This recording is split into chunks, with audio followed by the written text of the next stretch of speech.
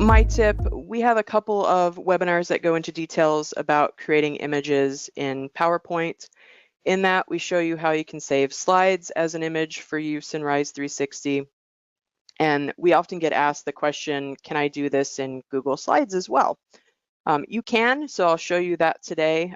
But in those webinars, we also show you how you can create graphics in PowerPoint and export those as images. Now, to be completely honest, I had never done that before in Google Slides. So for today's tip, I decided to find out what that process was like. I'm not going to go into all the details that we do in those webinars. That information will still apply for doing it in Google Slides, so I do recommend checking that out. But I'll be showing you quickly where to find those options in Google Slides, some considerations to keep in mind, and then a bit of a bonus tip on how to do some cleanup before bringing those into Rise. So one thing we mentioned is exporting slides as images, and you can do that in Google Slides pretty much the same way as you can in PowerPoint. One thing I do want to recommend, though, is that you be kind of selective about what kind of slides you do this with. If your slides have a ton of text on them, once you export as an image, that text is now embedded on that image, and a screen reader won't be able to recognize that text. So you may be causing an issue for accessibility there. So you would need to figure out a way to make that content available for your learners in an additional method. But for today, I've got the slide. Maybe I've got my company's mission statement in my Rise course, and I'm just kind of creating this decorative image to go along with it. So I've got my slide here. It's just pretty much the same as in PowerPoint. I come up to File. In PowerPoint, it's File and then Save As, and you can select your image format. Here in Google, it's Download, and then I've got these various choices. I'm going to save it as a PNG image. There's my image. I'm just going to bring it over to my desktop. And then coming into Rise, it's super easy to bring that in. I'm just going to come in to my image. I'm going to do an image centered. And then here, I'm going to replace my image with the one for my desktop. There's my slide. And then there's my slide now in Rise. So that's pretty similar to what you would do in PowerPoint. That works very nicely.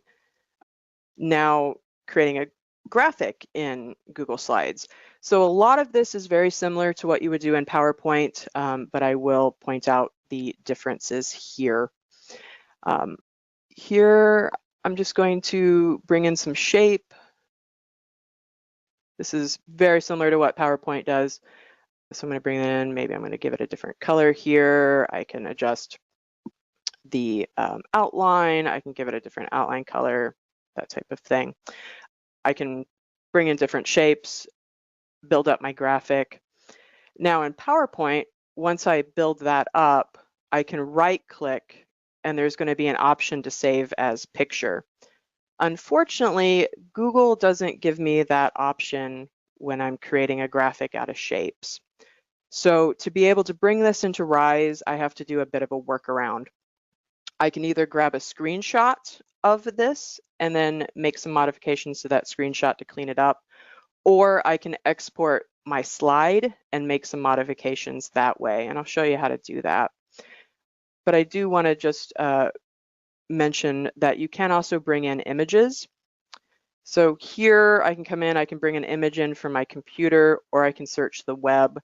Now, one downside to Google Slides is that in PowerPoint, if I have PowerPoint, I can have Studio 360 installed, and then I can have access to the content library, and those are images that I can bring in freely and use in my Rise course, and I know that I don't have to do any sort of special attribution for that.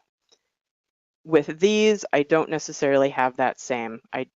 So you want to be cautious of the type of images that you're bringing in and that you know that you can use them. So let's just say I'm searching for a character, and here I've got, here's all my different characters that are showing up. If I click this magnifying glass, I can see more information about that image. Here is the link where that image is being pulled from. Do go to that link, check out the information about that image, make sure that you can use it for commercial use, that you can make modifications to it, that there's not any sort of attributions that you need to do, that type of thing. You do want to be careful to do all that. But here, this is nice in Google because you can kind of see a preview of your image and get some information here. So here I can see that I have a transparent background around this image. So when I bring it into Google Slides and then ultimately into Rise, I can change the background behind it and be able to do that just fine because I'm working with a PNG here with a transparent background. If it has a white background, then chances are it's probably a JPEG and it's going to come across with that white background. So that's just something to keep in mind. That might be fine for what you're using it for, that type of thing. So yes, and there is a note here about, that does say that you can use it for commercial use with modifications, but that is pretty standard for most of the images that are coming across. So I do recommend that you still come into the site and just do your due diligence and make sure that you can use that image in the way that you need to. I'm going to bring that image in. So if I'm just wanting to use this image itself, I can right click on it, and then Google gives me this option for save to keep. So here I can select that. That's going to open this little notes panel, and it's going to upload my image to my notes panel. Now here I can right click on it and I can save image as, and it's going to save it in the same file format that it's pulling from the web. So in this case, this is a PNG, so it's going to save it as PNG, and it's going to have that transparent background. So I can bring it into Rise, I can make modifications to the background of my block, and that's going to come across and look good. So that's that. But here, if I want to, let's say I want to resize this character, and then maybe I want to make it look like he's kind of standing on a rug here. Now, just like in PowerPoint, I can select both these items and I can group them. I can right click and then select the group icon. So now it's grouped, so now I can move this around as needed as a group. If I right click on it again, you'll see that I still have this option to save to keep, and my hopes got up. I was really excited about this, but unfortunately what happens is it just saves this character. It does not save any additional things that I've grouped with it, that's a bummer, but not the end of the world. You can still work with it. So I can come in, I could grab a screenshot of this if I wanted to, or I could come into File and I can do Download. I'm going to do a PNG image. And then for this, I'm on a Mac, so I'm going to make some modifications using the Preview tool. That's a free bit of software with Mac. If you're on a Windows machine, you can do a lot of this using Paint 3D. I will include the steps for both of those tools in the notes for the webinar. If you have a different graphics tool, feel free to use that, but these are free ones that are included with the OS, so that's why I'm using these for today. For preview, I want to come in and I want to show my markup toolbar. So I'm going to come in here. Now, I don't want all my slide to come into Rise, so I'm going to crop my image. And normally when I'm cropping an image, I want to try to get it as close to what I want as possible. But for this purpose, I do actually want to try to keep kind of a little white border around it. And you'll see that reason here in a moment. So I'm going to crop it. There's my image. Now, preview is pretty cool because I can come in here and there's a couple different ways that I can get rid of my white background. One, I can come to Tools and there's this Remove Background Image.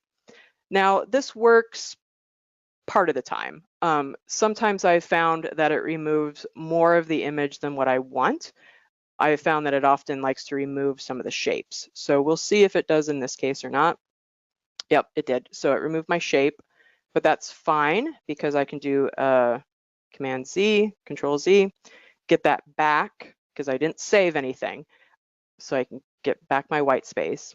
And now I can come over here to this kind of magic wand looking thing. I can click on that. Here I can click and drag, and you're going to see it kind of, all that white turns to this salmon color. If I release my mouse, now I've got this dotted line around my objects. If I hit delete, it removes that. One thing, occasionally you'll still see a little bit of a white outline, so that's just something that you want to keep in mind that bothers you. You might want to try to do some finagling there with how you're removing the background. You might be able to get in and clean it up a little bit more. But for purposes today, I'm just going to save that. Do the tomato stop as well. All right, and then we can come into Rise and come into my images, image and text.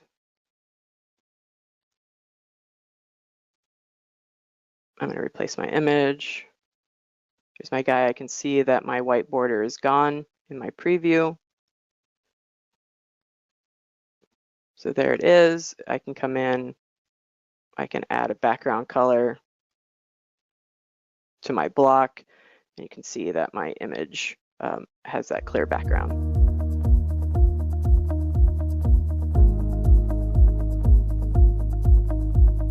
So what we're going to talk about today is working with states. And this came from a community question, and you'll see this here in a second, but somebody was working with a button. The button had a hover state, so when you're moving the mouse over, it kind of shows some movement, right? And then when you select a button, then it goes into a selected state. And then what happens is you kind of have this conflict because you have two states on that button. So you have your selected state that you switch the button to, and then you have the, let me mute and get a drink of water. All right, that sounds a little better, I think. So what happens is you have this conflict where when you're moving the mouse over, you're activating the hover state, but if you have a selected state, you made the button maybe look different. And so then you kind of have this going from selected to hover to selected. So you'll see this here in a second. So let's go ahead and look at these examples that I have here. And I have some links to the original questions, some tutorials, and then you'll have the source file if you want to play around with this. So if we look at this particular button, let's preview this. This button just has a hover state on it, this first one. And then the hover and selected are both pre-built states, so you don't have to put triggers or anything, which is a learning for a lot of people, because I see even people have been using Storyline for a while. They'll have a hover state on the button or a visited state or some other pre-built state. And then they'll have a trigger to say, change this to hover state when the mouse is over. Then you don't need to do that because the hover state is designed to, it just recognizes that it's a hover state when you have it there, so that when you move your mouse over, it changes. So we just have a hover state. And you see when I move over, I just change the color. So when I move the mouse over, it turns purple. Now on this button, I got rid of the hover state, and we just have a selected state. And the selected state is a pre-built state. So when you click on the state, when you click on the button, it's going to be selected. And then when you click on it again, it's going to be deselected. So it's kind of like a off-on switch or a light switch or something like that. So I click, it's selected, then I click again, it's deselected. So here's where you get this conflict. If I move my mouse over, that triggers the hover state. And if I click on the button, it's a selected state. So what happens though when my mouse is over the button if I have a hover and selected? So that's what we have here. So when I move over here, I have the hover state, I click. Because my mouse is still there, we don't see the selected state. But see, when I move my mouse away, I see the selected state, but when I come back to it, I get the hover state. So that's just designed the way it's supposed to. You basically have two states, and then one state is like when you move the mouse over, it's going to go to hover. And then when you move the mouse away, it's going to go back to whatever state it was. And so if you have a hover state, that's going to take over the other state. So how do you get to something where I can show my selected state and not have the hover state override that, or maybe modify that a little bit. So we're going to go ahead and look at something here, and then we'll build it. So this is what we looked at before. So what we did here, and then we'll build it from scratch, is this button here has a hover state and a selected state. But what I did is I pasted the object into a selected state, and then that kind of sits on top. And so you'll see that here. So again, this is the normal button that most people would probably build. They just have a hover state. They click, they have a selected state, but because the mouse is over, you don't see the selected state. In this one, what I did was it's the same button, but I went into the selected state and I modified it. And then now when I click on it, it switches to the selected state, right? And when I mouse over, you can still see the hover state underneath it because you kind of get that double shadow, right? So you still get the same, it's the same thing. The only difference is in the selected state, I actually copied and pasted something inside there. So let's go ahead and build that, and so you can see some of the options you have. So let me go ahead and I'll just create a new slide here, and we'll eat this. We're just going to build something from scratch for those who've never worked with Storyline or kind of new, so we can kind of see how states work. So I'll just make a really big one here. So this is our button. Now you have pre-built buttons that already have states, but we're just going to build something from scratch so you can see how the states work. So in this particular case, I want to put a hover state. I'm just going to come down here and select state. You can see it by default, I have a normal state. And these flags here let you know that these are pre-built states. So I'm going to edit states, and I'm going to create a hover state. And we just go here. You can see all the built-in states. And so there's some other webinars that cover these different states, but hover basically is when I move the mouse over, I get that hover, right? So we're going to make it a different color. Let's just go ahead and we'll make it purple. So we've got a purple hover state. Hit done. I don't have to have any triggers. So I preview this. The hover state works exactly the way I want it to work. When I move my mouse over, it changes. When I move my mouse away, it goes back to its original state. All right, now we're going to add a selected state. So that's another pre-built. So we're just going to select edit states. We're going to go to your new state, and we're going to create a selected, which we see here is a state. Hit add. Now again, the selected state's like a toggle, right? And so I'm going to make that orange just so that it's a different color. And we hit done.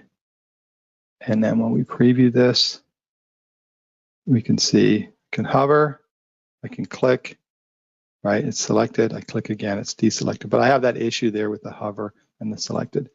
So just to kind of step back, I saw somebody was asking about the purpose of the states.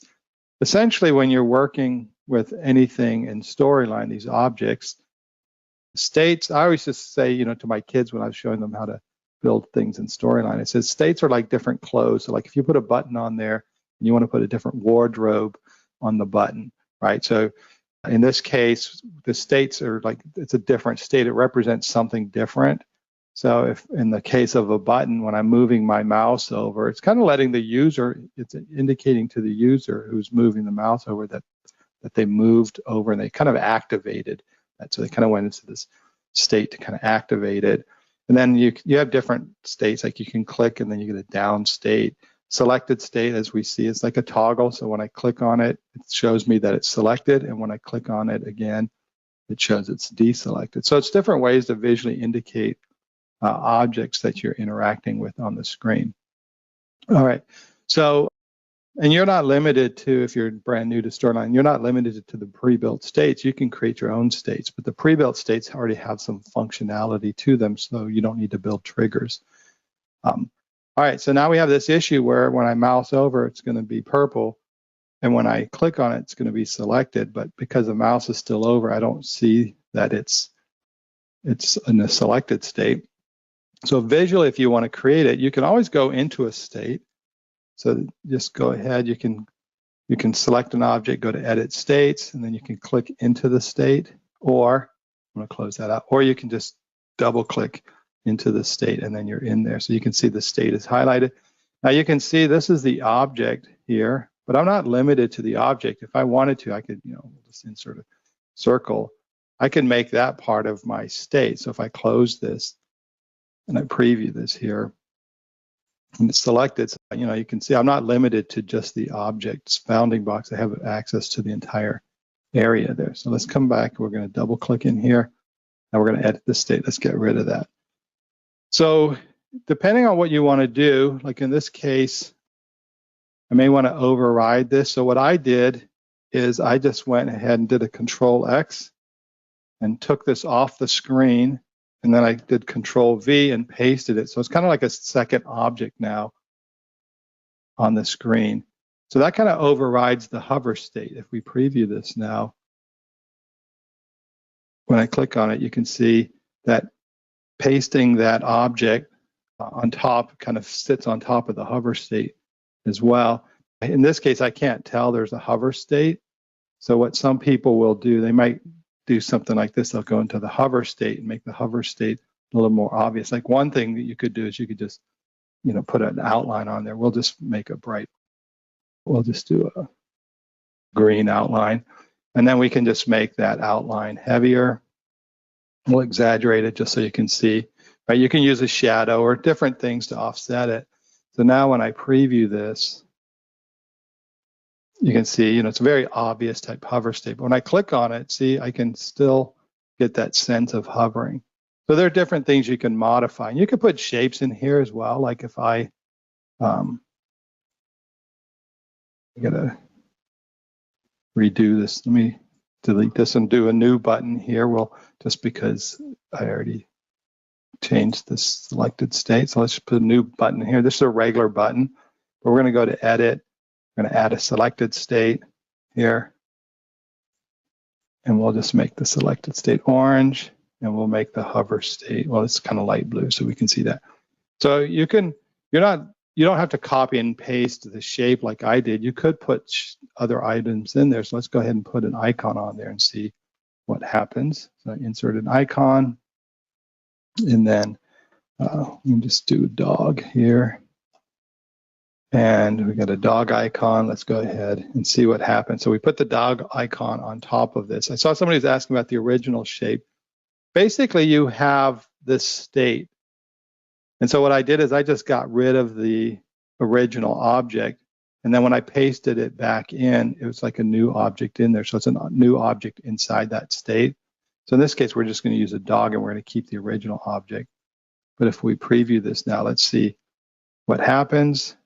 So I get my hover, I click in the selected state, and you can see that hover still kind of sits on there, but the selected state or the dog object sits there. So if you want to put check marks or different things in there, you can do that. The main thing is you go into the selected state and you can put other objects inside of it, and that'll sit on top of the hover, and that way you can still kind of get the sense of hover, and you also get the visual sense of that selected state. It's a pretty simple tip, but it's one that I know in the community when I was reading some of the thread posting there, it's a little bit frustrating when you're trying to figure out, well, I went to selected state and it's not showing selected when I click on it. It's because you're still in a hover state. So if you modify the selected state, you can work around there. I posted a link to one of the webinars we did on kind of customizing buttons. And there are a lot of really neat tricks you can do by going into the state and modifying them, adding animations and different things. So go ahead and watch that webinar. There's some good tips in there. And then if you have any questions, you can just post those into the chat, into the question pod. And when David takes over, I'll go ahead and answer those. Otherwise, hope you enjoy the rest of this webinar.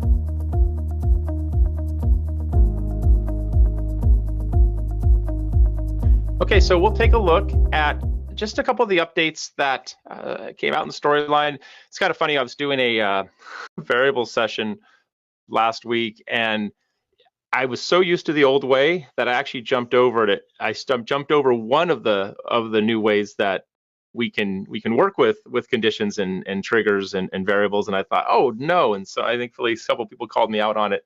But it is a big enhancement. It is a little different way of thinking. You don't have to switch. It just saves you some extra, 1 or 2 extra triggers each time, and I think it makes it just a little bit easier to track. All right, so what are we looking at? So first we'll look at the toggle hidden and disable state trigger. This is actually, it's released, it's available, but it's actually going to be part of a bigger release, more for accessible quizzes. But we have this now, and if you ever find yourself toggling hint buttons or clues or anything where you want to show and hide something quickly, this is a big time saver because it'll take you down from 3 triggers down to 1. So here's just as a quiz, and what I wanted to do was just give a hint to the learner, right? So some way just to nudge them to making the correct choice. So, and this is the old way. I'll walk through this a little bit, and then if we need to, if it helps just to kind of do anything from scratch, I will. Wasn't sure how much time we'd have, but I have a simple graphic right here that's been changed to a hidden state. So hidden state means by default it's not going to display. It's still on the slide. You can see how there's that transparency. If I turn it off, then this is what I want to show. So I want this to be hidden by default, so I don't have to have a trigger to do that. I can use hidden. A little inside baseball, there's actually a trigger that gets written behind the scenes, but we don't see that. We just use a drop-down menu to change that to hidden. And when I click a little icon here from Content Library, you can see all 3 of the triggers that are associated with this.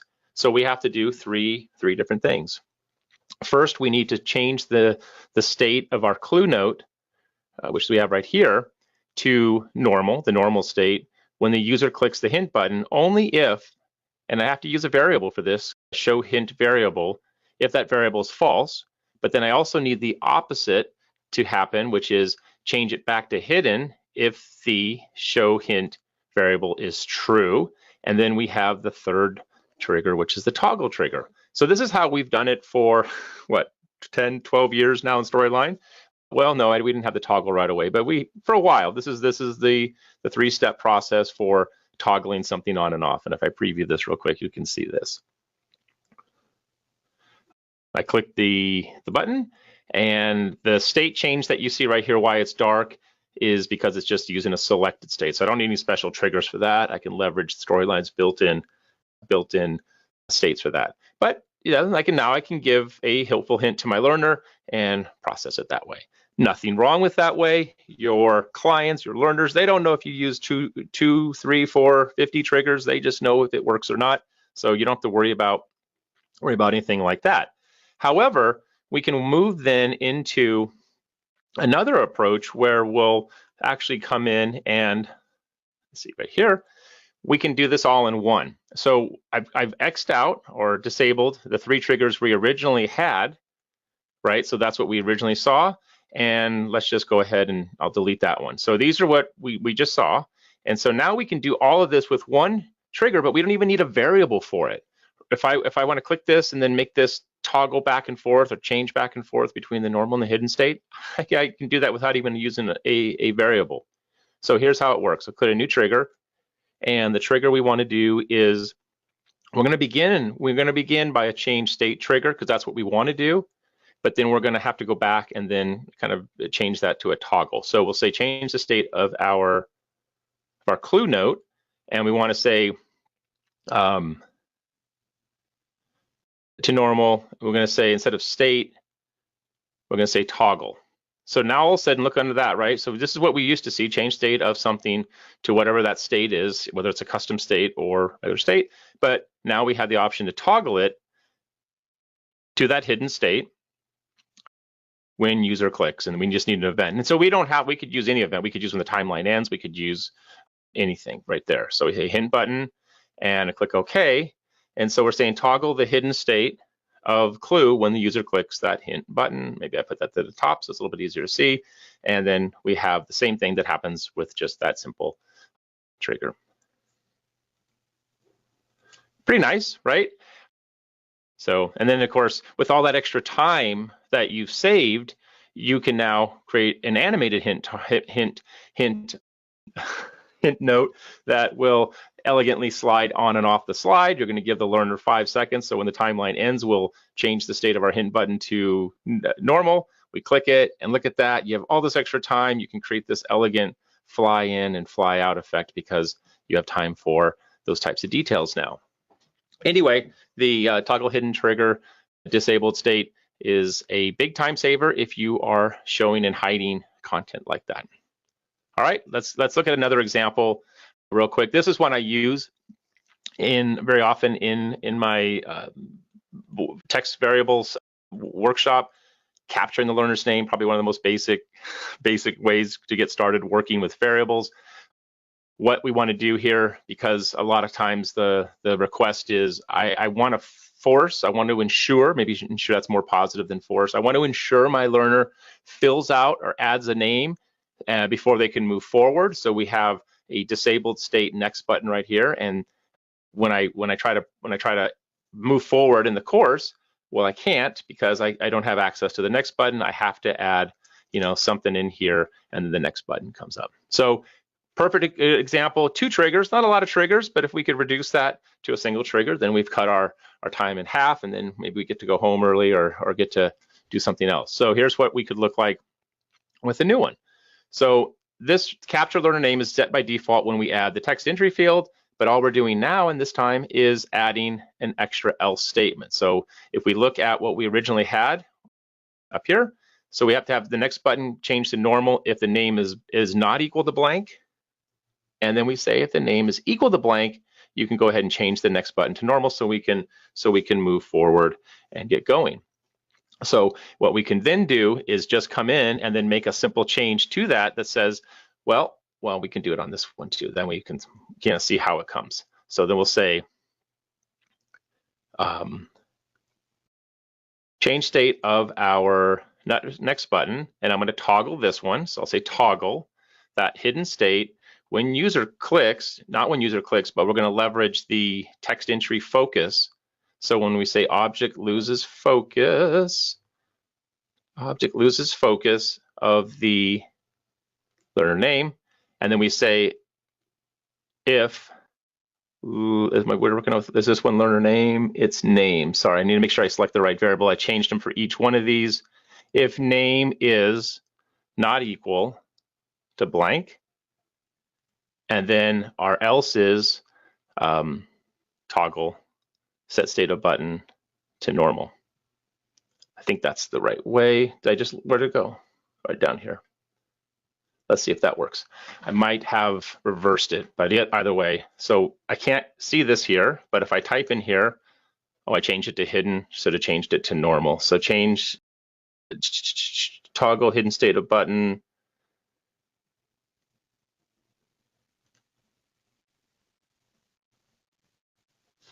Let me see what I just did here. See, I'm trying going a little too fast. Toggle the disabled state.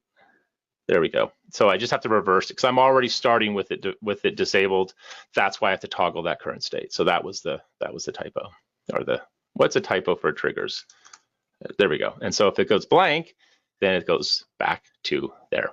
So anyway, just another way that we could look at else set next button to normal, disabled.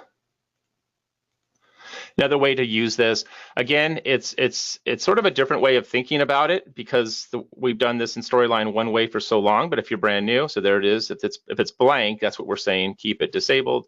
And if there's anything in there, now we're not really able to evaluate the characters to know if they actually use their name, or just that's what you're going to be called. So maybe if they have that string of text for too long, then they go back and they update their name, something a little bit different. So a way to look at that for it.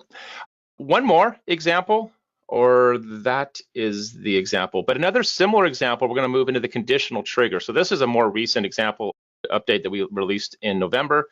Similar example, I also show this one because maybe you're not working with the next button, but you have the next button enabled either on the play or on the slide, but you just want to give the learner a reminder, a little alert, which is what we have down here that says, hey, if you try to click next without entering anything, just go ahead and enter your name before continuing.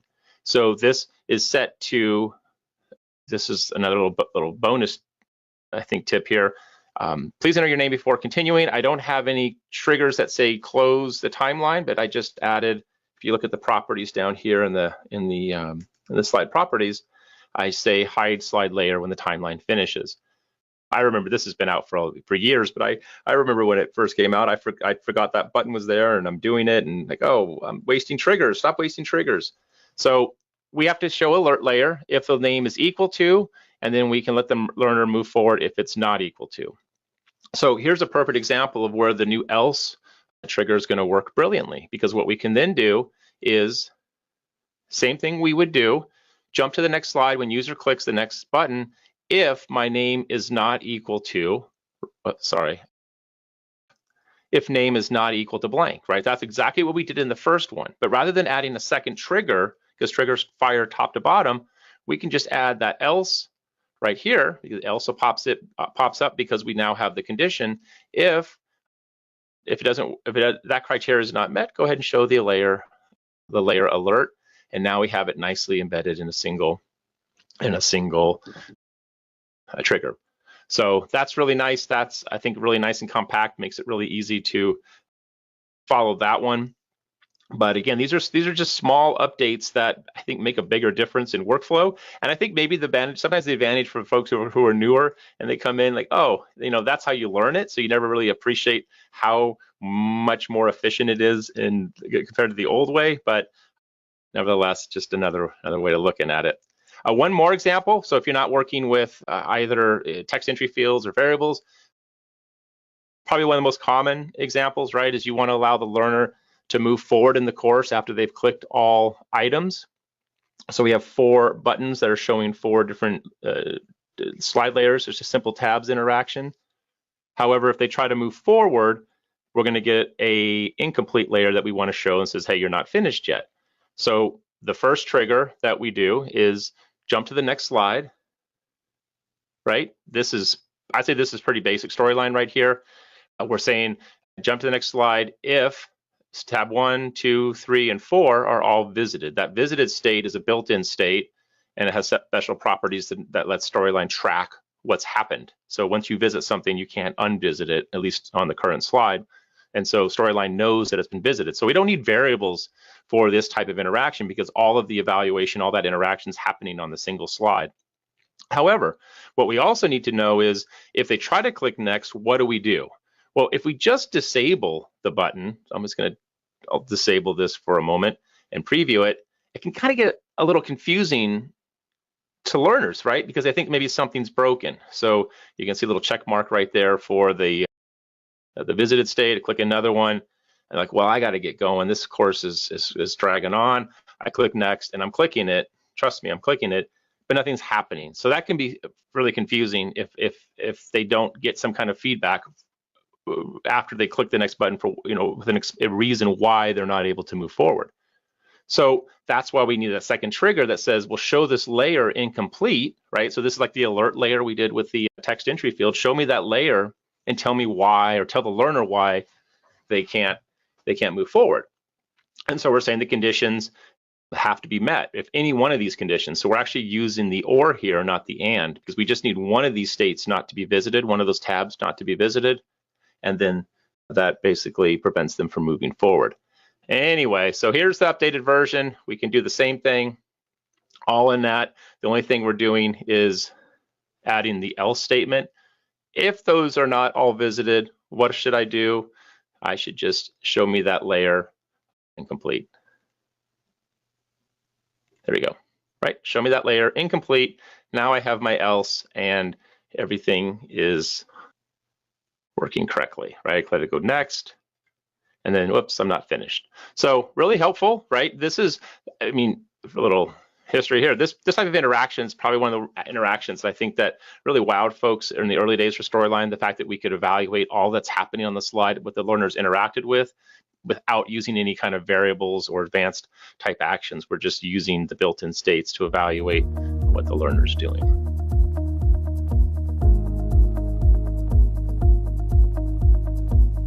All right, so I think that is it. Last example right here. I do have a quick example to pull up here. Let me show you. This was just, going through some examples. This is on our resource page. Just some old challenge examples. Of course, I got that wrong. Just a second. Let me copy the link better. Mard always does really good work. This is one I think I shared in the Articulate user group last year. But I thought he was doing more of a magazine layout, but this was one of those subtle, really not the focus of what he was working on. So he kind of got his content, pulled all the content from a PDF file from UNICEF. But what stood out to me more than just the elegant layout was and the cool video background and the animations, but was the text on image effects that he used and how he processed the images. Because what I did was on his resources, you can see the original article. I went in there to see what he had done. And what I noticed was he added these gradient effects to make it darker on the left side to increase that readability of the text. Because without that gradient, this image is just too crisp, too clear, too bright for smaller white text like this. It doesn't show. And then I thought then the animated blue effect was pretty cool. So here's what this looks like. Just a simple effect, but honestly, this is something I think we all need in our toolkit, and that is just the ability to work with text on image. I think it's one of the areas where I think e-learning, sometimes suffers is we just work with a solid color background because it's easy, it's safe, right? You're not going to get a lot of negative feedback for having a solid background, just black text on white or white text on black. But you can really increase that visual design of a course just by working with images. So I'm going to leave the text here. I'm not going to touch any of the text. This is the original image. Well, actually, the image was flipped. That's a separate issue, but I'm trying to work with what he had. The image is very bright. The text is not readable. And so we just need to get a gradient shape in here. And the way I like about gradients is they're super flexible. You can control how far over the text or how far the gradient blends by using the different stop points. And so because of that, we could, if the text were coming out farther, we could adjust it differently in different positions. So I'm just going to fill this whole slide up with the gradient, with the shape. And maybe I'll just make it darker just to start. And then it doesn't really matter what I start with, but I just want something not that big bright color. And so let's lock everything, and I'll drag this below my text so I can see how I'm doing. All right, so the gradients work just like they would in PowerPoint. It's like they've always worked even though we have the updated color selector down here, the gradient is going to work the same. So I'm going to come down to the more gradients. I just want to work from the editor. Sometimes I'll choose a direction up front, just like maybe a left to right direction, but I still have to come into the more gradients because I want to customize my colors. So we'll say a gradient fill. And by default, Storyline has 3 stops. I just want 2 stops. So I'm just going to delete that last stop. So I'll select 3, doesn't matter which one I remove. And I'm just going to come in here and play with it. So for step 1, I want a darker color. I'm just picking darker, but quickly I can see that I should first check my direction. So I want to go dark left to right in this case, right? I could go left to right or right to left. It would just change whatever settings I'm working with here. So let me move this over so we can kind of see how this all works. Transparency, I'm going to dial up. There is no set number on this. The background image, the text that you're working with, whatever you have is going to be that's what kind of guides you in your settings. So I just say just start dragging the slider and you kind of go bounce back and forth between the two.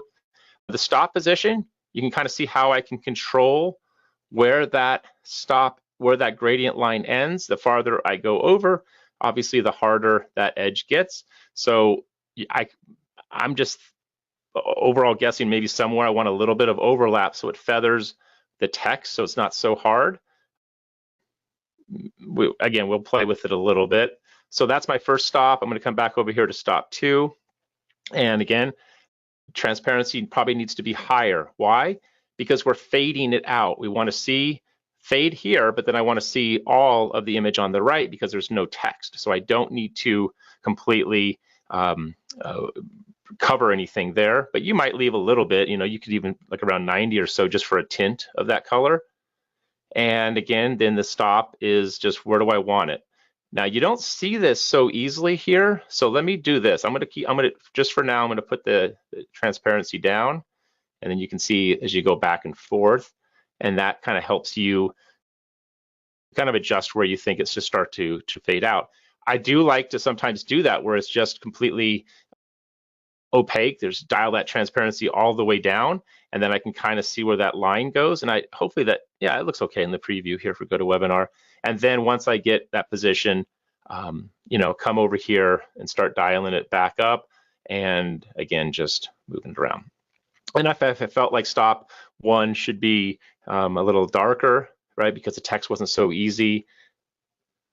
I'm sorry, not the stop, but the transparency, I can bring that back down and make that a little bit easier. And then if that color doesn't look quite right, maybe it needs to be more black, something like that, just a darker color.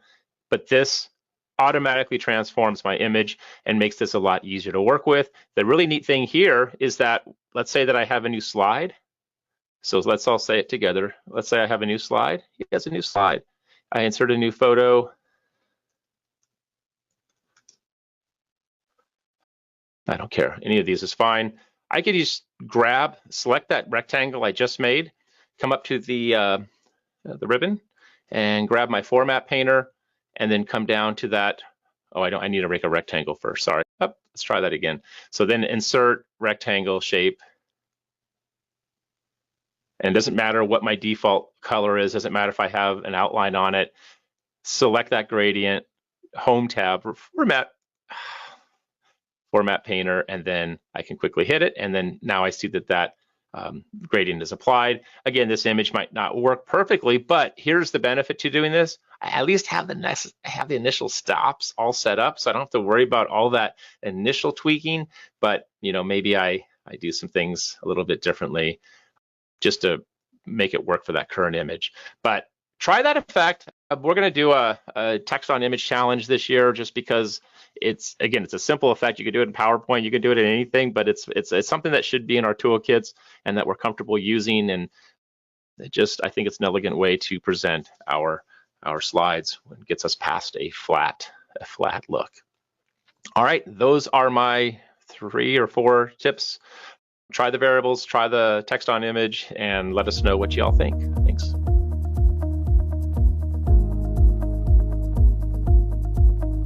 All right, so we had a really good question in the community about how to use audio in markers. I'm not exactly sure what the context of the question was for the person in the community, but it was a good question. Allows us to explore markers, which is really why these quick tips are nice, because you can learn about the feature and you kind of learn a lot of the nuance of production as well.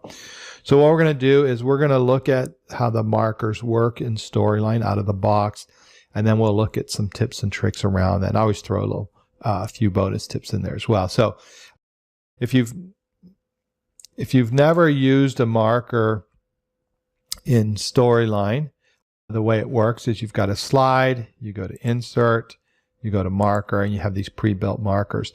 Now these markers are form-based, so that means they kind of have a structure to them. So if I insert a marker, we'll just grab this one, and I insert a marker on the screen, you can see it comes with the marker and then it comes with the label. And then you can add your content in there. You can see there's options up here, things that you can do, colors, and all of that. But it's kind of minimal in terms of what you can do, because you have this pre-built structure, you add it on the screen, and then you add your content. So it's form-based. In the resource page, and I'll have a link to that, we do a webinar on how to create custom markers. So if you want something more custom, then that would be your option, because the form-based authoring makes it really easy to add the content, the markers on the screen.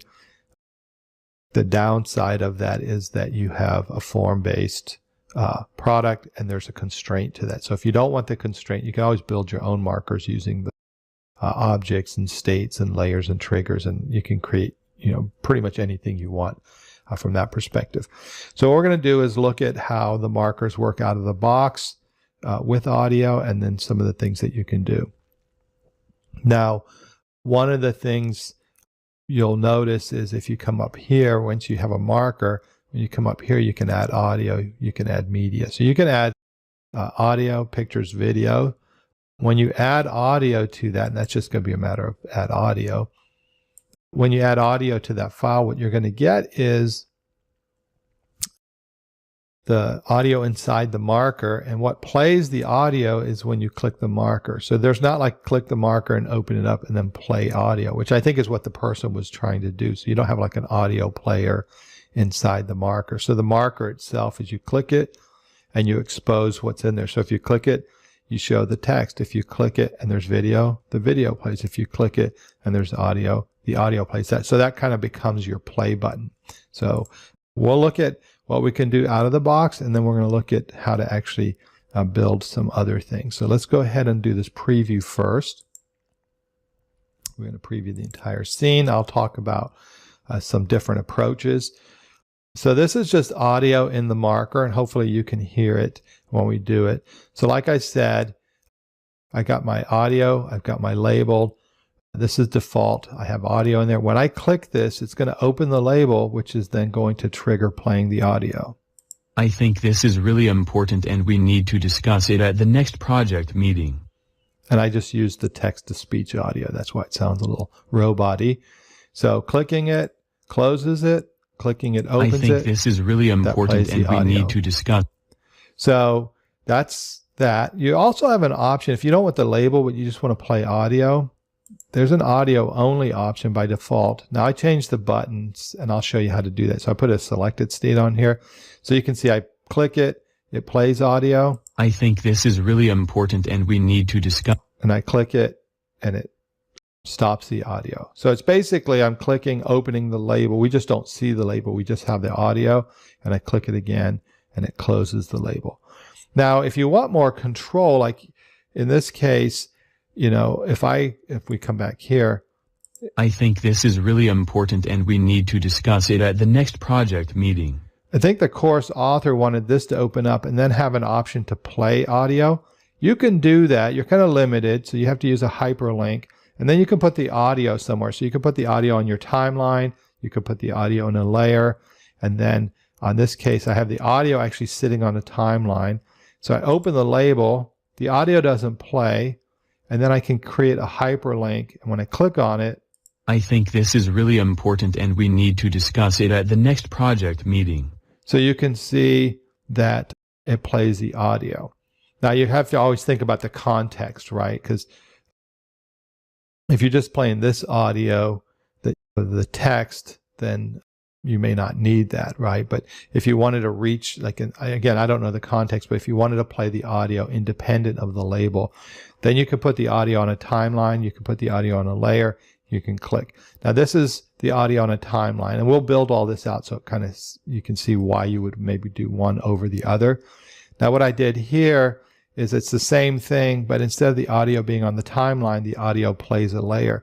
I like to separate that audio. That, like, let's say I had 10 markers on this screen. I'd have 10 markers and then 10 audio tracks. So I could actually just create a layer that has the audio tracks on them. And then what I do is when I click on this, this is just, you know, show layer, and then the layer is going to play the audio, and then I'm done. Right. So then it allows me on my timeline. It's a little bit more neat when I'm working on my project. And then I thought, well, what if you had multiple markers? Like this one's easy. It's just one marker. So you get the marker and then you can show the audio on the timeline. But let's say you had 10 markers. Then you'd have 10 markers on the screen. You'd have 10 audio tracks. Why not just put the marker and the audio track on its own layer? And then you have a really nice clean base slide. And when you click a marker, it's just playing that layer. So that's what I have here. And so basically the way it works is I have a trigger that shows all of the layers. So this is layer 1, layer 2, layer 3. For the end user, it looks like they're all on the same slide. And I can click on it, and then it will I think this is really important and we need to discuss it at the next project meeting. So we'll look at how to build that. So let's come to our demo file here. So we go to our practice. So the first one we're going to look at is just audio and a marker. We'll look at how the markers work. So I'm just going to come up to Insert, choose a marker, and you've got a number of markers. You know, you can start with the blank one. We'll just make it look like this is the subject matter expert talking. It's always good to title things, so we'll just say this is TED marker, right? Or if you have a lot of markers, you might do something like M for marker and then TED, you know, so come up with a consistent naming structure. I'm going to show you another thing. This stuff, TED and the woman and the other stuff, this is all on the background, right? So sometimes what I do is I'll take this and I'll do Control G.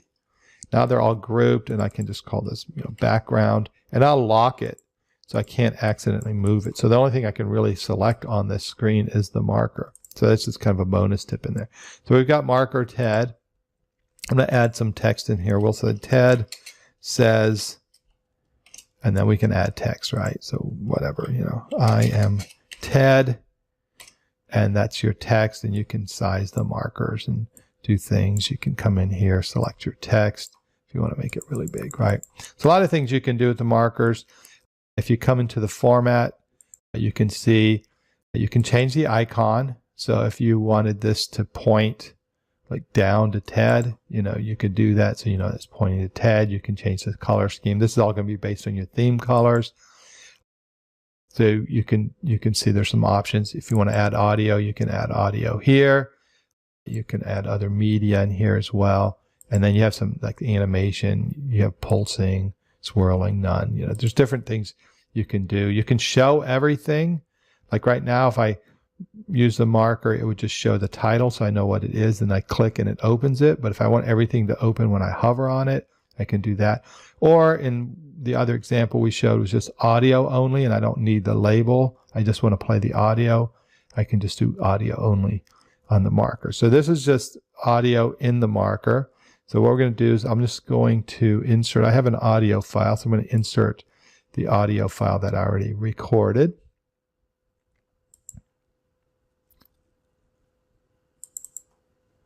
All right, so here's my audio file. I'm going to insert that. And now there's audio here. Now you're probably asking, well, how do I know if there's audio? If I come in here, I can see the option to delete the audio. If there's no audio, I'd only have these two options. All right, so we have audio on there. So now if I preview this, and again, this is the default. If I click, it's going to play the audio. I think this is really important and we need to discuss it at the next project meeting. And then I close it.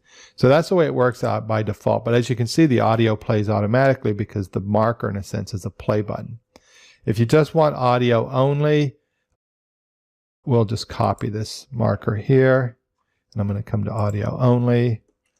The only difference with audio only is you don't get the label. So you can go to your format for your marker, come over here, and there's audio only.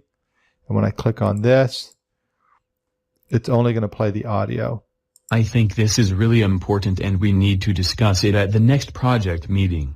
So you can see that's why we call it audio only. All right, so we've got that. That's kind of out of the box. Now, like, what do we do if we get to where we're like the user said, they want to have control over playing the audio? You can do that. You just have some limitations when you're using these pre-built markers. So what you can do is you can add the audio on the timeline, which I'm going to do. I'm going to go ahead and insert audio on the timeline. Actually, I'm going to show you a bonus feature since we're here. You can just use text-to-speech if you want quick audio. So go to Insert, and then we're going to go to Audio up here, and then you can do text-to-speech, and we'll just go, this is audio on the timeline. And just choose a voice, hit insert, Storyline's going to build that. So it's a good way to get some demo audio, even if you're not ready to record narration. So we have our audio on the timeline. Now, because the audio is on the timeline, when we hit play, this is going to play automatically, right? So let's go ahead and hit preview. You should hear the audio just starts automatically. This is audio on the timeline. All right. And the reason it's starting automatically is because it's at the front end. So we want to put a trigger on here that just tells it to pause the audio. So let's go ahead and add a trigger. What do we want to do? We want to pause media. Which media? And we've got this text-to-speech one. And we'll say when the timeline of the slide starts. So as soon as the slide starts, the audio is paused. We won't hear it. Now we can insert a marker, right? And I'm going to insert my marker. We'll just go here, insert a marker. All right, we'll just insert a marker here. We'll just say Ted. We'll just say subject or whatever the information is, information, right? Info. And then in this case, you know, there's probably a reason why you need a listen marker. So you can say, you know, check this and that. Here, what the SME says, suggests. All right, so there's a reason why we need to have the audio, right? Oops, my typing isn't great and my eyesight's not great either. So I'm going to make this larger so I can see that. Okay. So I want to hear what the SME suggests. So all I need to do is we'll just select that text. You can go into the trigger. So you go to Insert, Trigger. I'm going to do Control K. That's going to open up the trigger panel. And then I'm going to say, I want to play media. What media do I want to play? Text-to-speech 1 when the user clicks on that text. So now we've controlled the audio playing. Click. There's no audio. This is audio on the timeline. There is audio. So that audio is on the timeline, right? But now if I had 10 markers and I had 10 pieces of audio or 20 pieces, I might put multiple hyperlinks in there. That could get really messy when you're looking at the slide. So sometimes what I like to do is I like to put the audio on a layer, because it doesn't, you don't have to have something visual on the layer. You can just have the audio on the layer. So we're going to come over here and we're going to create a layer right here. We're going to say audio 1. And I'm just going to put my audio track on the layer. I'm going to copy this audio so we don't have to redo that. So we're going to come in the layer. So we're inside the layer and we posted the audio. The audio is going to play automatically, right? Because we don't have the trigger up here. So all I need to do now is jump to the layer. It's going to play the audio.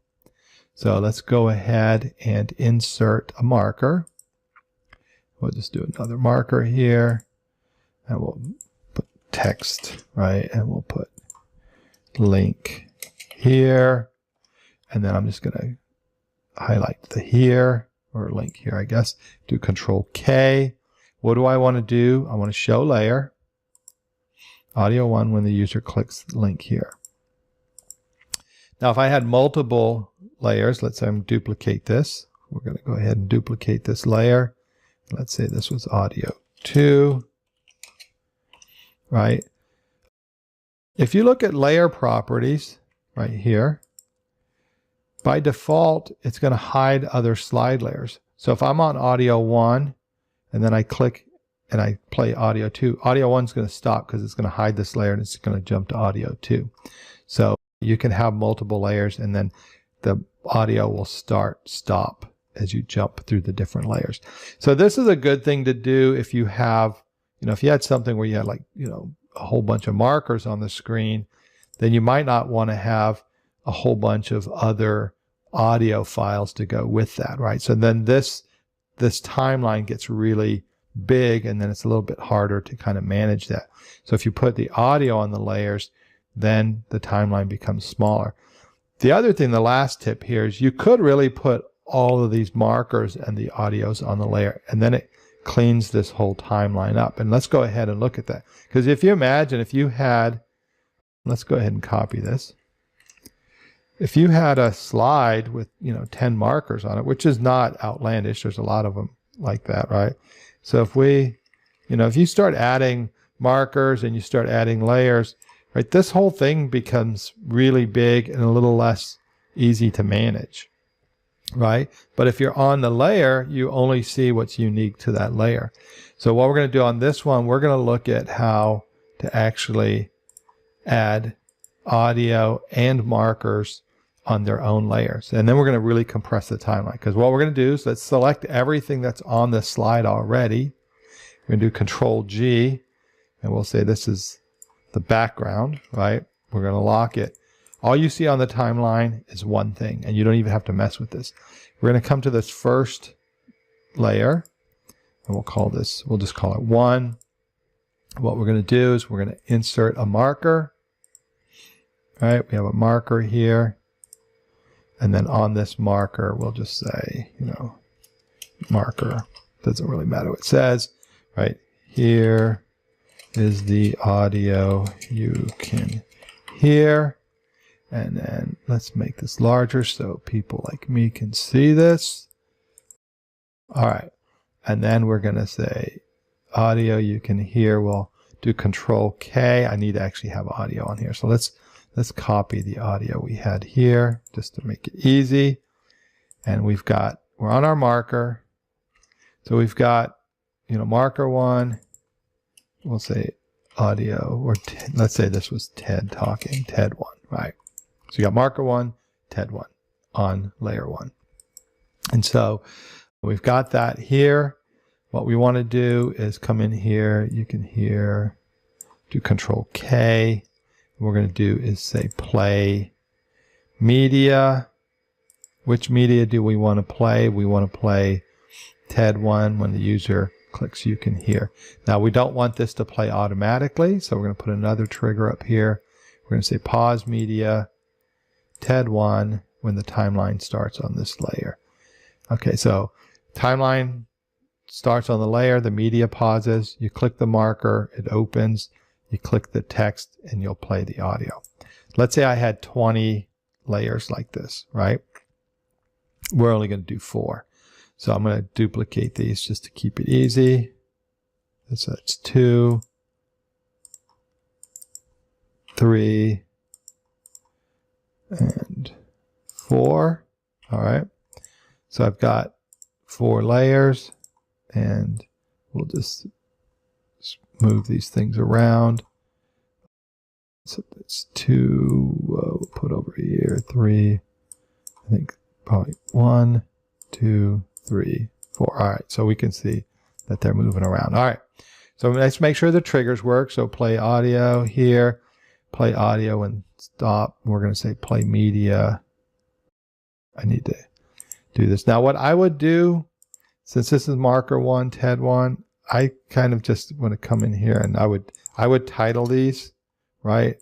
Just so when you're looking at layers, you can kind of see what's going on there. So this is 3, because you don't want to like be in marker 2 and then you see Ted 3, right? You want it to kind of be consistent. So it's easier when you're troubleshooting, trying to figure out what's going on.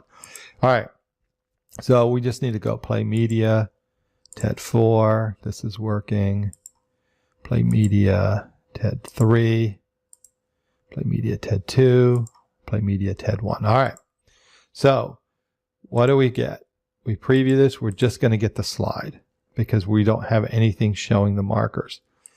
So if we come back to the marker properties here, let's go to the layer. We come to the properties. You can see it says hide other slide layers. So we're going to say uncheck that. And I'm just going to keep this open and I can uncheck it. You can also, if you had, let's do 3 and 4, you can uncheck it, and that should have unchecked them all, so you can see you can batch do that. So now they all are going to allow all the layers to show. Now what we want to do here is we want to have a trigger to show all of these. So we're going to come to the main slide and we're going to put a trigger on here. What do I want to do? I want to show layer 1 when the timeline of the slide starts. And I'm just going to copy this and paste it. And then we're going to say show layer 2, show layer 3, show layer 4. So what's going to happen is, since they're all allowing the other layers to show, when the timeline starts, all 4 layers are going to show. And so we preview this. You can see all 4 layers show. I click. Obviously, you got some issues you got to consider with the stacking order and how you do things, but that's something you can work around.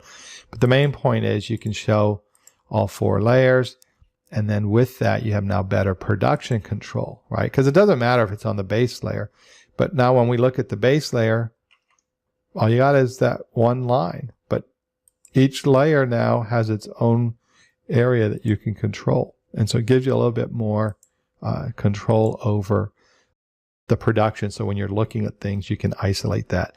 I see that all the time. People will share files in the community, and then when you're looking at those files, it's just a massive amount of stuff all on the base layer. And it's kind of hard sometimes to figure out what's going on.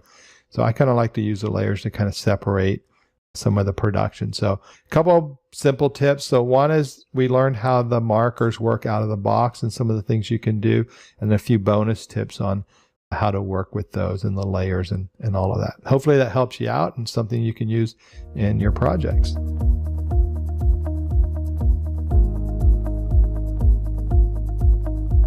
All All right, so my tip was inspired by some posts that we saw in the community about embedding content into Rise 360. So I'm going to go over some different ways to embed content in Rise. But first, let's take a moment to just kind of chat about some differences between linking and embedding. If you've never done this type of thing before with embedding, it can be kind of confusing, maybe even a little daunting. So I just want to try to demystify this a bit for you. But do keep in mind, I'm not a web developer, folks. I'm not a software engineer. But what I'm going to try to do is just show you things that you can do when you leave today's webinar. But the big thing to consider when thinking about linking versus embedding is what type of experience do you want for your learners? Do you want your learners to stay in the course, or do you want them to be sent somewhere else? And I like to think about linking and embedding using kind of a lame metaphor, but maybe it'll help you remember the difference between the two. So linking, I like to think of it as kind of like a door. So I may not know exactly what's on the other side of that door until I open it and go through it, but there it is. If I've got a link on a page, I'm going to click on that link and I'm going to go somewhere. Whereas embedding is a bit more like a window. So I can stay where I'm at, I can look out, I can see what's going on outside. Right now it's snowing pretty good here, but I'm toasty and warm inside. So same type of thing in Rise, I can provide content from a different location to my learners while keeping them within the course.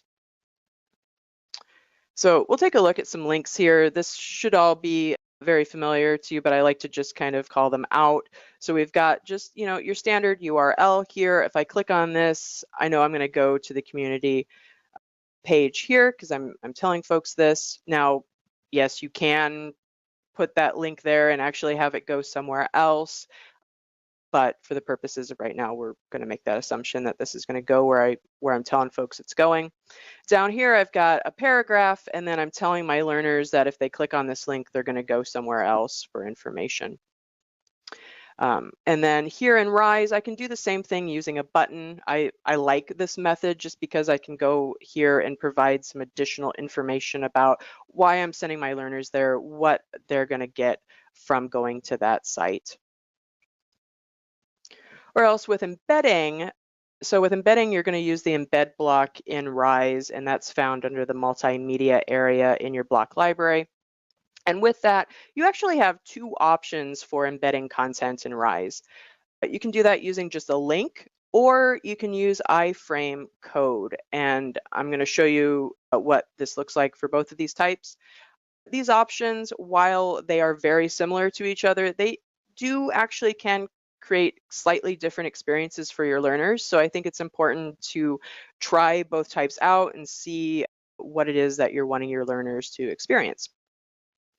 So here, embedding a link, what that does is that essentially is creating a preview of the content that you're going to see with an option to go and open that up in another window. So for example, this is just the standard placeholder content that you get when you when you use an embed block in Rise, and that's taking us to a Vimeo link. So with that link, I can watch this video right here. This is content that I can interact with, but I can also click on this link and it will take me to Vimeo to watch the video there. So another example of this is I'm taking a link for our community and I'm putting that right into the embed block in Rise.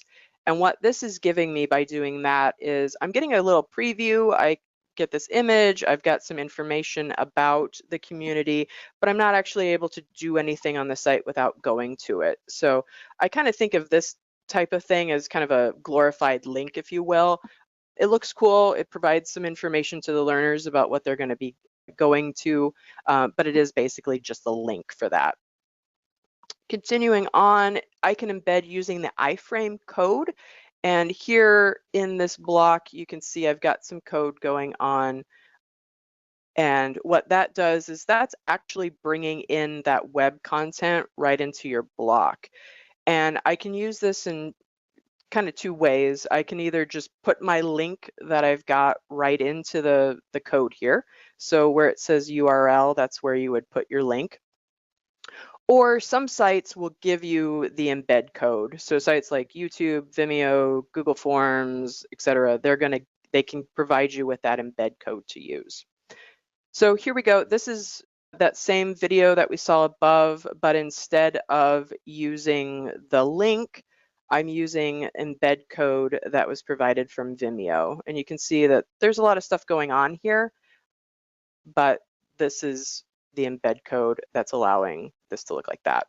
So essentially, it looks very similar to what we saw above. There's not a lot of differences. I'm missing some of the data around it, but that's the big thing there. Now, but with a website, so here I've brought in our community page again. Here, if I scroll down, you can see what that code looks like. I've just replaced where it said URL with the URL, making sure that it's between the quotation marks here. And what we're seeing is I've got the website. I can interact with it. I can go, I can search, I can come in, I can go to different areas of the site. Now, I don't have my back and forward arrows like I would have in my browser and things like that. So that is a consideration that you need to keep in mind. But that is one thing that you can do. So let's look at some other examples. YouTube, again, very similar to Vimeo. So here, this is a link that I've dropped in to my block here. And I'm actually going to come into edit here because I want to show you what this looks like. So this is the video with the link. And then down here is the video with the embed. And you can see it looks pretty similar. And that's because, well, it looks pretty similar. I can show the metadata, which I had turned off, which is what made it look very similar to that. So if I turn that off again, there's not a lot of difference between embedding it or just showing the link for this particular example for YouTube. Now, one thing I do want to point out is with YouTube, a lot of times if you pause or you get to the end of the video, you're going to see recommended videos. And if your channel doesn't have a lot of videos on it, YouTube's going to show some of their own stuff. And chances are that's probably not stuff that I necessarily want to be showing in my course. So one thing that I can do to hide that is there's this little bit of text, this question mark rel equals 0 that I can add to my end of my URL. And that's going to prevent YouTube from showing those random videos. And what that looks like, here's my code down here. If I come over to the end of my link, here you can see where I've added that information. Again, keeping it within the quotation marks, that's very important. But then when I come down to the block that I've done that in, when I pause, I'm not seeing that pop up just because my particular channel right now doesn't have a lot of additional videos. If it did, I would see my videos being recommended, but I wouldn't see things like the 30 Rock and things like that. All right, another example I'm showing is Google Forms. So this is a link from my Google Forms. And here I had turned off the metadata, but if I turn that back on, I can see I can go to Google to fill this out, or I can actually interact with the form right in the block right now. So I can go through and I can fill out the form as is. As you saw before, I can turn off that metadata and then it's just the form showing up. Here is the embed code to do that. So I'm going to copy that. And here's my placeholder block. So I'm going to come in and we're going to swap out that code. So I'm going to come into change and I'm going to drop my code in there. Hit enter. And it didn't work. So this is something that you may run into occasionally. There's things that can cause this, and you're just going to get this little error message about please enter a valid URL or iframe. And this can be really frustrating because you just got this code from a reputable site. So why is it not working? For this particular example, the problem is right here at the very end. Rise doesn't want to see information between these brackets. So once I remove that and I hit return, now I can see that my code has been accepted. And then I can come in and I can see my block and I can see that my form is showing up here. We have a support article that goes through some of this because there are some things that you may commonly run across when bringing in embed code. And here's that article. And I will share that on the resources page for this webinar, but here's some good things to keep in mind when you're looking. So if you run into issues with it, check out this page to see if any of those things are causing it. And next, last is PDF. So here I've got my link for my PDF in my iframe bracket here. And what we're seeing is here is my PDF in the iframe, and it's got this toolbar across the top. My learners can download the PDF, they can print it, they can make it bigger or smaller, that type of thing.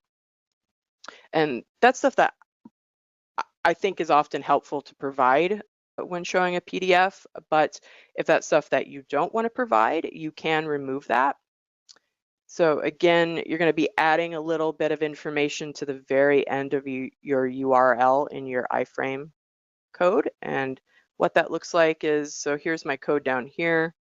If we come over to the very end of the URL itself, I've added that little bit of code here. And then when we come down here, now I don't have my toolbar information. One thing to look at, so there are settings for your embed blocks, and some of this will vary depending on what type of block you're bringing or what type of content you're coming in with. But you can adjust the width. You can choose to show the border or not. And you can always adjust the background color.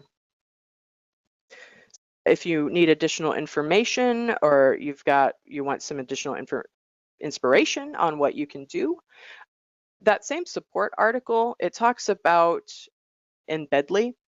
And if you go to their site, they show a bunch of different providers that allow their content to be embedded.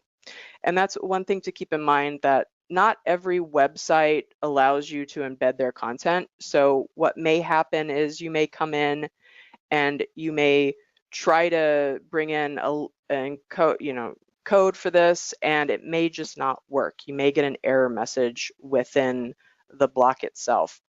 And if that happens, you should be able to provide a link to your learners, but you may not be able to embed that code. But that's a great resource for checking that out. Google as well, going in and searching how to embed PDFs, how to embed various things. You'll get some information on how to do that as well. And always, our community is a great place to drop in your questions, look for inspiration on what other people are doing.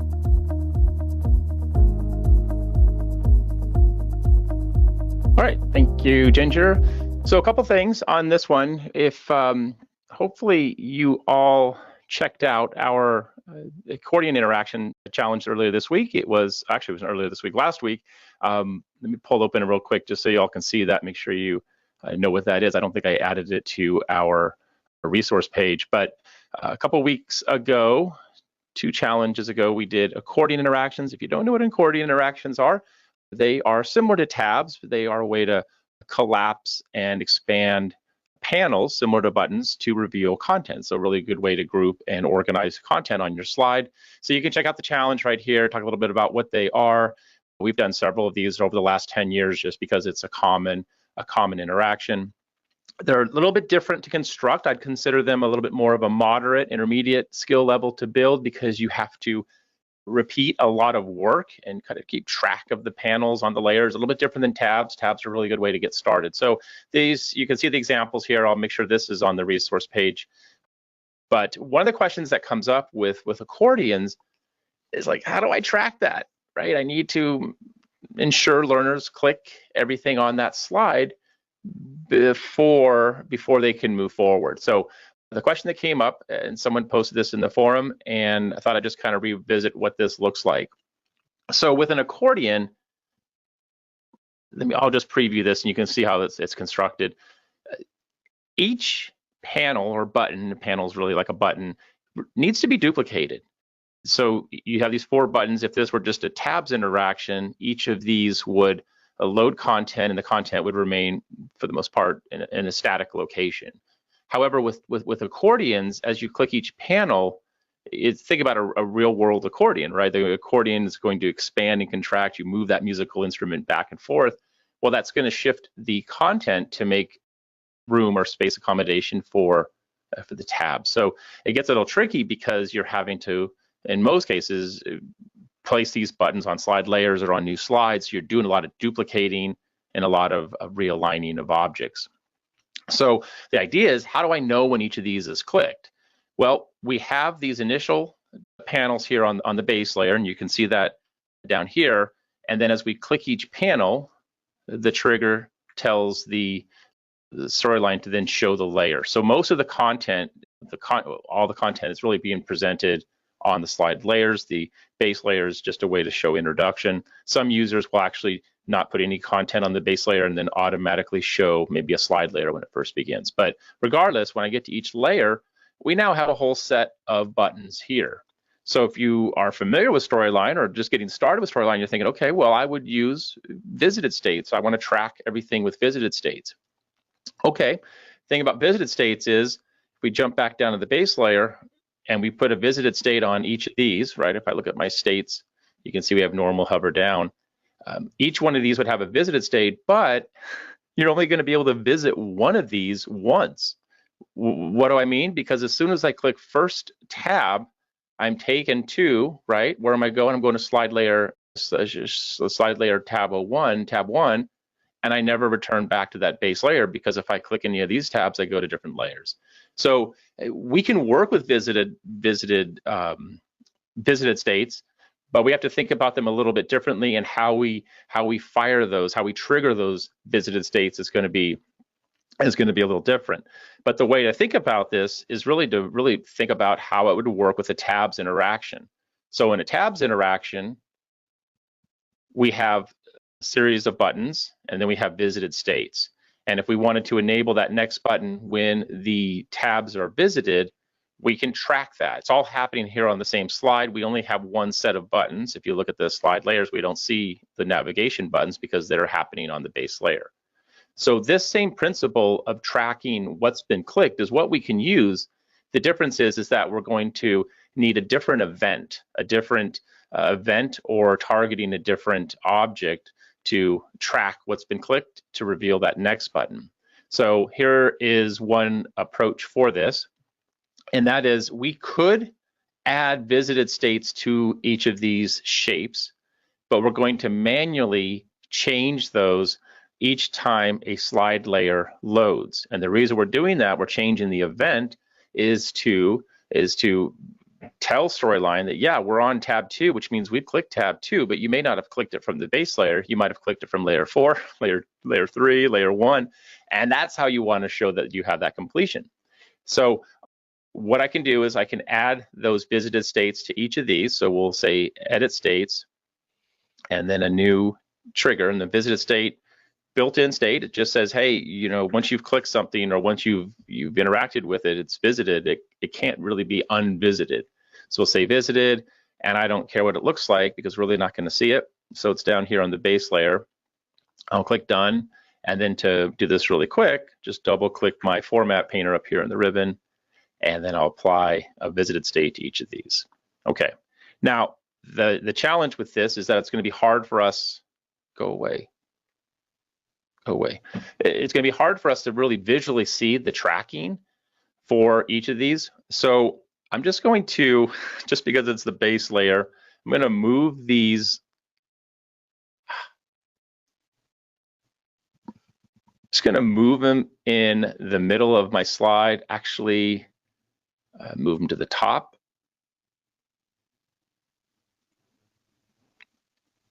Bring to front. Okay. And then I'm going to, I'm sorry, it made my cursor jumbo, and it's totally going a little wonky on me. So I'm going to change the color. I just realized if I change the color, then we'll be able to track this. Because what I want you to see is, I want you to see how that visited state changes as these are clicked. So I'm going to move these in the middle. We should still see them. This is not how we'd want to see it, but once we click, it will be on these layers. But I want to be able to see what I have on those slide layers. And I thought I was getting rid of this, so I'm just taking off this background. I realize it's covering everything up, and hopefully we can still see it. Let's try it. So I preview it, and then what we'll do is we'll just set up a manual trigger. Can't see it, so let's see if the background layers here. Format background, fill. Nothing's on that. There we go. One more time. Okay, cool. All right, looks terrible, but we'll be able to see it. And so what I want to see is each of those show that visited state, and then we can enable the player's next button. So by default, I want to first hide my player button. And so we can do that with an action that says change the state of, and we're just targeting the next button. That could be its own button on the slide, or it could be the player button, which is what we're working with here. So we'll say change the next button. And you have two options, disabled or normal. Hidden or disabled. Prefer disabled from really a usability perspective, because that, at least in the case of the learner, that there's a button to be clicked. When something's hidden and then it just appears, the learner may or may not even notice that it's there, so they may be looking elsewhere for it. So disabled typically is a better choice in this case, because it's where the next button would be when the timeline starts on this slide. Make sure it's all on the slide.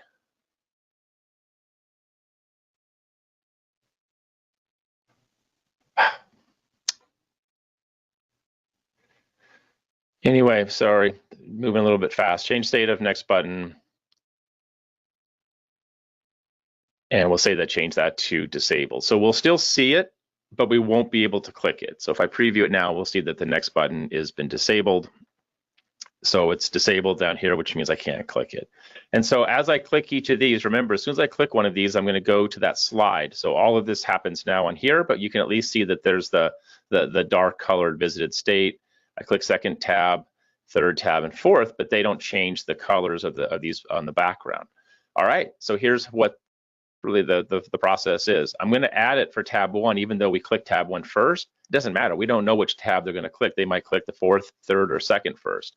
But we do want to add a trigger that says just change the state of those base layer objects, right? On my slide, we'll say tab 1, change it to visited when the timeline starts on this layer.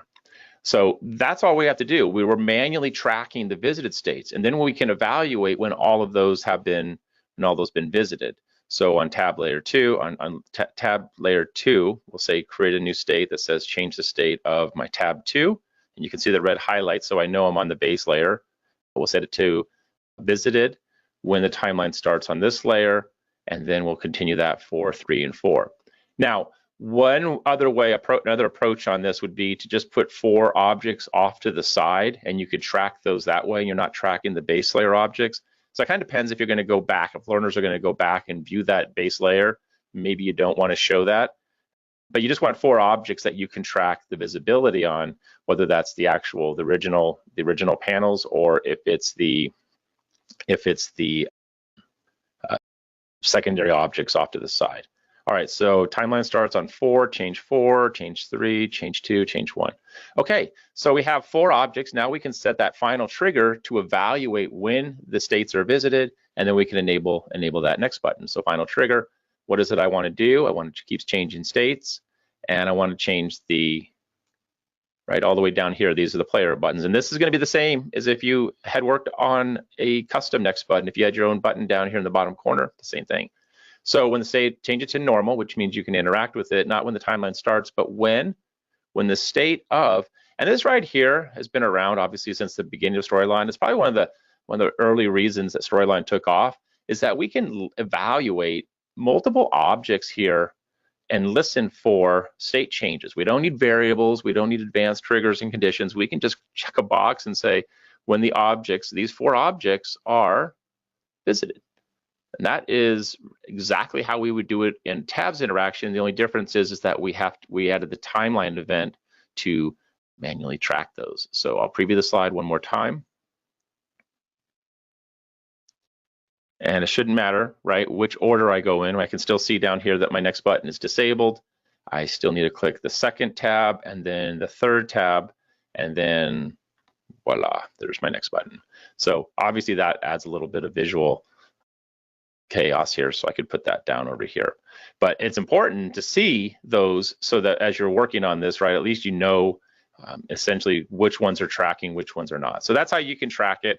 If I were doing this, I'd probably put these off to the side, buttons off to the side with the visited state, and that way I'm not really messing with the initial panels that I created. So maybe just something off to the side that says complete, complete, complete, and then you could move those over the slide just so you could view that interaction. Yeah, and Jessica, I saw that you just added assuming you're talking about my example, I will make sure that this file is presented on the presentation files for today's session. Yeah, so I'll include that as an example. It's just different, but it's using the same techniques that you'd use, but you just have to think about them a little bit different than for how you'd approach that, say, with a tabs interaction. All right, so that's it for the conditional interactivity here. Oh, sorry. And then I guess the final question was, after it's what I love about answering questions in the forums is that someone just needs to get that immediate help. And then after you get that help, it's like, oh, well, I don't want it to change. I don't want it to change when the timeline starts because I have videos. I want them to view the entire slide or the entire content. I need to track that. Maybe it's a requirement for seat time. Okay, so the easy change is what? Instead of saying when the timeline starts, you can just come in and say, oh, when the timeline ends. So now you don't get that change until that timeline ends. So I like that because it's get it to work, and then here's all the nuance that follows, and here's the follow-up questions, or maybe it's a client saying, well, okay, that's great. Now I didn't know we could do that, but I actually want them to do this. So you go a little bit, to just kind of build on what you're doing. But I love those kinds of troubleshooting activities or routines when that comes.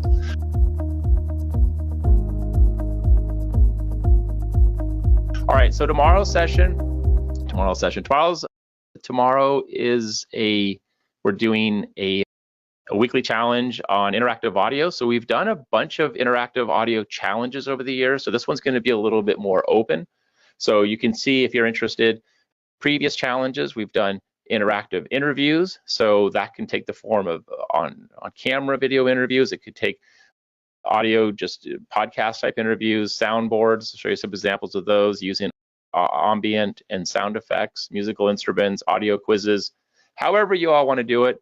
But what I wanted to do was show a couple examples, which I have listed up here. I don't think you're going to hear the audio. I was trying to rewire that into the output for the GoToWebinar, but you have the examples here.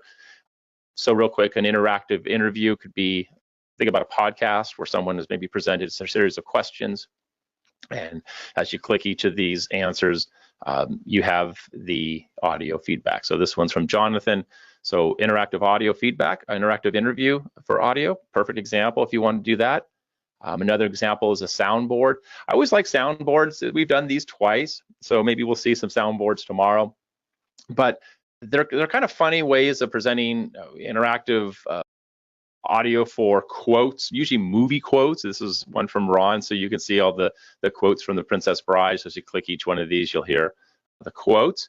This is kind of how soundboards took off. I mean, I remember like Arnold Schwarzenegger, the Terminator version of them, Napoleon Dynamite, like just movie clips, like your favorite quotes, and then you just sample the quotes, the audio clips. But they could also be used in learning, right? So that was the whole point of doing some of these was, what if you had a soundboard for like an FAQ soundboard, or to hear different perspectives. A lot of times things aren't always black and white. Maybe it's a leadership approach, and you want to hear from different people on how they would tackle a specific problem. So something like that, that's a soundboard, right? Just a little bit different, more corporate learning focused, or it could be just a bunch of funny quotes from your favorite movie. But what it gets us to do is it gets us to practice working with audio, sound effects to enhance the presentation. So this one from Richard Hill. Richard always does good work too. As I click each one of these, I get to hear the definition of the word, and then the actual word, and then I hear a definition of what it looks like, and then the frog typically makes a sound too, and yeah, pretty funny, but pretty good little interaction. What do we have here? Musical training, right? We actually did a specific challenge on this one just to get in and do some interactive audio with music. So we can click explore, and then we're clicking each one of these, and we can see where each of the drums or cymbals or left foot hits. So really good example challenge there. So if you're doing any music lessons, piano, guitar, anything. This one from Dan. I haven't seen Dan in the challenges. I don't know if he's in here today. If he is, say hi, but it's been a little while. But here are the quotes on different perspectives. Now, why I'm showing some of these examples is each of these actually works the way they need to work. But if you haven't worked a lot with audio and maybe you're getting to start with storyline, it's very possible you're going to get overlapping audio. So we want to look at how do we avoid all of that overlapping audio, and what are some ways that we can do that, say, with audio. So first off, just some basics of audio. In this case, I've added 3 different clips, 2 to 3 different audio files to my slide. I've already pre-filled my media library, so I just added a bunch of clips in here and inserted them. And if we wanted to trigger those objects, we can do that. So playing audio on the timeline, we just select a button, and then we're telling that object to play. So when you first see audio in Storyline, you'll see the actual wavelength. The wavelength is that audio clip as it streams and plays with the timeline when it first begins. But what you're trying to do if you're doing interactive audio is you want to create, you don't want it to autoplay, you want it to play when you tell it to or when you trigger it. So the trigger for this is the same for media. It's play media. I'm saying it's same for video. And then we just target each of the clips when user clicks button 1. And just to make this fast, we say copy it, and then we'll shift click the last 2 buttons and then make those. So button 2 will play audio 2, and then button 3. Now, here's one of the typical gotchas or something to look out for. I know you won't hear this, but as I click these buttons, and sometimes, users get a little click happy and they might click quickly, it's possible that audio will not play right away, right? It's not playing immediately, or you get overlapping audio.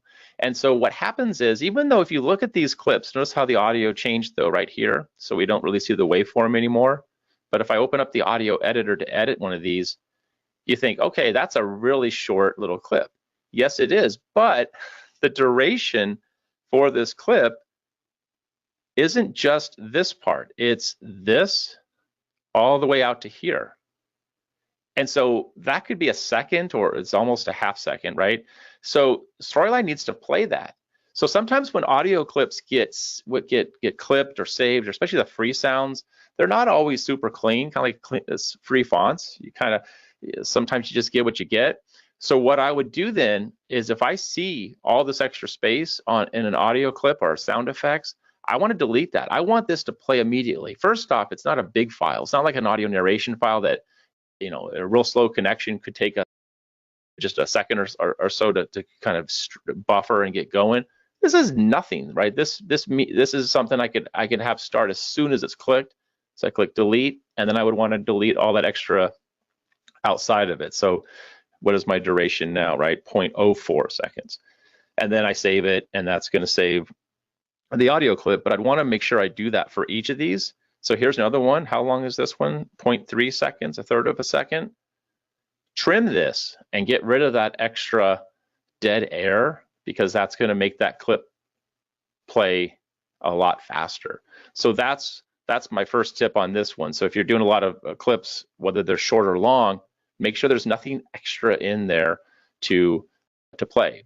Now, if you have longer clips, so maybe they are quotes or they're part of that podcast interview, you have them on the slide. And then if we started to play each of these, so I'll say the same thing, play media, and we'll say text to speech 1, and I'll copy this one, shift click to multi-select, and then we just change each of these. What do you think is going to happen with these? So even though they're not going to play automatically, when I preview this, I've got 3 longer tracks, right?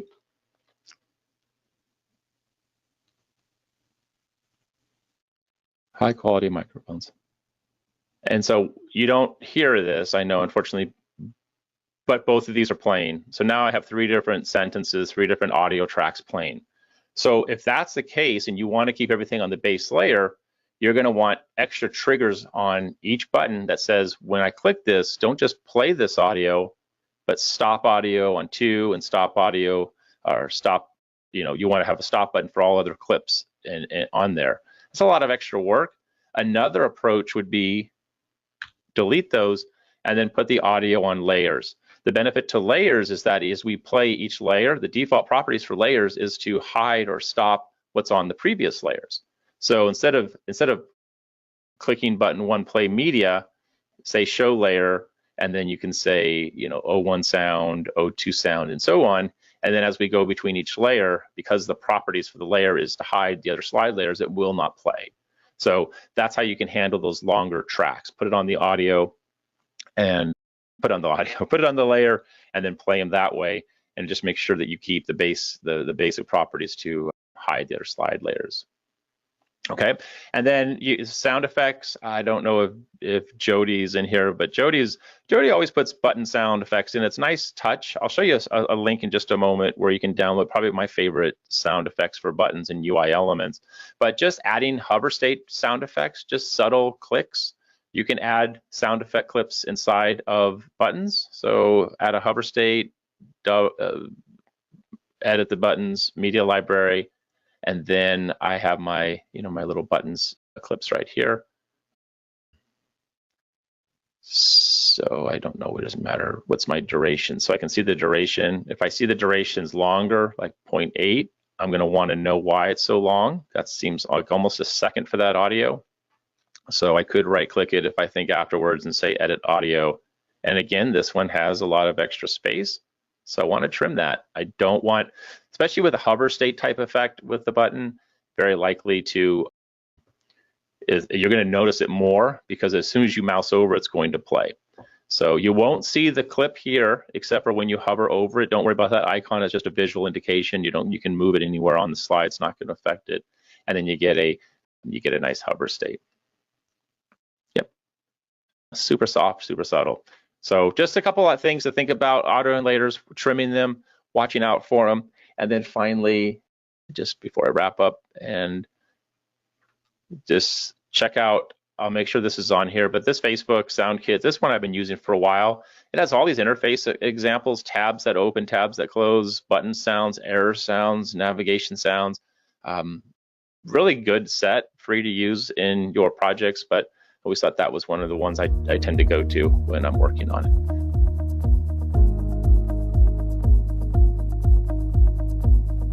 All right, so thanks, folks. We're going to look at just working with patterns and textures, ways to transform our background in slide design. So we hosted a recent challenge on working with subtle textures and patterns. And in fact, when I used to design courses full-time, this was one of my go-to techniques. It was one of the simplest ways to really transform a slide or set a mood or help set the scene for the slide. And that is just adding a real subtle repeating pattern or texture behind all of the slide elements. Now, since a slide is generally the largest element on your course, right? The background's the largest slide element. You can really transform or give your slide a new personality just by adding a background texture or pattern. And in most cases, these are going to be very subtle. The reason we want subtle is we don't want to dominate or distract from the course content. So these are just some examples that were from the recent challenge. This one from Teresa, I think I just uploaded yesterday or this morning, and it's on AFC versus NFC. And so you can see how she has the football pigskin as the background. Perfect, right? That the texture matches the context of the slide. This one from Jody, I really encourage you all to go through these examples. These are all listed on the quick tips page, but you can see how these really transform the slides. This one from Ron cracks me up. Good use of the little pixel pattern. And then some additional ones. Some folks did a before and after. I think that was kind of a neat approach too, because you can see how just that subtle texture changes the look and feel, right? It goes from flat to maybe not dynamic, but it does give a subtle depth to the slide design. So this one from Allison with the different street designs, or the pattern of the bricks. And you can see this one from Jonathan with, he's always doing something. There's a 3D effect for the background. So go through these. This one from Elizabeth is really nice because it's on information security, and just using that pattern, that infotech type pattern, is a really great way to transform it. So go through these, and I just want to show you a couple techniques or ways that you can add this in Storyline, kind of see how quickly you can do something. And this one right here, right? So there's the geometric pattern, but then also the faded look. And you can see, again, just go through that. It's just looks like a content library template. All right, so I'm going to pop into Storyline here and just kind of go through a couple ideas. So is this a group? So I'm going to start from scratch here. Okay, so this is just some content library slide templates. Couple ways to go about it in creating these textures. So what I'll do first here is I'm just going to turn off my text and just add a basic shape. So in Storyline, this is very similar to PowerPoint. I think it's pretty much identical. We can fill a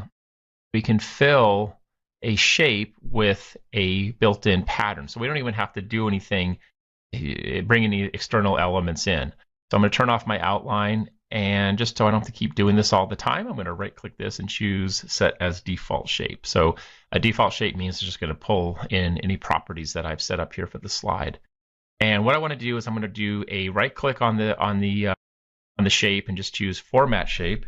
And what I'm going to do is, whoops, right there, Format Shape. And I'm going to pull open the fill. And we have the option right here for pattern fill. So these patterns, I think, are about the same as what you have in PowerPoint, but a lot of these are really all you'd need. And so things like the different horizontal lines, diagonal lines, the dotted grid, click each of these, you can see how it gets updated here.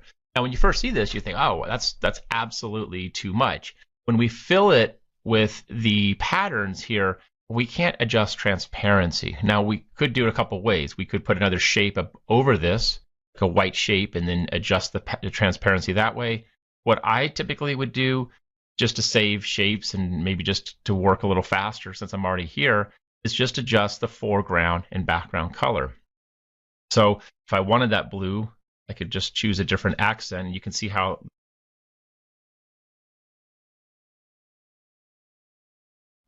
must have done something. Like it's not holding that color. There we go. I guess that's working now. I'm not sure what was going on, but you can see by just changing those foreground color, you can lighten it. And maybe even if I wanted to go just with a soft gray, hopefully that's coming through. But notice how it also updates it here in the little preview. You can see over here that that's a lighter color. So I'm going to, just for the purposes of the webinar, let's make sure I'm just going to make it a little bit darker, and we'll see how that looks. So I'm going to close it, and then just going to Control-C to copy, and then we can come over here, and then we'll just send it to the back. So right-click, send to back, and there's my shape. So once you have something on the slide, you can start to adjust either your slide elements or the background so that it works. Because one of the things you're going to find is that sometimes that pattern that you add, regardless of how subtle it is, it could still compete with your on-screen objects, especially text, and you don't want to interfere with the readability. So if I turn this, direct the shape off real quick, you can see text works here. However, this heading text right here is a little bit light, and when I turn that background back on, I don't see that so well. So my choice is, what do I want to do? I mean, I think that heading right here works. It's heavy enough. I think everything else has shapes behind it. So I could either adjust this text, make it darker. Might need to make it even darker, right? And then maybe have to make it heavier, or let's just adjust the color, the foreground color for that grid. So if I right click that again, I can choose Format Shape, and then let's just choose a lighter color. Again, I might, for a lot of these, I think that looks okay. I must be hovering. This doesn't seem to want to click. Get in there. Here we go. Oh, good grief.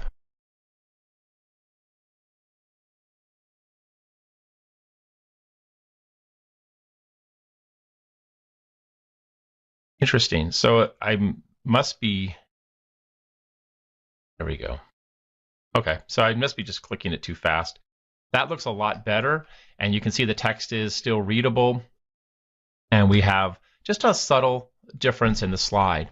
But what I would also do is I would duplicate this several times and then find the pattern that looks the best for what you're working with. So what we could do is just press Control D to duplicate, makes a copy of it, and then we could right click and choose Format Shape and then find, you know, a different pattern. Now, if I make this too light, it's kind of hard sometimes to see what's going on here. So maybe I need to turn that a little darker just to see what I'm working with, and maybe something like that, right? So you have a couple of these that you're working with, and the ones that you like you'll keep, and the ones you don't you can get rid of.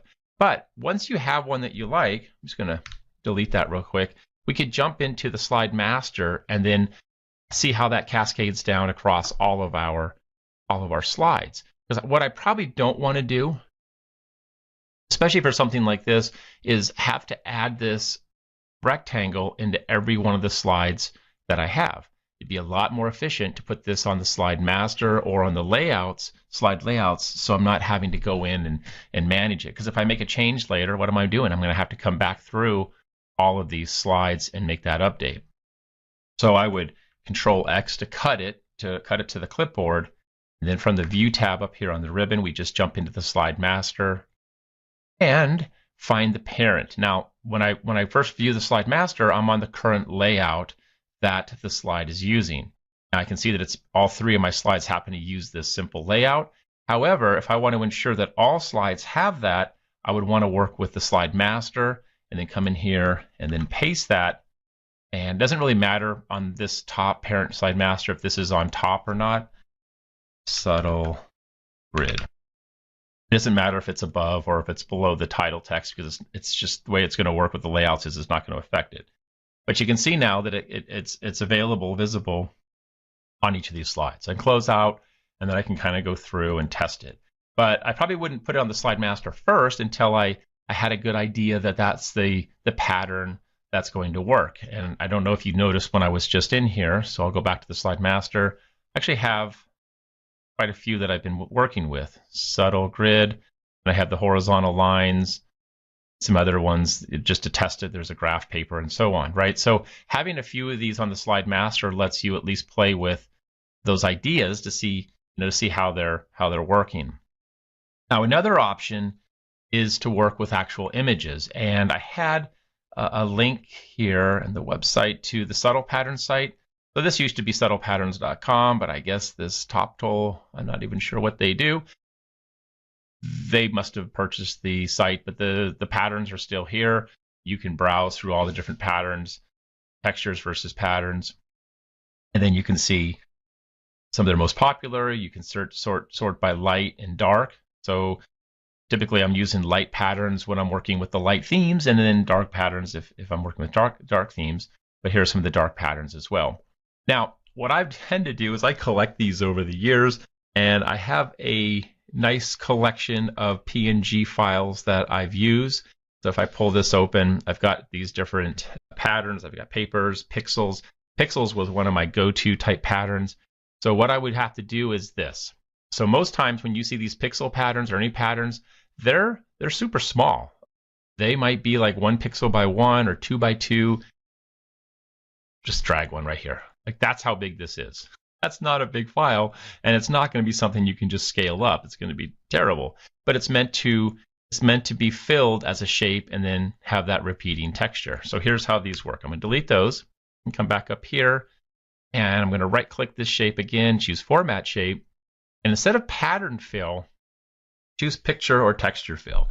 And you've got some pre-built patterns in here. I don't work with these very much. I just don't. I think they're a little too strong. I mean, I guess, the stone wall. So if I use that, just a little bit off script here, right? We could maybe make something like that, and that becomes a wall. Anyway, right? I guess that works if you cover a little bit of make a divider. But what I want to do is add one of those pixel patterns to my texture. So I'm going to choose File, and Desktop, Patterns, Textures, Pixel. And so most likely, unless I had these named differently, I'm going to have to, view the icons to get a look at them. Now these I don't have to worry about because the colors can't be adjusted like I did before. So I'm going to choose this one, and when you first insert it, it's going to look something like that.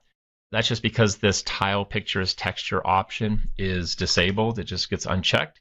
So just click it, and then there's your pattern. Now the colors are locked in here, right? So this looks like a black and white for the most part, but we do have the transparency option. So I'm going to dial that way up, and you can see how it gets lighter. And again, it's still there, but what I need to do is Control-C to copy this, and then we just jump into our objectives layout. And again, I'm just placing them here on the slide level so that I can kind of see how these are going to look, and then I'll just drag it, down here to the bottom. So that still probably could be a little strong. So we just keep dialing that transparency up. And again, the transparency, maybe it worked like it works with a lower transparency if you have larger shapes and you're not showing as much of this. But in most cases, I find that somewhere between 70 and 90% is where I'm setting these. And again, the point is that we don't want to dominate the slide. We just want something there, even if the learner who's all viewing the slide can't even put their finger on it, that there's something there. It's just that there's something that's a little bit different. And that's what we're going for. So typically I try to find, my rule of thumb is find where I think it works, and then I just dial it back 1 or 2%. I just think that makes it all the sense because I'm working on a really high-res monitor, happens to be a newer monitor, about a year or so old, which means I'm seeing everything really clearly. So if I see it really well, I might just dial it back so whoever's looking at it on a smaller screen, other screen, just doesn't have that overwhelming, just kind of pulls back just a little bit. And that's sort of how I approach it. But again, you might just want to test it on a couple different examples. But if I don't like that example, I can just come in here, go back to my different patterns. And again, when you first hit it, actually that looks okay, but it's all stretched. And just choose Pixel.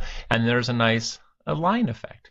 So this is the general idea for this. And once you find them, make sure to just add it to the slide master so you don't have to come in and copy it across all of your slides.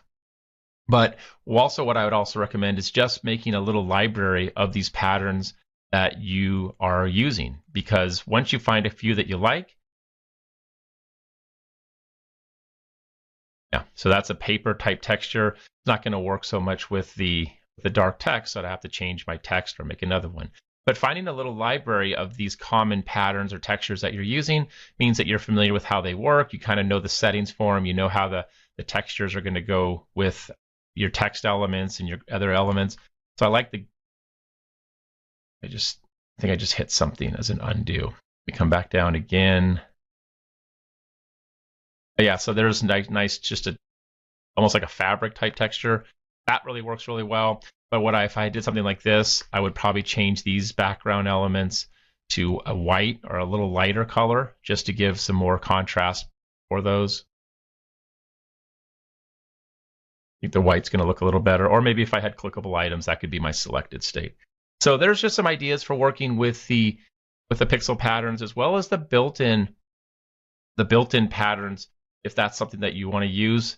I'm big fan of these patterns right here. They give you a lot of what you need, and the fact that you can adjust the color means that you have a lot of control over how they're going to be presented in your course. And of course, if you wanted to, add a color to them, you could do that as well. The blue would tie in nicely with the blue down there, and so on. So there are a couple of options there. And then finally, these are mostly patterns, and you could also consider Where's my watercolor? Sorry, these are textures I'm using, but things like patterns, there we go. I think I have something competing with it. So there's my,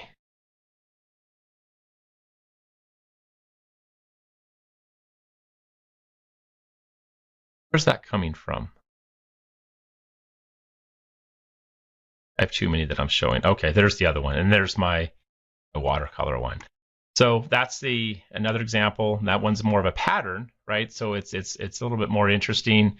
But again, we're going to have to look at ways that we manage that transparency so that we don't lose any readability with our slide. I don't think I placed it down there. Okay, well, that's just a couple ideas. If you're inspired by this and you feel like this is something that's you could use or like to see your example, share your example, please just consider posting in the weekly challenge. So I've got a challenge post still open. It's only a couple weeks old. We have over, I think, 40 examples that folks have shared. And then go through some of these. Some of these you may like, you may not. But what the idea is, you're trying to find an idea for how something like this could work with your own projects, and hopefully give your slide just a little bit of depth and character, and not really have to work that hard to make that change. But that's a tip. Got the links here on the tips on the quick tips page. Feel free to reach out if you have any questions on that, and I'll be more than happy to help you out. And hopefully I'll see some of your work added to the Subtle Patterns Challenge. Okay.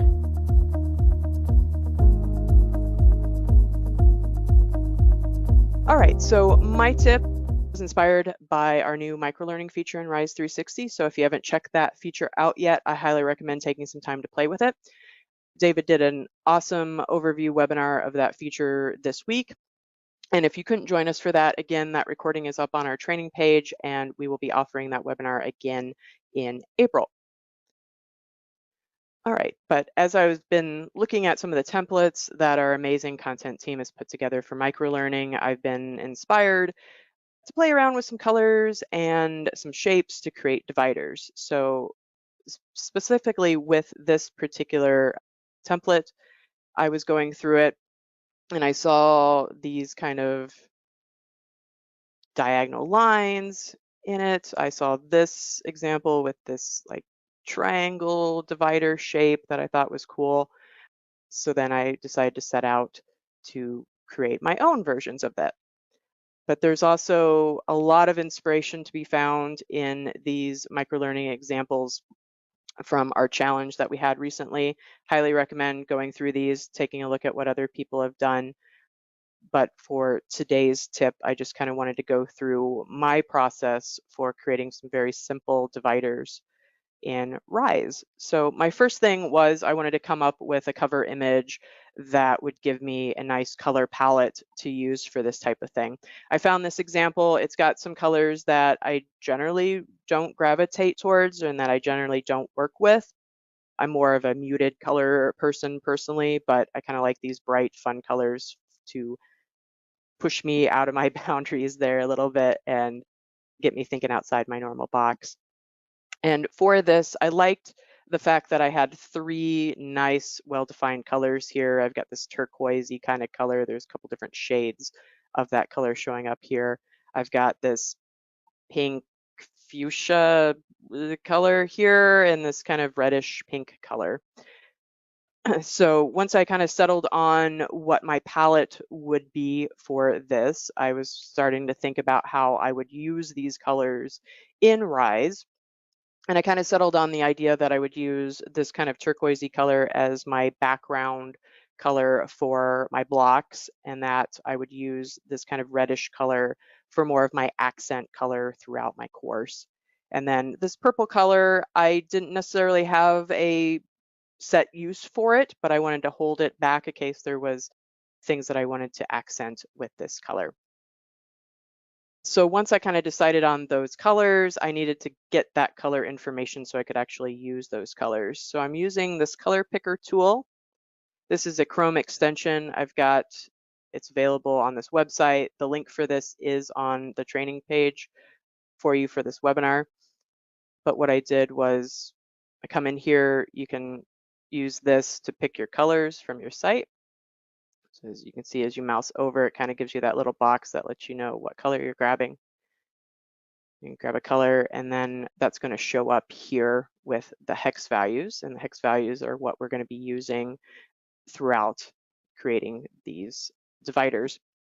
But what I like about this particular tool is the fact that it holds this color information for you, so you can come back to it regardless of where you're at and grab those colors. So I think that's helpful.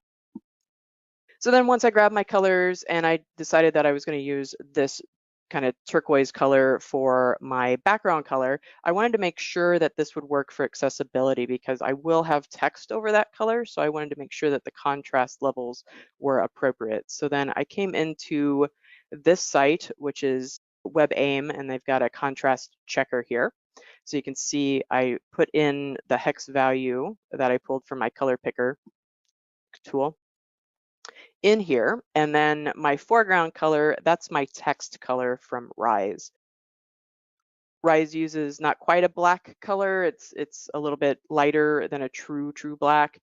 This is not the hex values for that particular color, but it's pretty close. But when I brought this in, I just wanted to make sure that this was passing all areas. If you adjust this, so if I bring this back, you'll start to see things starting to fail as that contrast. There's not a lot of contrast between those two colors there now.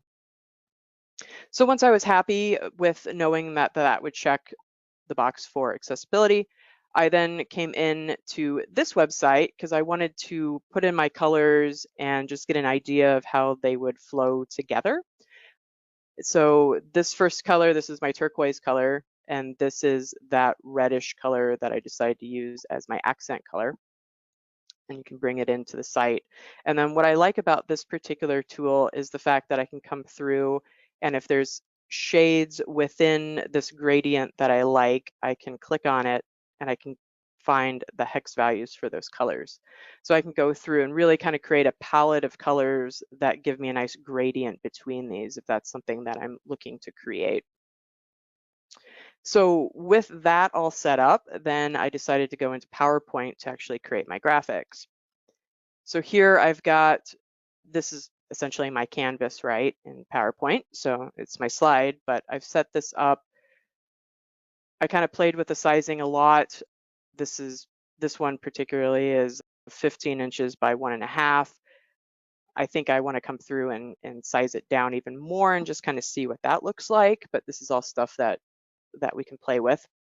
And I will make this file available for you. So if you want to create your own or do whatever with it, that will be available on the training page for you.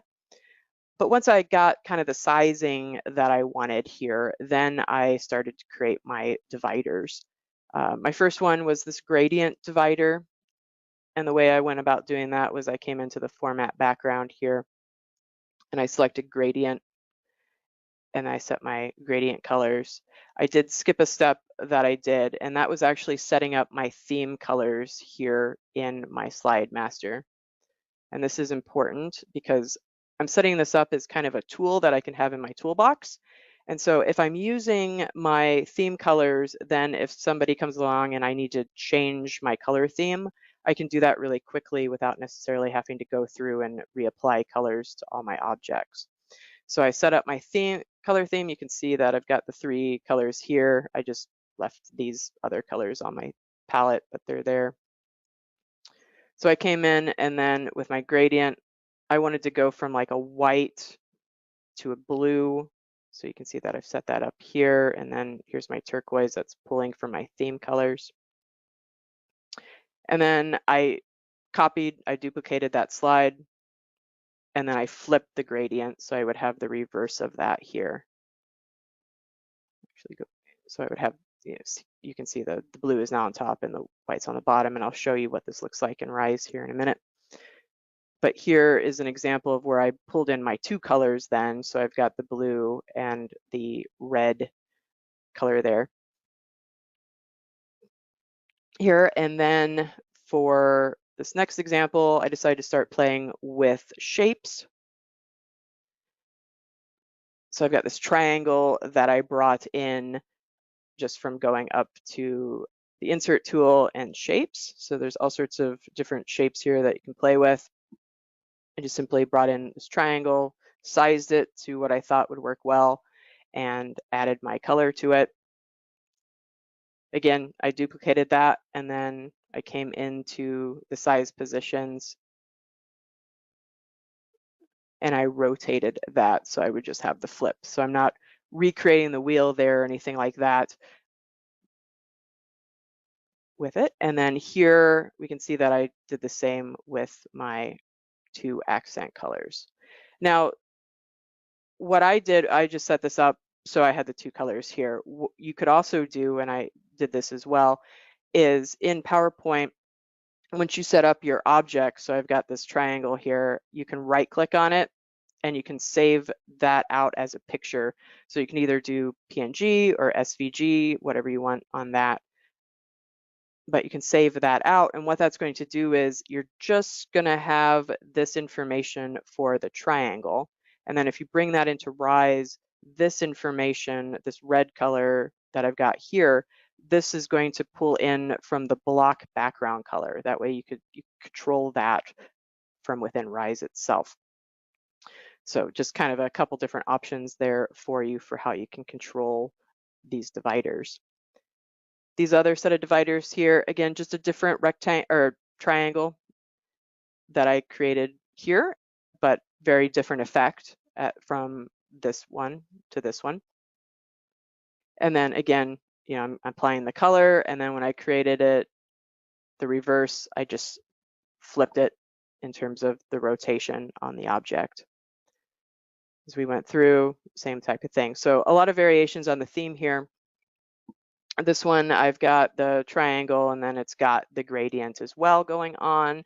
So just a lot of things that you can simply play with in PowerPoint. This didn't take a lot of time to do, but it's one of those things it's nice to just kind of set this up and have this as something that you have available to you in your toolbox.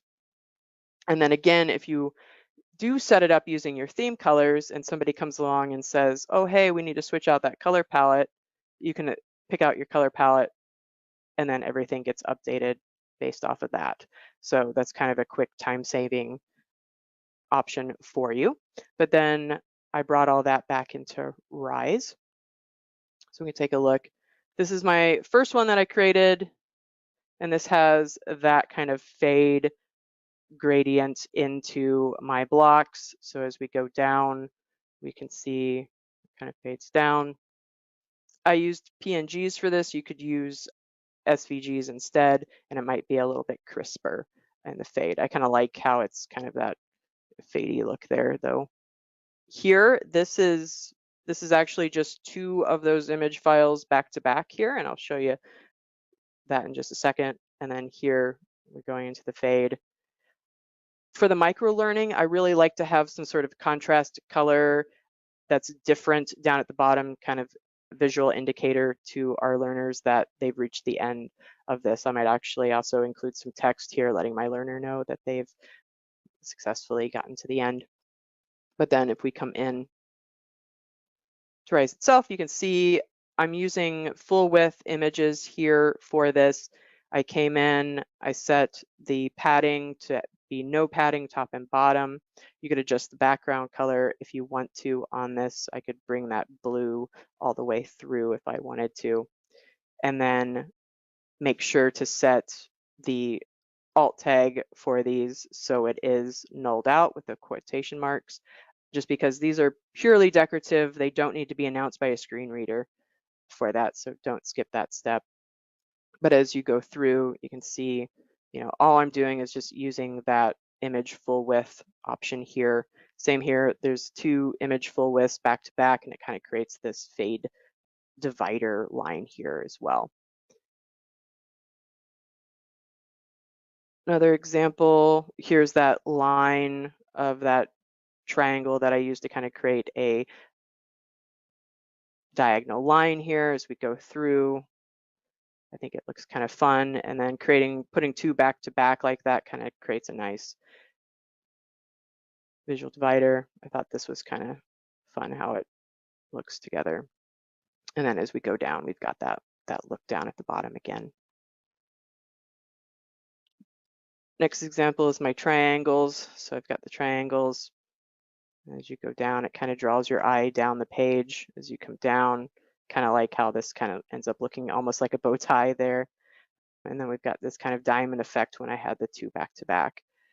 For this, I took the original file that I made, and then I duplicated that, so I wasn't starting over again when I was adding this in. I just came in and swapped out those full width images for the different shapes.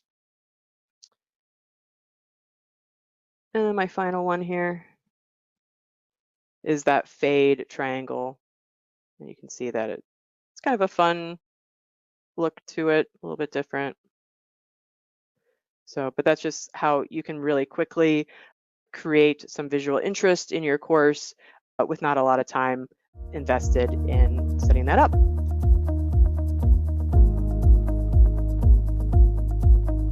All right, so I've got a few tips. Before we get started on the main tip though, and we push a lot of times people in the community are asking about how to share their files. So a lot of times we'll share, that you can use Amazon S3. I've written a few blog posts on, how to set up Amazon S3. And then I use Cloudberry, which is a free product, and I can move my files. So I thought I'd show something because I ran into this week when I was uploading a course on Rise. This is really fast. So if you don't use Amazon S3 and you're not using Cloudberry, but you do want to share courses, this is a relatively simple way and free way, mostly free way to do that. I did add the links to the tutorials. I'm not going to explain all that today, but one of the problems I was running into is I had built a Rise demo similar to what Ginger was just showing. And then what happened was, let me find those files here. What happened was I had used SVGs for my dividers. So you can see right here, it's showing that there should be an SVG there, but the SVG isn't displaying. And there's an SVG for a divider. There's an SVG here too. It should have looked like this. So as you can see, I had these images in here. These are SVGs. And then this swooping issue right here, or this, not issue, but the swooping divider, that's actually an image too, which you can see is not there. So I was like, what's wrong? Why isn't my SVG showing? I know they worked in my Rise preview. They worked when I uploaded them to review. Well, it turned out that when I used Cloudberry didn't recognize SVG. So there's a setting that has to be in that file. So just to show you, if you're a Cloudberry user, all you have to do is go up to Tools up here. And I put a more detailed tutorial in the resource page. And then when you go into Tools, you're going to see Content Type. And then this lists the different types of extensions and then the content types. That's the extent of my knowledge of all this. But anyway, down here, I went to Add, and then I just added SVG and then the content type. So I guess the point here is if you're using Amazon S3 and you're using Cloudberry, it's really a Cloudberry issue. It's just making sure that you have that SVG enabled in there. So then once I did that, I just had to re-upload the course and it worked fine. So that's a bonus tip that I ran into this week. Let's see here. So this actually comes from, I rebuilt the one the person in the community did, but this really comes from an issue somebody in the community had. I'll preview this. So she had this tabs interaction, and what was happening was, so you've got your base slide, and when you click the tab here, her images were all faded. And so as we were looking at that, because when you're working in a layer, for example, you work in a layer, you get that onion skin, right? So she thought there was something like the layer was showing through. So this is actually a pretty simple fix, but it's something that she had done accidentally. She didn't realize she did that. And it's not necessarily easy to diagnose because you don't know if you don't know. So if you come to the layer here, normally like you're working in your layer, there's some text in here, we just can't see it. But normally when you're working in your layer, you get this onion skinned look so you can see what's on the base layer, so when you're lining things up. And so she didn't notice what she had done here, and the reason this is faded, if we go back to previewing this, right? When we click and get into the layer, you can see it's faded. The reason it's faded is because when you're on a slide and you go into the layer here, we're in the layer. So when you're inside the layer, if you go to format background, you right click and you format background, you can format the background of your layer. So I'm just going to fill it with yellow or just red or something, just so we can see. And then I'm going to make it, you can see you can play with the transparency. So if you had a solid fill on your background, it would sit on top of, since the layer is sitting on top of the base slide, you're not going to see through the base slide. But I don't know how she did it, but she had a white fill and then it was somewhat transparent. So when she was actually working in the layer, she didn't notice that it wasn't the onion skin, but she had actually put this kind of white mask on top of the background. So that was an easy fix for her. But I'll be honest, like when I first looked at it, I was thinking, oh, there must be some sort of bug that Storyline's not changing that. Why is this onion skin happening, right? So here I am, a person who's been using the tool from day one. And it's just one of those things that a lot of people aren't aware of. So when you're working in the slide layers, you can actually set background options that are unique to that slide layer versus, you know, your whole slide, which kind of feeds into what David was talking about. Maybe you just want to do a background that's unique to that layer. So anyway, that was that tip. But then when I was looking at her demo, let me turn all these off. So I'm going to go to her layer here. I'm going to go to the layer proper, oops, not the layer proper. So I'm going to go to the format background. Let me just go no fill. And I'm going to apply that to all, so there's no fill on the background. So now that issue is resolved. And when we go here, we can see we don't run into the issue. Now here's the thing, here's the kind of the bonus tip that I had for her as I was going through this. And this is something I see quite a bit. It's kind of it's a subjective thing, but you know, I think in this case, it kind of makes sense. So as you mouse over, what she did was she has her character, and there's this main pose, and then there's 3 tabs. So she has 3 different states for the character. It's kind of clever, right? So as you mouse over the different tabs, you get that. But you notice as you're on the tab, it goes to, there's a trigger that says, you know, change the state of the character when I'm hovering or mousing over this. But as soon as I'm away from it, it goes back. And there's, you know, a couple of issues with this here. One is, where's the pointer going? Is she like sticking in her mouth? I don't know, right? Is it just kind of jabbing through her head or something?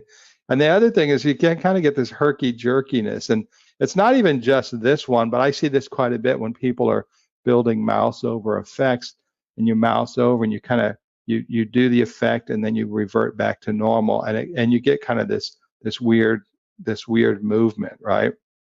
So there's an easy fix for this. And again, this is subjective based on what you're doing. But like in this case, what we want to do is keep this here until I go to the next one. So that's pretty easy. So when we look at the triggers here, and we can see,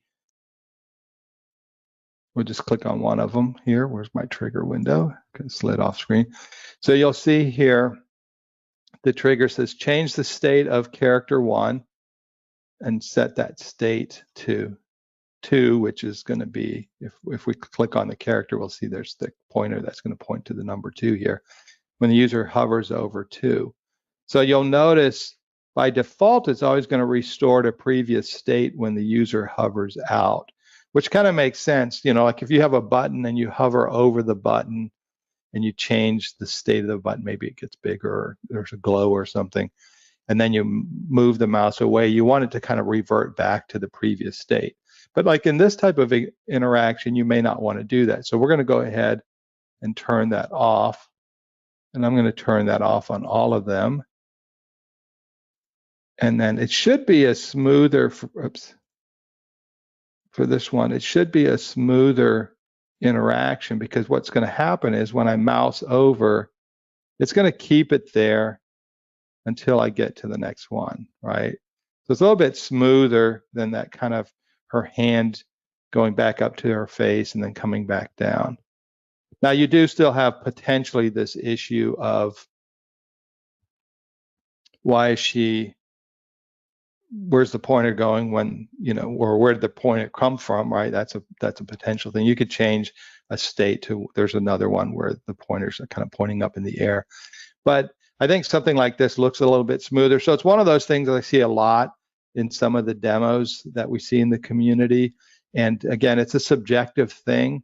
But in this case, I think this type of interaction works. Now, one of the things I would probably do then if I was doing this is there's some point maybe once I move away, I don't want, I want her to go back to whatever the thing is. I don't want her necessarily pointing if I'm kind of interacting over here. So there's things you could do, like you could do something like put a hotspot on the character or put hotspots or some sort of something on the screen that once they are outside of a certain range, then it would revert back. So let's just say if I moused over the character, now I don't want to do the mouse over the character per se, because when I go to the state, here's my bounding box in this state. But if I, go to this, you can see, oops, let me click in here. You can see the bounding box for this is much larger. So if I said mouse over character, as soon as I get here, it would revert back. So you want to play around with that. I might put a hotspot just over the main body of the character. So we'll just do that as a quick demo. So I'm going to insert a hotspot, and I'll just say, like when I get to the main character, something like this, right? And then you would just put a trigger on there to change the state of that character to normal. So we'll just add a trigger on it. What do I want to do? Change the state of character 1 to normal when, and we can just say when the mouse hovers over hotspot 1. Now I title all that, right? And then we'll turn that off. So if we preview this now, when I'm doing this, it's kind of stuck, right? I'm over here, but if I come back to the character, you can see I can get it to go back. So it's just a matter of figuring out how you want to control where the mouse is set. So you might want to do something where you kind of have a box that the stuff works in, and then outside of that, you can just put hotspots or whatever you want to do that would kind of protect that. A lot of people will do something like this. They would take a hotspot and put it completely over everything, and then we're just gonna see right now it's on top. We're gonna right click and send that to the back. So now this covers everything, and then to make sure, obviously it's covering it in between too.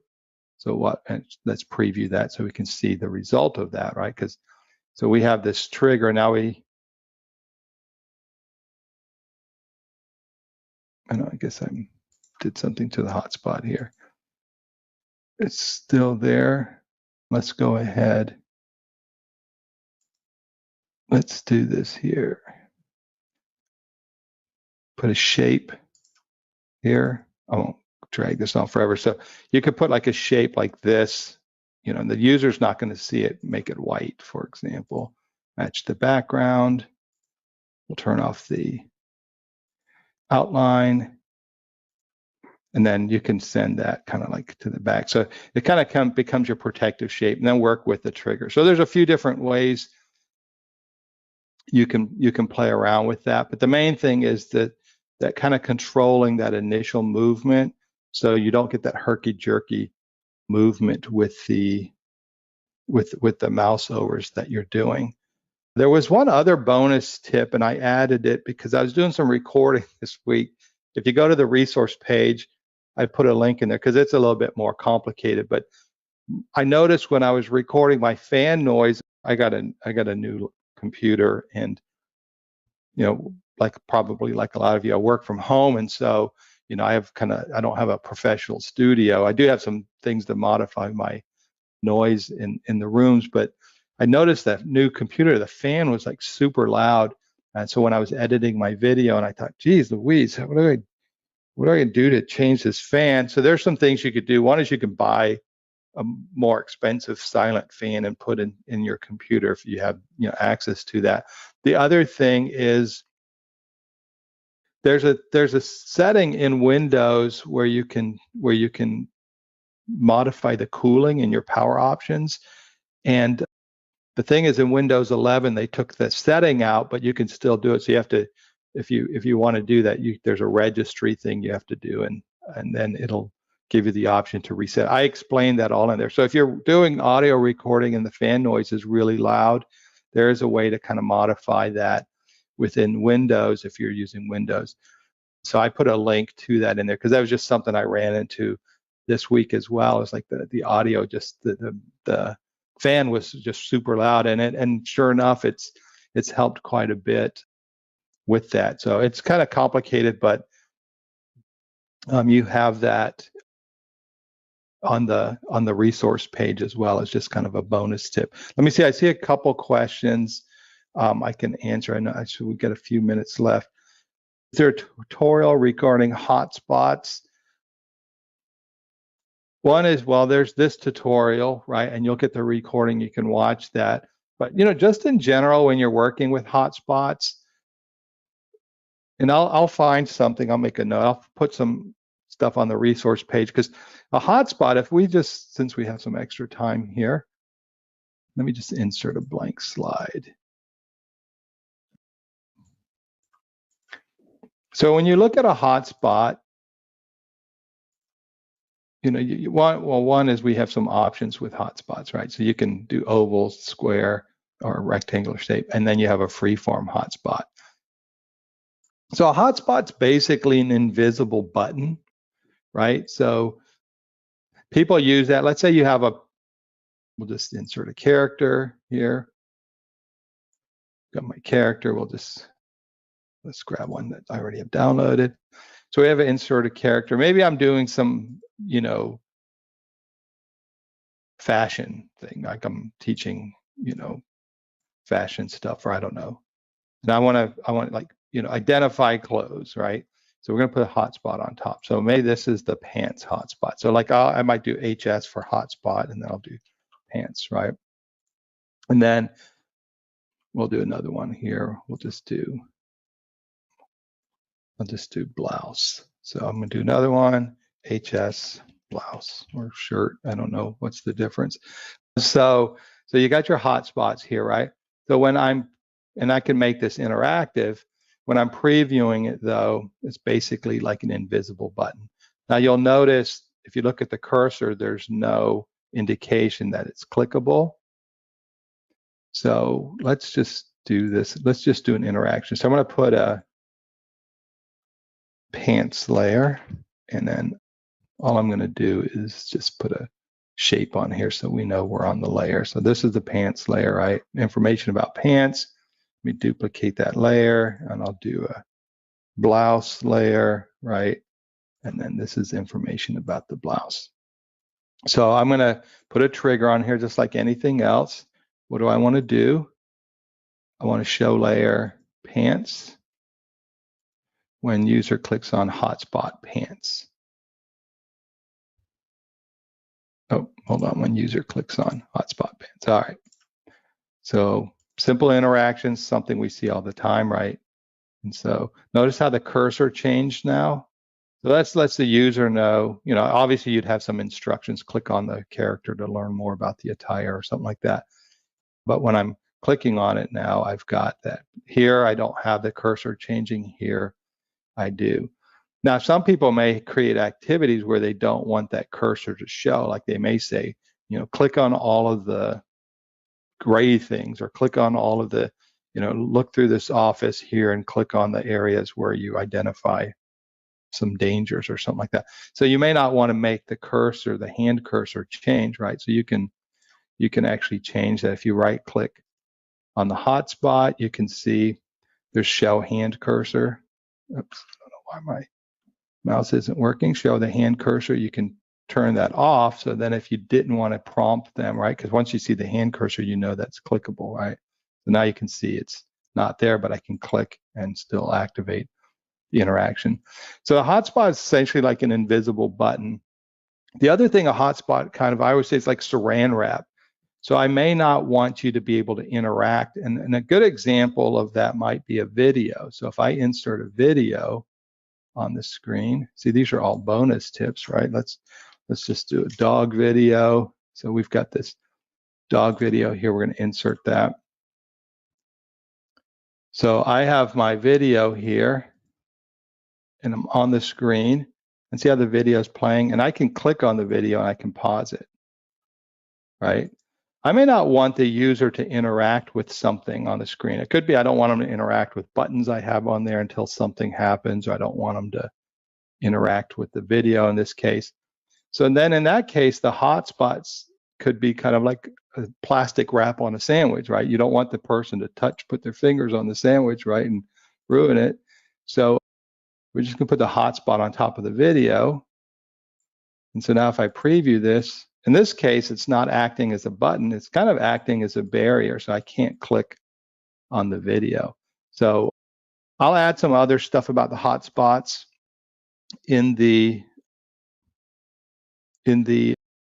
resource page. Since we covered this a little bit, we've got some tutorials and some tips on hotspots, but they're basically like, just think of them like buttons. You can add triggers and whatnot to them, but they do afford some other options. One last thing about hotspots is that you'll notice when I add a hotspot, I kind of get this translucent gray.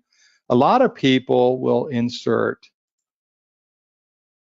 an image, for example, and then they'll make the image no fill, no line, and then use that as a hotspot. One of the things is you may not always know that there's a hotspot. So like if I go no fill and no line, right? I do get, I mean, Storyline is going to give you some indication that there's something there, right? But it's not as apparent as the green. But one of the things that you do get when you use a shape is you have access to states, and you wouldn't get that with a hotspot. As you can see, when I click on the hotspot, there's no state option. So if you want to leverage, kind of have a hotspot idea, but access to states, then, you know, then using a transparent shape might benefit you. But those are just different ideas there. I see we're at the top of the hour. I'll put some stuff about hotspots in the resource page. If you have additional questions, you know, just jump in the community and ask, and we can help you out there. And I'm going to hand that back over to you, Ginger.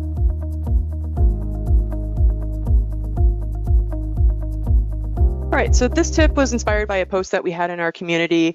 A user has a course that they set to restricted mode, and I'm just going to open up the player here so we can take a look at what I mean by that. So what they have is they come into the menu, we come into settings here, and then navigation. So by default, Storyline is going to use free, but you can set it to restricted or locked. And in restricted mode, what that does is that makes it so you have to go through the course in order. You have to complete this slide before moving on to the next slide. So these slides are all locked. And the way they've got their course set up is they've got a pre-test. And so if their learners can successfully complete that pre-test, then they have satisfied the requirements for that course. But if they want to be able to come back and review any of the content in any of these slides, they want to be able to have that course unlock, have all these slides unlocked. That way their navigation is completely unrestricted there. So let's take a look at how we can set that up. Right now, the way I've got this course set up is I've got a little pretest here, I've got a results slide here, and then a little bit of just filler content as my course content here. Let's just take a look at how this looks here. What's going to happen is we've got that pretest. When we take that pretest, if we're successful with that, we're going to move on. So here we go. Here, this is obviously a true answer here. So we're going to select true. And then when I submit that, I get my correct response here. And then I'm going to go to my quiz results slide. But now I want to be able to go back and review any of these slides here that I want to. So and if I get this wrong, what's going to happen is I'm just going to go right into the course content. I'm not going to see that results slide yet.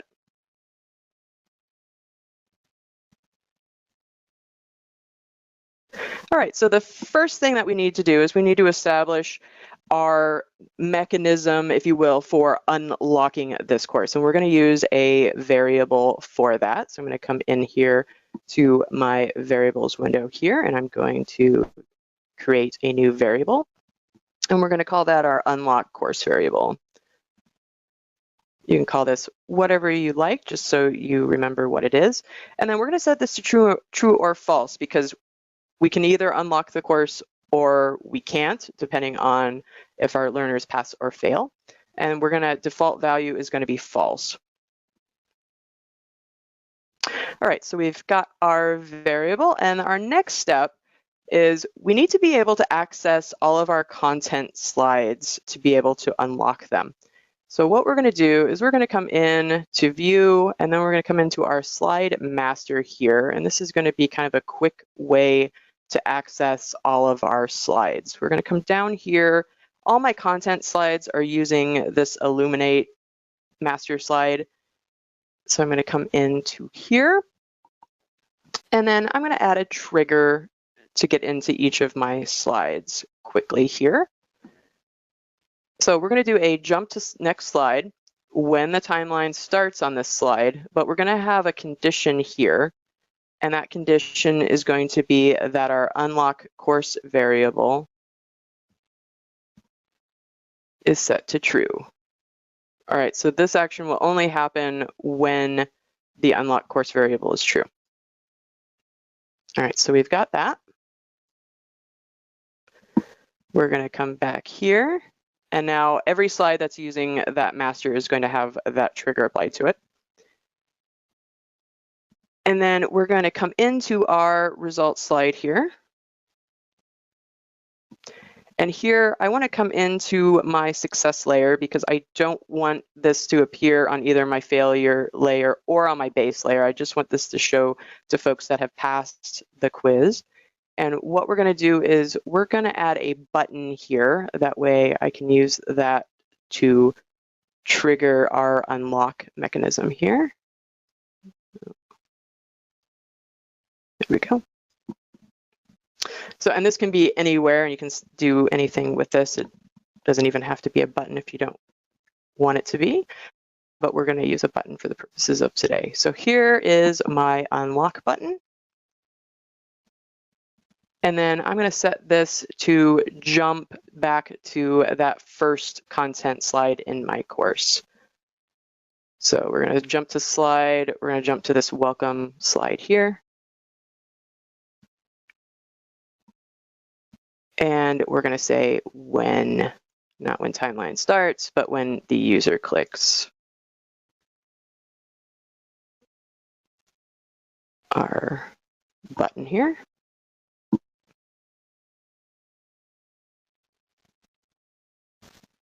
All right, so let's take a look at how this is looking so far.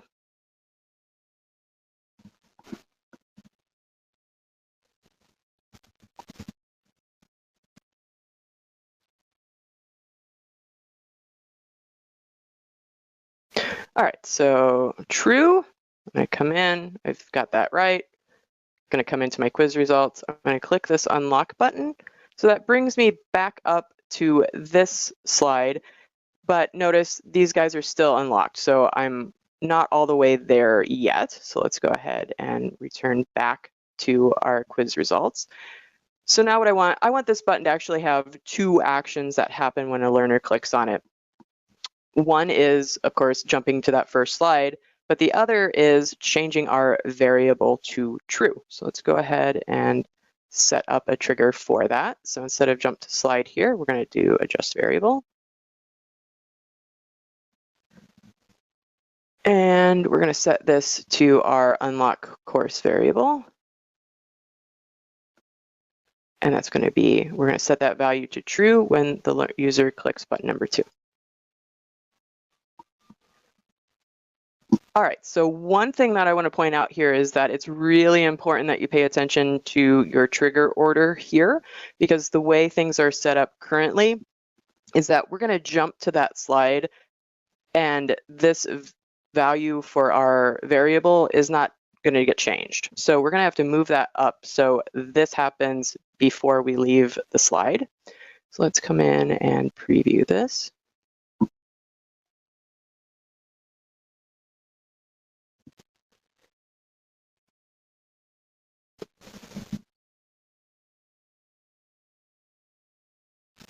All right, so we're going to do true, submit. So here we are. When we click this button now, we're going to see some stuff happen. And as we go through, it's kind of the magic moment. I kind of feel a little like David Copperfield, like, bah! But what I want to have happen is I want to get back up to this welcome slide. So after I've gotten everything unlocked, I want to get back up to that welcome slide. So let's see how we can do that. And what we're going to do is we're going to add what's essentially going to be a hidden slide. This is a slide that we don't necessarily want our learners to interact with at all, but we're going to add this as our mechanism for getting back up to the top. And what we need to do is we also need to switch that variable back off to false, because if we leave it at true, it's just going to keep cycling through those slides, which is great if you really want a really fast review session for your learners, but chances are you're not going to want to do that. So we're going to set, we want the variable here, we're going to adjust their variable, we're going to set that to the unlock course variable here. We're going to set this to false. And then when we're going to say when timeline starts on the slide.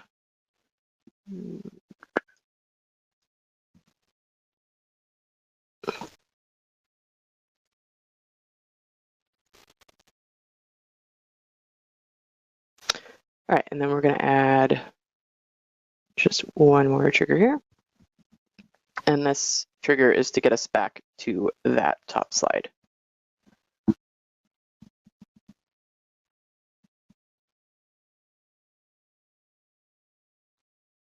When timeline starts on this slide.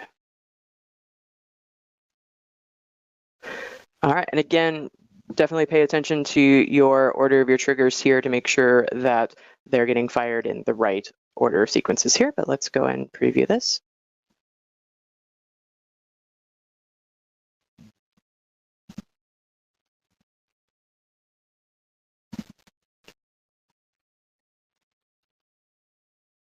All right, so we're going to do true. And we click unlock, we go through our slides, and we're back up at the very beginning. All right, so some things that I would probably do with this if I was using it, I would definitely want to hide this slide so it's not in my menu. I would probably also have a trigger that would not show this slide if the variable is set to false. And then depending on what type of course this is and if it's a more casual course or more formal, if it's more casual, I would probably have some sort of indication to my learners as to what exactly they're doing with the unlock. To me, it's a little bit like a cheat code, and so there might be some fun stuff that you could do there. But that is the tip that I've got for today.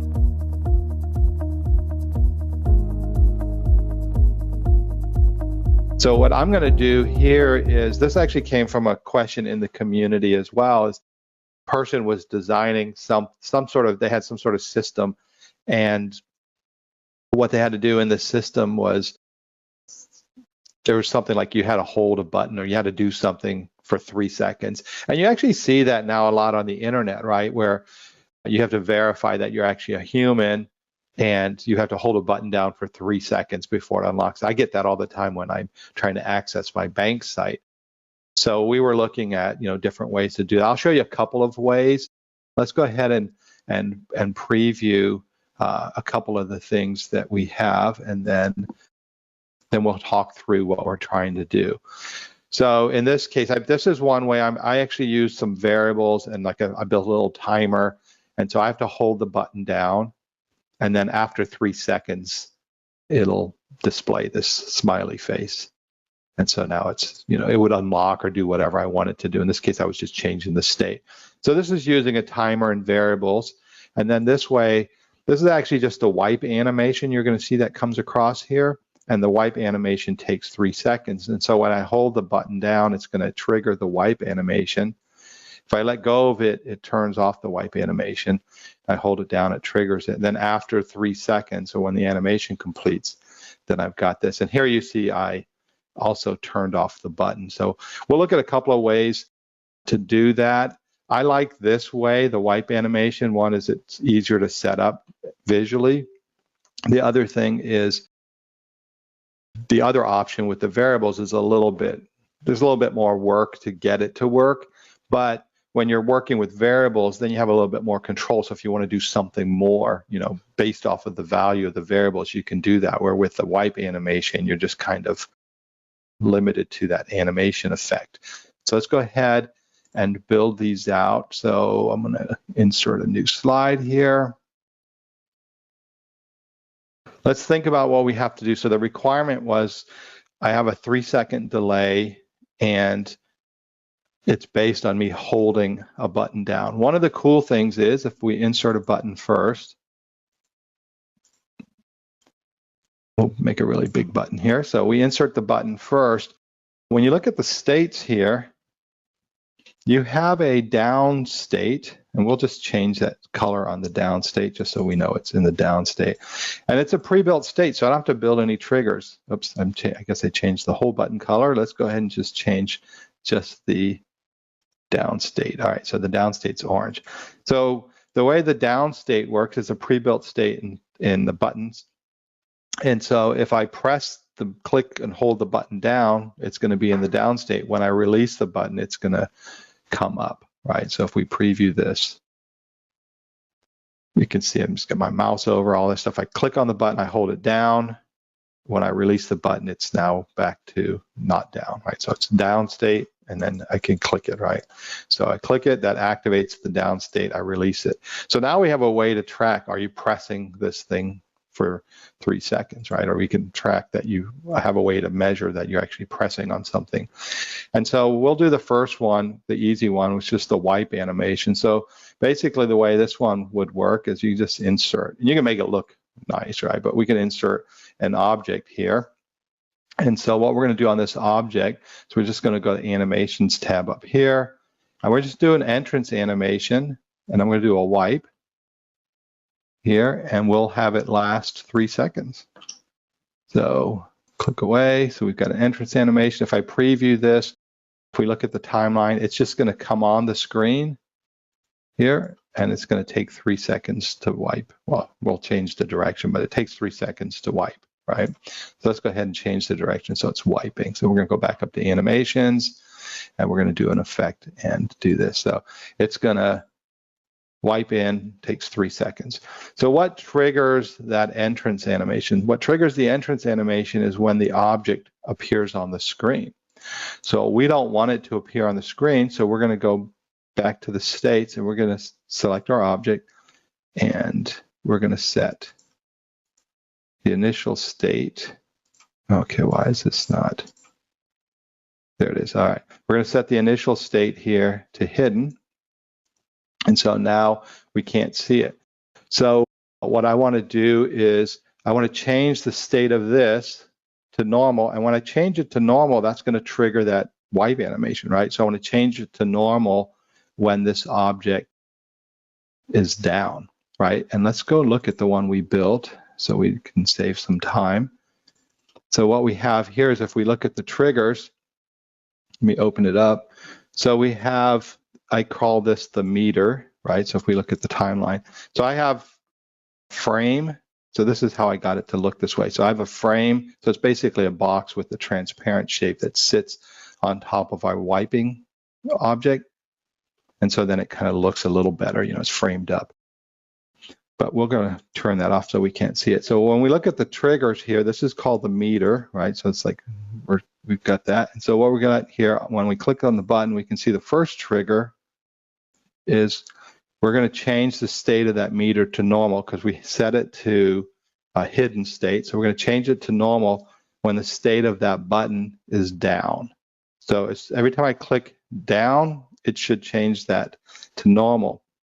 When I release it, and it's not in the down state, then I want it to disappear because you haven't completed 3 seconds. So then I created another trigger here, and we're going to say change the state of the meter to hidden when the state of the button is not down, which is different than being normal. So if once you've gone out of the normal state, it's always better to do like a is not, whatever that state you changed it to, rather than changing it to normal. So let's go back to what we were building here. So we have a trigger here. So we want to change the state of this to normal. So change the state of, this is always good to title things. We'll call this meter, just so we know. All right, so we're going to come in here. What do we want to do? We want to change the state of the meter to normal when the state of that button, right, is down. So now when I preview this,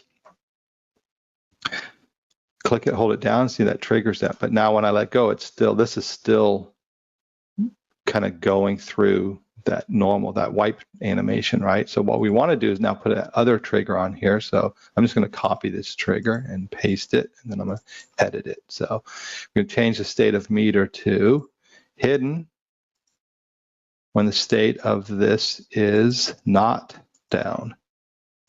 We hit OK. So now what that should do is I click on it. When I release it, it hides it. And so I have to go through 3 seconds to get it to the end. So now I can set something, like in this case, we'll have something show up after that animation completes, because we know the animation lasts 3 seconds.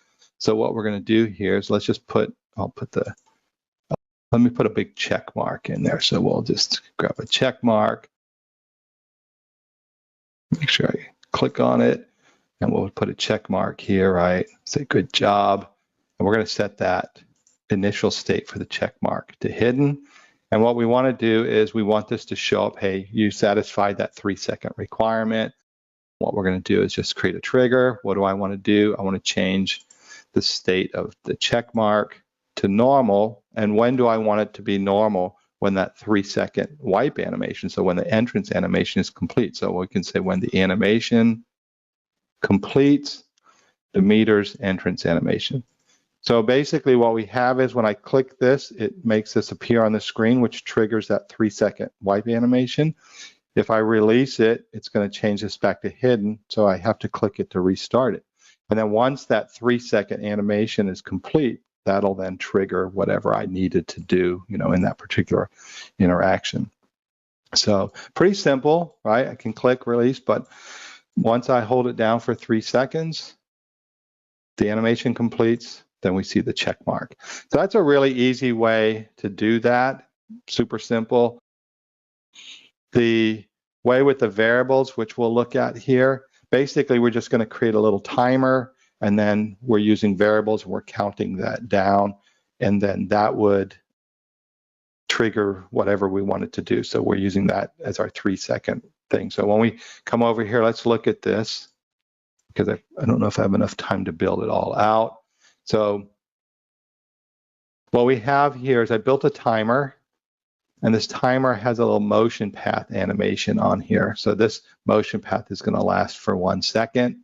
And then every time the motion path completes, we have it looping. So it completes, it runs the animation. So when we look at this trigger here, we say move rectangle 1, which is this right up here along the motion path. And we have this down trigger, and all this, we're doing the triggering the same way based on being down or not down. So let's look at what's going on so you can see it. So this is just a reference to the value of the variable. So every time this motion path completes, once I hold the button, it's going to trigger this to move. It's going to get to the end of that. It takes 1 second. That's going to add 1 to this. So it's always going to add 1. One thing to keep in mind, and you'll see it because we're talking about 3 seconds, this is going to change to 4, because once I release it after 3 seconds, it still ends up, it hits 3, but then it still ends up completing the animation. And we'll talk this through once we look at it. So you're going to see this is going to move. So we hold it. See, I release it, it quit moving, but it's still going to complete. Even if I release it, it still completes the animation, so it adds 1. So I put a trigger on here to reset this to 0, and you should see this go to 0 when I click it again. Didn't, because it's, then you go see it keeps holding it, right? Because I'm holding it down, but, and then it reset it, but it resets it to 0, but then it goes to 1 because it completes the animation, like if I release it. See, and then you can see it there. And then, so I just added the 4 on there. So this gets 3 seconds because it's kind of starting at 1. The user doesn't see this, but basically what we're doing is we're just using this motion path animation and then a variable. And then once it hits a certain value, we're showing the screen. It's a little bit more involved. You've got the source files when you're working on it, but if we set it up real quick, let's just look at how the animation works, because the triggering is basically the same.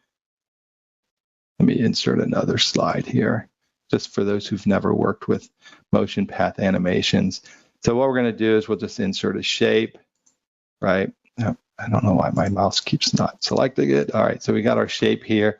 We're going to add a motion path animation up here. Doesn't matter what it is, doesn't matter how long it is, short. The user is not going to see this. So this motion path animation is going to move, and this will just move automatically because when you create it, you can see there's a trigger here. It just moves it when the timeline starts. So we're just going to see it moves, and it's going to take however long it's supposed to take.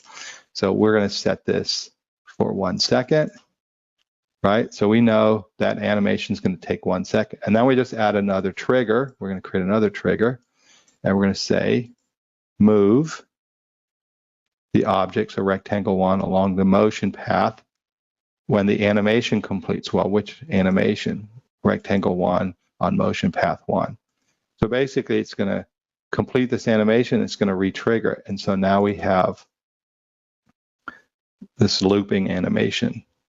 And the only other thing we're going to do, and I'll show you that, is we're going to add a variable. So I'll just create a new variable. And we'll just create a new variable here, Tom timer, and then it's going to be a number variable, and we can set any starting value. We have it at 0. So to see that the variable is actually changing, I'm going to insert a text box. Oops, I don't know, my mouse. Sometimes you do these webinars and there's my text box. I'm going to go back to insert. I'm going to insert a reference to that variable just so we can see. So we got this variable here, and we're gonna make it larger so we can see this. The user is not going to see this, but for our testing, we can see that this is actually working. So what we want to do is we always want to add 1 when this completes, right? So 1 second's gone, 2 seconds gone. So we're just going to add a trigger on here. What do I want to do? I want to adjust variable. And I'm going to set, or we're going to add the value of 1 to our Tom timer that we just created. And we're going to do that when the animation completes. Which animation? The rectangle 1 motion path animation. So, and this is just going to keep looping. So now we're using this. This is our timer, right? So we have 1, 2, 3, 4. It's just going to keep running, right? So after that, you just have to then connect, the value of that and then do the triggering. We did the triggering based on the animation here. If you look at the other file that you have access to, we just created some triggers and we're just actually just using the value. So once this hits 3, then we'll show the smiley face. So 2 simple ways to do that. Obviously, if you've never used variables before, this is a good way to practice using the variables. I like the wipe animation if you want to keep it simple, but when you're using or working with variables, it's an easier way to, you have a little bit more control because you have these values. So maybe you want something to happen when the variable hits a certain value, like maybe at 2 you give a warning or something. I mean, there's all sorts of things you can do once you have that information, where with the wipe animation, there's a little bit more of a constraint there.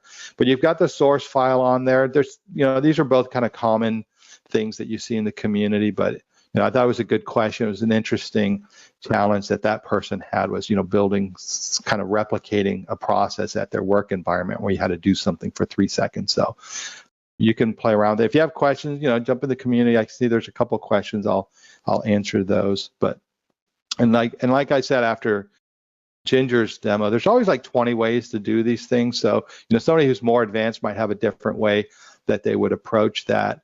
But I think for people just getting started, I just like to build these little blue box demos like this and practice the effect and see what happens, and then kind of start to modify things and make adjustments. And these type of things, these little challenges are really a great way to learn to work with the product and kind of start simple and then start to build a little bit more complexity in the things that you do.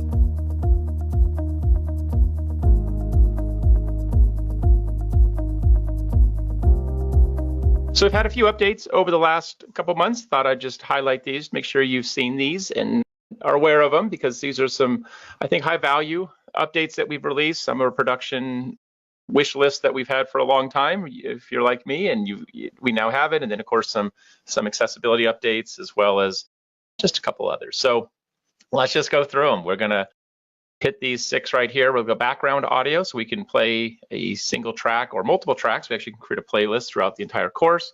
We now have video transcripts for those who are publishing your videos to, if you're adding captions and you want to display the captions or the video transcript off to the side. I'll show what that looks like. It's actually more of an accessibility benefit, but it can still be used for following the transcript. Accessibility feedback. We looked at these last summer when we introduced the dialogue layer, and then we have a new lightweight distribution tool called Reach. You'll see that in your publish window. So let you know what that is. Streaming video, and then some closed captions. Oh, that's a lot to cover. How much time? We have 26 minutes or so. We're good.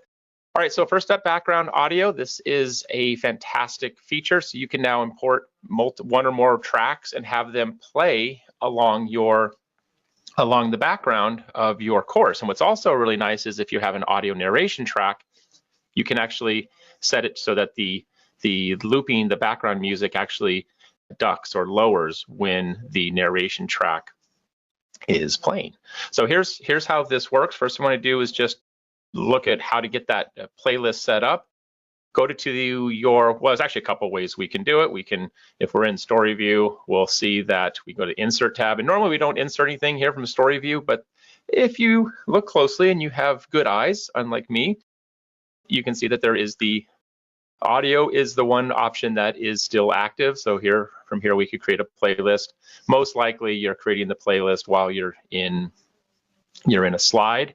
From here, it would just be in the audio option, which makes sense. You'll see it down here under background audio. And I don't currently have a playlist anything yet, but I can create a playlist and really just start adding them. So give it a name. The name's not going to display in your LMS or wherever you use it, but it's nice to have a nice name for it. So I'll show intros, and then we can add one or more tracks. So what's really nice here is that we can add it not just from file, but we can add it from media library. So one thing I like to do when I'm either building demos or courses is I like to pre-fill media library. I like just getting that loaded up with any of my assets, like audio, video, any logos or common assets that are going to be used throughout the course. I like to pre-populate it so that it's available for me. Even before I have any of my slides set up, media library, it totally slipped off the mouse and went 6 to 8 inches across and hit my keyboard. Just by having everything in the media library makes it a lot easier as you're developing, but you could go grab those from file. I do have mine in the library, so I'll pick that out. And so here under audio tab, I'll find one or more audio files that I want to use. This text to speech, I don't want to use. That would sound kind of funny looping. So I'll just select one. We'll keep it simple. I'll just select 1 through 3. And I'm going to insert the clips. So you can see the track order right here, 1, 2, and 3. I can adjust the order of those tracks. So if for any reason I wanted to open or start with 3, I could just come down here and move that up and down the playlist, right? So this is pretty intuitive. We also have the ability to add more tracks at any time. So if you want to add more, if you want to remove one, you can get rid of it right there. Now, what I really like here with the playlist settings is that we can then fade out a track, fade it in and out as it comes in, which is oftentimes a lot more natural sounding. We can loop the playlist, so it'll just keep playing as long as the course is going. And then we have the slide related settings where we can lower background once the audio narration kicks in. And then I do like this option here, and we'll look at this when we get to the video transcripts and the accessible video, the streaming video, pausing the background audio when you have video content playing on a slide. This is for embedded videos that you insert and they're on the slide. If you're pulling in external website video like YouTube, that's not being read the same. This level right here, you have to kind of test it a little bit, because depending on how much louder or lower your background sounds music is, it could be 50% could be enough. It could be 80. Just depends on how loud what that leveling is between your background audio clips and then your audio narration. So I can choose this right here, and that's going to apply it to the entire course. So if I preview this, actually, which one is it? This one. So I know you don't hear that. I guess they're both the same at this point. So when we play it, you're going to have the option for controlling that. So if you enable it, you have the accessible audio controls down below. You can turn it on, and I hear this. You have to trust me. Just trust me. So it's playing, and it'll continue playing as I go through the slide. If at any point the learner wants to remove that, they can just toggle this option open and toggle it on and off. The shortcut for this is Control Alt A, so you can do that manually. There's currently not a trigger support like we do for other. We can't access that built-in variable yet, so we can't add our own custom button like we can the CC to toggle that on and off. But what'll happen is if I have the video playing, I have the background audio playing, and then I interact with my video, the background audio is going to turn off. And I know you don't hear any of this, but it is happening. It's working. And so now I hear it, but when I pause the video, the background kicks on, but it's really hard to manage this. So Control Alt A, and I can turn off that audio. Now, a couple things though to note: if for any reason you don't want this available, you can always just come back up to your background audio from the audio tab button, and then just choose no background audio. It's not going to delete your playlist, and it's just going to be available to you whenever you want to reinsert that into your project. So it's sort of an all or nothing, but at the end, the learner has control using the accessible controls to enable or disable that background audio. Pretty cool feature. Based on the feedback we get, there's probably some things that they're already looking at. There are some things they're already looking at for enhancements, but give it a try if you haven't, and look at different ways to just put in some subtle ambient background. I'm a big fan of audio, especially even sound effects and background audio for setting the tone or the mood or the scene. And that's a nice way, especially if you, for example, if you're doing restaurant or hospitality training, you've got a little sound of tables and forks and knives kind of clanking in the background, super subtle, but it's just looping over and over. What a great way to set the scene before you've even presented any images. Okay, got a boogie. Let's see here. We'll come down, video transcripts. So with the video transcripts, really, there's not a lot you need to know. It's just that when you have a video on your slide, which we can do real quick, we can add a video. Bye, and then video insert. I believe I have videos already. Media library. So I'll give a video here. Once that video's on the slide, if we need to add captions, so a couple of ways that we can do that. If I have them, which I do, the VTT file, I can import the caption directly, or I can open up a caption editor, and then Storyline will generate the placeholders based on where it thinks the captions should go. It does a pretty good job with that, and you can always modify these, and there's a lot we can do with how we customize them.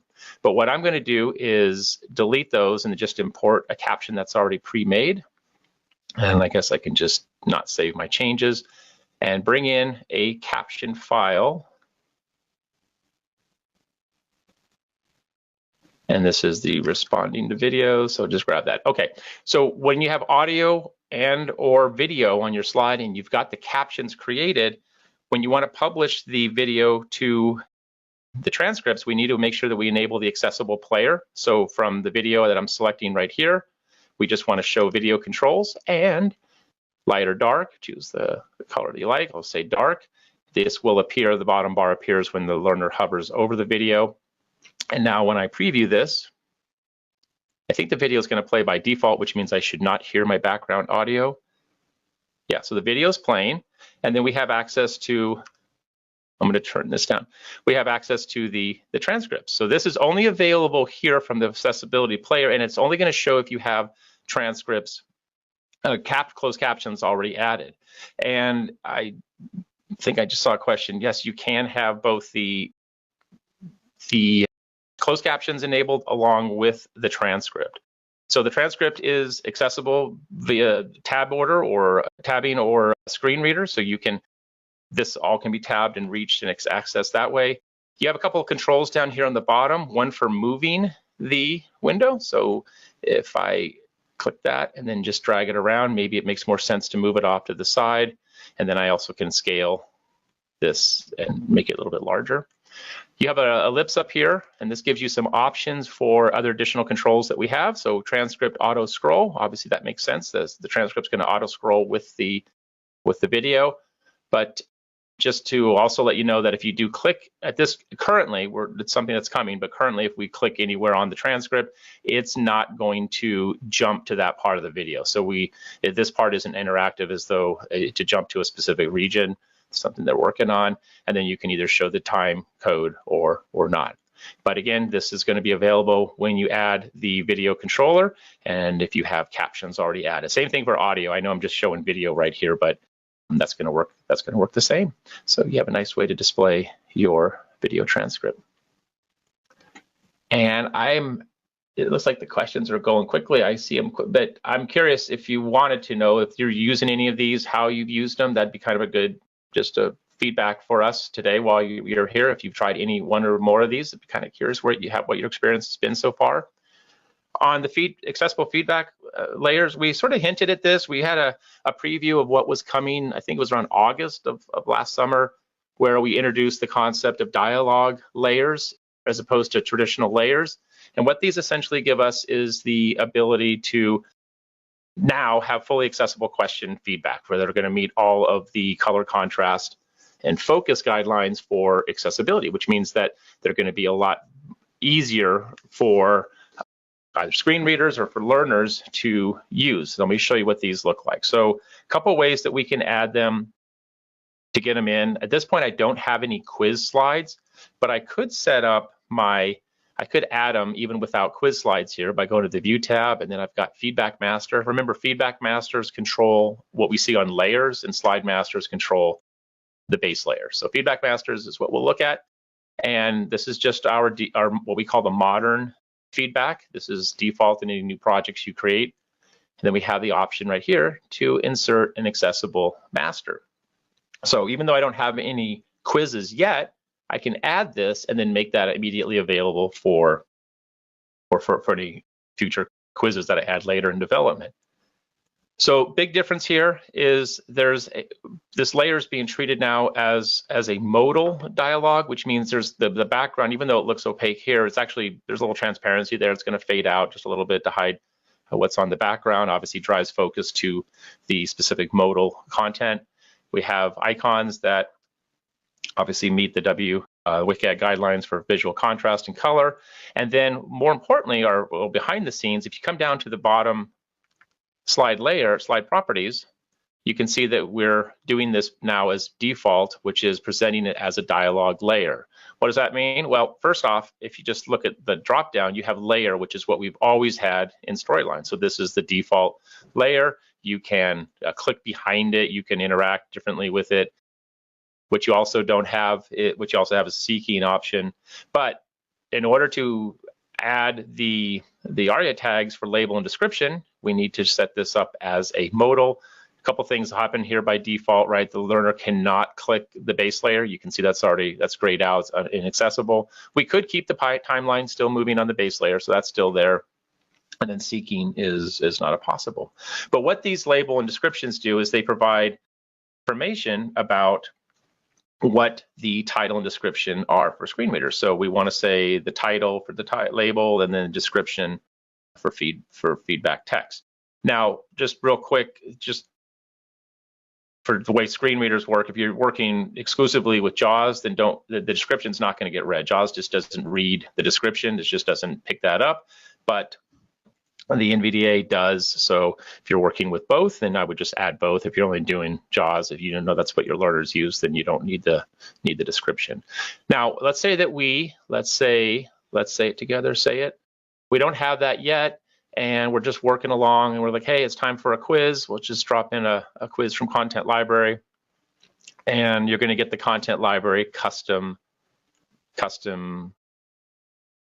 feedback layers, right? So if you're hopefully you've worked with Content Library, but all the feedback layers that we create are all customized, which is kind of nice because it shows, sorry, when we talk too fast, it shows you what's possible with customizing these, but these aren't always going to be treated as, or they're not always going to meet the current guidelines.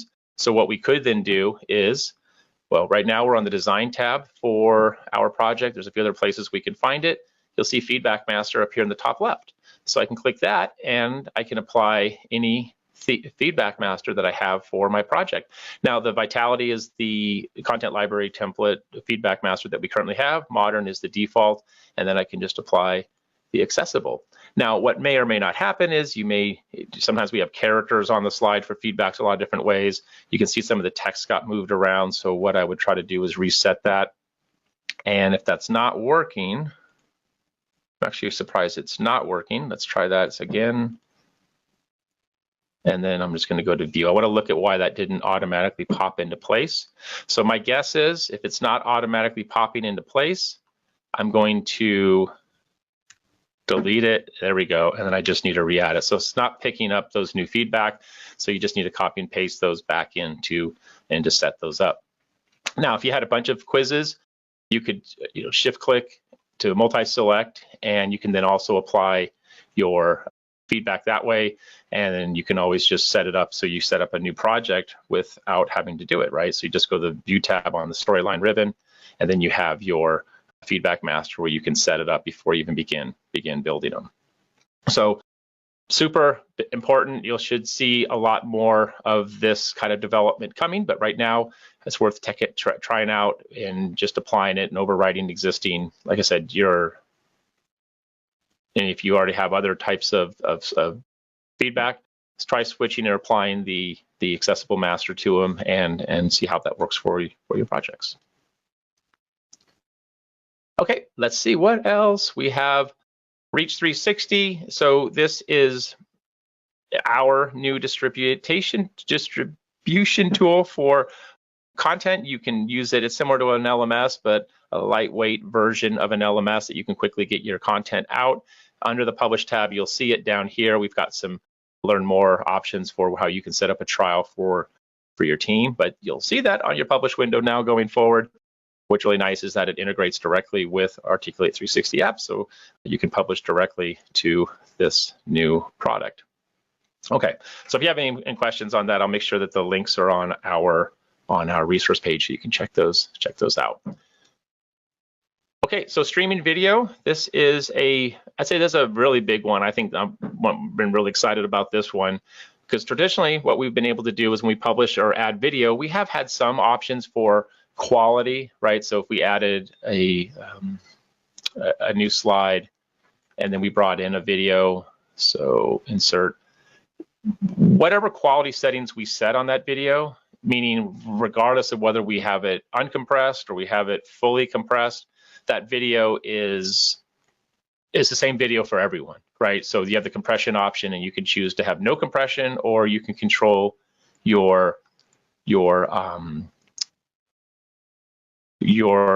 quality settings, right? So you could have, to drag the slider around to use high quality, which is a 9, doesn't go to 11, just goes to 9, or none.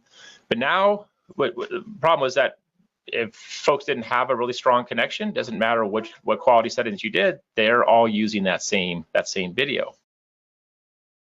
It's an important accessibility feature because now we can have adaptive streaming videos where we're actually doing behind the scenes is creating little tiny versions of that video so that we can swap those out based on the current network connection. So a couple things to think about with this, with the adaptive, right? So they're going to multiple versions are being created. So what that means is you are also going to see a little bit more files. So if I look at my standard and I look at story content, I only have 3 videos in my project, and I've got 3 video files right here. That's what you'd expect to see, and you can see how big they are.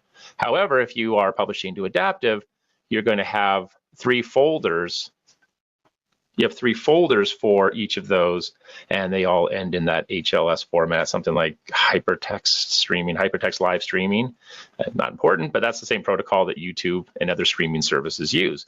But check that out. When I open these up, I've got, I don't even know, 446 versions of my 3-minute movie. So this is how these can be swapped out dynamically based on the current connection of the learner's internet. So that's sometimes when you're watching videos, right? The video might be a little bit better quality, and then maybe if something's going on with your network or YouTube's network, the video might seem degraded. They're just swapping out clips based on how much bandwidth, how fast your connection is going. So one thing also to consider, it's not, to me, it's not really an issue, but this is going to be a larger file, right? So they're like 22 megs right there if I look at that, versus those 3 videos was about 8 megs. So it's going to be larger for your published output folder because you have to have all those multiple videos, but obviously the benefit, the trade-off is that learners are going to be able to consume it regardless of where they are. Okay, I think I'm going to make it, close this out. So personally, I would stick with this going forward. You can still set your video compression any setting you like, but the adaptive is going to create multiple versions of it, which means, again, the best option for all types of learner connections and environments, wherever they are. Closed captions for video. So currently, we kind of looked at this a few moments ago. We can add video captions, either creating them with the caption editor, or we can import them. Same thing with any audio files. But what we now can do, and this is for, and I know not everyone's doing this, but for those who publish their courses to a video file, historically up until this update, we didn't include those captions. So whether you're publishing your entire course or just a scene or a slide, if you've added those captions to your audio and to your videos, they're now going to be included with the exported video. So I think I should have an example here. I'm not going to publish it now because it does take a little while, publish the video, and then, yeah, so you'll get that caption file that's going to be pulled in with your video. So that's it's a small one. Not everyone's publishing the video, but for those who are doing self-running kiosk style videos or publishing straight to mobile as MP4s, those captions are now going to be included. When I'm looking at the resource page and I realize I didn't, either my links aren't there. So I need to update this with links to each of these features. But that's the big updates over the last month and a half for Storyline. Hope they resonate or connect with you, at least a couple of them.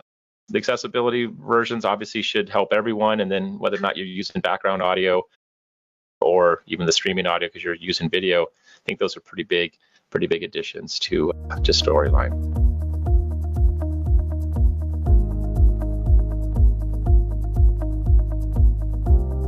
Here we are in Review 360. I'm going to show off the new features that we just released in Review 360. These new features, they're going to really help you out with organizing your Review 360 projects in your dashboard. And personally, I'm really excited about these new additions. I think they're really cool and incredibly helpful. So first off, we made some big changes to our folders in Review 360. So previously, as you know, we could have folders here, but when we would organize our content in those folders, we would still see that same content over here in our main dashboard under our personal content.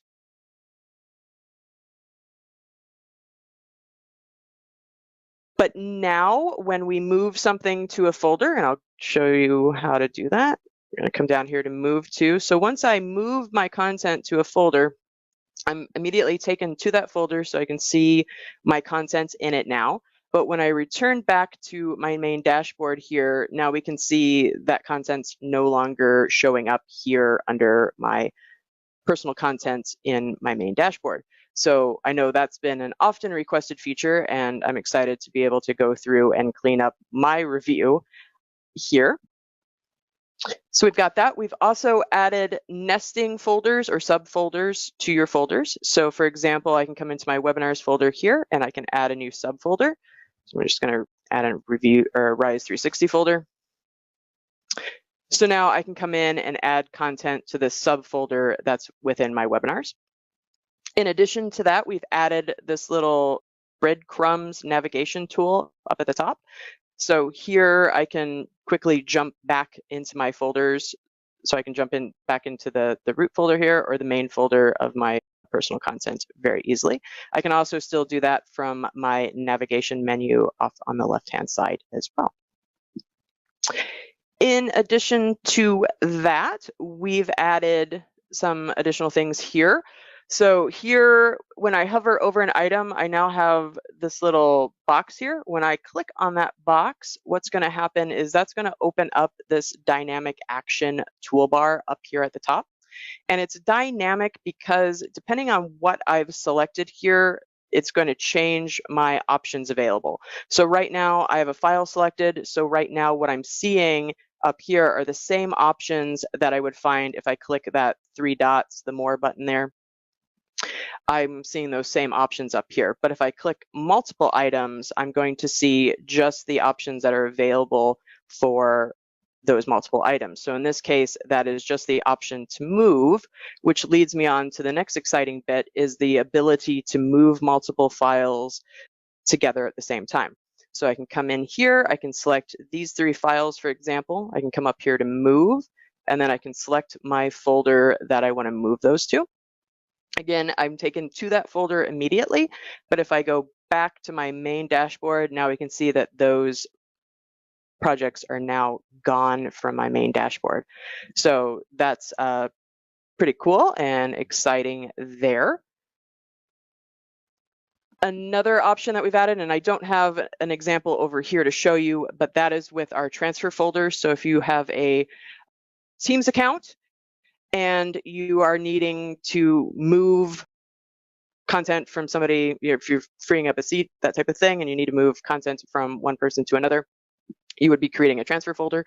Now those transfer folders work just like the other folders in Review 360 in terms of that you can have subfolders for those. Also, nice addition to that is if the previous owner had subfolders created to organize their content, when that transfer folder is created, that subfolder structure will remain. And so the new owner of that content will have that structure and be able to organize it as they need to. Another small change, but I like to point it out, is if we come here, now instead of saying share link, we've got this get public link. It's exactly the same, except we just are saying get public link just as a reminder to us all that when we create this, this is a public link. So if I share that out with folks, anyone with that link can view that content unless I've set a password or made it so users have to have an articulate ID to comment. Okay, so those are the new updates to Review 360. And like I said, I'm really happy to see these changes, and I hope you are too. And now a bit of a bonus tip. So this week we did our Working with Subject Matter Experts webinar, and we received quite a few questions about how do I get my SMEs to provide helpful feedback.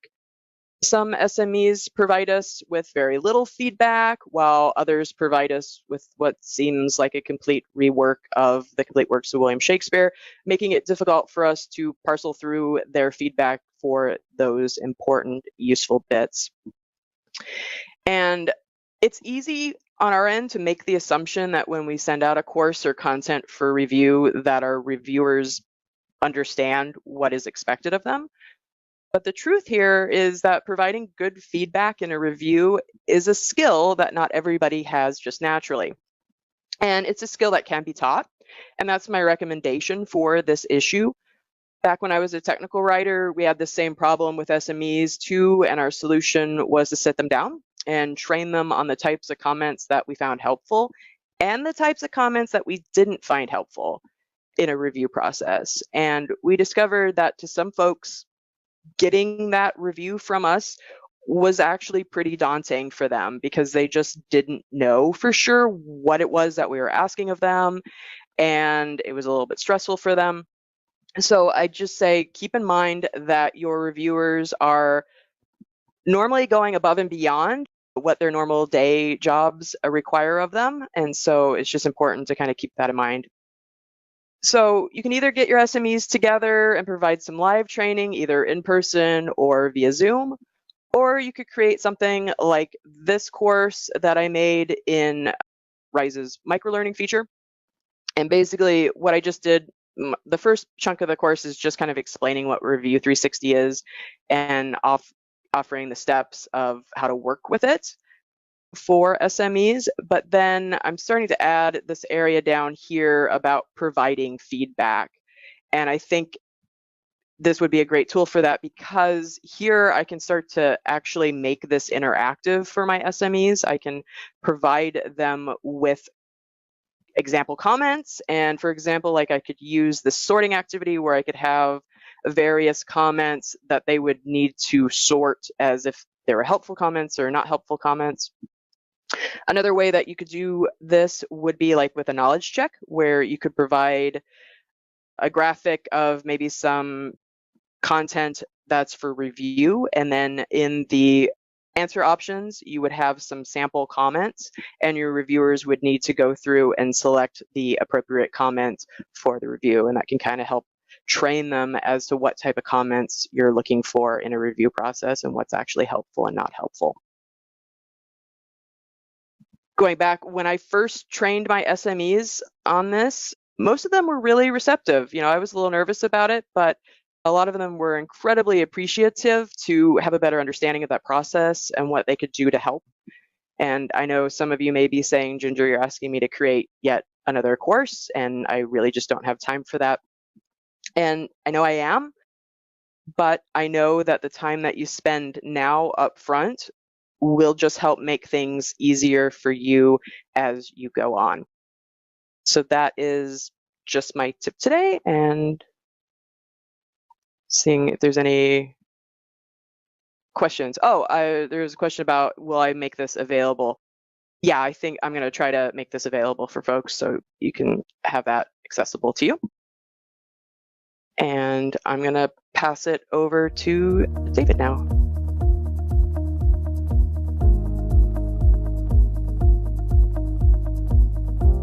So here we go. We're going to look and just do a super quick review of drag drop, ways that you can create your custom drag and drops, and then some ways that you can modify them using some built-in properties in the drag and drop options. Storyline's drag and drop options just have just a fantastic set of options for customization. And then we'll look at a couple ways that you can augment or enhance a drag and drop by combining some extra triggers along with what Storyline's doing by default. So real quick, super quick, this slide here is just a static slide. We've brought in nothing but our own images. This background image right here is actually just on the slide master. You can see that this is all just a flattened image.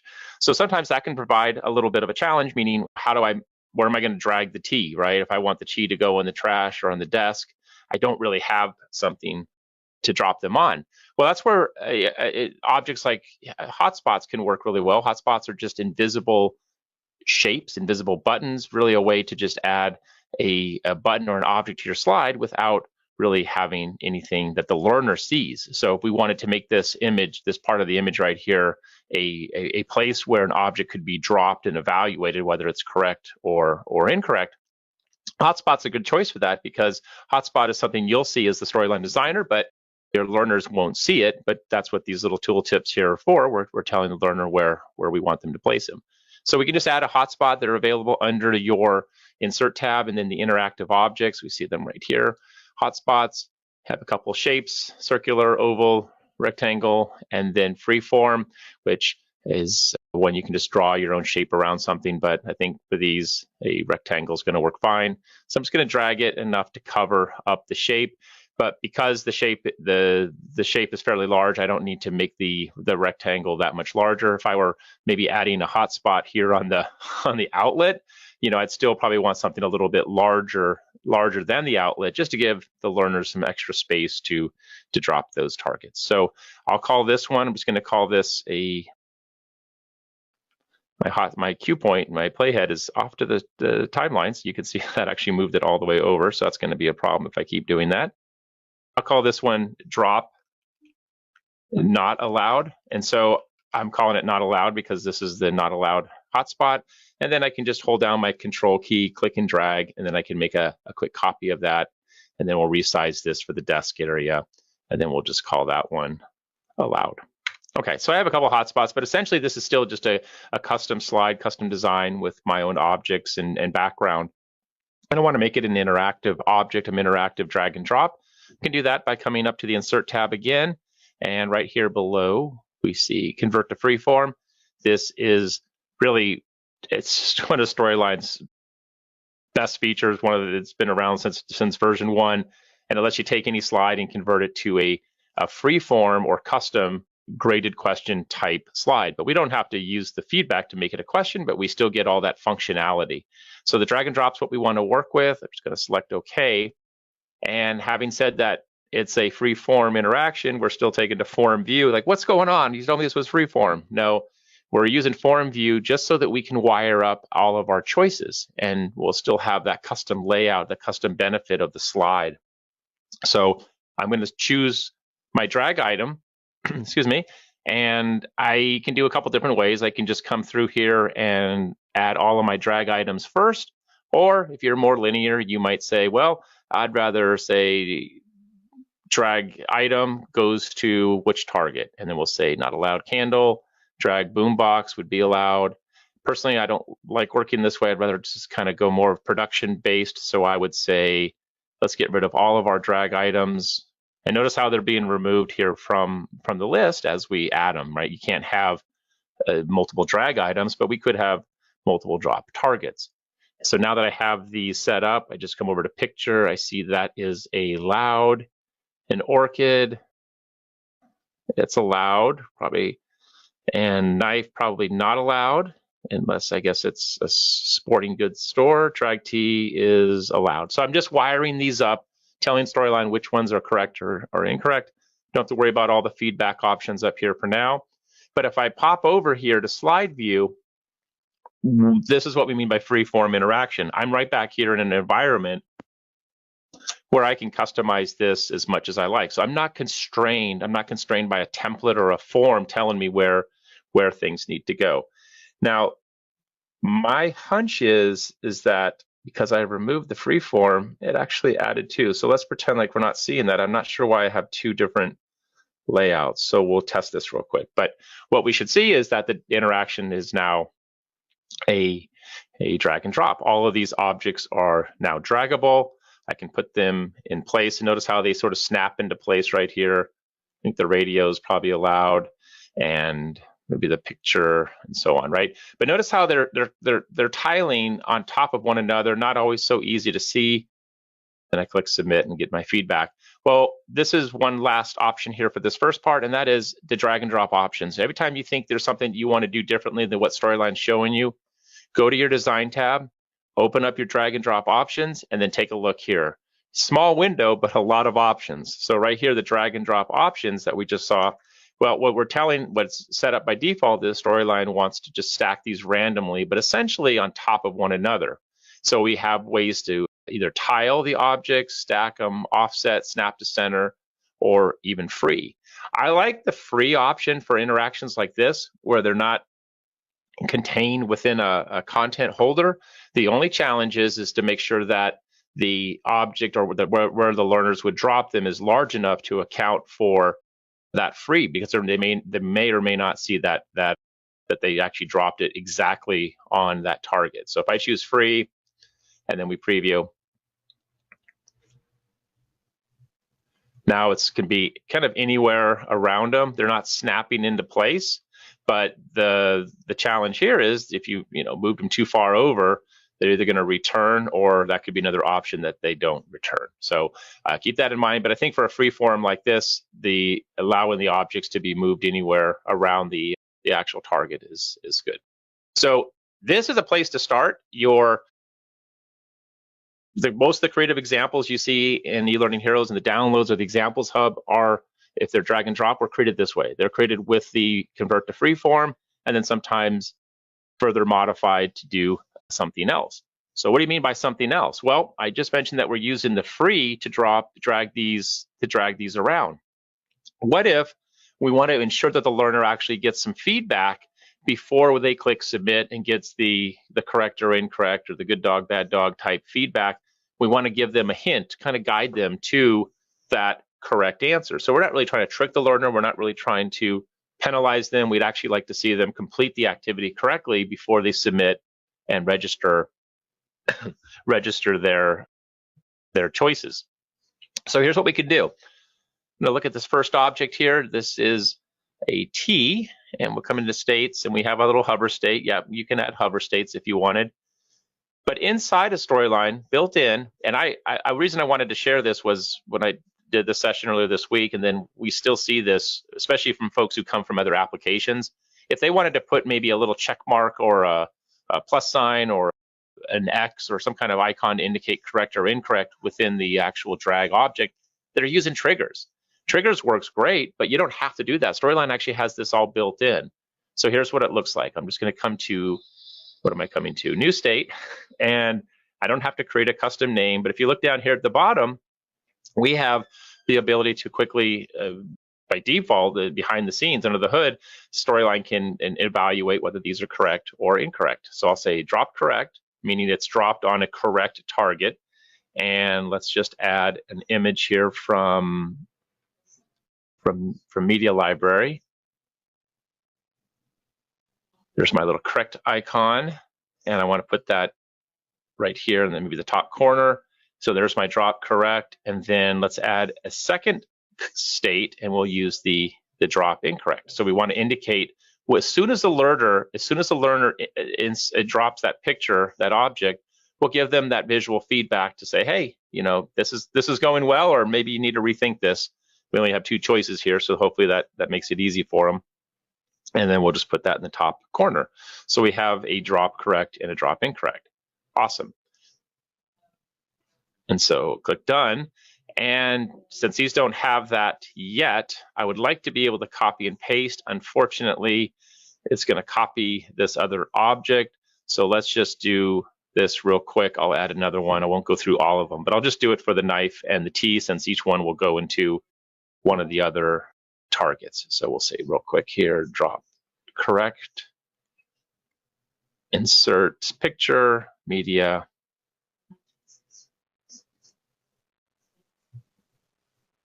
and then new one, drop incorrect. Okay, so we'll just do two. You'll get the idea right here.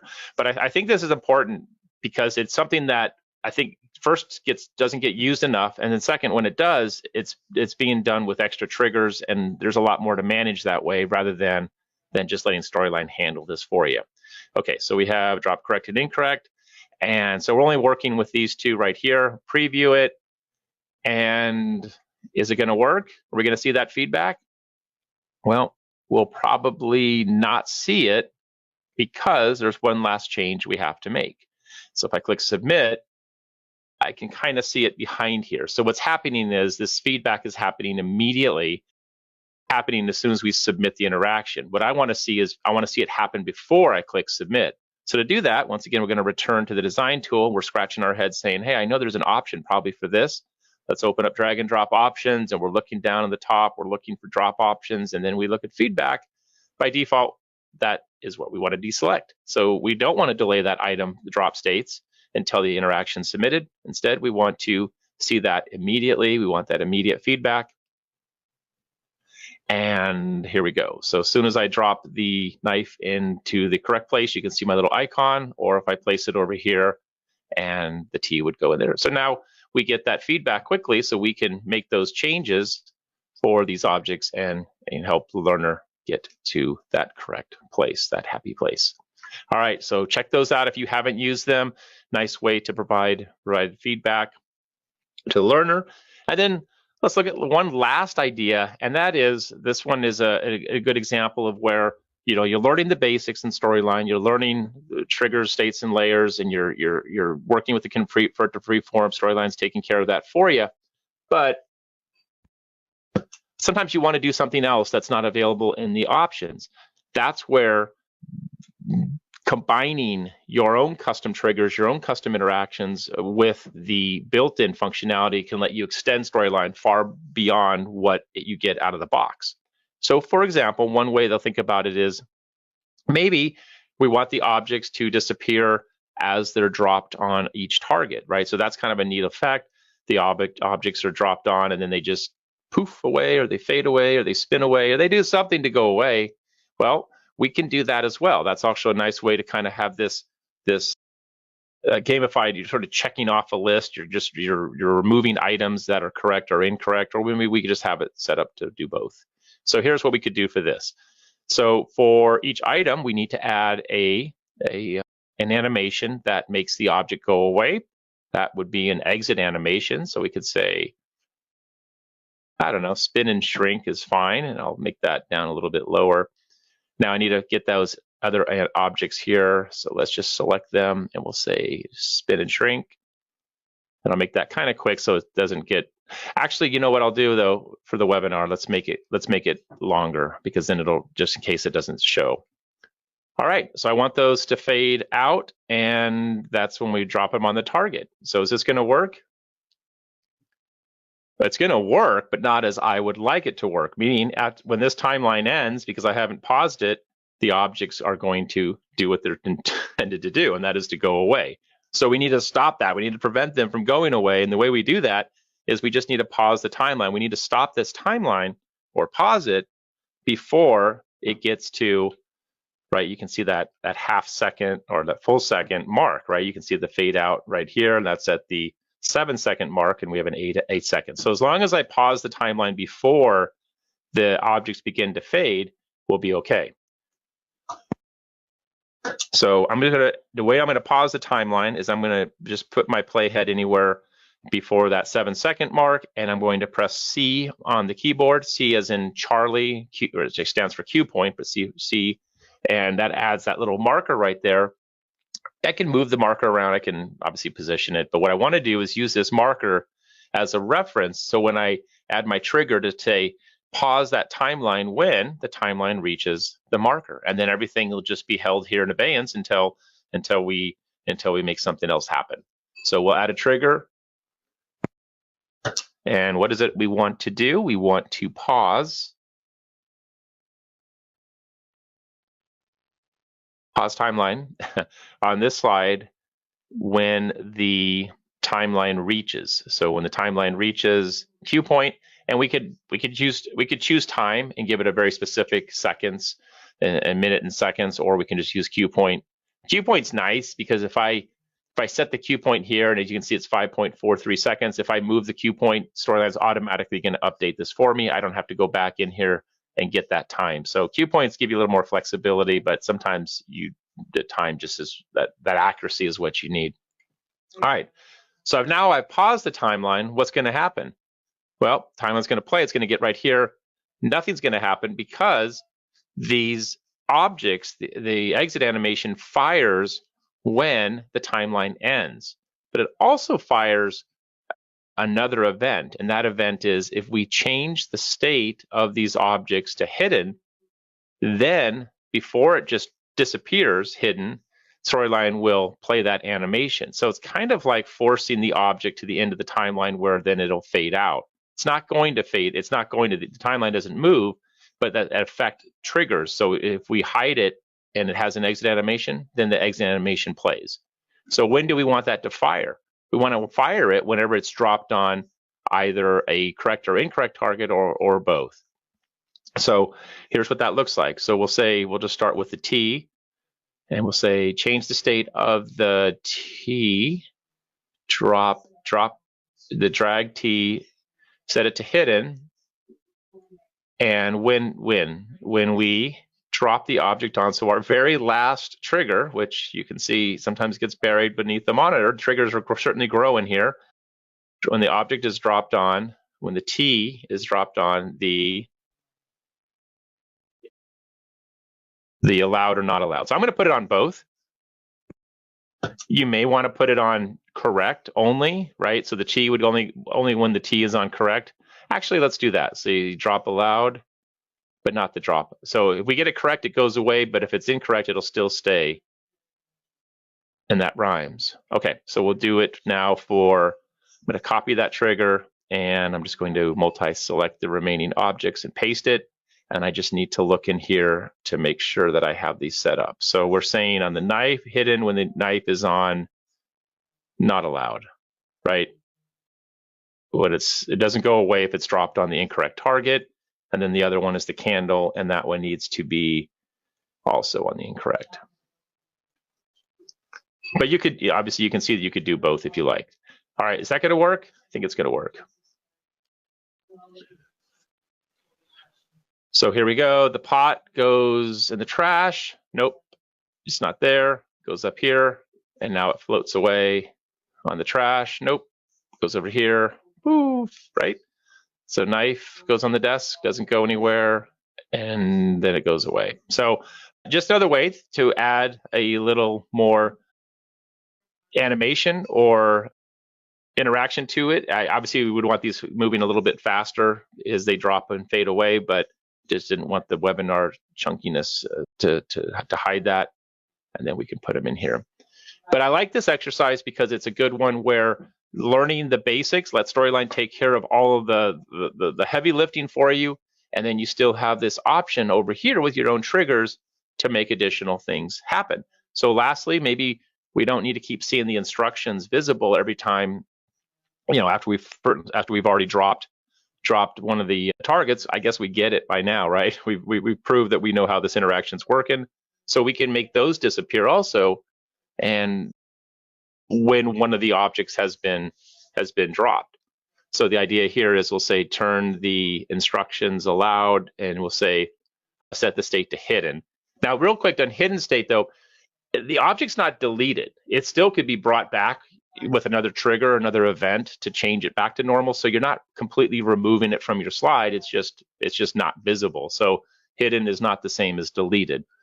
And in this case, we'll say when the user drops the target of instructions, I wouldn't do it I wouldn't do a drop event because I'd have to do one for every one of these objects. Instead, what's another thing that's happening universally for all of these objects? They're being changed to hidden, right? So we could say when the state of any one of these, is set to, not all, but as soon as one of those is set to hidden, at least one, which means it's been dropped on one of the targets, then we can make the instructions go away. And the way we have it set up now is if you drop the incorrect object on the incorrect target, the instructions still remain, so that we want you to get the idea of how the state is hidden. Hidden. Good. So now if we preview it, I only set it up for that first instruction, but we should see that this comes up here, and now the instructions are gone, and we kind of get the general idea of how that works. So really, one of the strengths of Storyline is that out of the box, you can build stuff quickly, make it look great, make it interactive, but you can extend and grow not only your project files, but also your skills when you start to combine that with your own interactive ideas. Hope that was helpful. Source files will be available on the resource page, and I'll turn this now over to Tom.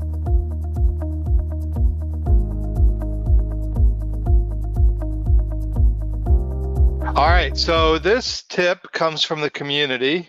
Somebody was asking that, she had recorded a long audio file, and then she needed to separate it into separate chunks. She didn't have an audio editor, so she wanted to know, like, how can she cut up her audio file? Now, I would say download an audio editor and manage your audio and cut it up in an audio editor. There's some free ones, like Audacity is a free audio editor. If you have like an Adobe Creative Cloud account, I believe there's an audio editor that comes with that. So there are a lot of like audio editors, which is probably more efficient when you're working with audio. But let's assume you don't have an audio editor. You've got a 60-minute audio track. Your CEO comes up, says, hey, I have a 60-minute speech.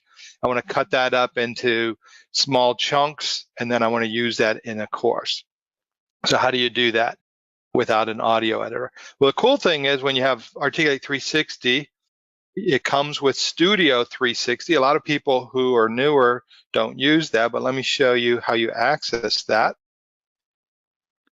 As you can see, I need to update my files, but when you look at your Articulate desktop app here, you'll notice that right here, you have Studio 360. If you don't have it installed, it'll say install. And what that does is it actually installs, you have 3 products. You have Presenter, Engage, and Quizmaker. What Presenter does is it installs as kind of like an add-in into PowerPoint. So what we have here is, I'm in PowerPoint, so if I just click on that thing, so I'm just in PowerPoint here, and you'll notice once I have Studio 360 installed, I've got this Articulate tab. And when I click on that, then this is all of the Presenter 360 and some things that you can do in PowerPoint. So if you're working with just PowerPoint, if you've never used Studio 360, I added a link to a webinar we did on that. But if you've never used Studio 360 and you have PowerPoint, you can just build your course in PowerPoint and publish, and you have some features and stuff. But we're not gonna focus on all of that today. So what we're gonna do is use the audio editor that comes with Studio 360 because it was designed in PowerPoint, and it's a really nice way to cut up your audio. It's actually very simple. So what you need to do is open up a blank PowerPoint file, and then the other thing you want to do is think about how many possible cuts you're going to have. Now, what I used to tell people years ago when we did this is I would just go ahead and insert a blank slide. I'm going to skip the slide 1 here. Actually, let me delete slide 1 because we're going to need the title for it. So I'm going to show you how we're going to do that. So you're going to insert a blank slide in PowerPoint, or it's going to open up. I like to use title only, and I'll explain why in a few minutes. And then from that point, I'm just going to hit Control D and then just create a bunch of slides. It doesn't matter. You can create 500 slides if you want to do that. It's just so that each slide, in a sense, becomes a breakpoint. So once you have a bunch of slides set up, all you need to do is come over to the Articulate tab, and we're going to go to Audio Editor here. And you can see it's going to open up my audio editor. And what it does here is, I actually had like audio inserted on here. So what we're going to do is clean all this up. I'm surprised that this was still in here because I thought I deleted this. Let me delete everything because that's just easier than this. We'll just start from scratch. Let me go to audio editor and see, okay, no slides. We're just going to insert a new slide, then we'll start from scratch. It had my demo stuff in there, so we'll do a new slide here. I'm going to just look at the audio editor real quick. Let me see here. Let's look at the audio editor, make sure. Okay, I don't know why it still has the audio in here. We're just going to go ahead, Control A, and we're just going to delete that, and we'll save and close. So this is what it would look like if you started from scratch. So we're just going to go ahead and redo all this. I'm just going to insert a bunch of slides. It doesn't really matter how many. Okay, once you've got your slide, we're going to come over here to Audio Editor, and it opens up the audio editor. As you can see, I don't know why. I probably need to resave this, but we'll just assume that we're on slide 1. Let's come to slide 1. I guess it only deleted what was on slide 1. Okay, so we have slide 1 here. And then what we would want to do is import your audio. So we're going to go to our single file. We'll pick out this is my demo audio, so I'll just insert that. And so basically what I would have if I didn't have this residual audio file in there, basically what I would have is just that single audio file. And then if we drag this over here, you can see these are your little markers for the slides, right? And so if I'm going to go over to where there's a whole bunch of blank ones, so you could see every slide has a marker. So those kind of become your cue point for the audio. So what I need to do is just figure out, like if I was listening to this audio track and let's say at this point I want to put a break, I just put my mouse here and then up here, this is what's really slick about this. See where it says set next slide? So I'm on slide 1. I'm going to hit set next slide and it's going to put the marker for slide 2. And then let's say I needed a break right here. I go set next slide. It puts the marker for slide 3. And then I can just go on. We'll just do a few more, right? And then I just do that. So wherever I want to break the audio, I just hit set next slide. It just takes one of those empty slides and then moves the marker there. So once I've done all that, all I need to do is we're going to hit save and close, just so it's all saved. And then we'll reopen it. And we'll just come back to the audio editor here. Then what we should see is like all that audio split up. As you can see, I had that residual audio track in there. But you can see here all the extra markers, all that stuff doesn't matter. I could have 500 slides in there, it really doesn't matter. And you can see I can just move these into position. So I can move them manually, or I can do this, set next slide, and you can see moves them into position. Once you're all set and you know you've got what you want, just go up to File, and you go to Export. You can choose WAV or MP3. I'll choose MP3. But before I do that, what I want to do is look at the slides. So we're going to hit Save and Close again. And I'm going to look at the slides. And the reason I like to use this title only is because I can title my slides.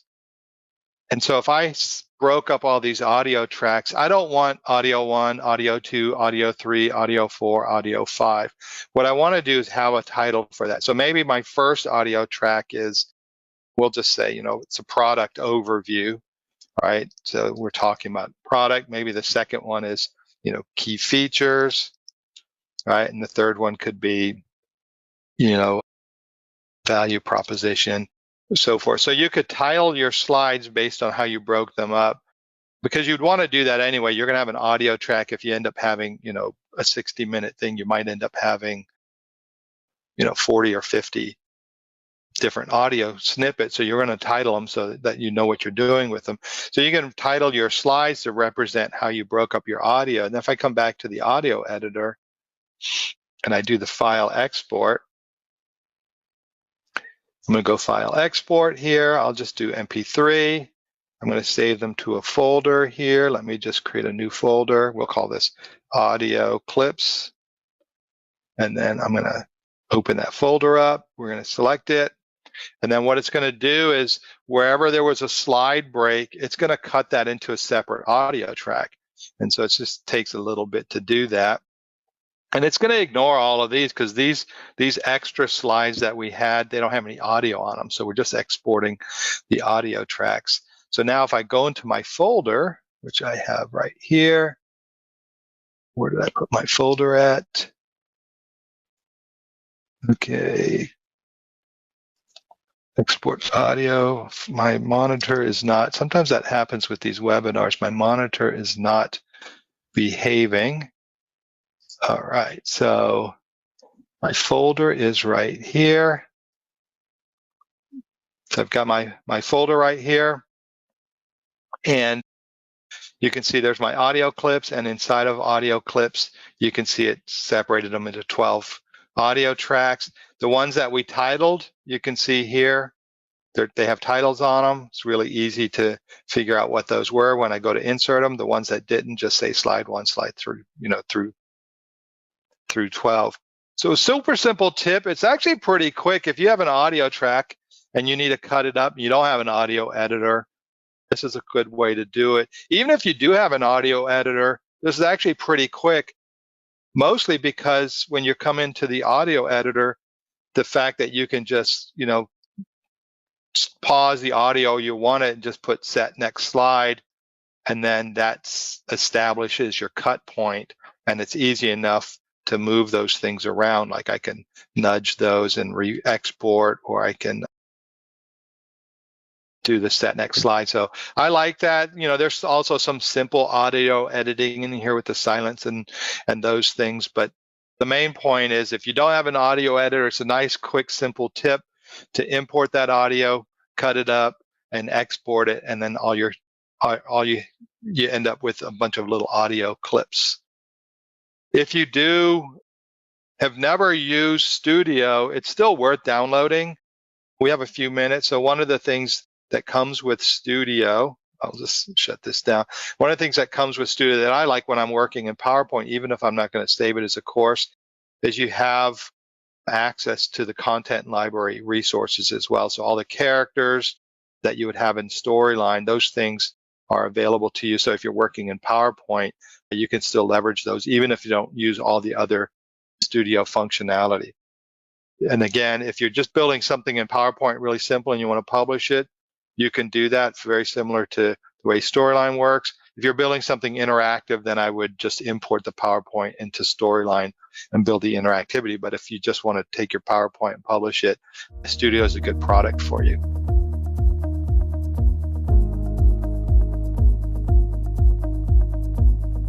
All right, let's look at, I kind of just mocked something up, but we'll kind of look at how this works, and then we'll actually build it out. So if you've never worked with zoom regions, you'll get to learn about zoom regions. So in this particular example, what the person had was they had something on screen, and then they had this zoom region, which we have inserted right here. You can see it down here on the timeline. And then the idea is the screen zooms in. You have to make a selection on something, and then when you made a selection, it jumped to a layer. And just, in this case, we're just showing some feedback, but it doesn't really matter. But the point was, when they're on the slide, they get zoomed in, and this is what they see. And then when you jump to a layer, you're still zoomed in. So we're going to look at how it should work, and then we'll start to build it out, and we'll kind of talk through the features. So let's go ahead and preview this. So you got some content on the slide, it zooms in, and now it's here, and then you'd have something, you make a decision. In this case, I'm just going to click on the icon, and then the icon jumps to the layer, and you can see now I see it full screen, and then I click out of it, and then I'm back to my main slide. So pretty simple in terms of the way it looks, but there are some challenges when you're working with zoom regions.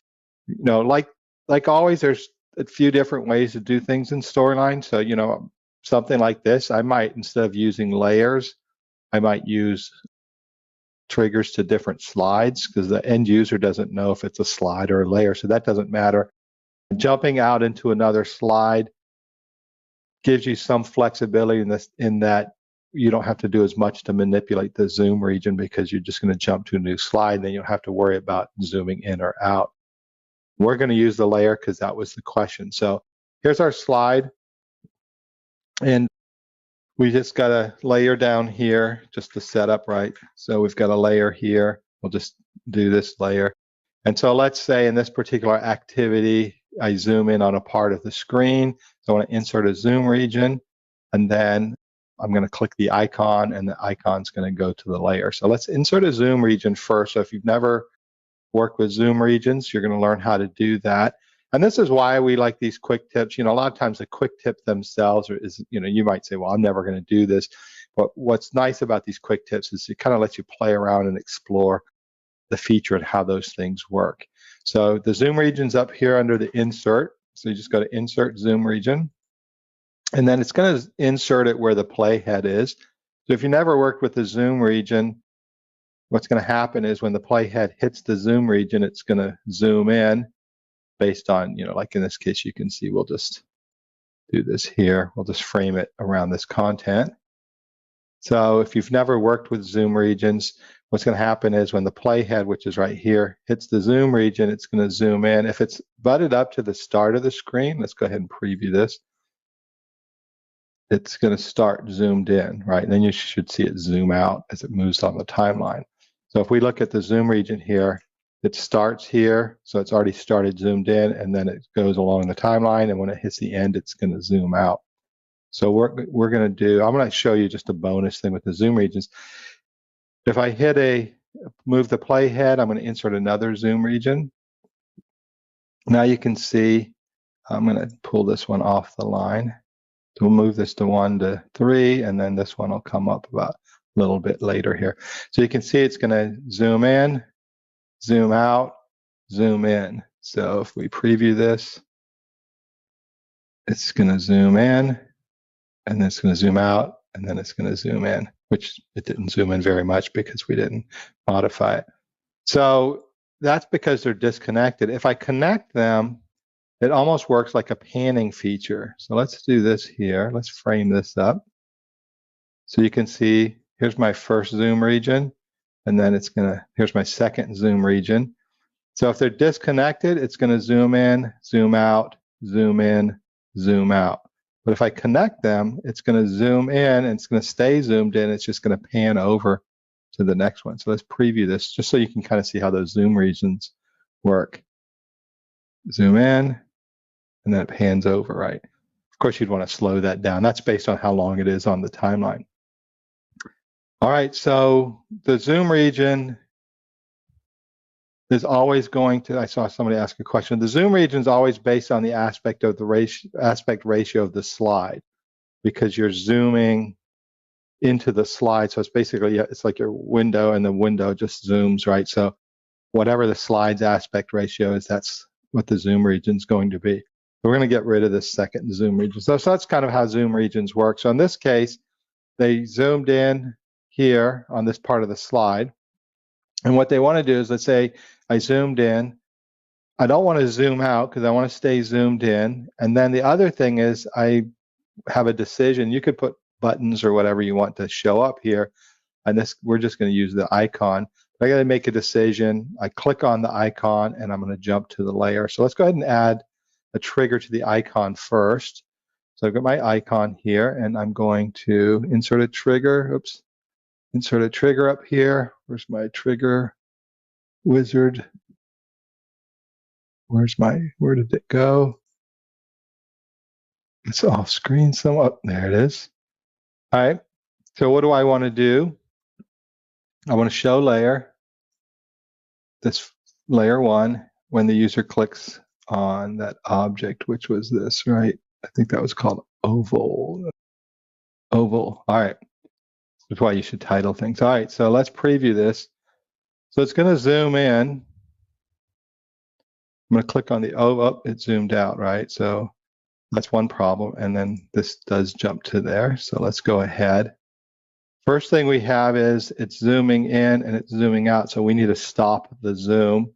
So what I did on the zooming in here, which we know it lasts 3 seconds, I'm just going to pause the zoom.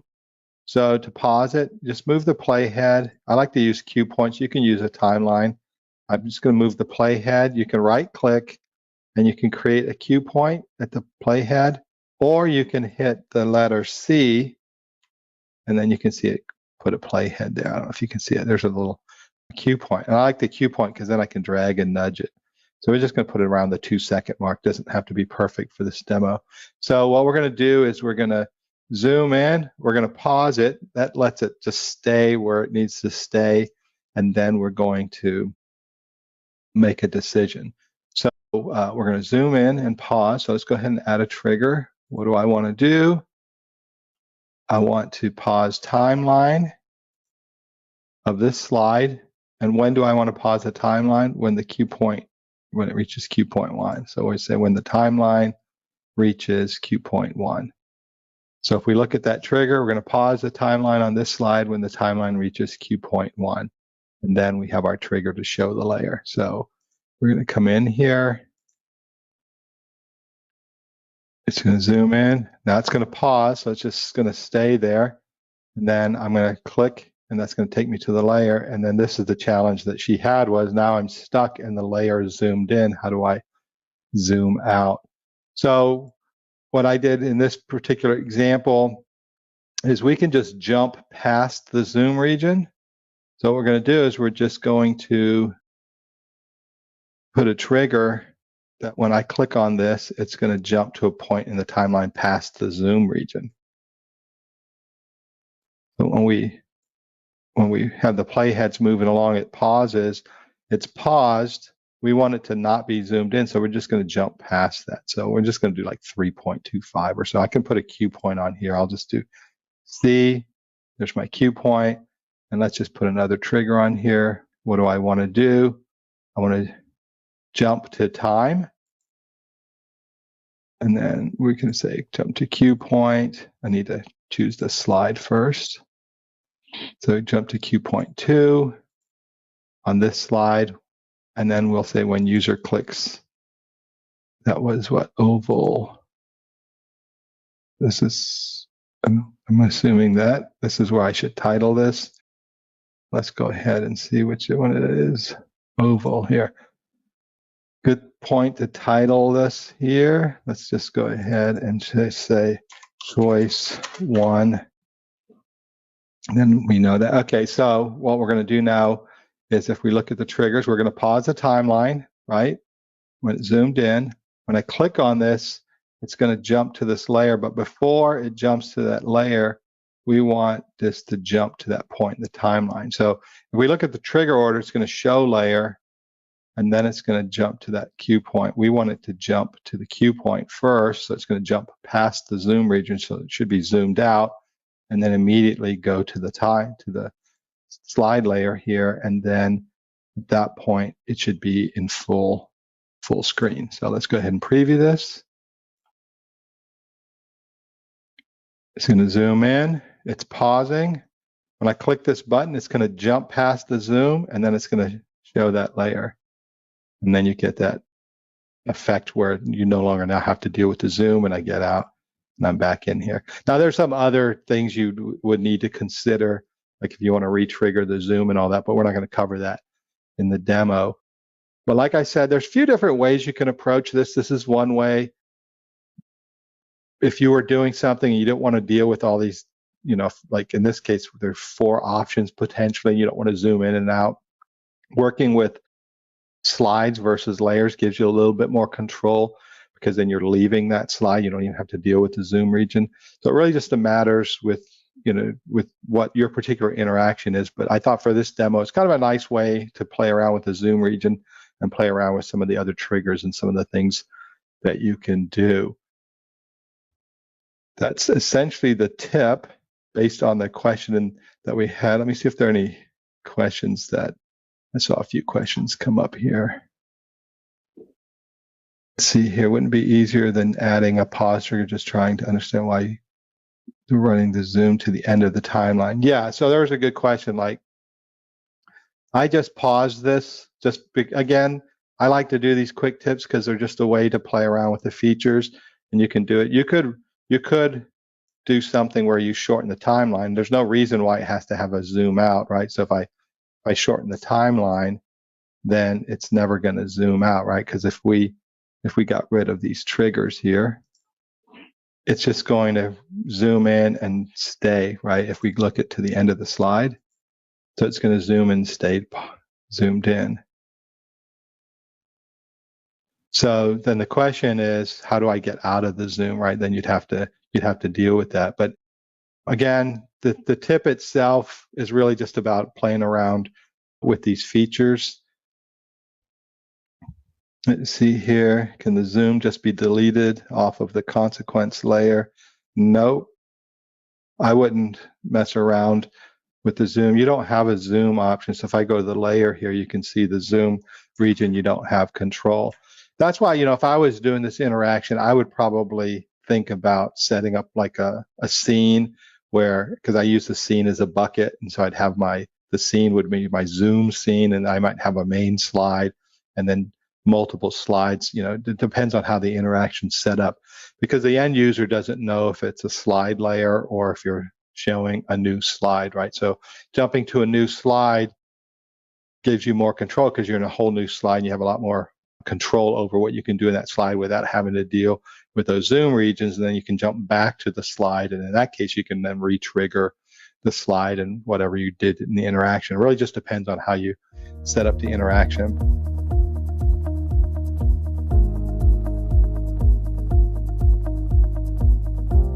I'm going to pass that off to, I think, Ginger, are you next? So I'm going to Yep, I'm next. Let you take control, and then if there are any hanging questions in there, I'll go ahead and answer those. And if you have other questions about the Zoom region, I did link to the webinar we have on Zoom regions. And then I also just recommend jumping in the community and asking, play around with the feature and then ask, and we can help you out in there. So I'm excited to show you some new features that we recently added to Rise 360, and most of these changes that I'm going to be talking about today happened in our theme tab up here.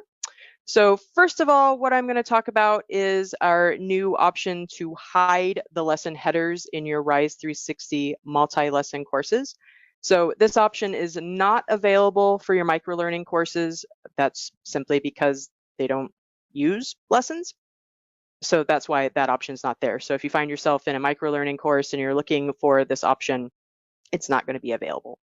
So if you're new to Rise, let me just quickly show you what we mean by lesson headers. So I'm going to come into my preview here, and then I'm going to come into Start Course. And then what we're talking about with the lesson headers is this area up here at the top of my lesson, where it's got our lesson count, our lesson title, and then our author information here. So that's the area that we're looking at hiding. So we're going to come into Edit, and we're going to come into our theme. And then here we're going to come into our lesson header option. And then this setting is found at the very top here. So when it's set to off, that means that it's going to show the lesson header. And then when we turn this option on, that means that it's hidden. That option will also, as you can see here, that removes all of our lesson header options here. So let's go ahead and just turn this back off, which sounds weird to say. And then I'm going to scroll down here to the bottom. And here you can see we've got the header height, lesson count labels, author avatar. So again, when we turn this on, that's all hidden. I'm going to save this. And then let's just come back into preview just to take a look at what that looks like. So here, again, you can see that my lesson header is gone. So just keep in mind that whatever first block you're using here, you're going to want to make sure that that looks good as the first thing that your learners are going to see on the page. I would probably want to do something a little bit different than just having just this plain paragraph of text up here. All right, so let's come into Edit. And next, we're going to talk about our new theme color contrast option. And again, that's found in Theme. And then we're going to come here to Colors. And then the color contrast option is down here at the very bottom. And here you have options for auto, dark, and light. Auto is going to be set by default. And what does this mean? So this option was added to really help make sure that text and graphical elements that are used throughout Rise 360 that appear over your selected theme color, we want to make sure that those meet accessibility color requirements of at least a 4.5:1 ratio. Now, this is done automatically now by Rise if you leave it in the auto setting here. And that is the default. So I think for most folks, we're just going to leave it in auto and let it do its thing. But with this selected, Rise will analyze the color that's being used and will pick light text or dark text based off of the contrast needed. So for example, here looking at our example theme colors, we can see that blueberry and jelly here, they are both using our white text. And then sky, cherry, tangerine, and basil are all using our black text. And in case you didn't hear, we are using a pure black now for our font colors in Rise. Before it was just off from black. Here, if I come into my custom color and I select a different color from my color picker, we can see that Rise is automatically adjusting my font color based off of the color that I'm selecting there. Now I can override that if I so need to, and I can come down here to auto or to my dropdown, and I can select either dark or light. Dark is going to turn your text and any meaningful graphics to black, as we can see here. And if I change it to light, that's going to turn my text and meaningful graphics to white. Now, you can manually check your color choices still by coming into various websites like this WebAIM color contrast checker. And I will make sure that this is on the resources page for this webinar. You can use this site along with this eyedropper tool. This is a web color picker that is a Chrome extension. And here I can come in and I can grab colors from websites. And as you can see here, I grabbed that tangerine color from Rise. And I just wanted to see what kind of contrast I get if I use a text color of white. So here we can come down and we can see that this actually fails. There's not enough contrast here. And so coming back into Rise, we can see that when I select auto here, Rise is picking that black text to go along with that tangerine color. Right, and so I just kind of want to show you where some of those graphic elements are being used here. So when we come into a Rise lesson here and we look at our blocks, so for example here with this process block, this button here for start, this is where we're seeing some of that text being applied. Also up here, we're seeing that text with our accent color. Continue block, another good example of where that's being used. And then here with the number dividers and with our numbered list. This is just a few examples to kind of explain what I mean by graphic elements when I was talking about that earlier. All right, so kind of continuing on with a theme of contrast here. So this was added back in April, but this is a cover photo overlay. So let's come back into theme here. And then we're going to come into our cover page. And then here, I'm actually going to come down and I'm going to select one of my options here that's using my whole cover photo. So I'm going to select the centered overlay here.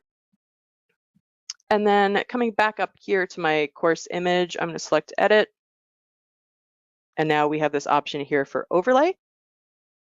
Here you have two options for overlay color. You've got a dark overlay or a light overlay. Right now I'm using a dark, but if I switch it to light, you can see it's kind of this whitish color here going on.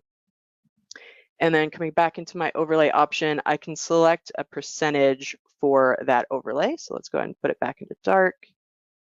And then I can come in and I can make that darker or lighter as needed. And this is just really so to make sure that you can see this information that's being applied on top of your cover image. Sometimes that may not have been quite as clear between them. For example, if I come in here and turn off my overlay, you can still see this, but it's not the best here. So I think it would be good with this type of image to definitely have an overlay applied on top of that. So one thing to keep in mind with this is your navigation settings. So I'm just going to save this. And then when we come into navigation here, depending on your navigation option that you're using, so let's just say sidebar. Here, this is pulling in from my overlay information. So my overlay is being applied and my font color is changing here. So with a dark overlay, I get white. With a light overlay, I get black font. That only applies to the image. So if I'm using something like one of these examples where I'm using my accent color, that's actually going to pull in from that contrast setting that we looked at in the theme itself. under colors. So just keep that in mind, and you will definitely want to double check to make sure that this is looking the way that you expect it to look.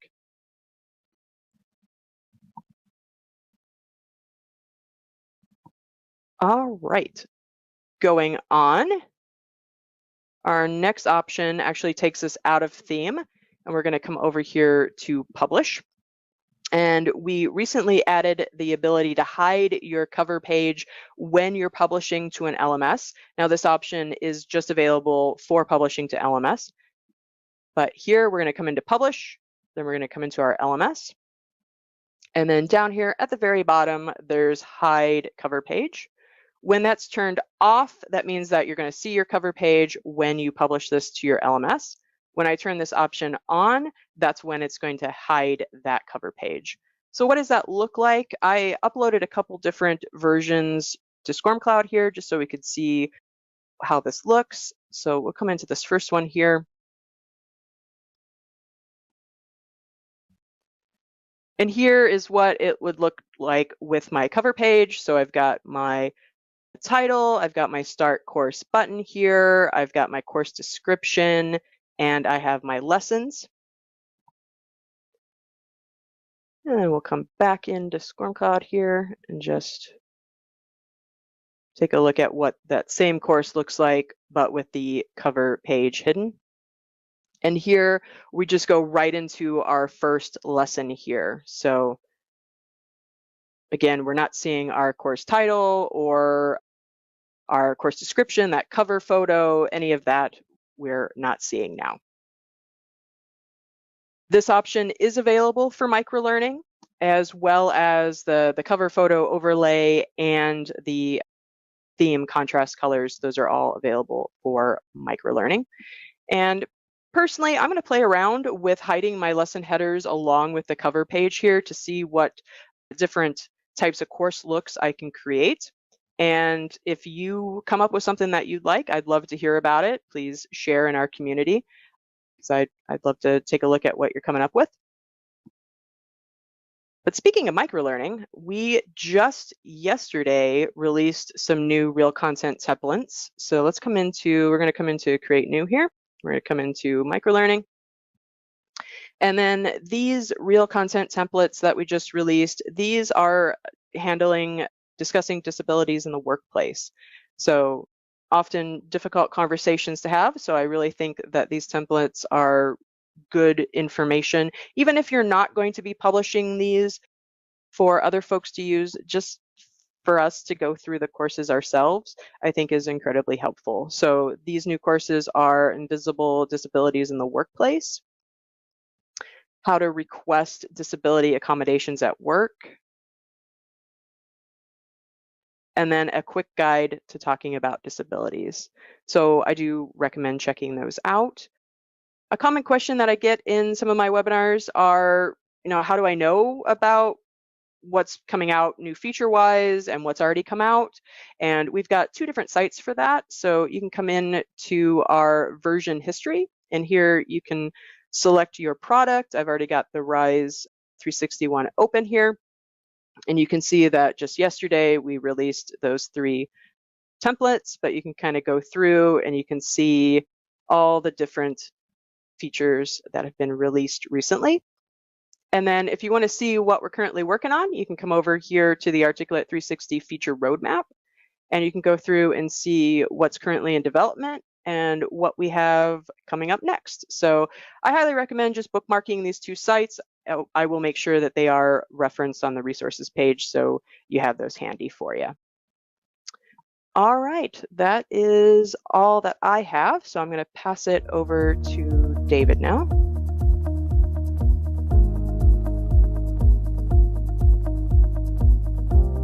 Okay, cool. Thanks, Ginger and Tom. So this sample just came up again recently, and I thought it's a good one because what I like about it, it solves a couple problems. One of which it solves is how to reset or how to show correct answers, how to only reveal or reset the incorrect choices while maintaining the drag options that were correct. But also it plays off of a lesser known trick, and that is just called the 0 pixel motion path. meaning that the zero pixel motion path is like a less undocumented way for resetting objects, playing off of the way motion paths work in Storyline. So here's the final, and then we'll kind of back out of it and show what we want to do. So first off, in quiz results, if I pop this open and we look at our quick design, let's just do this real quick. We have for quiz settings, we can do things like only score the viewed questions, or when we reset the question, say for example on the failure, we can do a retry quiz. We can also just reset only incorrect questions. Now that's going to work great for certain types of quizzes, but for drag objects, it's not going to show where those positions are. We do have some built-in features in Storyline for helping the learners kind of get to that correct choice. For example, if I select one of these objects, you can see down here, we can show through both color and with icons and different visual feedback to the learner whether or not they got something correct. But if we're not revealing that, I'm actually going to leave these on for the example, but if we're not revealing that and then the learner clicks retry quiz or reset from the try again layer, what can we do to actually keep those questions that were correct in their correct spot and then reset the ones that were missed? So here's what this looks like in the final, and then we'll just kind of walk through this real quick just to put it together. So I'll keep number 1 always correct, and then I'll just mix up 2 and mix up 3 here real quick. So you can see that the feedback option for giving me that visual feedback for the correct and incorrect has changed. I saw a lot of questions on accessibility, and so what I'd probably do if I were doing this as a real project, I'd have more than just the color change, right? I maybe have the text change to incorrect or something else, because color alone probably isn't the best way to really indicate feedback. But for testing this, I think it helps. So we can see that number 1 is correct, and the bottom 2 choices were incorrect. Click submit, and then I get my try again layer. And then when I click try again, notice how number 1 is still remaining in place. That's cool. And now I get to try 2 and 3 back over again.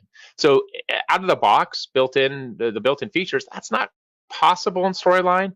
But what I think why Storyline works so well for so many people is that you can use the built-in functionality, then you can just extend that. You can just go a little bit beyond that using some additional triggers and techniques. So let's just put this together and see what all's going on here. So on my practice example, a little bonus tip, I have all these tabs open. If I right-click one of the tabs, I can choose to close all my other tabs. I love that feature, just like a browser.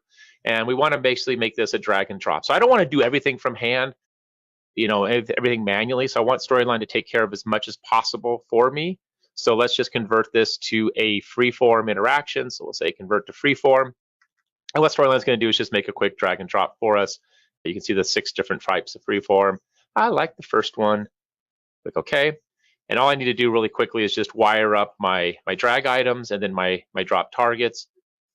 So I named my objects ahead of time. I'm not trying to say anyone else didn't name objects today. Drop 1, drop 2, and then drop 3. So that's fine. And then we'll just give this attempts of 2 attempts just so we have something to look at. All right, we can worry about all the rest of this stuff later. Click slide view, and all of a sudden now we have a functional drag and drop, meaning that we have the correct and incorrect layers. We also have a try again layer. So here's what this looks like. We click OK, our preview. And just like before, I'll get the first one correct, and then let's just mix up 2 and 3. And I click submit, and I try again. So my try again leaves me here on the current slide by default. So it's up to me to really figure out this could be from an instructional strategy, this could be what you want, right? You're not going to reveal necessarily which ones are correct and which ones aren't correct. Really good way to kind of get the learner to reflect on their choices. But in this case, I know that number 3 and 2 were out of order, and then I submit, and then maybe I get it correct or not. All right, so the first thing I want to do is look at how do I provide that visual feedback for no other reason than just to help, kind of guide the learner into making that correct choice. You don't always want to play a gotcha with them. So the way we can do that is by adding the built-in states for correct and incorrect. So edit states, and then I just want to add to built-in states. It's funny with this sort of thing right here, you can see the 2 down here. I'll say drop correct and drop incorrect. Whenever someone comes to Storyline from a new tool, like maybe they have a multimedia authoring experience and then they start using Storyline, They're always easy to identify when you see their source files because they'll have all these triggers that are saying change the state to drop correct if this happens, or change it to incorrect. Then they add a lot of triggers for it, which obviously works. No one knows what kind of triggers you've used, but you can always see those who have the experience but maybe just new to Storyline because they're just working a little bit harder. So Storyline does have this all built in for us. That means we can quickly come in here and just make those changes. All right, so we just have some visual feedback. Again, we'd want to do something more if we were doing this in the wild, maybe incorrect or correct. We could change the text and all that. All right, so with that, I'm just going to quickly work and apply the format painter to the last two just so we get it. And now I've got the feedback for each of these. So the question is, will this work by default? It'll work, but it's not going to give us the results that I showed in that final example. The reason being is, notice how they're not changing for me. Right now, by default, the items will change only when submitted. So we need to make a quick modification here.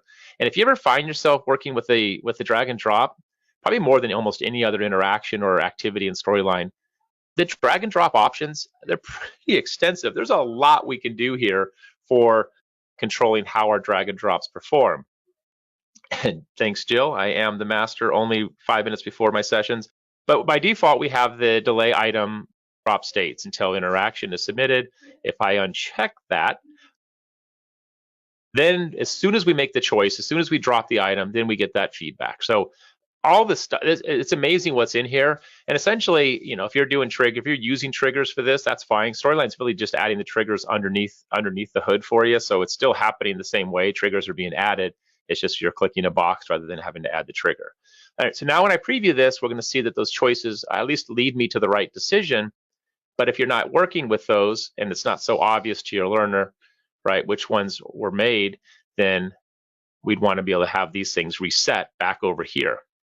All right, so here comes, I think, the magic. And that is, before I do that, let me show an example. And this is where I first got introduced to this, because this was not something that came out early on, or if it did, it wasn't shared a lot. But this example from, I already forgot her name, Annabelle.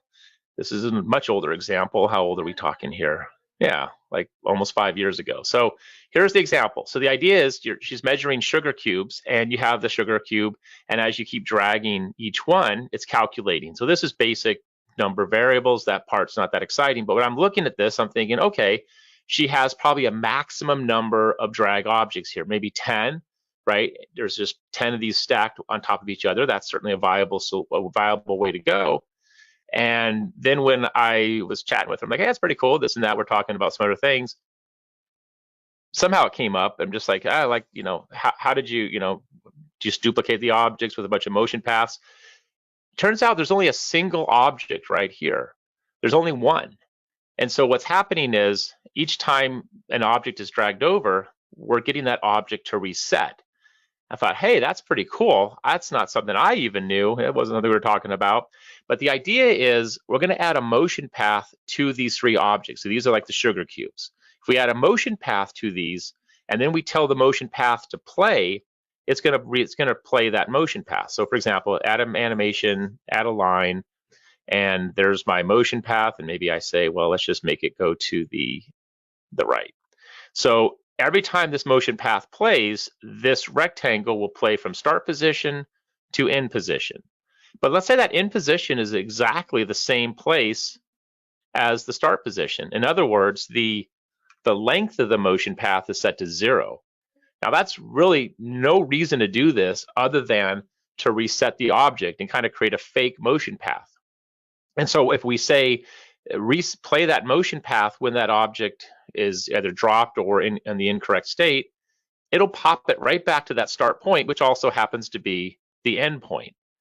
What does that mean? Well, let's just say take a motion path and then set the length to 0. And we need to give these proper names because motion paths can get kind of tricky. So we'll say this one is drop 3 path. And then we'll add, was I selecting all of these? Path 2, path 3. Let me delete these. I think I might have had multiple pieces selected. So just to make this easy, I'm deleting all of these real quick.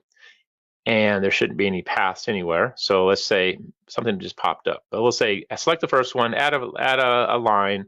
I don't care which direction it goes. I'm going to select length. make that 0, and then we'll call this one drag 01 path, and then we'll do the same for the next 2 real quick. So we'll select the object, add motion path line, make it 0, and I'm just doing this so you can see it. We could copy the motion path, and that would be easier, I guess. Drag 02 path, and then we'll do the same for 03. And it looks like it's holding on to that previous path, but that's fine. Drag 03 path, and then length is 0. Okay, so I have 3 motion paths, and then I have these 3 timelines. I'm going to delete the default. By default, the motion path trigger always plays when it first begins. So we have a couple things here. We have states on our object, so we can evaluate when an object has been dragged and dropped, right? Because it's going to change it to either the drop correct or the drop incorrect. So when this item is dropped on number 1, we know that the drop state is correct. And that drop state, if we didn't want to show the feedback, we could make it blue just like the default. But if it's dragged on the wrong one, we know that it's going to be in the drop incorrect.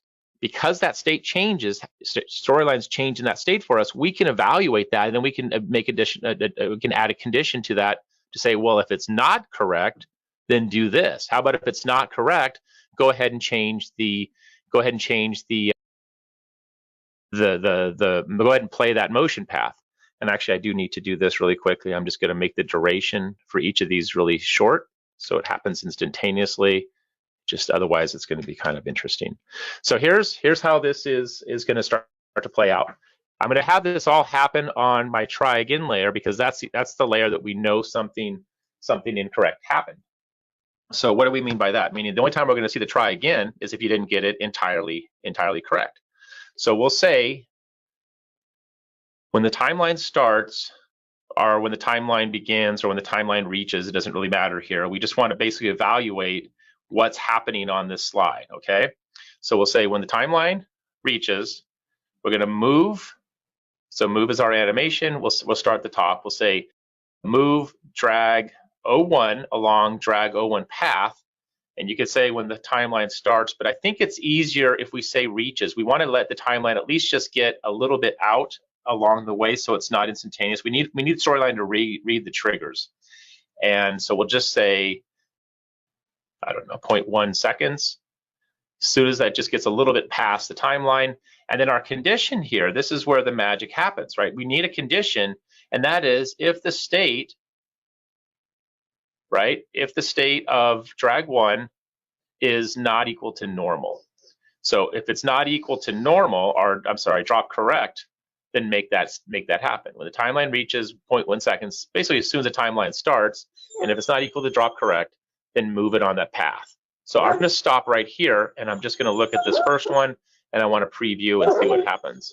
And my dog is dreaming right now, and he's where he's sitting there, he's in La La Land. All right, so I'm going to say number 1 is wrong, and I'm going to click submit. And there you see, right there, it returned because it wasn't the drop correct. If it's here and I submit, then we wouldn't see it go. So what's happening here is we're moving that object along its path. Its path is only 0 pixels, so it doesn't really have to go anywhere if it's not in the correct state. So cool, let's copy that trigger, and then we'll paste it. And then I just need to say move drag 2, long drag 2 path when the timeline starts if drag 02 is not equal to correct, and then I'll copy and paste one more time and say move 03. So just like everything in Storyline, you get that first one set up correctly, and the rest of your time is really just spent duplicating if drag 3 is not drop correct. All right, so incorrect doesn't matter because we only get 1 try. Let's take a look at this and see how this looks. And this is why I included the custom states, just so we can see which ones were correct and which ones weren't. So maybe for the learner, you don't need that visual feedback, but it's easier for us to teach it and then also test it to see if it's working.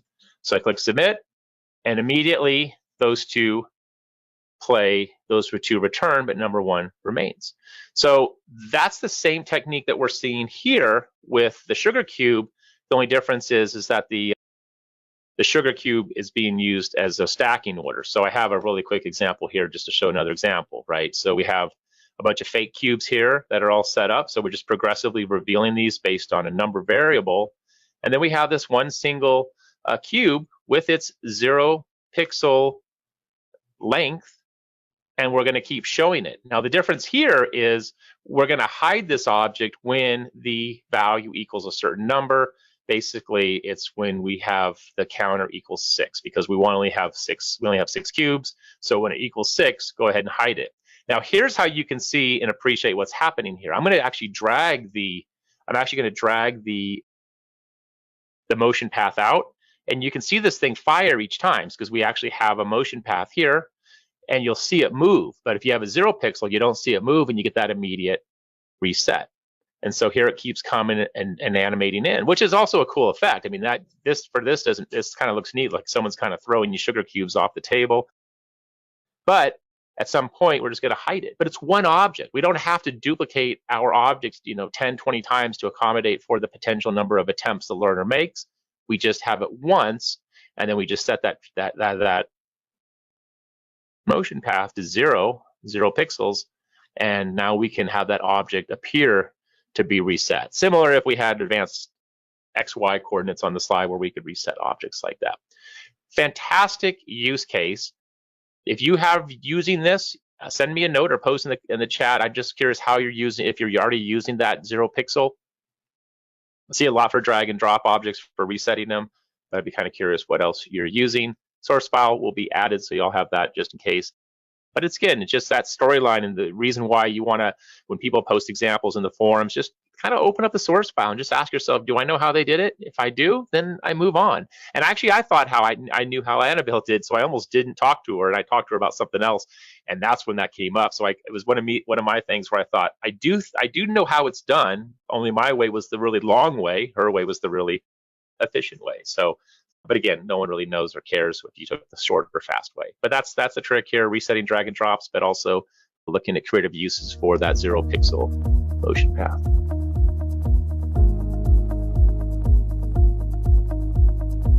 So let's look at what we're going to do here. Actually, I'd watched his tip, and then that evening I was watching a show on Netflix, and then there was, they have like the skip intro, and so a lot of times you have those long openings on these videos, right? Or you might have these ads on YouTube or different services, and you're going, God, I don't want to sit through all of this. So you skip the ad or you skip the intro, and you get to the start of the show or the core subject or whatever you're watching, right? A lot of times we do that in training. We have these animations or openings or things that may not necessarily be critical to the course, or we build on it, and then by the end of the slide, you get to the content anyway, so you're progressively building on that. So let's look at, I just put together some junky animation slide. So if we look at this slide, you might have something like this where there's just a bunch of stuff. This could be content coming on the screen as well, right? But this is just superfluous. People are probably thinking, well, I just gotta take this training, now I've got to sit there and watch all this animation. But what they really need to get to is this information at the end. So in Ewan's tip, he showed why the animation could interfere with some of the accessibility considerations, and ultimately he then showed a way to jump to the end of the slide. But I think it's just a good way, if you're progressively building your content and you want people to give them the option to kind of skip that and get to like just the content itself, because they can read faster than we can talk, right? You may want to make that available to them. So what we would do is have a way for them to skip all this animation stuff. So a couple of considerations before we talk about that. If you go in your player, so if you go down to your slide properties right here, right? On the slide, you can add a seek bar. So you'd have this drop down here. Normally it's like player default, so you click the drop down. You could add a seek bar at the slide level or on the player across all the slides. And if we preview this, if you don't lock the seek bar, that's one way you can allow people to skip animations.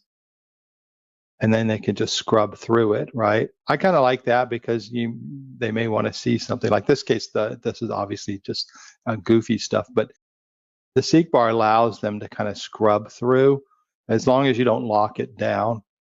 And so that's one way you can skip to the core information. The other thing you could do is what Ewan did is he just created, let's go to the scene here. Let's go ahead and preview this scene. What Ewan did is he just created like you could be in the middle of the animation, like the skip ads, and you can skip animation and then you get just to the end, right? Or you could do something at the front end of the slide, which I think he did. I'll explain how he did his, and you can watch his video. You can have a true false variable, and you can say, do you want to have the animations on or do you want to have it off? And this way, you could skip animations on all the slides going forward if you wanted to allow that. And so you just have a button, a toggle button that you could change the variable. And then based on the value of the variable, so if the animations are on, that means, or off, true, false, right? That's going to determine if the animations are going to play. So click here, the animations are playing, right? And click it again, I come here and you can see the animations don't play. So let's talk about what's going on here. So when you have the animation, the basic thing you're going to do is just skip to a different point in the timeline. So what we're going to do here, if we look at this one, this is where I just have, this could be like you have in YouTube, right? You can have like a skip ad button, right? Basically, what we're doing here, there's a few ways you can do it. You can create a cue point, and to create a cue point on the timeline, let's just go and build this from scratch. So we have a timeline here, and I want to skip past the animation. So if I take my playhead and I start dragging it, I can see how the animations build, right? And I can say, okay, the animations end at this point. So if I want to have the time, if I want to have everything jump to this point, I could create a trigger to jump to that point in the timeline. What I like to do is I like to use a cue point, and because the cue point, I can nudge it if I want to move it versus having to go back into the trigger and then changing the time I chose. So I'm going to go ahead, move my playhead here, and to add a cue point, there's two ways to do it. You can right click, and you could see it says create cue point at the playhead. The other thing you can do is you can just hit the letter C, and then you can see it creates, like I'll move it here, put another one. You can see it creates a cue point when you hit the letter C. So I've got a cue point. And again, when I create a trigger to the cue point, if I find I want to nudge it, I can do that. If I create a trigger based on like jumping to 18 seconds, for example, and I need it to go to 19 seconds, then I have to go back into the trigger and change the time, which isn't a big deal, but if it's the cue point, then I can just nudge the cue point. I'm going to get rid of the cue point, just right click, and you can see delete cue point. So I got rid of this one. So we have this cue point 1 right here. And all we want to do is we're going to just create a trigger to jump past to that cue point. So I'm just going to open up my trigger wizard. What do I want to do? When do I want to do it? I'm just going to say, well, let's put a button on here. So let's go ahead and insert a button, right? Here, let's insert a button, and we'll just say skip on here. It's always good to title things, so we'll call this, I do BTN, then skip, so I know it's a button. All right, so I've got my button right here, and of course, I can see the button got inserted where the playhead was at, so I'm just going to have the button on the entire slide. And what I want to do is just put a trigger on this button. So I'm going to go to the trigger panel. What do I want to do? I want to jump to this cue point when I click the button. So click on what do I want to do?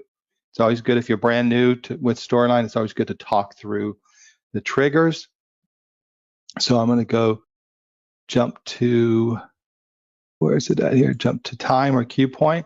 You can see I can put time on here. I'm going to do cue point. So we're going to do cue point 1. When the user clicks this button skip, hit OK. Now if I preview this slide, and it just jumped to the end to that point.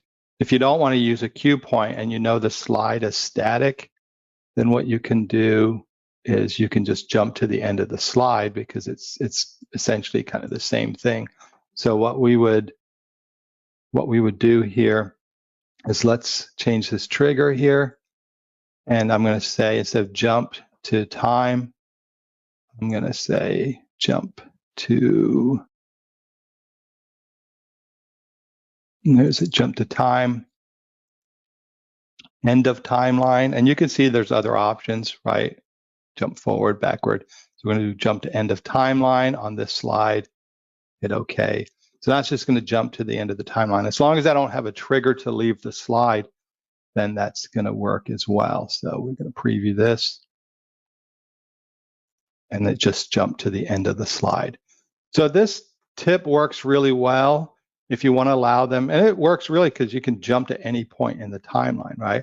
So this works really well if you have like a sequence of builds or animations that you don't necessarily need to have, right? You can give the person the option to skip those things. If you watch Ewan's video, he talks a lot more about the accessibility and the screen reader, so you can see that there's a real good rationale for skipping animations like that. If you're doing a progressive build and you have somebody who's maybe an expert, and so they just need to get to the content and might not need all the context, you could, at the front of the course, you could say, you know, are you an expert? Say yes. When they do that, maybe that controls those animations, and then that lets them get through the content a little bit faster. So if you're doing like compliance training or something like that.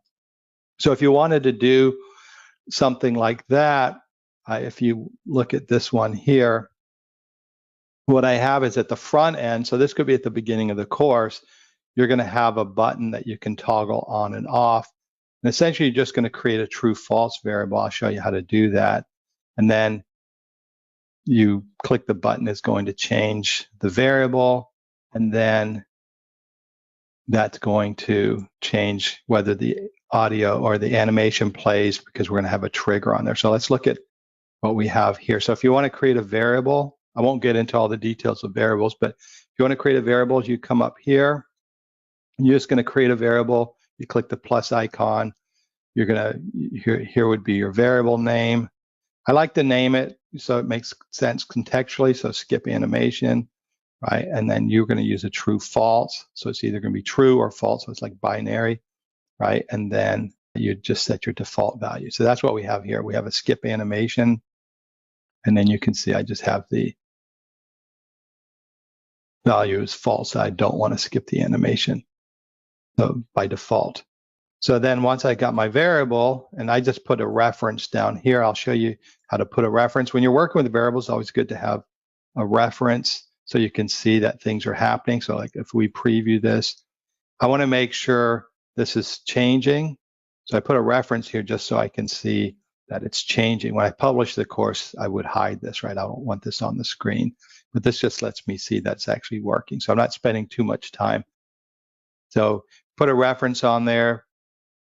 That's pretty easy. You're just going to just do Control T. That opens up the text box, and I'll put, you know, animations or whatever I'm trying to figure out if the variable's changing or not. Then you come up here, you go to Insert, and you're going to go to Reference, and that'll have a list of all your variables. In this case, we'll just insert that, and then you can see it inserted the variable in the current value. And you can see as I mouse over it, it's going to show me that. So that's just kind of a bonus tip if you've never worked with variables. All right. And then again, if I were going to publish this, then some people take this, they move it off screen. I usually would just hide it. So there's my reference, right? I usually just hide it. A couple of things I do with this, I might move it all the way down to the bottom. I'll lock it so that I don't move it around, and then, well, I gotta hide it here, and then lock it. And then this way, I don't accidentally engage it or whatever. But then when I come back and redo the course, I might open that up, and then I have all those references. I don't have to rebuild those. So the thing is, you're not keeping that on the screen. So now what we do is we just have a button here, and then there's a few ways you can create a toggle button. I'll just show you the way Ewan did it since I'm referencing his video. And what we're going to do is we have this button here, and we're going to adjust the variable. So it's a true false variable. It's either going to be on or off, right? So we're going to adjust the variable. That's what we want to do. So we select our variable, and we're going to set the skip animation to the value of true when the user clicks button 1. And then I kind of did it the way Ewan did it because I figured some people would go back to the video. And then if skip animation is equal to the value of false, otherwise just keep it at false or set it to false. So there's a few different ways to build toggles, but since I'm referencing his video, I did it the way he did. I would probably do the toggle a little bit different. And there's plenty of toggle videos. That's David's inside joke with me because he says I'm always going to do a toggle quick tip. But so basically what we're doing is, if you look at this, we're going to adjust this variable when I click this. So it's going to change it to true. If it's false, it's going to change it to true. Otherwise, if it's false, it's going to keep it at false. So it's going to toggle between true and false. And so that's what's happening here. So when I click on the button, if it's currently false, it's going to change it to true.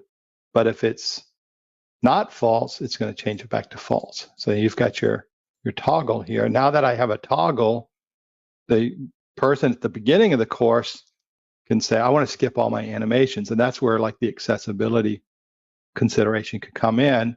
So skip animations, they can say, or it should be animations on or off, right? You want to title this differently maybe, but I'd probably say skip animations should be the name of the variable. So then skip animations true. So then I would know when I get to my slide, when the slide starts, we have a trigger here that says jump to the end of the time, or to that cue point, end of the timeline. When the timeline of the slide starts, so when the slide loads, if this value is a certain value. So you can see skip animation is set to true, so that means I want it to skip. And so when the timeline starts, it's true, it's going to skip. So we can test that. So right now it's false, right? So we're going to preview this. I go to the next slide. Oops, I guess I have to preview the entire scene here. I go to the next slide. Here you can see it's false. I go to the next slide. The animations come on, right? Come back here. I'm going to turn it off. So when I get to the next slide, the slide's going to load. It's going to evaluate that trigger. The trigger saying to skip the animations if this is set to true. And you can see it just skipped to the end of the slide. I probably over-talked it, but it's a relatively simple tip, but I thought it was very clever because one is a reminder of the ability to skip through the timeline or jump to points in the timeline. But when you look at Ewan's video and talks about accessibility, and he demonstrates some stuff with the screen reader, you can kind of see why, okay, I don't really build a lot of accessible content, but maybe I need to consider this for people who are using screen readers or different assistive technology. So I'd recommend watching his video because he gives a really full overview of that. But I thought the tip in general, the ability like to skip ads or skip the intro, I think that's kind of a nice feature to build into that. Or at the front end, you could use it, maybe there's people who are beginning learners and there are people who are more tenured learners for like annual training. And then you could say, are you tenured? Yes. And then from that point on, you could skip to certain types of content. Maybe you put the beginner content up front and the back end of the slide has more tenured or everything's kind of wrapped up. So a lot of different ways you can use that. Hopefully this works for you. Play around with that. There's a lot of different features in there, the triggers, the value, the variables, the animations, a lot of things that you can kind of combine these different features to do some neat things.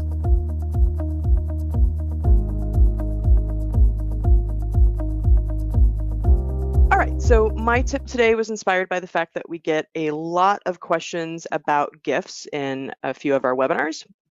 We show some course examples that use GIFs, and so that always spurs a lot of questions about how to go about creating those. And so today what I'm going to do is in the create engaging software training, I show this example of a course where I have these GIFs that I created from a video. So today I'm going to show you how I went about doing that. But one question I often see is, what is a GIF? There's a lot of confusion as to what that is. So a GIF stands for Graphics Interchange Format. GIFs are not a video format. I know some folks kind of think they are just because of how they act, but they are actually an image format. So they are an image format like JPEGs, PNGs, etc. But unlike those image formats, a GIF supports animation. And here's a fun fact for you. GIFs are not anything new. I found out that the first GIF was actually created in 1987. So if that comes up in pub trivia for you, I hope you get it right. So, but GIFs are, another thing about GIFs is that they only support up to 256 colors at the same time. So because of that, their image quality is not as great as some things like PNGs, etc.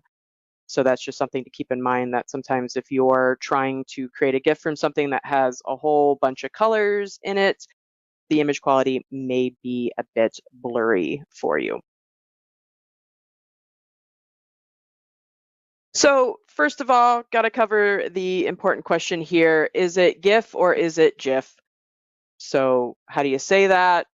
I figure the best way to answer that is by using a GIF, and our friends at GIF Peanut Butter created this one to answer that age-old question. And as you can tell by the way I've been pronouncing it, I fall strictly into the GIF, not GIF camp, because, well, quite frankly, saying GIF makes me think of peanut butter, and that just makes me hungry, and we're awfully close to my lunchtime here. So, but that's all I'm going to say on that topic. We're going to go on to the topic at hand today, which is creating a GIF from a video. And to do that, I used an app in my Mac, and that's called the Shortcuts app. And that is available for Mac OS and iOS. So iPhones and iPads also have the capability of doing this functionality. And I apologize for my Windows-only users out there, but there are GIF creation tools out there for you as well. So I do recommend checking those out, but today I'm going to be focusing on the Mac version. And what that app is, it's kind of a slick little app if you're not familiar with it. Basically, it allows you to have these little macros that are basically combining steps that go across multiple apps, and it allows you to just quickly press a button and have an action happen. So what we're going to do today is we're going to start off by recording a video using Peak 360. Why am I using Peak 360? Well, because I have access to it, and I figure all of you have access to it as well. It's a great little tool for recording some quick screencasts, and that's included in your Articulate 360 subscription. A lot of questions I get now is, do I have to use Peak 360 for this? You don't have to. You can use any video that you've recorded. You could use a video from your phone, whatever you've created, however you've created that video. But I'm going to show you using Peak. And then we're going to move that video into our Photos app. And that is, I've got the Photos app right here on my Mac. But if you're using a Windows machine and you don't have that app handy on your computer, you can send that file to your phone or to your iPad via email, for example, or if you have access to the iCloud, you can upload it that way as well.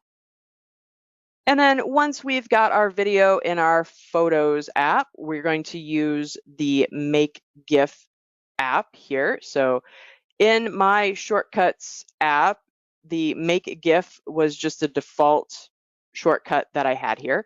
If you open it and you find that that option is not available to you, I will show you where to go about finding that. So don't worry there. And then finally, we're going to show how to upload that GIF to your course. There are accessibility considerations to keep in mind when working with GIFs, so I definitely want to make sure to talk about those. So GIFs are images, remember, and so we want to make sure that we add our alt text for any GIFs that we are using. Depending on the type of GIF that you're using, if it is something, for example, where I'm showing the steps for a process, I will most likely want to provide an alternative method for sharing that content. I'm not going to want to rely only on that GIF for that information. So I'm going to try to write those steps out as well. And then my alt text will direct any users to where they can get that additional information. And then for accessibility concerns, you want to make sure that your GIFs should not loop forever. It's recommended that the GIFs be set to stop after about 5 seconds or so, or that you provide a way for your users to pause the GIF. I'm going to show you how, using the shortcuts tool, you can stop the looping.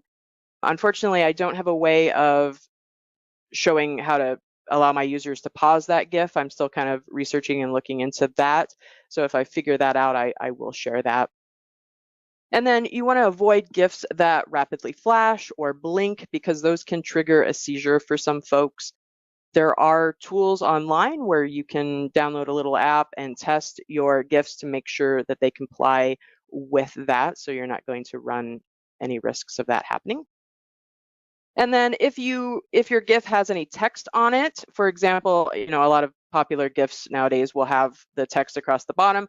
You just want to make sure that there is proper color contrast there between the text color that you're using and the background image from your GIF. And then troubleshooting using this particular tool. Sometimes the GIFs can come out a little bit blurry at first. Remember that the image quality for a GIF is already kind of down from what we see from other image formats, such as PNGs and JPEGs. And unfortunately, sometimes this app can cause a little additional blurriness on top of that, but it is not something that can't be fixed. So if you find that you're experiencing this, I'm going to show you in the app how to fix it. You go about coming in to this step here, which is make GIF from if results. And then there's an option here for auto size. So we would just turn off auto size, and then you have to manually put in the image size that you want your GIF to be. And so for me, I had to kind of play around with that a little bit. So I do recommend giving yourself some time, especially the first time you use this. Give yourself some time to kind of play around with it and see what settings you're going to need to use there. All right, now with that said, let's make a GIF. So I'm going to come into my main Rise here, and I'm going to come into theme, because we're going to use this as kind of our example of a menu structure that I want to record for my GIF. So I'm going to come in to Peak now. I'm going to set up for a new recording. I'm going to select my window that I want to record. Now for this, I'm not going to want to record my whole screen here. I'm actually going to want to size down for it. And that's just because I like to kind of focus in on, I like my GIFs to kind of focus in on what it is that I'm showing for my learners here. So I'm just going to kind of size that down a little bit. And now I'm not going to turn on my mic because GIFs do not have sound associated to them. So there's no point in recording my audio in my video here, because I know ultimately I'm going to use that video for a GIF. And then let's go ahead and record this. So I'm going to come in. I'm just going to come into my fonts here. I'm going to show how to come in and change the font. So there's my video. I can kind of watch it a little bit there. And if you're not familiar with Peak 360, Peak 360 will automatically save your file in a couple different places. One, it will upload it to Review 360, and it will also save it locally on your machine. So I'm going to go ahead and hit upload here, but then I'm going to come in to my folder here. On my Mac, it saves it to my movies folder in a Peak 360 folder. And so here is my video here. So I'm actually going to now bring over my photo app here. And I've got a folder set up here. So I'm just going to come in. Oops. I can click on the right thing here. And then I'm going to bring that over and copy it into my app here. You can see I've played with this earlier. All right, so now I've got my video where I need it. So now I'm going to come into my shortcut app. I'm just going to kind of, it's not letting me, there we go. All right, let's bring this app over. Just wanted to kind of clear the screen a little bit there. So here's the Shortcuts app on my Mac. And as you can see here, I've got the Make GIF shortcut right here. But if you find that you don't have that for some reason, you can come up here to Gallery. And then you can search the gallery for that. So you can just search for GIF. I'm seeing it up here at the top. And then there are other options here as well for you. Coming back, we're going to select Make GIF. Let me move this over, open it up on my other screen here. And then what you can see here is that there are a series of steps here. So this is everything that the shortcut will do before the final result is the GIF that gets created. And one thing that it may ask you to do is when it gets to the video step here, it may ask you to trim your video, and it'll open up a little window where you can trim that video down to how you want it to be for your GIF. But sometimes it does not ask that, so I will see if it asks me this time or not. And then here, this Make GIF from If result, this is that auto size option. So we're going to go ahead and just create it at auto size, but we'll see how it looks. If it looks too blurry, we can come in and make modifications to that auto size. Directly above that, there's this loop forever setting, and it is generally checked by default.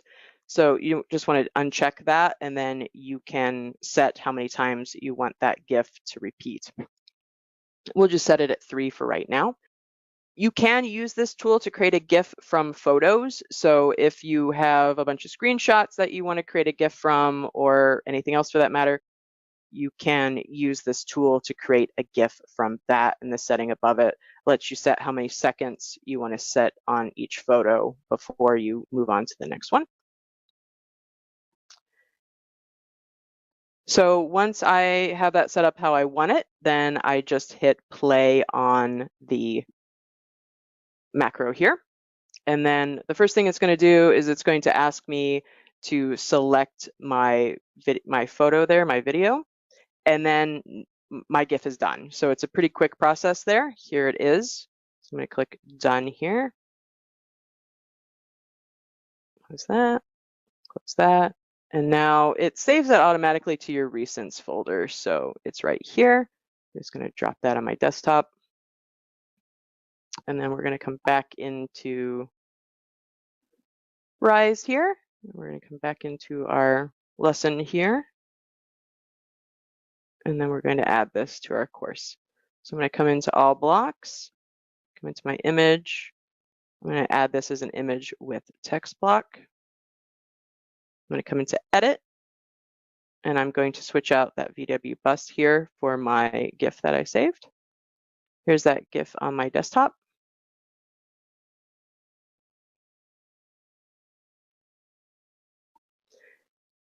And so now you can see I've got that GIF playing. It's going to play 3 times through, and then it's going to stop there. I think it looks pretty good, maybe a little fuzzy. So if I was really trying this for a real course, I might try to play with that size setting and see if I can get it just a little bit crisper. But honestly, for a lot of GIFs, this doesn't look bad here. So for today, I'm just going to leave that as is. But again, since this GIF is showing the steps for a process, what I would do is I would include those steps over here in my text. And then under Edit, you can come into Edit again. And this is where you can come in to add your alt text for that GIF.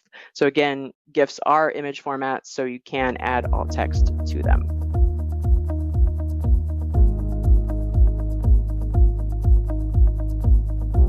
All right, cool. So here we are. I've got 2 updates, very similar updates, but some pretty big enhancements. I don't know if we're really calling them features, but they are certainly enhancements that will I think make reviewing and collaborating a lot easier, and especially tackling edits in review. So let me show you. I'll start with Storyline. Essentially, they're going to be very similar features. Obviously, they're going to work a little bit different just because of the applications, but here's what we have. In Storyline, we now have Review 360 that's going to be integrated directly into your Storyline UI, your authoring environment. Now, if you don't see it, if you're looking at something that looks like this with your triggers up top and your slide layers in the bottom, you don't see it. You just need to publish this once to review. So once your Storyline project has been published and sent up to Review 360, you'll have something that looks like this.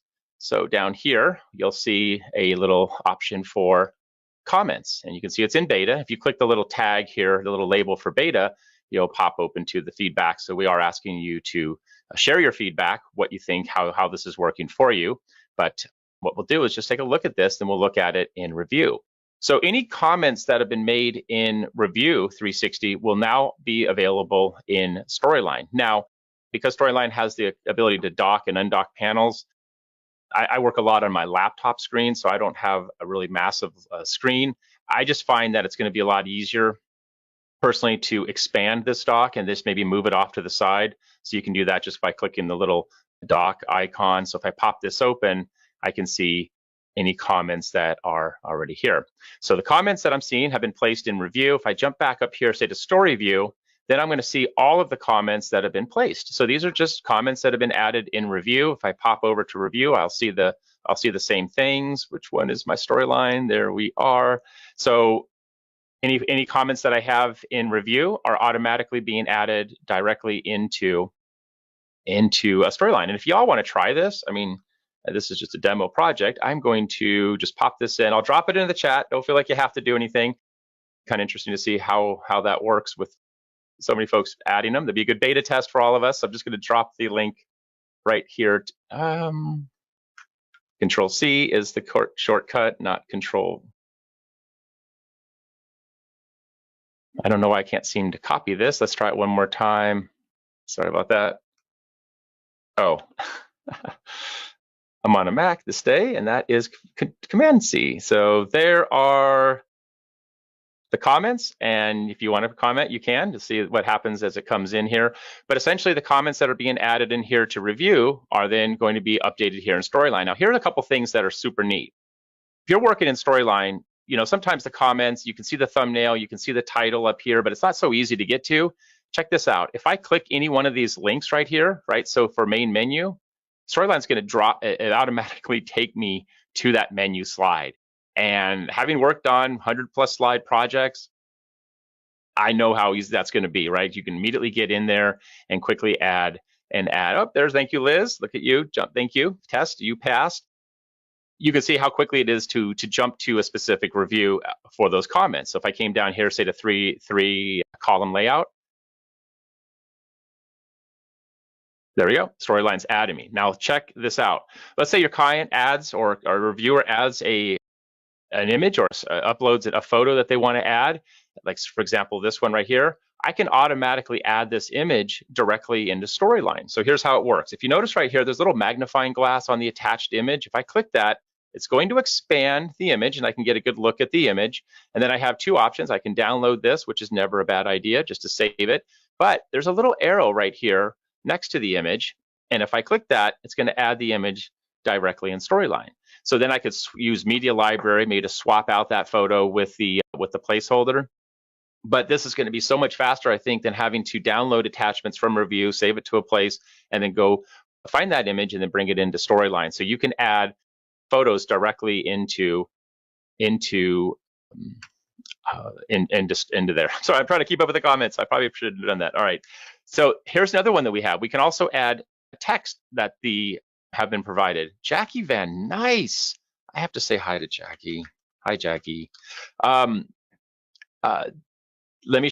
So I'm posting it directly here now from review. But there are some here where there's comments that say add some text. So just like we did with the image. Check this out. So use attached image. Okay, here we go. So let's say media interaction. I have a different description. You can pop over here to the media interaction slide and say, maybe you don't like this text. rather than trying to copy and place, I can hover over the text, and then right beside the text we have add text to lesson. So what that's going to do is just create a default text box, and then I can grab this text nicely, right? I don't need the top part, so I can just delete that, and then select all and grab all this text, either use that text box or just come in here and then for my description, quickly just paste that, and now I have that new text. So this type of integrated workflow, it has to save time, even if you're working on small projects, right? You've got this all baked in here to Storyline right within the app. The only thing is make sure you have to make sure you publish first. Make sure you publish first to a review just to unlock or open that comment panel. Otherwise, you're just not going to see that in your Storyline file. But this is available in the latest update that I think was out 2 days ago. So big feature. As much as I like the commenting, I absolutely like the commenting and then jumping to that slide. I'd almost wish that was in, say, review, where we could just click the title and then jump to that specific slide or lesson. If only that was in Rise. Oh, maybe it is. All right, so there's Storyline. That's what it looks like here in Storyline. I'm going to pop over here to Rise, and let's see what we have here for Rise. So in Rise, what am I in here? I'm in authoring courses. So I'm just working on my course. And one thing you'll notice if you open up a course right now in Rise, obviously you don't have to update, but you'll see this little chat icon right up here. So again, just like with Storyline, you have to at least publish your course to review at least once to get that icon and get that integration between the comments. So if I look at review, you can see that it's asking me to publish a new version. If you hadn't published yet, it would say something like publish to review, right? So you need to get that course at least published once into review. That creates that integration between review and Rise. So if I look in here, I can see all of my comments and feedback. And just like in Storyline now, I can click these little hyperlinks and jump to that specific point in the Rise course, which is so easy, right? Because, Rise lessons, there could be a lot of blocks, a lot of lessons, just being able to click so quickly and jump to it. And then this one, just like in Storyline, I have some text here that was suggested to add to the lesson. So I can quickly add all of this text right here as a new text block, and then move that right above here, and then make sure to take out your description, your instructions, and now you have that all integrated. Same thing with photos as well. What's also really nice here is if I hover over, there's a screenshot option, so it shows you where you are in the course. So let's say that I was back here, maybe on the welcome screen. As I hover over each of these, I can see the screenshot just to help confirm where I'm going.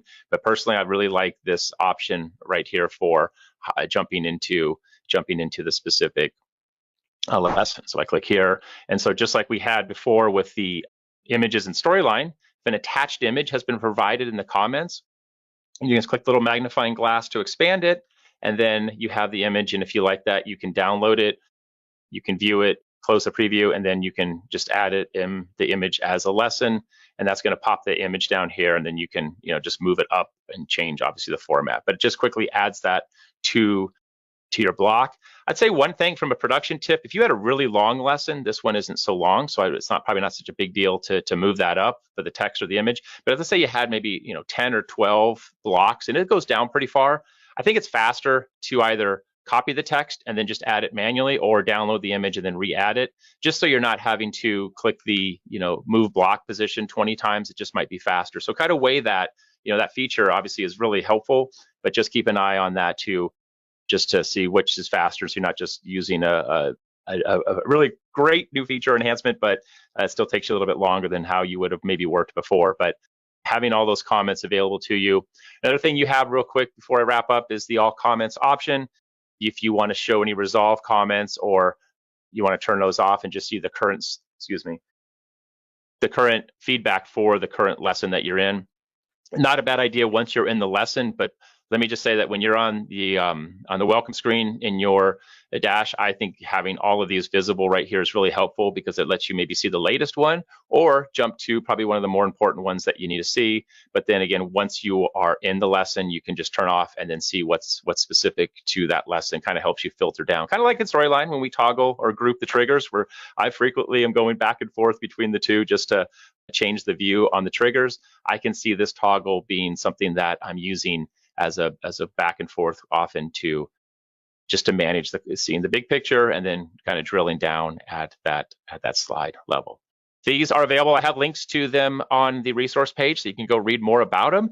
But again, just remember to post a review first to get that up there, and then really you have it. And then make sure to give us feedback. Again, one thing you'll see from us over this next year, we've already been doing this now, is we were trying to include you earlier and collecting your feedback in our products, in our apps, to see what you think. So this is not a final product. This is something that we feel like it's ready to show. So we're showing it, and it's available to all subscribers. So you have an access to that. Let us know. What do you like? What don't you like? What would you like to see? What would be some ways to improve it? That feedback is going to help us just keep making these types of, I think, quality enhancements, quality production enhancements that I think are probably some of the most important to our users, just because they help you work faster. All right, that's it. I have to switch to see what the comments are, but that's what are the 2 quick tips. Check them out, and then let us know what you all think.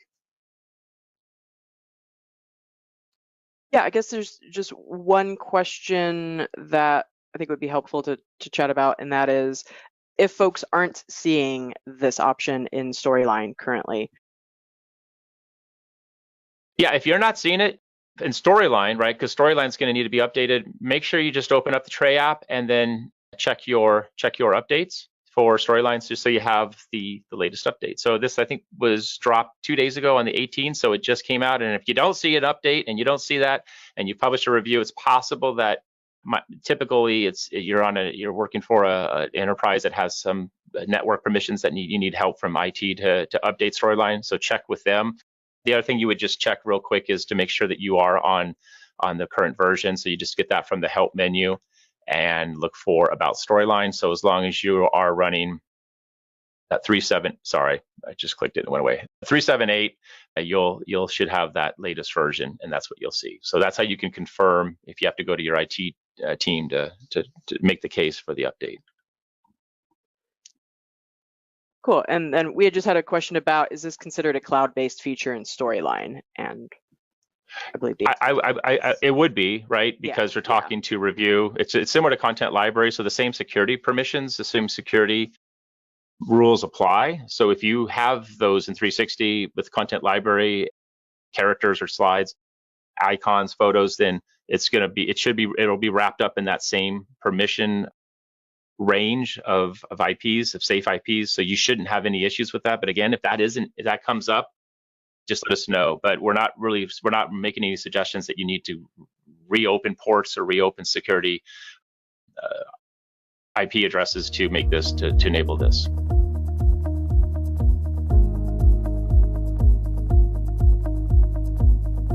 In July, I showed you one way to quickly make a GIF from a Peak 360 video, and I'm going to continue with that GIF theme this month by showing you how you can easily make GIFs for cover photos for Rise 360. Now, you can certainly use GIFs in Storyline 360 as well, but these GIFs that I'm going to be going through today are for use as the cover photo in Rise. In a couple of our webinars, we show some course examples that always get lots of questions about the GIFs being used. So I'm just going to quickly show 3 of those examples just so you can see how GIFs can be used as cover photos. So our first example here is this Dog Care Basics course with this adorable GIF here. It always makes me smile. And every time we show this, we get tons of questions about using a GIF. People get really excited about it. We also get a lot of questions when we show this course by Tom here with the GIF here in the cover photo, and then he's got some other GIFs in the rest of the course. And then finally, we've got this example, which is a very subtle GIF in the cover photo, but the longer you look at it, the more it becomes obvious what's going on. We've got these stars that kind of flash a little bit, and then we've got these clouds that kind of move ever so slightly. So today, think with those in mind, I'm going to show you just a couple of quick ways that you can create GIFs using PowerPoint. And why are we using PowerPoint today? Well, since most of us already have PowerPoint, know how to use it, that makes PowerPoint a pretty good starting point for learning how to quickly and easily create GIFs. Now, with the addition of Studio 360, PowerPoint has access to the Content Library 360, which is a great resource for royalty-free artwork and graphics that you can use to create those GIFs. Now, PowerPoint actually has two different ways of creating GIFs. So you can save as GIF. So the save as, and that will save the whole presentation and use your slides timing. You can also export, which allows you to choose the file size and image quality, along with having a transparent background. You can set the timing for the slides and which slides to be included. So we're going to be using the export option today. But let's just go ahead and jump into PowerPoint and get started. So here, the first thing I'm going to do is I'm actually going to come in here and change my slide size. I'm going to come in here to slide size. I'm going to choose custom slide size. And now we're going to set our custom slide size here. We often recommend that for those cover images, it really helps to have an aspect ratio of 3:1 for those. So we're going to set our width to something like, let's say 15 inches. And we'll leave the height at 5. Have anything here, so we're just going to maximize. And then let's go ahead and set the layout to blank. Now here with creating a GIF in PowerPoint, it's going to take all of our slides here. So what you could do is if you have slides in a presentation that have images that you want to use as your cover image, you could just go ahead and try to use those images and see how they look in Rise without changing the slide size. I have used some slides that were the 16:9, that wide aspect ratio size, and those have turned out pretty okay depending on the images that you want to use. So I would try that first if I'm just using some photos. But here I just want to kind of quickly show you how we can create some GIFs here. So the first thing I'm going to do is I'm going to come in here and change my background color. Change it to a dark blue here. Okay, and then I'm going to come up here to my Articulate tab. And here we'll get an error message if you have not saved your presentation yet. So my presentation has already been saved once, so I'm fine for coming in here. I'm actually going to come in and let's play with inserting a character here. So we're going to bring in, let's bring in Sarah, and let's see. Our first pose, let's start with her just kind of hands off to her sides here.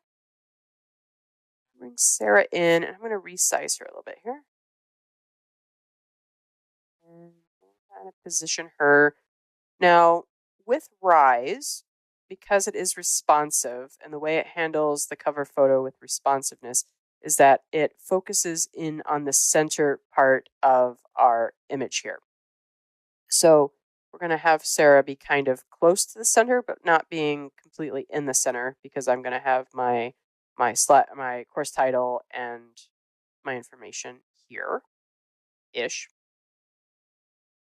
So I think that size looks pretty good for Sarah. So we're going to come in here, we're going to duplicate this. And then I'm going to come in. I'm actually going to get Sarah there. See why I did that here in just a second. But then I'm going to come up here again to my Articulate tab. I'm going to come in here to Characters. I'm going to come in here to edit my character. And then I want to switch her pose now. So let's see. Where she's got her arm up here, something like this. And now, as you can see, it kind of moved over a little bit from where I had Sarah originally. So I'm going to take her and I'm going to kind of line her up as best I can, just so my animation will look a little bit smoother. That's not going to be perfect, but that's pretty close there. And then I'm going to send that to the back, because what I'm going to do is I'm going to delete that one there. And then let's duplicate this slide now. And then same thing, I'm going to copy and paste her. Just going to cover her up there. And then I'm going to come in here and let's get a different pose here for Sarah. And maybe something like this. She's kind of pointing up to the side. So as you can see, we got a lot of movement there. So again, I'm going to just kind of move her over a little bit, kind of line up as best as I can. I'm kind of lining up her shoulders and her head a little bit there. And again, I'm going to send her to the back. And then I'm going to delete her over there. So now I've got 3 slides here with Sarah hanging out. Now I could go through and I could crop her, but the slide is only going to show the part of our character that's actually on the slide itself. So you can kind of see over here with the thumbnails that we're only seeing Sarah from above the knees up. So I'm going to come over here to File, and then I'm going to come down to Export. Now, if I was to save as, I would come here to Save As, and then I would come down here and select Animated GIF format. But I want to do the export type. So I'm going to come here, and then I'm going to select Create an Animated GIF. And then it defaults to medium here, but because I'm using kind of photographic images there, I'm going to use the extra large. I want it to be as high quality as possible. Now, animated GIFs, they often are a little blurry, so do keep that in mind just because of the image quality of GIFs natively. They generally don't allow for a full spectrum of color in them.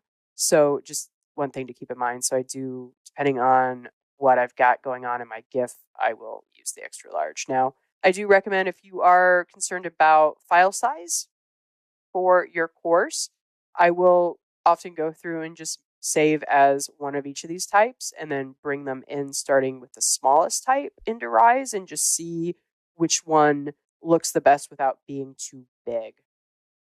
But today I'm not concerned about the file size, so I'm going to leave that there. Now, if I was bringing in just Sarah by herself maybe, and I didn't want to have that blue background, I could set this to have a transparent background, and then I could use Sarah in my course and be able to have maybe a block background color behind her, that type of thing. And then second suspend on each slide. Let's just kind of say 3, and that's obviously something that you can kind of play with here. And then the slides, I have just 3 slides here, so I want to do all 3 of them. But if I had a bigger presentation where I only wanted to use a couple of the slides, this is where you could go in to select that. And then I'm going to create my GIF now. And then let's save this as character. All right, so let's go back into our Rise course here. We're going to come into Edit. We're going to come into Theme. And then I'm going to come in here to Cover Page. And then we're going to come into Course Image. We're going to replace our image with our character GIF. So here's our character GIF. Now we've got this overlay going on. So I'm going to just kind of bring that overlay down a little bit. So now I can kind of see our character here. She's kind of gesturing off to the start of our course here. Now, I do recommend double checking how it's going to look in the various responsive modes. So as you can see, she's kind of cut off just ever so slightly there in tablet. Looks fine in tablet landscape. Mobile, the button's kind of covering her up a little bit there, but there's not much to be done with that. I guess I could bring her up a little bit higher if I wanted to there. But that is just some things to keep in mind there with creating your GIF. You're going to want to play with the different layouts here. You know, I could come in if I wanted to do one of these type of layouts, for example. Let's do this one. Obviously, she's getting cut off quite a bit there because Rise is going for that center part of our image. So if I wanted to do this kind of layout, I would want to center her in that image to be able to use that kind of layout. So let's come back. We'll use that centered overlay here. And then it kind of looks like she's gesturing to our course information there. All right, so that is just one quick way that we can kind of have what appears to be some animation going on without actually using any sort of animation. So let's come in, let's say goodbye to Sarah. just going to those. Bye, Sarah. And then let's do something that's kind of similar to this here.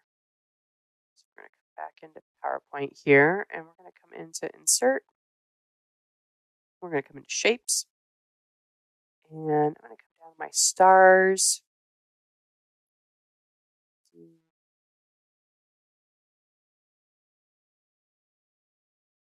And a couple different star shapes here.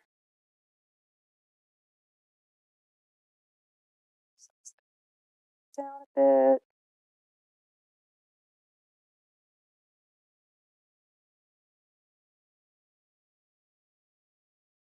Size this up ever so slightly.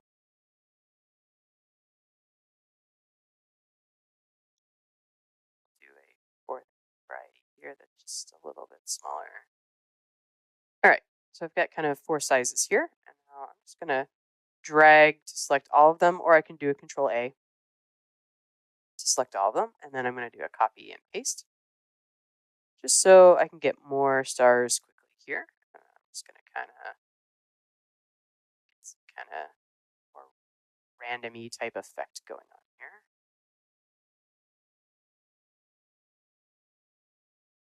Kind of play with how you want things to look there.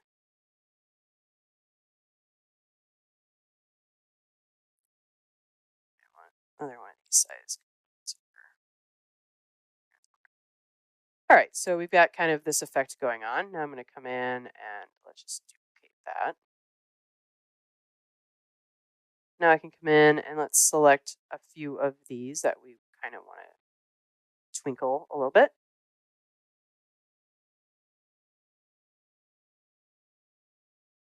And then I'm going to come into my animations here. And here, kind of play a bit. Let's see.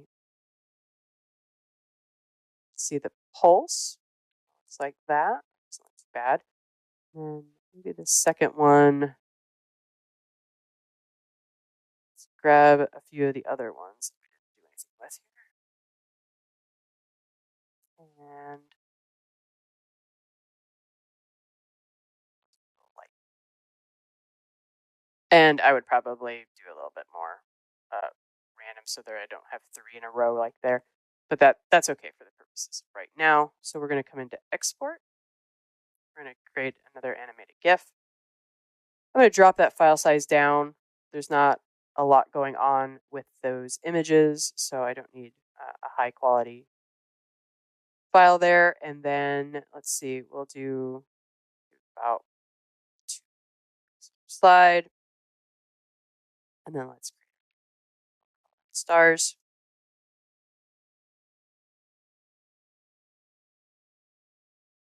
Come back in here and let's swap out our images here.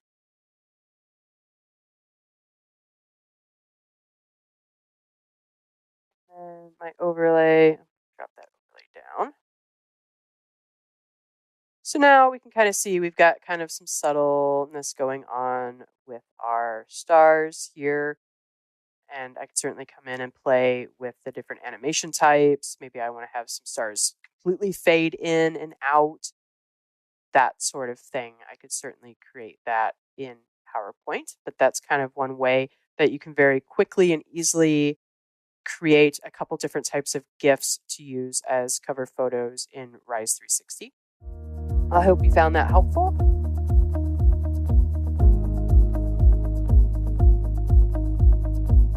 I found that helpful. I'm finding a lot of things helpful. Ginger, thank you. I had a little trouble switching controls real quick there, but I think I'm here. Let me show you. I'm going to take a little different approach. This is going to be a little bit more of an advanced-ish, intermediate type example, and that is from an example I saw not too recently, but a little while ago from one of our active challengers. Her name is Yvonne, and you can find her info on the resource page for today. But one of the things we do with these weekly challenges, let me just highlight this super quick, just so you see what these are. If you have not seen them, you certainly want to check them out. So let me just pull this up here real quick. Give me one moment. So every week, every Friday, there's Ginger's session right there. If you're in eLearning Heroes and you're up top on the Learn tab, we have these weekly challenges. So each week we just post a new idea. Sometimes it's a simple feature-based challenge, other times it's a concept-based challenge, but it's a way to get you to practice working with the apps, with the tools, getting you to do something you might not do in your normal work, or maybe if you're just getting started, it helps you get started with something more deliberate, because it gives you an idea for something specific to work on. And then what's also nice is that you end up getting a lot of other folks building the same type of example, so you see that context. So anyway, these are what we do. We've been doing these for about 11 years now. And we had one 357, so I guess it's almost a year or 2 years ago, on how to zoom and magnify and things like that. And Yvonne shared this really neat example. Again, sometimes the demos are more refined, sometimes they're a little just more kind of simple ideas, but she shared this example with a magnifying effect. Magnifying effect is always a cool effect, because a lot of times what we're working with on our slides is we have all this information we want to show, but we don't have a lot of space to display it. So either we make our slides super big, or we have to find creative ways to zoom and magnify and highlight additional content. So this idea is it's a simple slider, and you can see as I click and drag down the slider, we're actually seeing the scrolling effect here off to the side. Like, how do you do that? Well, I actually don't even know exactly how Yvonne did it, because she didn't share her source file. I'm sure she would. But I thought, hey, you know what? This is going to be fun for me. I'm just going to get in and try to recreate something like that. So we'll look at a couple slider basics, some things, just some basic ways that sliders work. And then we'll look at the essence of building this. And I have my version of it that I built up here, and you can download this source file and take a look. And here we're sort of scrolling through the Storyline user guide. Now, I didn't want to put as much time into it as Yvonne. So my slider, my magnifying, you can see almost feels a little chunkier. It's skipping a little larger distance. And what we'll see is when we take a look at the sliders is the more stops, the greater the range or the number of stops on a slider, the smoother it's going to be. In this case, you can see as I go between these two values, it's a pretty significant hop. Whereas I think on hers, yeah, it's a little tighter, right? So the more stops, the more time, the more work you want to put into it, the more you can control that smoothness factor, and it just makes it look that much better. But for the purposes of teaching, it doesn't matter. What we have right here will work fine. All right, so we're going to work with sliders. We're going to work with custom states. We're going to work with some image effects to get the essence of this set up. So a couple things here. Let's do this. Storyline. That is a lot of stuff. Do I not have Storyline open? Guess not. Let's pop it open then. All right, so let me just do this. And I don't think I saw Yvonne in here, but if you're here, thank you for the cool idea. And we'll just let Storyline pop open right here. Okay, so I'm going to make a new scene, and maybe I'll just make a new slide. It'll be easier to pop between the two. So I'll make a new slide, and we'll just kind of look at what's going on here. Now, a couple of things that we have available to us in Storyline. I don't always use every one of the features in here. But one thing we have is, if you look at the idea of this, is we're capturing a screenshot, in this case, just some text. Well, Storyline has a built-in screen capture tool. So if you need to quickly grab a screenshot of a website or something, you have that built in. It's under the Insert tab, and then under Picture, and then we have Screenshot. So you can grab an available window that's already open, or you can choose to do a screen clipping, which means you can click and drag to get the size that you like. So I already have my screenshot screen selected, but if I wanted a new one, I could just do screen clipping. It's going to minimize Storyline, and then I can come in here and kind of drag out a selection. When I finish, it'll insert that piece onto my slide. So that's super helpful if you don't have a third-party screen capture tool. So you have that built in right there for you. All right, slider. Let's look at the essence of a slider. We need to create a custom slider. We have a full webinar series on sliders. I'll make sure to update that on our resource page for today, but I want to give you the kind of quick basics of what a slider looks like. We find those under the interactive objects. You've got 3 ready-made built-in sliders. Doesn't really matter which ones we use because we are going to use our own graphics for these. So I'm just going to grab the first one, add a slider to my slide, add a slider to the slide, and you can scale it and make it bigger, move it around, pretty much like any other object. So what I want to do is I don't want this to look like a slider. Instead, what I want to do is make it look like a magnifying glass. Now, we have magnifying glass graphics you can do. You can make your own, but essentially you need some kind of object that you're going to use for the slider. So we can customize the slider. So if we're up here under the Format tab and we're looking for ways that we want to customize it, we can customize it how the slider looks. We can customize how it moves. We pretty much have everything we need to do it. Now, what I want to do here is I'm just going to first begin by, I want to customize the thumb. The thumb is this blue part that you click and drag across the slide. Now, when I built this, I didn't want to lose a lot of time, so I just used a content library icon for the slider. So you can go to Insert, Icon, and I'm just going to find a magnifying glass, something like that here. Magnifying glass. Now, when we add a custom image for our slider, though, we can't just use the built-in vector objects. We have to actually save these objects ultimately out as an image. So we'll have to replace it with an image. So here's a couple things, though, working with the image. This looks pretty good here on the slide, but if you look down here in the timeline, you can see this is going to be a group of objects. Sometimes that just makes it a little bit tough to select, because if I just selected part of this, like the top part, then when I save this as an image, the top part is going to be saved by itself. So if you have a grouped clip art or grouped vector art, just make sure that when you select it to save out, that you are saving on the outmost bounding box and not don't click twice inside, and if you see these 2 bounding boxes, you only have part of that graphic. So this is fine. I think for the image here, I could make it bigger or anything else I want to do, but I'm going to select the outside of the bounding box and just do a quick save.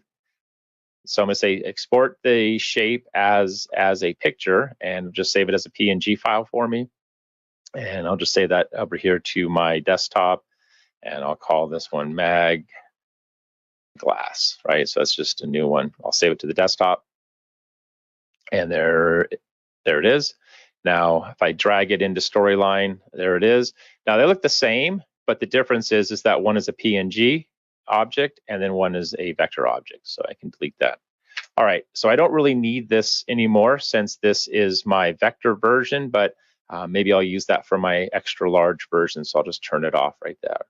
Now, what I can do then is replace the glass, replace this thumb, this blue thumb that we click and drag, or we tap and drag, depending on the device, with an image. So from the Format tab up here on the ribbon, I have my thumb fill, and I'm just going to replace that with a picture. So I'm going to go find that picture I just saved to my desktop, magnifying glass, and there it is. Now, in the example I used up here, I rotated everything. Here's a little. I'm going to try to keep this part as simple as possible. But if I rotate it now to make it up or down, also my thumb is going to rotate it. So I need to account for that when I save out the image. I probably need to rotate it first before I save it out. But we're going to try to keep this as simple as possible. Number one mistake people make when they work with the custom images for sliders. Absolutely love when folks take that extra step to make a custom image. But what do they always do? They forget to turn off the bounding box. So this little square right here around the slider is quite evident, and it doesn't look quite as refined as it should. So once again, select the slider, Format tab, and then here's the one. Turn off that thumb border, get rid of it. Folks tend to forget to do that, even some of our advanced users. So turn off the outline and look how clean, how clean that looks right there. Now, for the screenshot text, right? In this case, if we just go horizontal across, right? Or we could go vertical, I guess, right? Like that. If I do like that, we need to have some text filling. Now we could fill we can fill the track fill. We can fill the track just like we did with the thumb. However, we don't get as much control over placement. If I'm using a custom slider, I almost never will use a fill for the track. Instead, what I'd rather do is turn off my track and then use an image behind it. And I'll show you why in just a moment. So if I were to fill this image, this track with an image, it would also round off the corners of the image because that's the shape of the track of the fill. But I can't really control exactly where my object is going to be. You see how the magnifying glass is just a little bit larger and off center for the track? Yeah, I can make the track wider, but again, it's still harder and almost sometimes impossible to completely control the centering of that object. So I'd rather not worry about that or waste my time with that. Instead, what I'll do is bring in that picture that I already have from Media Library. I should have a screenshot.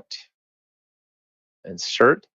And I'm going to, and this is, I think a lot of the examples that you'll ever see with sliders, they're using a custom fill or so for the background. So I can move this down to the bottom, screenshot. And then here's how we can control that. So I already have the bounding box right here for my slider. So I know how long my slider is. I can also grab the thumb and move it up, just kind of see where it is in relation to the image. I don't need this track in order to see where my slider is going to be dragged. So I'm going to go over to track fill, turn off my fill, and turn off the track border. All right, so now all I have is a slider. It looks like an image, but what do I have? I have properties of a slider, which means the slider's moving around. So what I need to do is just kind of align this in a sense with the background image. So I can see that it's a little too high up right there. So I might drag the slider. All right, it's going to be a little wonky. Let's try it here. Am I dragging the wrong? No, I got the right handle. So I might need to drag it down. All right, that's just, it's, okay. So maybe just start with there. But if I position it here, now I can kind of see the bottom of the image. Maybe I don't need it quite as far down, but I can drag the slider to see where that placement is. Overall, that's going to be fine, but I think it's needs to be a little bit larger so I can see more of that user guide.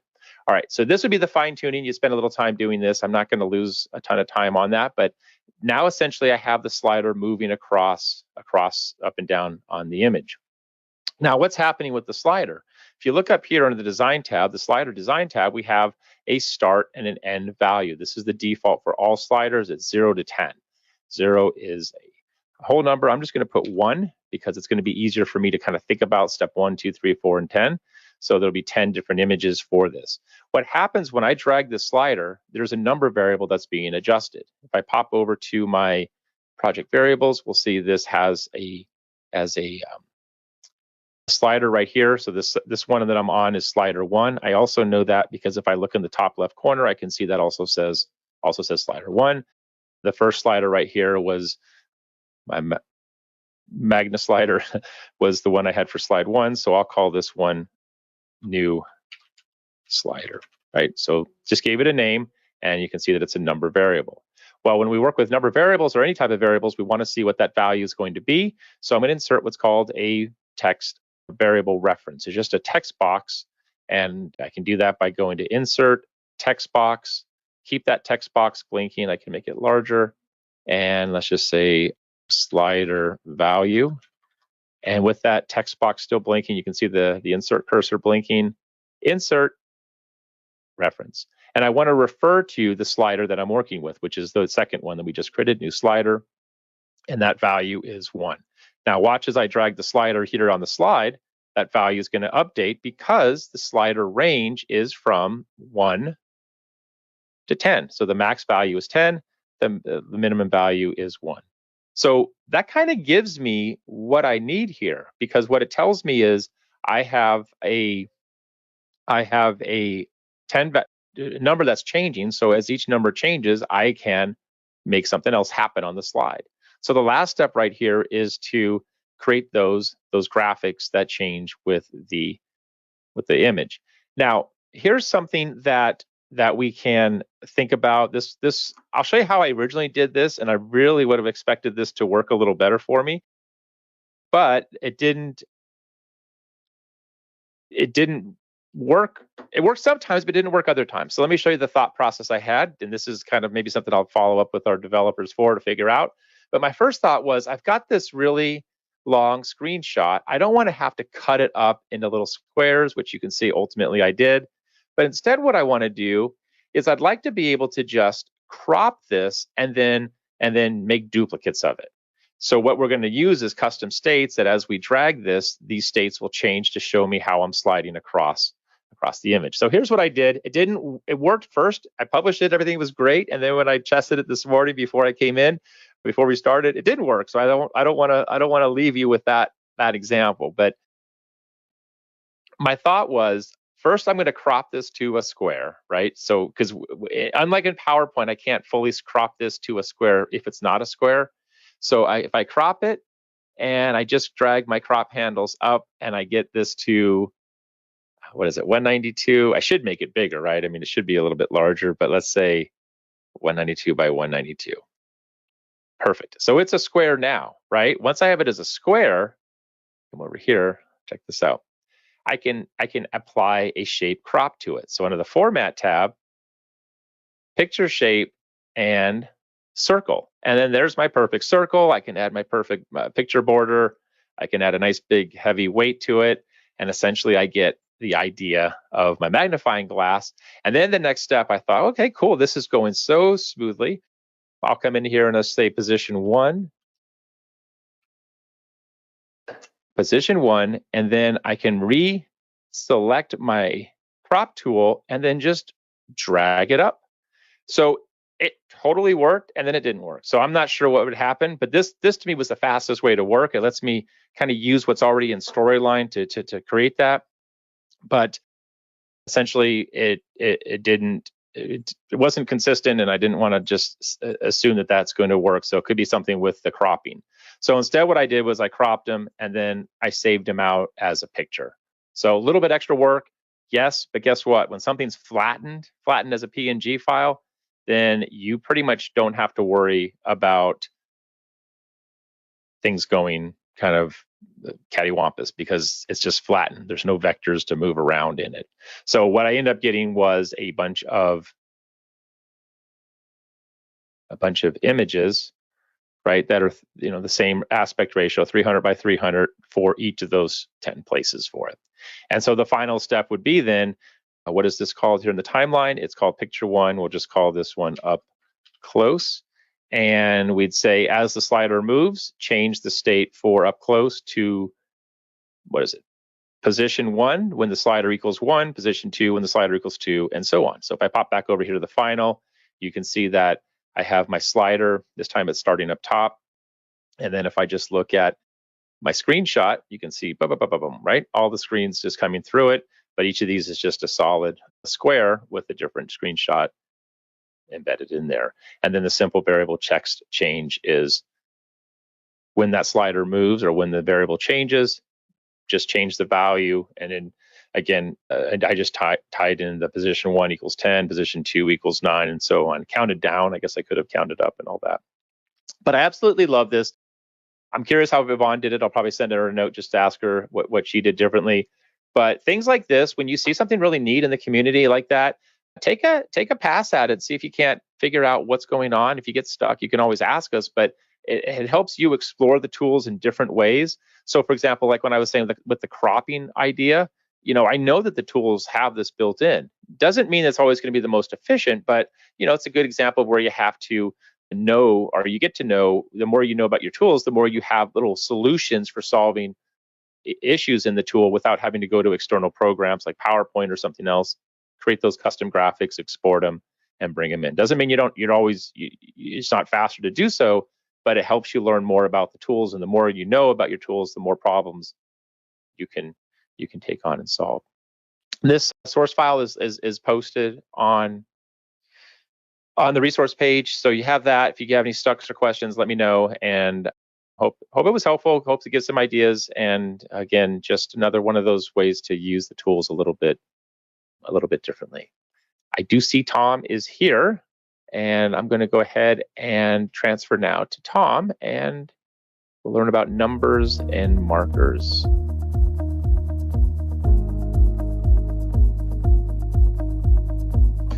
All right, so this tip is relatively simple, but it's again a reminder of some of the things you can do in Storyline. So the original tip or the original question in the community was around how to add more than 20 numbers to a marker. So if we come up here to Storyline, we've got our markers here. You've got all sorts of markers from which to choose, and you can see there's a numbering. These are built in, so 20 is as high as you can go. In this case, I think a person had like 23 things that they wanted to highlight in their labeled graphic. And so the question was, well, how do I get 21, 22, and 23? So I'll show you a few things with the markers, kind of 3 different ways you could probably approach this. The first thing is these markers with their icons are built in. So what I would do is I just grab a blank one right here where you've got no icon in there. So we're going to go ahead and insert that. If you've never worked with Storyline before, these markers, again, we're going to go to Insert and then over here to Markers. And these markers are built in, and so that the way they function is pre-built, right? So let's just add some text in here. So we'll say heading, and then I'll just put some, here's a shortcut. If you need placeholder text, you type in equal, then lorem, and then parentheses, and then enter, and you'll get some placeholder text. It's probably a little bit more than I needed. That's okay. So the way the marker works is if I preview this, you can see, you can change some of this. If I roll over it, I get my header, click on it, and I get my text, and I can click and close it. If I have multiple markers, then they kind of work off of each other. So that's kind of the way the markers work. So the question is then, if I'm using one of those pre-built icon markers and I'm using 1 through 20 and I need to add 21, 22, or 50 or whatever I need to do, how do I do that? So I would start with a blank marker. And then when you click on the marker, you can see it has a normal state. So what you can do is you can edit that normal state. Now, what we'll do is we'll just put a text box inside of the normal state on top of the marker. So it's as simple as that. So we'll just go ahead. There's 2 ways you can get into this. So you select the object, you go down here to the states, you can click on edit states, and then we only have one, so we're in normal. And then when you're done, you click done. The other thing is you can just come down to the state, double click into it, and that'll also open up the state. So we're just going to add a number on here. So Control T is a quick way to insert a text box. So Control T, you get a text box, and I'll just type in, since the number was 21, we'll just type in 21, and then all you'd have to do is move this, and you can see it kind of lines up. Now, what you'd probably want to do is match it. My tip in this case would be, if you know you're going to go beyond the 20 that are pre-built, I would just use my own font and numbering and not use the pre-built 1 through 20. And this way I know that the alignment and the coloring and the sizing, all that's going to be consistent. But that's basically it on that part of it, right? And then you can go into the text box, right? And you can change the color of the text to whatever you want it to be, right? You can change the font. Again, another kind of extra tip in this is if you stick within the theme fonts, that's good, right? Because then if you decide later to change your theme fonts, the numbers will change as well. You don't have to go in there and individually modify them. So you could use either the heading or the body font. And then, it's just really a matter of figuring out what you want to do with the text box. Like you might want to have a smaller text, make sure, maybe it's centered, and then where is it? Right here on the align text, and put it in the middle. And then you could zoom in on the slide, and then you can play around with the alignment of the text box to make sure it's lined up where you want it to be. So that part is easy, right? So just go into the normal state. Let me zoom out here. And we're going to preview this, and then you can see I've got my number, and then I could continue. I can add whatever I want to in there. Another thing is you can't scale these markers. So one of the things that I like to do is create my own marker and leverage the way the marker works. So again, these markers are pre-built. So because they're pre-built, you get the speedy production. So I just insert a marker and everything works. But you also have that constraint because they're pre-built. So if you want a slightly larger marker, what you can do is you just can come back into this normal state. And you can just add your own shape on there. So I'm just we'll make it really exaggerated. You probably wouldn't want to do it this way, but so I make a much larger oval. I can format it, right? We'll just use this kind of button look, right? And the same thing, I just put it on top of here. And this is in the state, right? So now if I preview this, I've got the benefits of the marker, but I've created a larger space to work with. So that can make my number much larger. I can make my markers much larger. This is especially a good consideration if you know you're going to deliver for mobile, because on the mobile device, the storyline files are like videos, right? So they're going to scale up or down. And so those pre-built markers may be a little small. So this is a good way to kind of maximize the size of those markers. The other thing, if you want completely custom markers, is just build your own. And so when we look at a marker is basically a button. Let's just insert a new one. So we're going to go here and insert a new marker. It doesn't really matter which one we do, right? So we have a marker. Marker is basically a button. And when you click on it, it's going to show you something. And then when you click on it again, it's going to turn it off, right? So if we preview the marker, I've got a button. I click on it. It exposes something. I click on it again, and it closes that. That's basically a selected state. So in Storyline, you have pre-built states. So if you wanted to build your own marker, let's move this out of the way. If you wanted to build your own marker, you can do that just using shapes. So I'm gonna insert an oval. And again, this could be any shape you want it to. I'll make it a little larger just so it looks, so we can see it better for the webinar. So I've got my shape here. And if you want to format it, you can do that. We'll just grab this kind of shape. So I've got my shape here. And then what I want to do is when I click on it, I want to expose something, right? So if I go into my states here, again, double click into normal, and then now you're in editing, you can create a selected state. So you just come over here, create a selected state, which is a pre-built state. And what a selected state does is like a toggle. You click on it, turns it on, click on it again, turns it off. So now we have a selected state. What we're going to do is we're just going to change the color of it so we can see that it's changing. So we haven't done anything yet other than have a selected state, but you'll see the way it works. So when I click, it's selected. When I click again, it's deselected. So if I want to, so I've solved the first thing is having a clickable button, right? The second thing is I want to have this label that comes in. So what we can do is let's just line up a label. We'll just grab one of these caption boxes, and maybe that's the way we want to do the label, right? We'll do that here, and that's the way.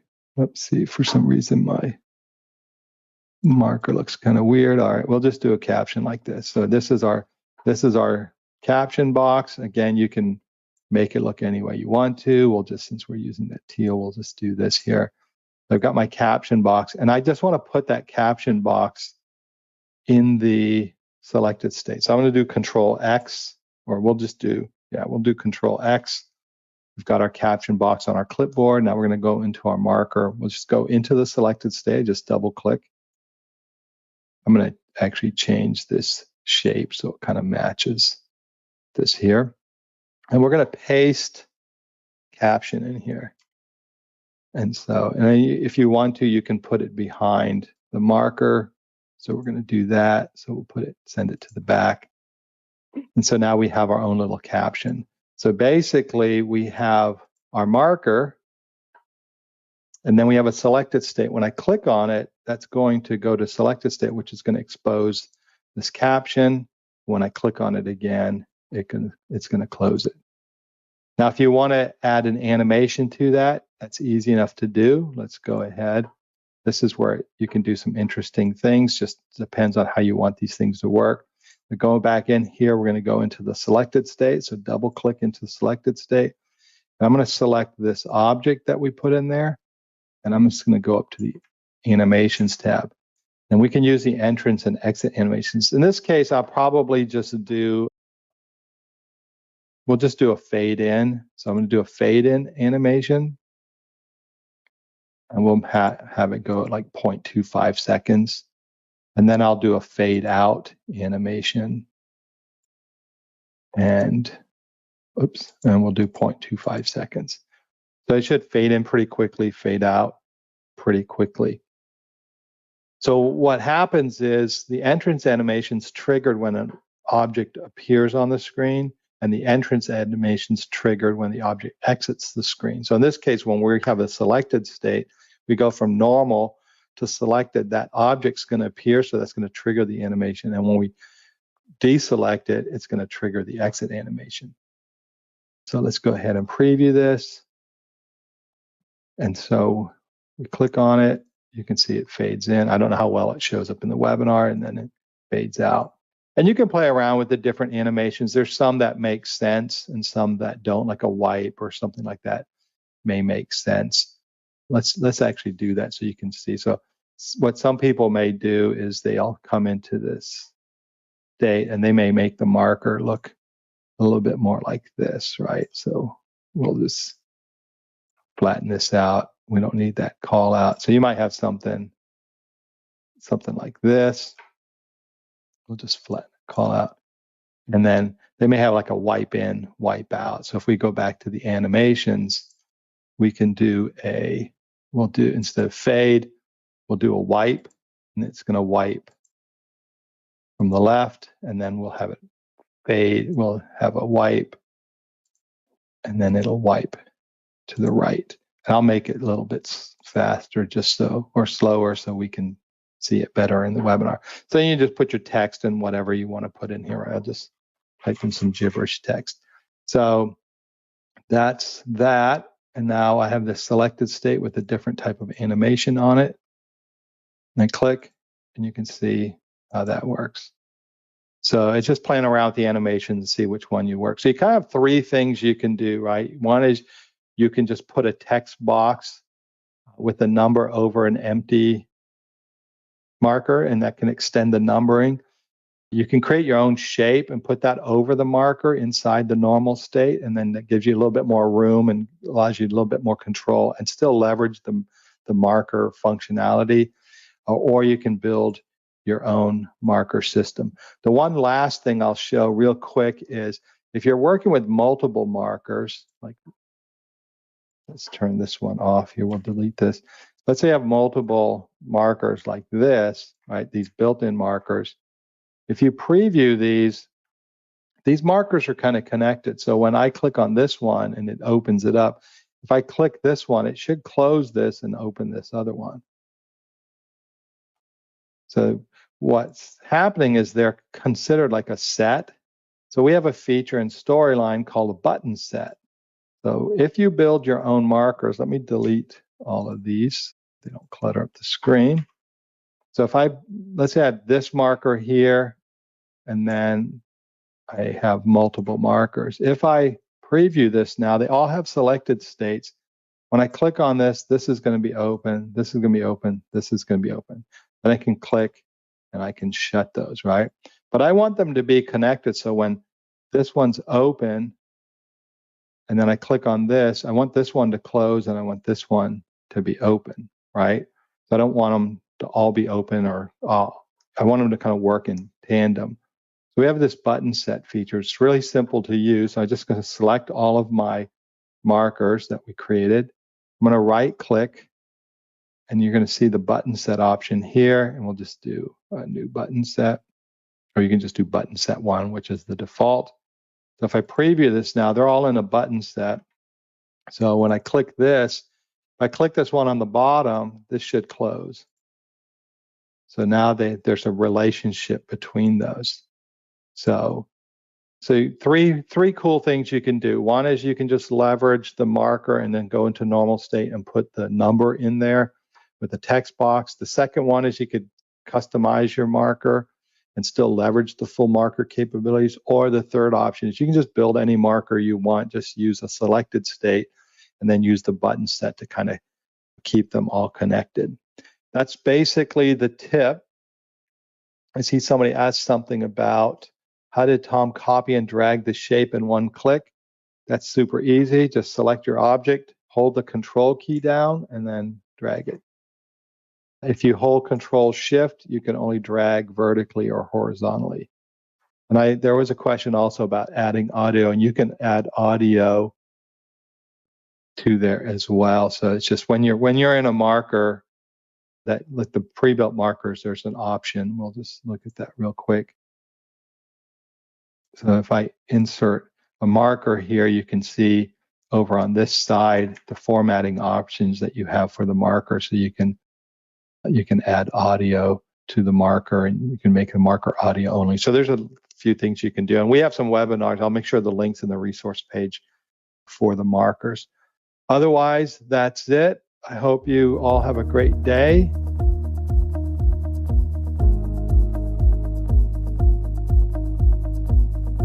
Yeah, thanks again, Ginger and David, for inviting me. You know, Tom couldn't be here, so it's pretty much my goal in life to replace Tom. This is a good start, but I want to jump right into creating scenarios in Rise 360. You know, we love scenarios. Here at Articulate, you get to really immerse your learner into the content, and it's a great way to test their knowledge and allow them to practice. So I use them all the time. Now, for our examples today, I just chose this real content template from Rise 360. If you haven't yet, make sure you check out all the great templates that we have, because you can completely customize them and make them your own. So I just wanted like a nice little house to put our examples in. So the first thing I'm going to do is just create a new lesson here.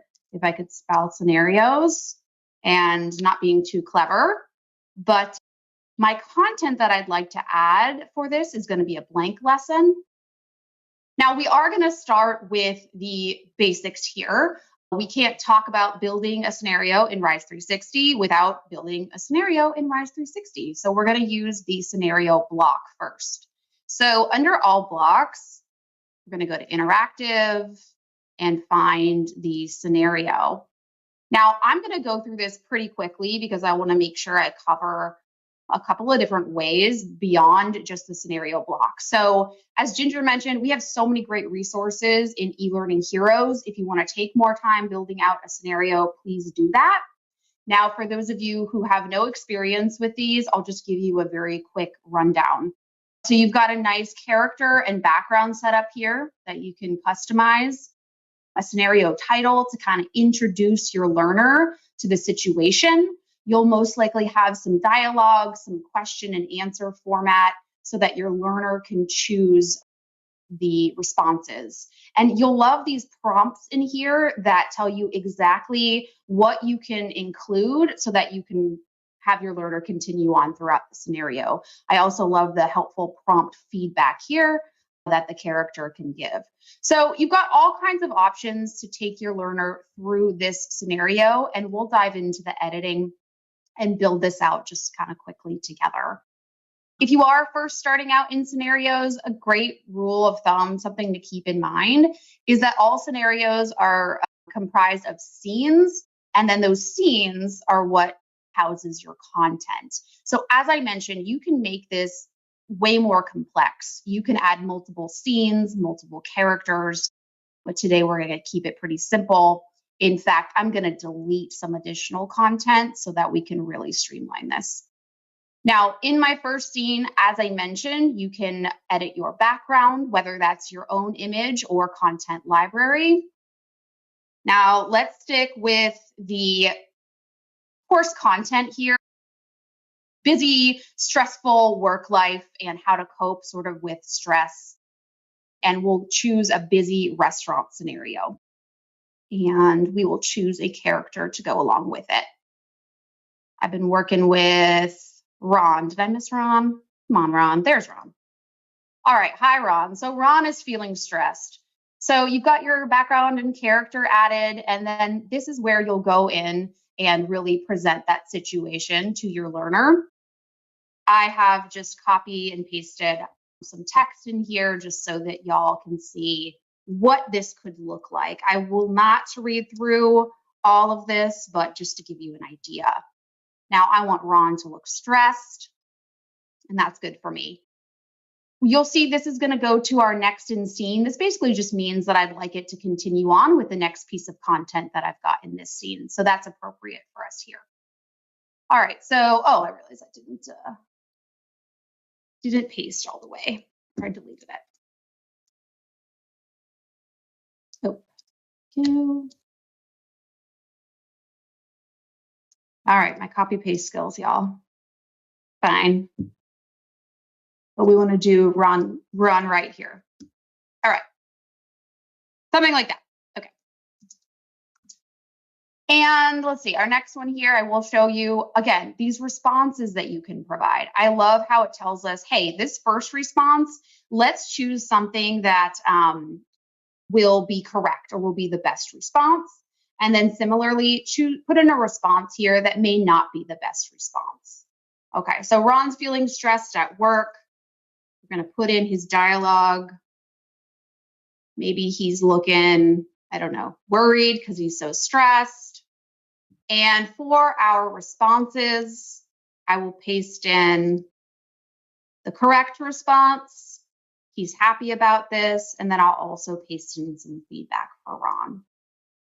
Hopefully this gives you an idea just like how easy this can be with Rise 360, because you're just essentially copy and pasting or, typing in that dialogue. So if you've got some really great content, this is a great way to make your scenario. All right, I know I'm moving super quick here. All right, and I like to live on the edge, so we're not going to even preview this. We are just going to preview the entire thing when we're done. And I do want to give my learner the opportunity to try again, so I'll leave that so y'all can see it. All right, maybe it's all right, we'll see. And then, of course, you have your scenario end. So this might be where you want to say, hey, great job, and give some feedback to your learner. So I will do that here. All right, as I said, let's live on the edge. Let's preview from the beginning and cross our fingers and see what happens. All right, so you can see we've set up with Ron, his busy restaurant. He's real stressed at work, and we're going to start with our dialogue and choosing our responses. And then if you'd like to see first, we'll choose the response that's not so great, not the best response. You can see not too happy. We get to try it again. And happy Ron. All right, so again, I know I moved through that really quickly, but hopefully it gives you an idea of what a scenario can be. These next couple of options will move through even faster. And I'll show you a couple different ways to do this that's not a scenario. So the first way is going to be going back into our all blocks. And this time I want to add an image with text. So this is going to be a different way to present this situation or scenario to our learner. And instead of going into content library this time, let's give Ron a break. And I'm going to take Tom's spotlight a little bit more today because he's not here. So we'll just use his, if y'all have looked at eLearning Heroes, Tom has put up some really amazing AI generated characters. And Annie is one of those characters. So once again, I'm just going to kind of steal Tom's spot today. All right. So a different way of presenting a character, and then you're set up here with a question. Now, how are we going to give our learners an opportunity to respond is the next thing we need to think about. And in this example, let's add button stack. Now, a button stack, I think, is a really great interactive element that you can add to your Rise 360 lesson. It can transport your learner to any location that you'd like. You can use this to transport them to an external website. You can jump to another lesson within this course, which I think is really neat. So let's say we ask them a question and maybe they didn't pick the best response. Maybe we want to link them back to lesson 1 where they can reread over that content and then maybe revisit this scenario. So I really like it for that purpose. So I'm not going to spend the time in here adding in locations, but what I would envision is the response goes here and then they select the corresponding button. And what you may want to do is also add in some text, maybe with some directions for a scenario like this so that they just know how to complete the following block. But that's another example. And then let's do another one. So actually, we're going to duplicate Annie. Let's stick with her. And we'll move her down. And we'll even duplicate these directions, this direction placeholder. Move those down. And I want to show you another example. We'll just delete this for now. So once again, we're set up here with Annie, but we've got to give our learner a way to respond. So this time, instead of doing the button stack, why don't we do some flashcards? So imagine these flashcards have the responses on each, and then the learner is able to overturn the flashcard and get the feedback that they need. I like the flashcard option for a scenario because it lets your learner see the consequences of more than just one action. So instead of having to transport them out somewhere with a button stack, this is really easy for them to just turn these cards over. If they don't pick the best response, they can very easily see what that would be. So I like this immediate feedback that they're able to get. So that one was easy. Now, another one, let's once again duplicate our friend Annie. Bring her down. Now, this time, we're not going to need directions because we're going to add in a knowledge check. So adding in a knowledge check within a lesson, and I'll just select multiple choice, is a great way to allow your learner to practice what they're doing in sort of this more formal more formal block, right? It's not just a flashcard. It is essentially a test. It's a knowledge check. Sorry, I can't speak and type at the same time.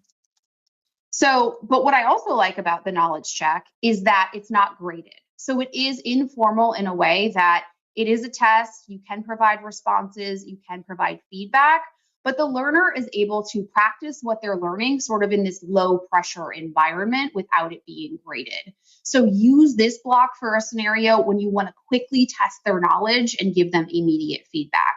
So I would envision the responses here and then obviously submitting and getting that feedback. Now, one more way that we can build in a scenario type of interaction without the scenario block. And for this one, we're going to go back out and add another lesson. And this one, we want to make a quiz. And instead of incorporating this as a knowledge check, this time we want to make a quiz lesson.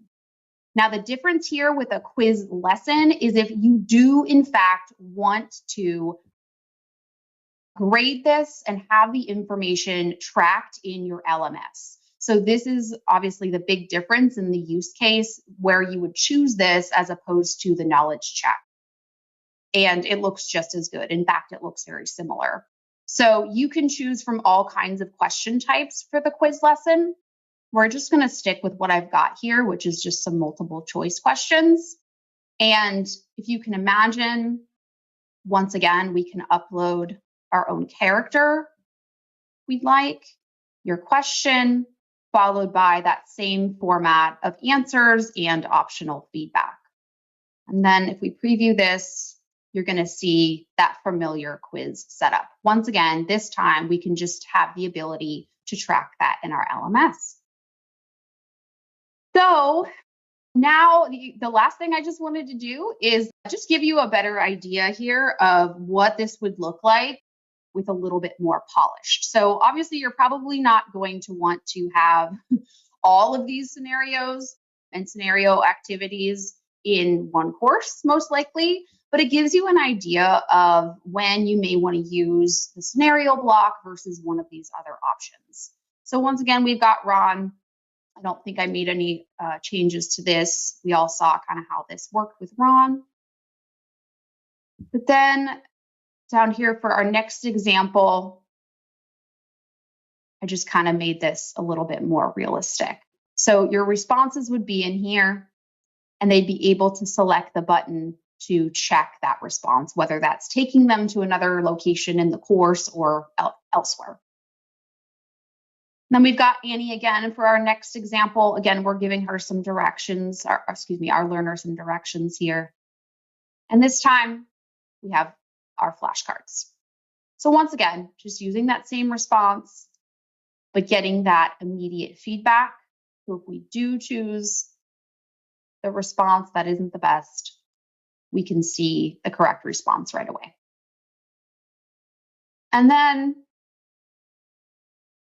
our quiz within the knowledge check within the lesson. Again, use this one if you're not concerned about tracking, but you do want to immerse that learner and allow them to practice what they've learned. Because remember, you can still have this quiz formatting. You can still have the feedback right within the lesson itself. And then lastly, our quiz, which I just gave some additional answers to so we can see.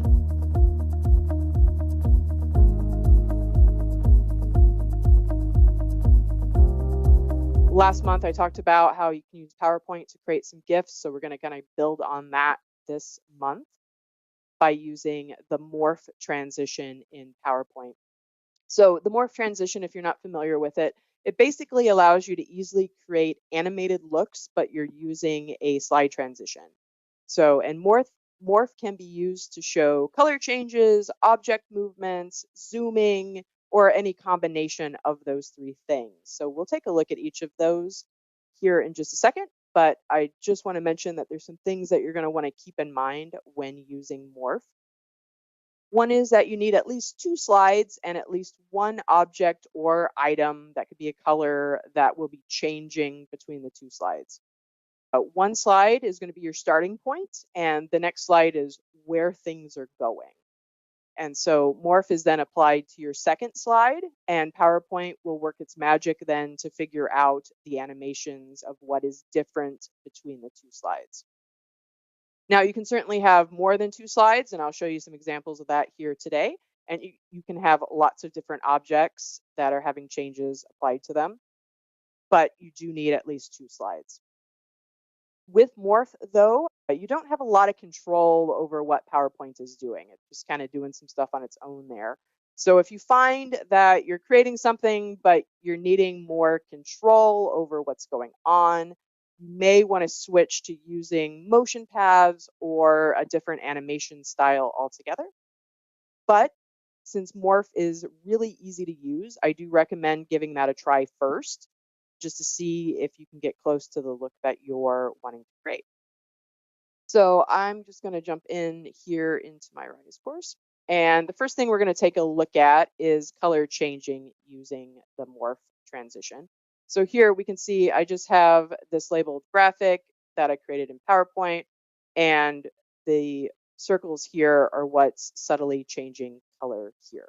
So in PowerPoint, what that looks like is here I've got my first slide, and I've went ahead and created my look here. And I just have, these are just circles that I created in PowerPoint, and I applied color to those.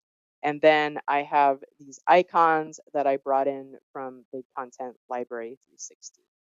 So here I've got my initial slide set up. I'm going to come in, I'm going to duplicate that slide just as it is. So now I've got 2 slides here. And then I'm going to come in, and what I want to do is change that color. So I'm going to come in and I'm just going to make that a lighter version of the current color selected there. And then with that done, I'm going to come up here to transitions, and Morph is our first transition option here. So I'm going to select that. And then it's going to give me a little preview here. I can click the preview button again to see that. So here we can see that it's going from that darker color to the lighter color.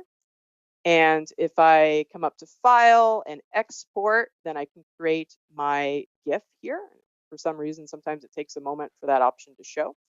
But here I've got my GIF, and then I can come in and I can select what file size and quality I want to use for that. Again, I generally recommend start small, work your way up, depending on what type of course you're creating and how much stuff you've got in that course. It's good to start with a smaller file size and just see if you're got the quality that you need. But for today's purposes, I'm just going to go with extra large. You can have a transparent background to those GIFs, so you can select that if you want to. You can decide how much time you want to spend on each slide, and that is in with seconds. And then if I've got a slide deck where I've got a bunch of slides, but I'm just using a couple of them to create my GIF, I can select that here. I'm going to go ahead and create my GIF here. Desktop. And we're going to come back into Rise, and we're just going to add this. I'm just going to add this as an image here.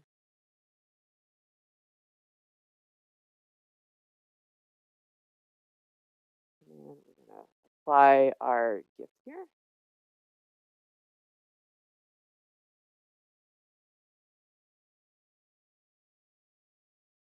All right, so I've got my GIF here, and scroll up a little bit so you can see both of them. So what we're seeing here is that color change, but I don't have that subtle color change going back to that darker color that I do have up here with this GIF.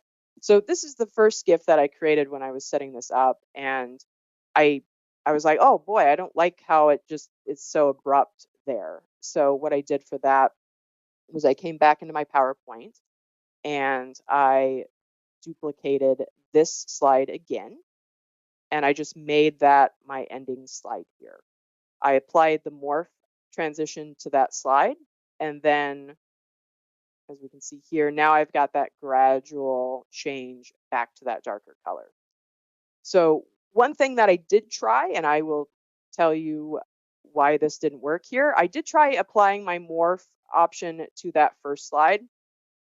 And as you can see with the preview, what happened is that Morph is looking to the previous slide to see what the differences are. If there's not a previous slide, so my first slide, there's nothing above it, it's going to have that black transition, and that's not what I wanted at all. So I removed that, and then I went through and I could resave that GIF, and then I'm going to have that gradual color change again that we saw in our example here.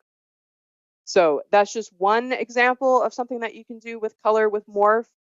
It is a lot of fun to kind of play around with that and see what you can do. You can also show movement. So here I've just created this basic clock in PowerPoint, and it's just going, my hand here is moving to my various hours for that. So we can see that going on. And how I created that in PowerPoint is I had my initial slide here, and this is an image that I found in the content library. It's just a clock face, but it didn't have the hands and it didn't have this little dot here. So I just went into Insert, Shapes, and I used the line arrow to create the hands of my clock here. And then I duplicated that and changed my hour hand here as I went around. And I applied the morph option to each of those slides. Now, again, when I got down to 11 here, transitioning back to my first slide was kind of herky-jerky. And so I didn't like how that looked. So again, I duplicated my first slide and I brought it down to the bottom, and I added the morph option to that to allow for a nicer transition back to the beginning for my GIF. Now, that does mean that you're kind of on that same look a little bit longer than you are on the rest of them throughout your GIF. That didn't really bother me at all for the purposes of what I was creating, but it is just something to keep in mind there. Another thing that you can use that morph option for is for zooming. So here I've got this image, and then I wanted to kind of zoom in on this lady here, and so I cropped it down and resized it so it was a little bit bigger to kind of give me a zoom effect. And then again, I just duplicated that first slide and brought it down. going back to my Rise course here, I just wanted to show what that looks like without Morph applied. So here, without Morph, it's just kind of, it jumps between the slides. But down here, using Morph, what that looks like is I've got that zoom in effect and a zoom out effect that's happening. And I use the exact same slide deck for both of those GIFs. The only difference was applying that Morph option to my second and third slides there. Another thing that you can do using the Morph tool is you can create some pretty fun magnifying glass effects. So I've got this one here where I've got the magnifying glass come in and it looks like there's movement. You can kind of see as it goes over things, it's showing what's going on behind that. So to do that, you're going to want to find whatever image you're going to be magnifying. So this is, again, just an image that I found in the content library. And then I resized my slide here so it would be a 1-to-1 aspect ratio. This is actually 5 inches by 5 inches, but that's certainly something that you can play with the sizing there. And then again, I'm going to duplicate that first slide.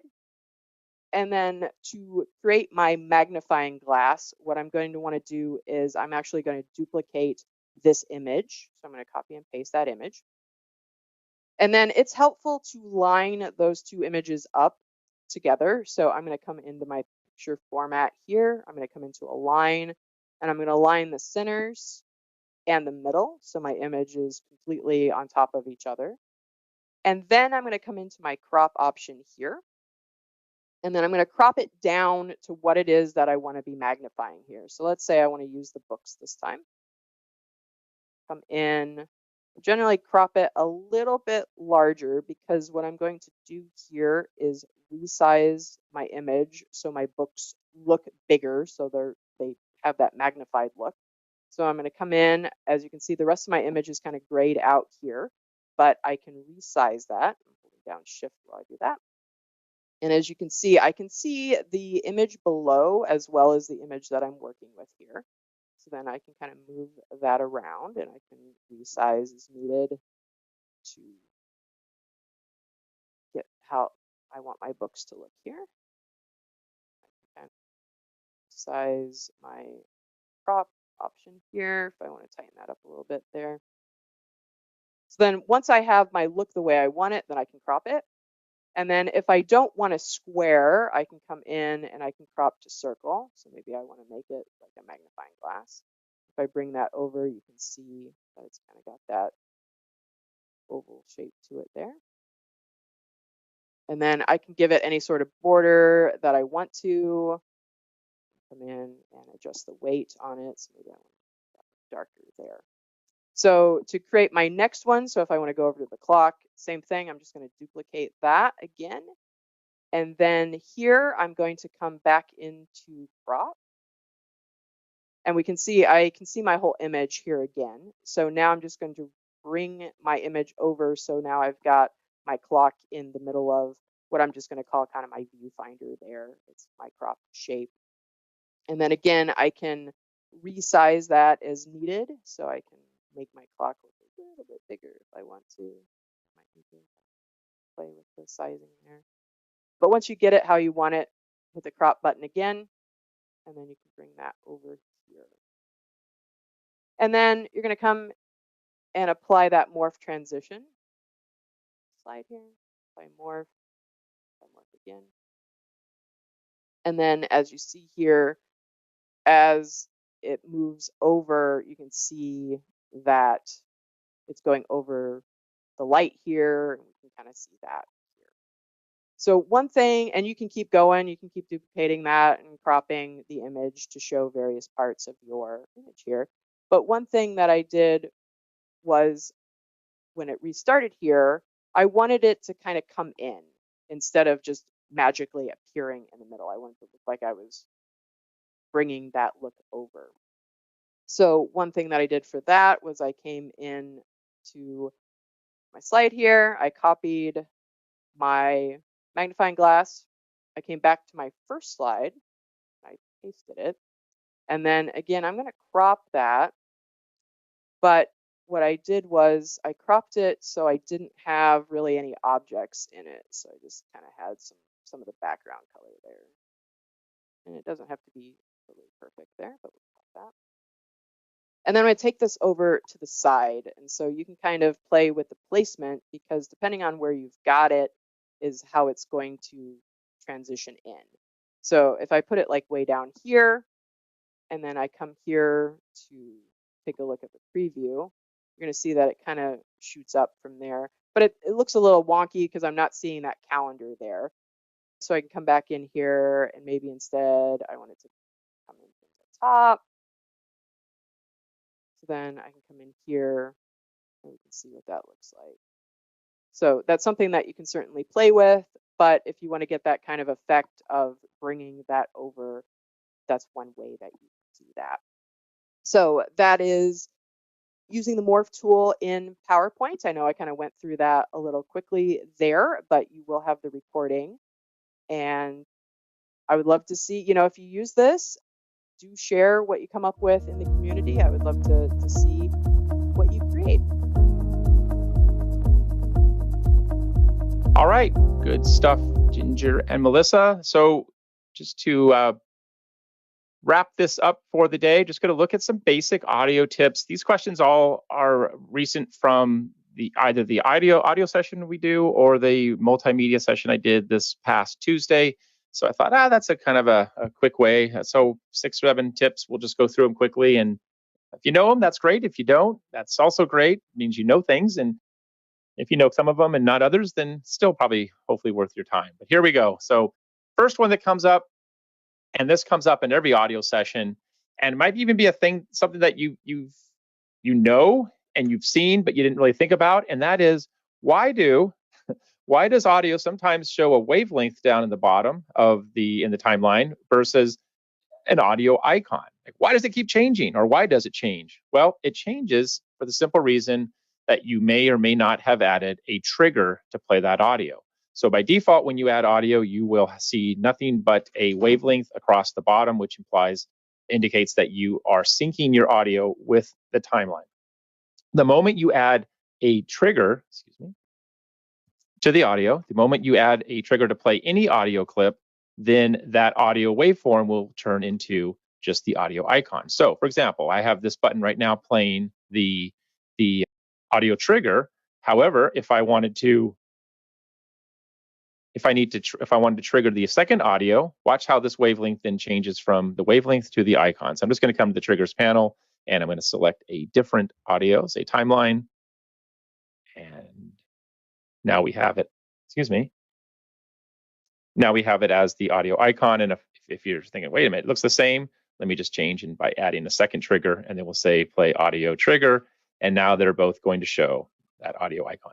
So that's really helpful, right? When you're working with audio clips and you trying to find, especially multiple audio clips in your timeline, you want to find out why is that changing? Where's my triggered audio versus the syncing audio? So that's where that comes from, and that's why you see a couple different audio indications, wavelengths, or display for the audio in your timeline.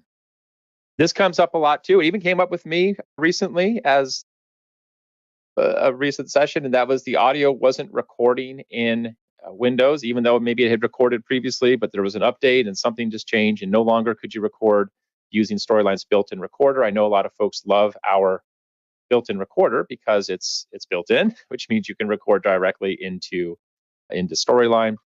If you pull it up and you're not able to record, you don't get the countdown. Maybe it doesn't go past that 1 second. I know that it's working now. Just pop open your search and search for privacy. That's all I'll search for. And then with search privacy open, you just need to look for your microphone, and then just to make sure that that's turned on. So I can confirm that after some updates, that just gets shifted off. It's just a security feature, a way to protect you and your apps from accessing your microphone without your permission, but that comes up occasionally. So sometimes I use terms that I just take for granted that everyone understands, and sometimes there's different terms. People use different terms. And so I used the term pickup audio the other day, and that just spawned all these questions. Like, what's pickup audio? Well, pickup audio, as I've always used it or heard the term, is just when you need to add something you're not really recording a whole script or a whole slide. You're just adding some additional audio. So you're kind of picking up some additional audio, using an extra line or a paragraph or something into your file. Storyline makes this really easy. I was actually really impressed with what it's been present since we've started with Storyline, but just the way Storyline handles this, and I'll show you in just a moment. But let's say this is our audio. This is what we recorded. Actually, we don't have the audio in here. It's the same file I've been reusing, preparing for the review. So there it is. Okay, so that's my audio. And then I looked in the comments feature here for the slide. Hopefully y'all have upgraded. You see that once you've published your course to Review 360, you now have access to the comments that are posted. And I got an update here 19 minutes ago that said, hey, update this and include a second pickup audio, an extra audio, and record that in after that first paragraph. So to do the pickup audio, what I mean by that is I don't want to have to go re-record everything. I'm going to try to re-record with what I have here in Storyline. So I can select the audio right here. I like to double click the audio file, but if you're more of a menu person, you can head on up to the ribbon, hit options, and then audio editor, and you can edit the audio. So what I would do is I would listen through the audio, and I know you're probably not hearing this, but I'm just going to find. Okay, so this is that first paragraph. I need to add the second paragraph that's down here. So if I pick up, I can just insert my cursor here and then begin recording. Now, here's what I said. Here's why I think Storyline does such a good job with this. Depending on the audio app you're using, you can see this isn't very long, right? This is only maybe a second. Looks like a breath. It's only about a second. In some apps, if I record longer than whatever space is between the two big wavelengths, so in this case, a second. So let's say I recorded 5 seconds of audio. The audio is going to start recording over what's already existing. That's not good. That's less good. So that actually defeats the purpose. But what Storyline's going to do is just going to push all this audio out. And that's going to make it really easy because I don't have to worry about recording it separately and then importing and splicing it in here. I can record directly into the original audio. So I can see that I have my audio off to the side right here. Click the record button. And I can click now here, and I'll just record it. In this module, you'll learn fundamental skills for conducting an effective performance review. I click Save, and that adds the audio. Now, I have a little bit of a problem here, and that is that clearly this audio is much lower levels, so I'd want to modify my levels, or if this is a one-off type audio enhancement, I could bump that way up and make that this way. But let's say, and I'm going to pop out of this one because it relates to another tip I have, and that is rather than doing this, right? Because this would personally, this is great for a one-off type audio, but notice how it's percentage based. That doesn't really tell me anything. There's no measure of audio levels. There's nothing really based on how we typically talk about audio, right? So 33% doesn't really tell me anything, especially since I don't have a graph or anything to really compare. So that's an okay way when you just have to bump it just up a little bit. But if I'm publishing this course and I can see that this pickup audio is a lot lower, and I don't want to take the time to export it, bring it into Audacity or Audition and make those more pro edits outside of Storyline, I'll leave that in there, click Save and Close. And then let's say that maybe because I'm doing a lot of pickup audio, and I look at some other files I have, and I can see, okay, some of these are really meaty, some of these are really beefy, some of these are really tiny, like kind of like the Three Bears and the Porridge, and I've got some medium audio. So I've got a lot of different audio across my course, and believe it or not, that's not so unusual, especially when you consider that a lot of courses are built over weeks and months and different time periods, and people might be in different environments, maybe recording partly at home or partly at work. I don't want to come in here and lose my time trying to bump these up and eyeballing it and making it look a little bit more even. What we have in Storyline, it's not really in the audio features, it's in the publish features, and that is the ability to, at publish time, level your audio.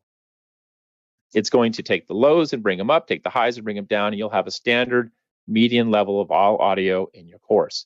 And you find it under Publish, and then you see it under Quality. So under the Quality setting, we have Optimized Project. I'm just going to click Optimized.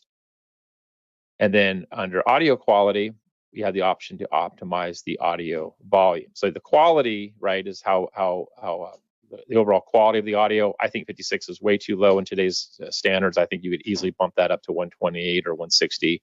96 probably is a good safe place.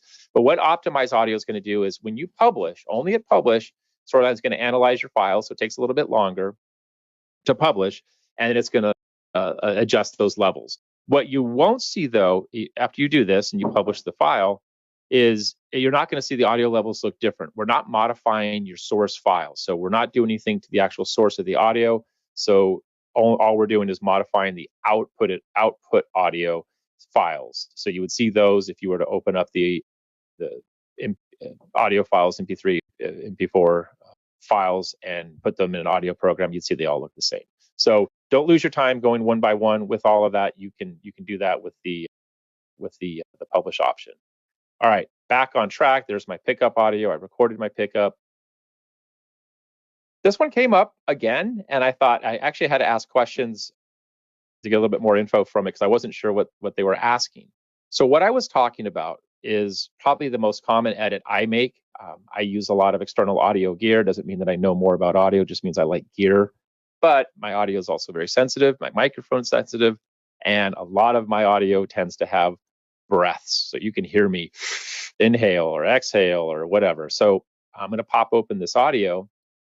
So a common audio edit that I'm making in most of my recordings that I care about is I want to just reduce the breaths. And so I'm used to seeing it. Breaths all look kind of the same. Usually these little football looking graphics here, you can see they're very consistent looking, right? So even if my speech is different, usually the inhale is pretty much the same. We're breathing the same. So I can see that's one. I mean, I would want to play it really quick, but like that's another.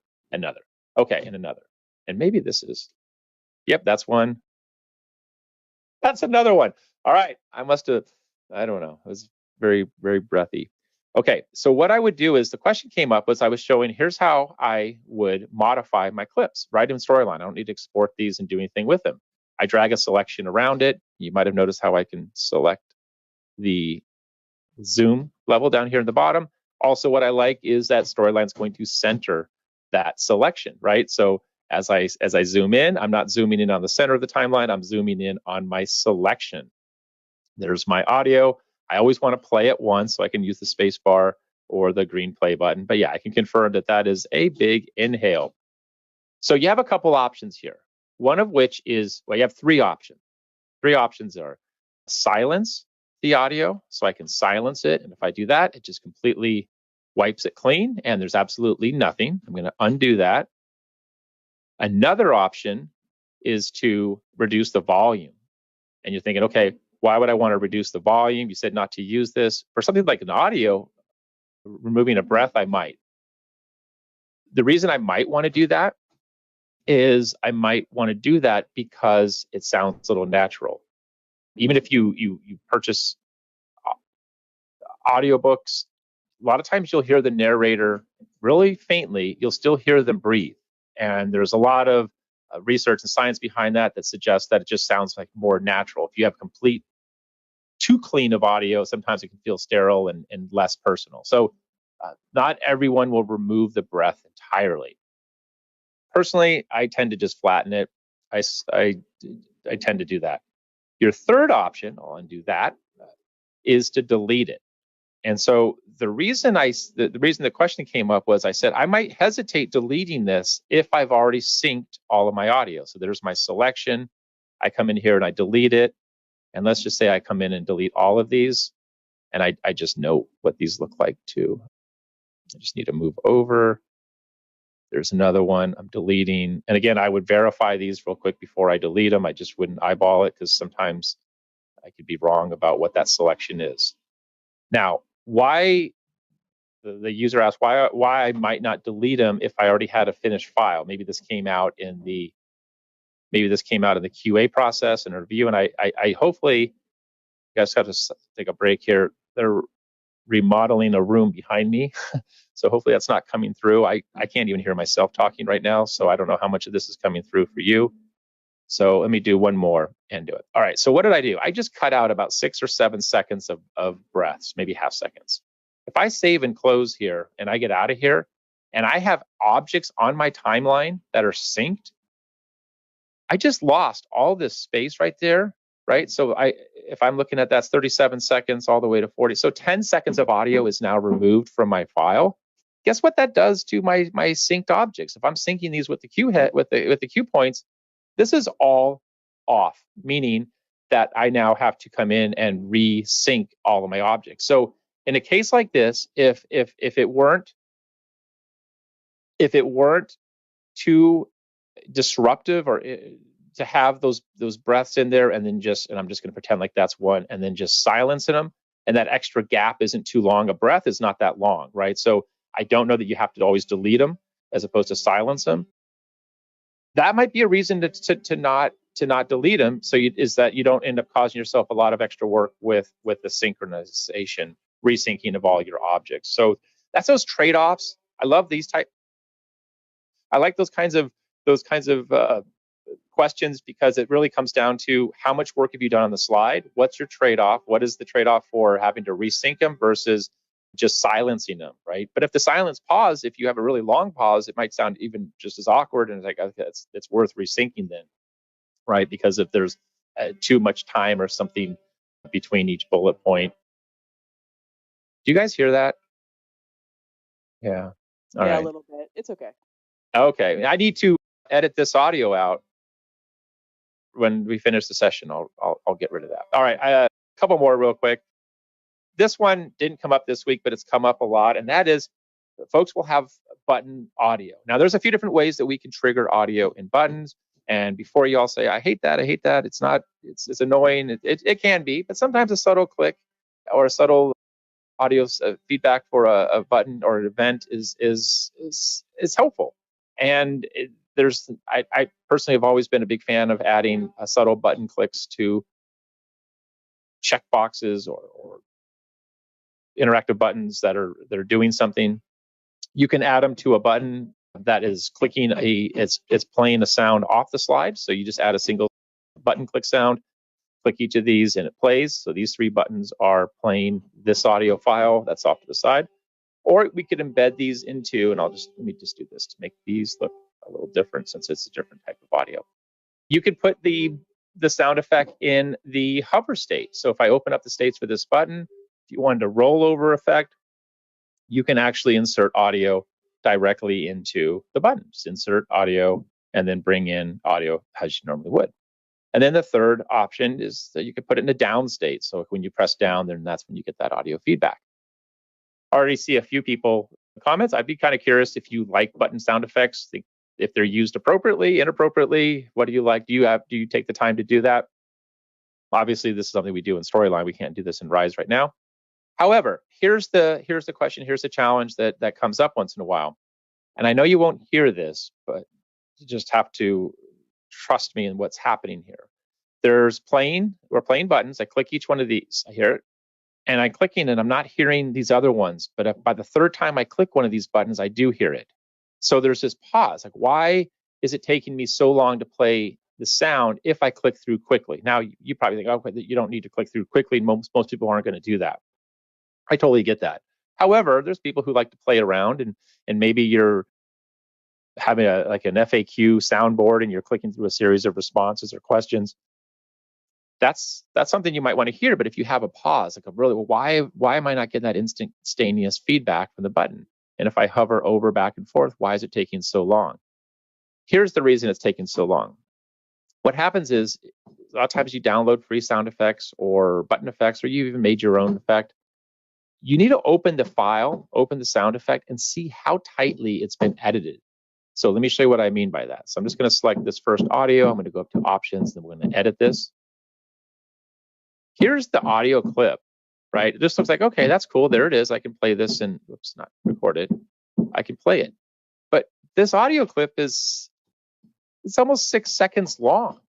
All of this right here is part of the clip, which means that when I press play, or I trigger a button to play, Storyline's got to go play the sound, and then by the time it finishes, then it can reset and play and replay the next audio clip. So this is not uncommon. Sometimes folks just leave a lot of extra space there so you can do something with it. Maybe they assume you're going to add it or embellish it. No, what I would do is if I want to look at these, I'm going to select all that dead space, that dead air. I'm going to delete that. I'm going to come in here and delete it. And I might even just delete a little bit like this, right? I might just pull a little bit of, maybe I can on this one. Huh. Maybe I'm too tight. Okay. Well, I still might take a little bit of this trailing off, right? Just so that my button can reset that much faster. So now when I click save and close and I play through those buttons, that's going to be a lot more instantaneous because it's not that extra half second, 2 seconds, a second for Storyline to finish playing the audio clip before we can reset that, especially when there's audio, especially when there's audio in the beginning of it, right? So if there's trailing audio in the beginning, edit audio, even if it resets it, it's still got to go back to the beginning because this is considered audio. Even if there's nothing there, Storyline doesn't know that this is dead air versus this is the button sound. So tighten these, get these as tight as you can, zoom in, right? And tighten your audio, right? There you go. I can get that initial part, cut it, and now it's going to play instantaneous. Anyway, that's just why those may or may not play for you. And with that, that is it. I think that's it for the audio tips. But anyway, hopefully those are helpful. Hopefully there's at least one in there that helps with it. Storyline does a really good job with the audio editing. I feel like for the most part, I can stay within Storyline and take care of majority of my audio needs because I can splice, I can trim, I can do the pickup audio. Video, not as much, but certainly for audio, you have most of what you need for e-learning audio right there in Storyline. All right, I'm going to mute because I don't even know if I'm talking. We hear you, but okay. we hear the additional audio funness going on in the background. So I will ask you to unmute, sorry, because we've got a few questions that came in and a lot of them are very similar. So I figured we'll just do them live. So several folks asked if you're lowering the volume for a breath instead of silencing it, and then you're using the optimized audio, will that change that then, or how does that treat that? Yeah, so that's a good one. It's going to raise that back up again, and that's a good point for if you're using the optimized, it's audio. It's going to detect it in there, but that'd be something worth testing. That's actually really good, and I don't think I've heard that question before. But yeah, it's going to raise that up again. It's not going to know to leave that alone. So it's an all or nothing type effect. It's not going slide by slide and letting you choose whether you do that. It's going to process everything. So it will lower those. It will raise those up. The other thing I was talking about with this, as a consideration for that is a lot of times it's worth, and whenever you do audio, maybe like if you hire clients or studios or narrators, what they'll typically do is record 30 seconds of room noise. So my room noise here is awful, right? But if I just record 30 seconds here, I'll just do like 5.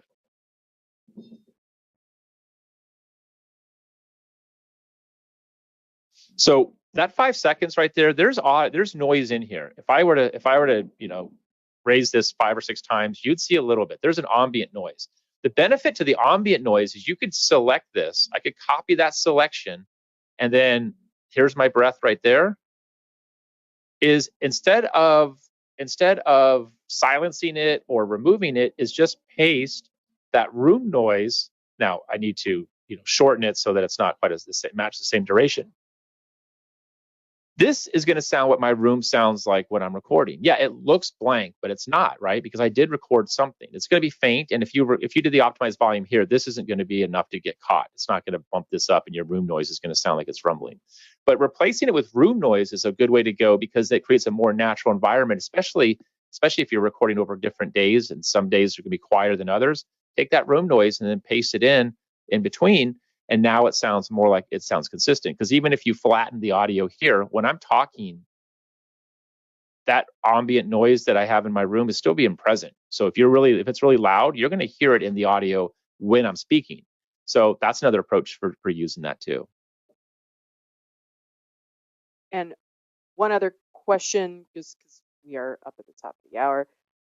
But a lot of folks were asking, so does that optimize audio also affect videos, or is it just for audio? How does that work? Yeah, it's not going to touch your video. If your video has audio baked into it, meaning it's a single file, it's a video file with audio, you're not going to get touched if there's audio inside of it. Now, if you separated the two, obviously it would, but it's only looking for audio files by themselves that are inserted on the timeline.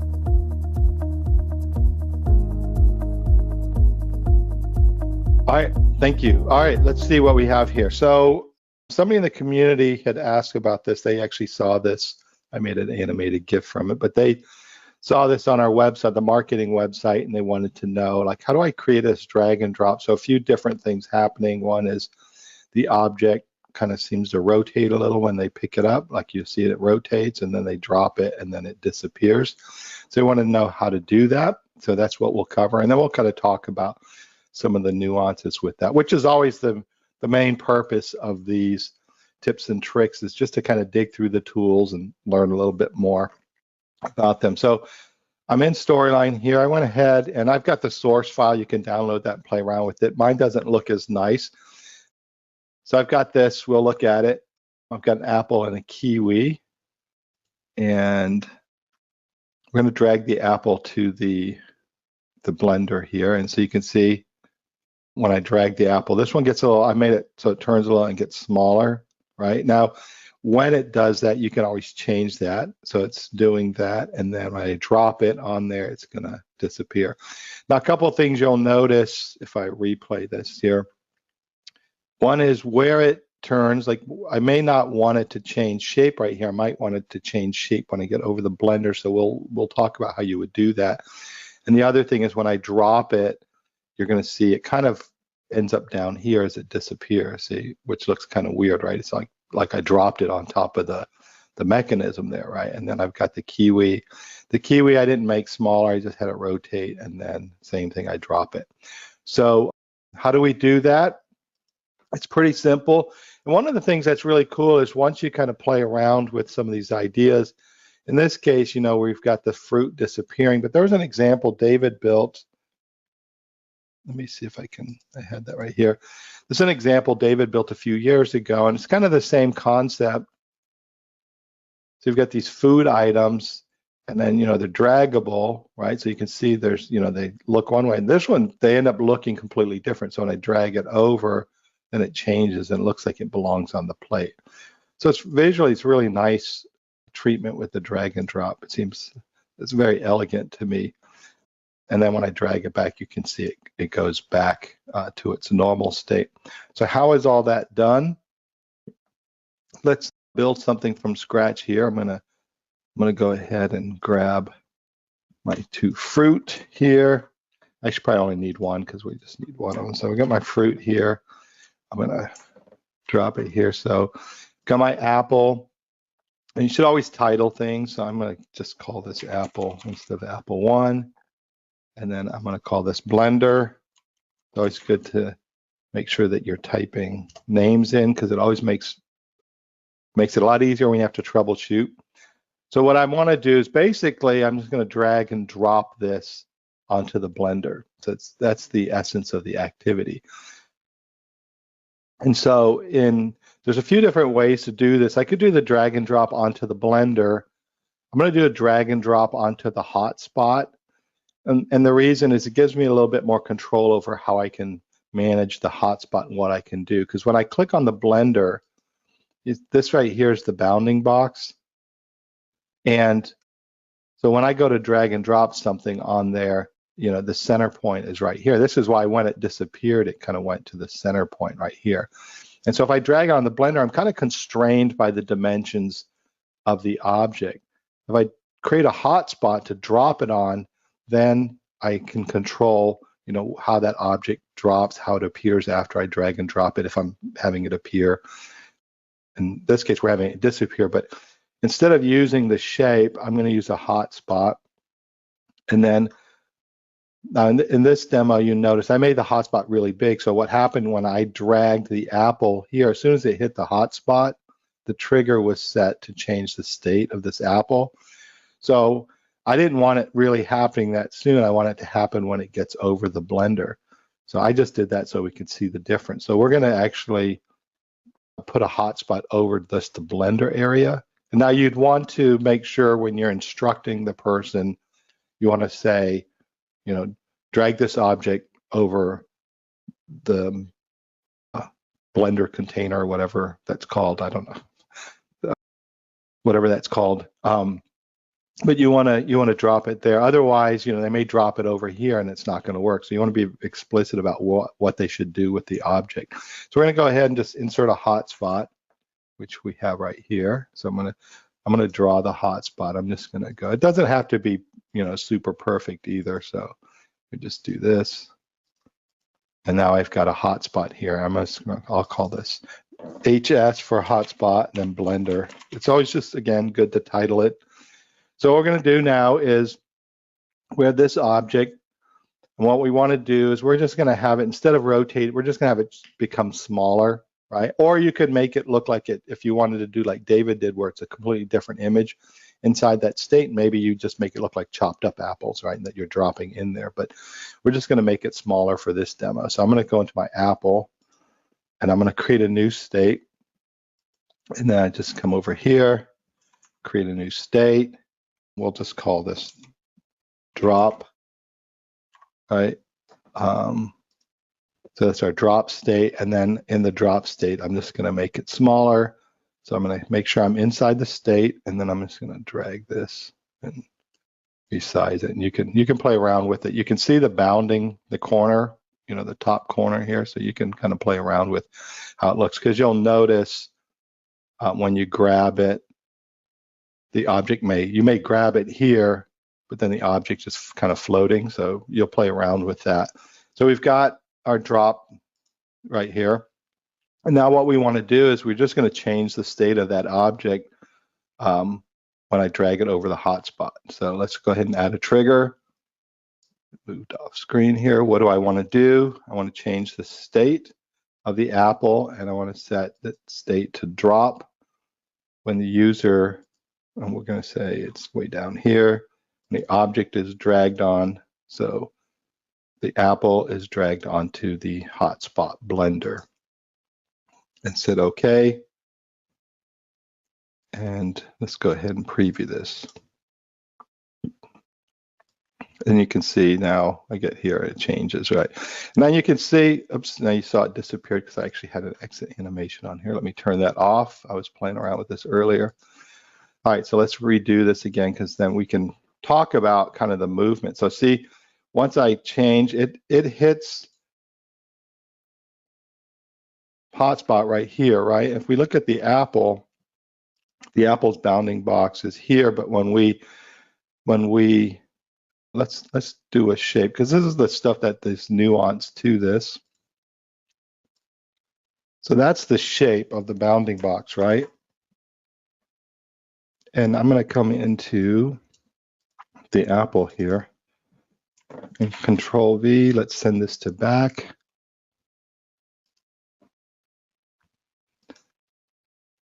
And you can see the bounding box is here, right? So when I drag the apple, as soon as the bounding box hits this thing here, it's going to change. So I may want to play around with it and say, okay, well, might even put it way over here, right?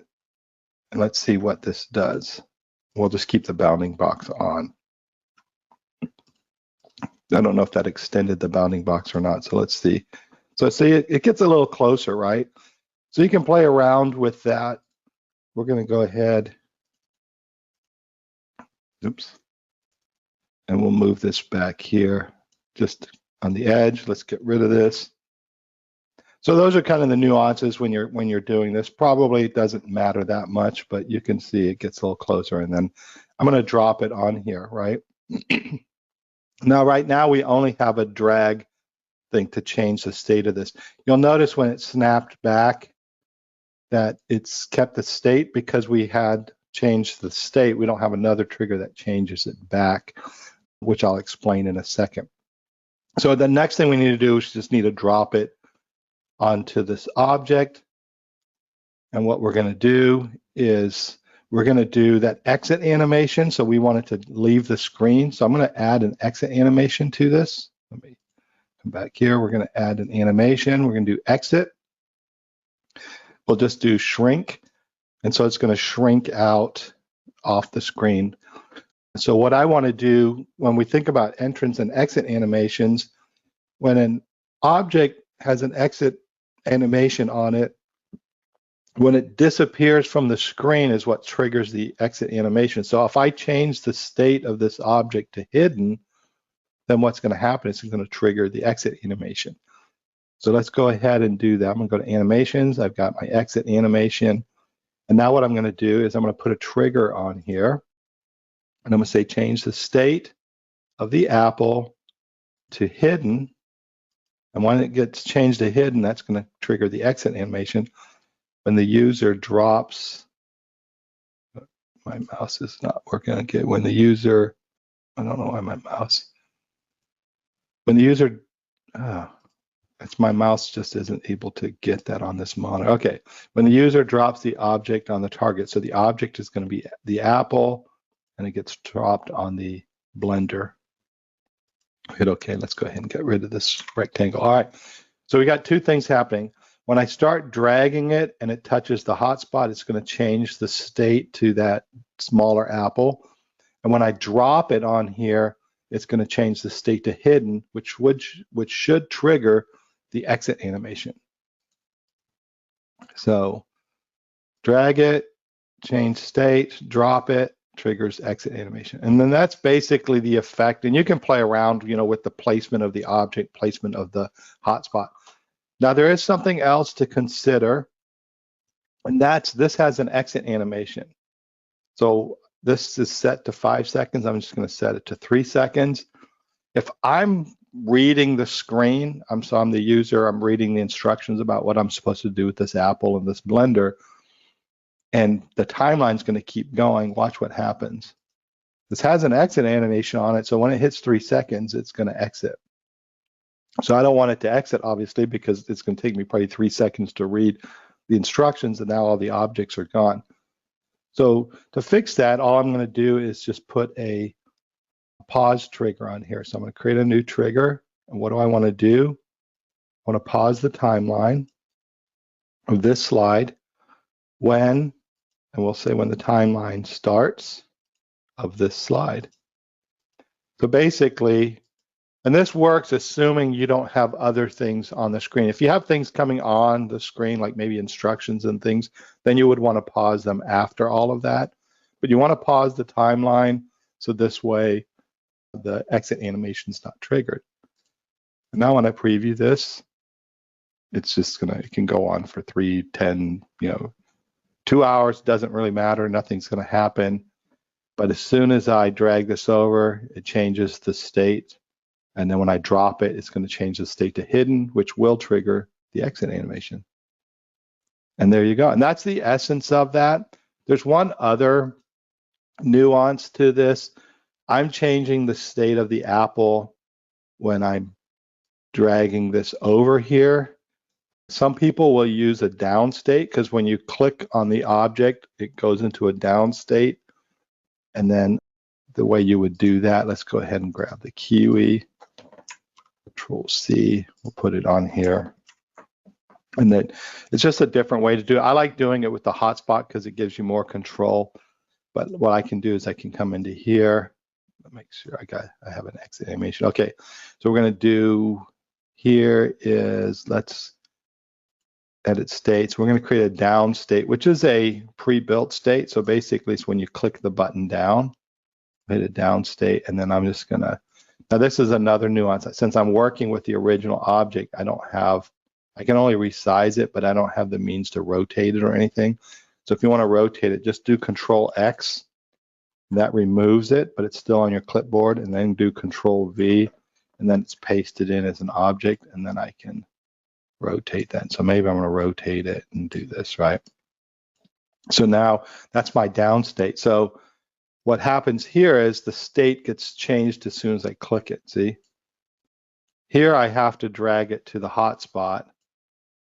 here I do this, I click it and it changes the state. And there's, pros and cons to all of that. This may not work as well on like a mobile device or something like that, but I like, even though this is a little smoother looking when you're clicking the down state and then you go to drag it, I do like having the hotspots because it just gives you a little bit more control.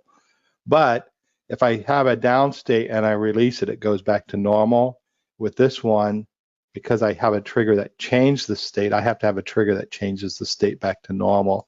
And so what I did on this one here is I just put this like countertop background on here, and then I just have a trigger that when this is dragged over the hotspot, it changes it. Let's look at that. When it's dragged over the hotspot, it changes it changes it here, but when it's dragged over the marble, it changes it back. So then this way, it doesn't get stuck in that state. It's a little bit nuanced to that. It's a matter of playing around and kind of figuring out what works for you. And then, that Blender activity was cool. A couple of things I'll point out. One is, you've got the download. You can play around with this and kind of look at that. You can rewatch the video if it was a little fast. I know sometimes people are new to this, and so all these tips go by pretty quickly, but that's okay. You can always watch you can kind of get a sense of what you can do and then watch the videos later. But a couple of points. One is from the Blender activity, this is one way to maybe do this type of activity. David had a e-learning challenge on creating like a smoothie. So there's a lot of Blender type interactions. So that's a good one to look at because, we kind of get set sometimes. I see this a lot in the community. People get set on how they're doing something. And then seeing other examples, you start to go, oh, wait a second, I don't even need to do this drag and drop. I could have actually built this a different way. So look at those examples because it's kind of a Blender type activity where you're making a smoothie, so a lot of similar type interactions.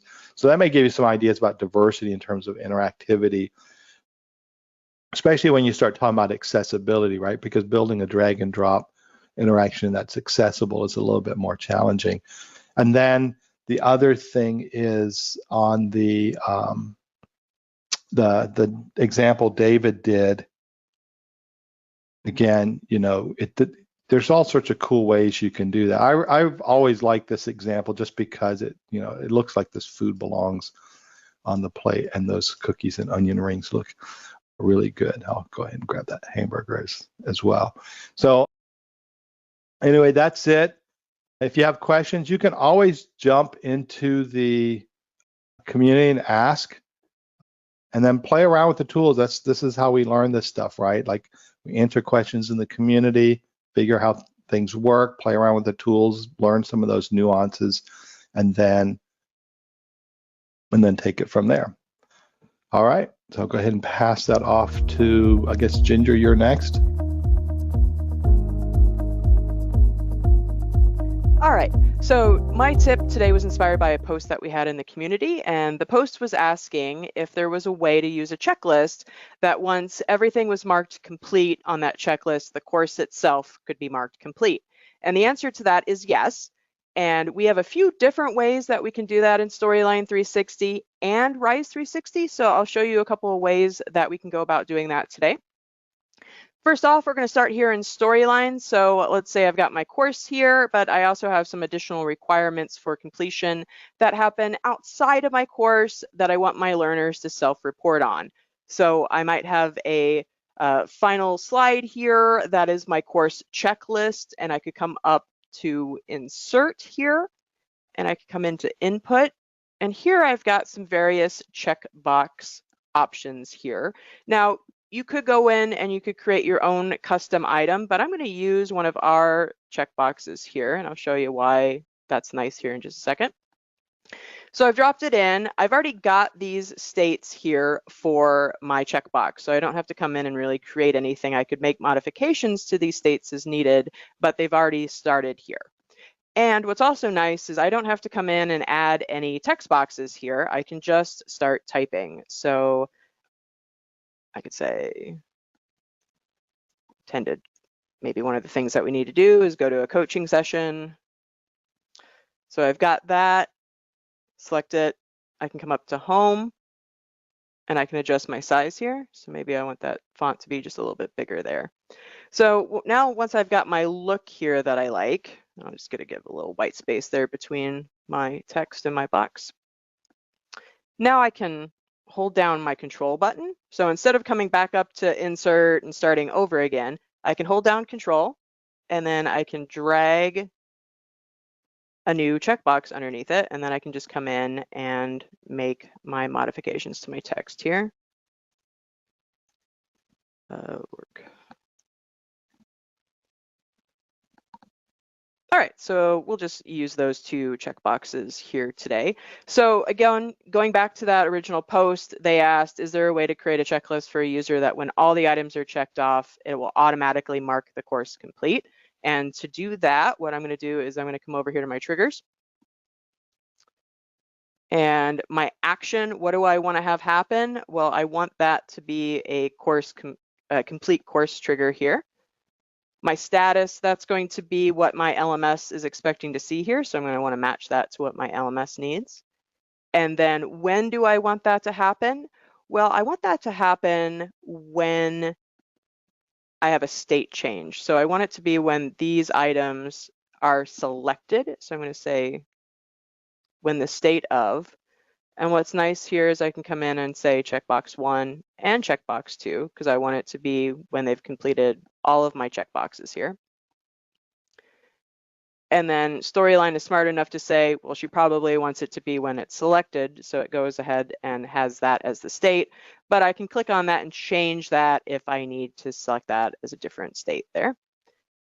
Hit OK. And now when my learners come in and check those boxes, the course will now be marked as complete.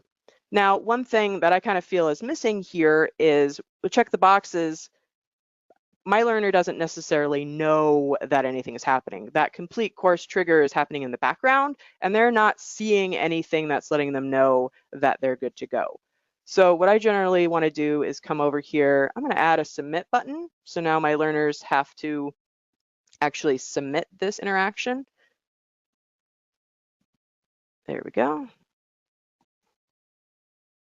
Put submit on it if I could type today. So now I've got a button here, and notice I'm still going to just leave that course complete trigger on my checkboxes. I could move it so it's on the submit button if I want to, but I don't want the submit button to be active until my learners have completed everything here. So I can come over here. I'm going to edit my states for my checkbox or for my submit button here. Because it's a button, I already have a disabled state, but it's right now, it's just the same color as it is when it's normal. So I want to change that. I'm going to come up to my button tools format. I'm just going to gray that out. And I could change the font color so it's white, so it looks like it's extra grayed out, even though that wouldn't be great for accessibility there, but it's going to be disabled. So next step, I just need to set the initial state. So when we come to this slide, that button is disabled by default. And then I'm going to come in and set a trigger for that. So actually what I can do is I can just copy this. So I'm going to copy, paste this. And then what I want to have happen is, again, when the state of my checkboxes change, then I want that button state to change. So my action is I'm going to change the state of my submit button. And again, highly recommend going into your timeline and naming this so it's a little bit clearer there, but it does have the submit text there. So it's going to change it to the state of normal when my boxes are checked there. Oops, and for some reason, we lost my first checkbox there. So let's go ahead and add that back in. All right, so let's preview this.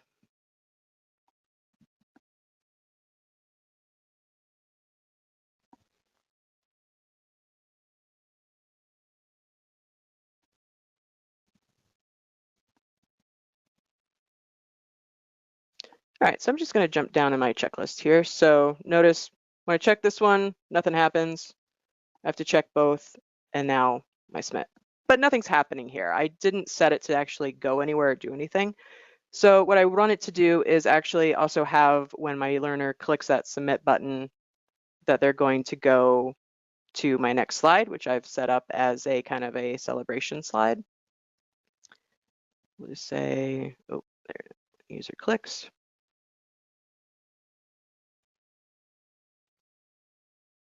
Okay, and so now when if we preview this again.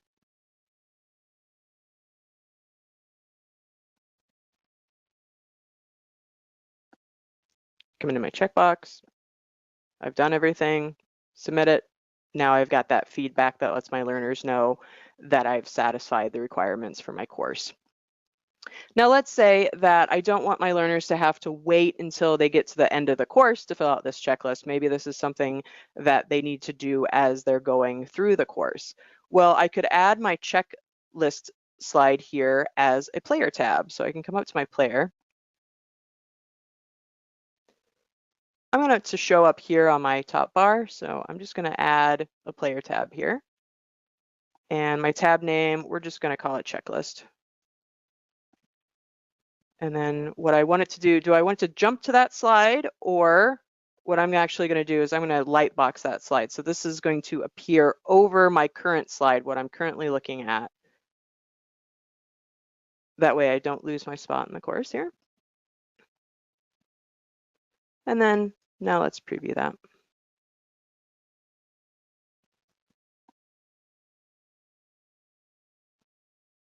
All right, so I can go through my course. Here I am at the beginning of my course. I can come into my checklist. Yep, I already attended my coaching session, but I haven't done the workbook yet. So now I can go through the rest of my course. I still haven't read the workbook yet, but I can come here to my final checklist.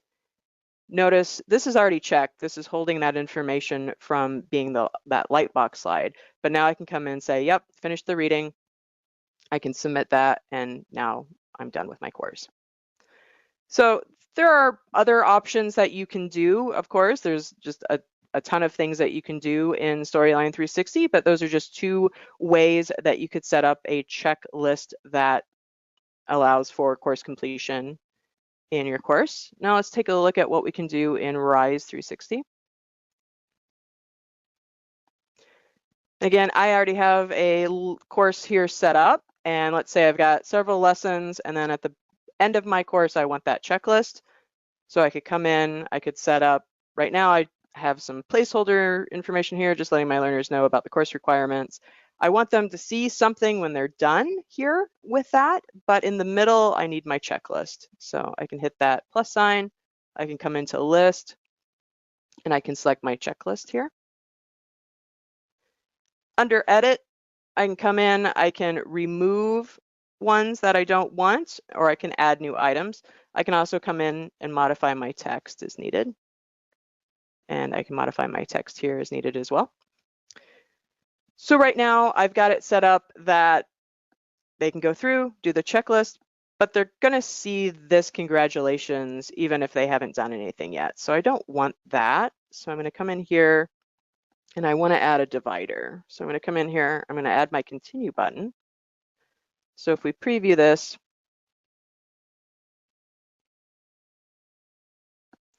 we'll see I've got the continue button. I'm not seeing my congratulations, but there's nothing forcing me to have to hit these buttons here. I can just hit that continue button and I get my congratulations.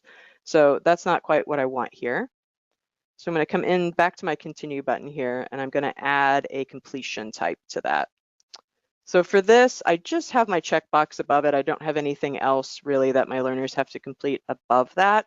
So I'm just going to say the block directly above it. And then here under my hint text, I can specifically let them know what it is that they need to do. They need to complete the checklist above before moving on. And then we can preview that. And then here you'll see I have to go through all of those before I can hit my continue and get my congratulations. So that's one thing I can do.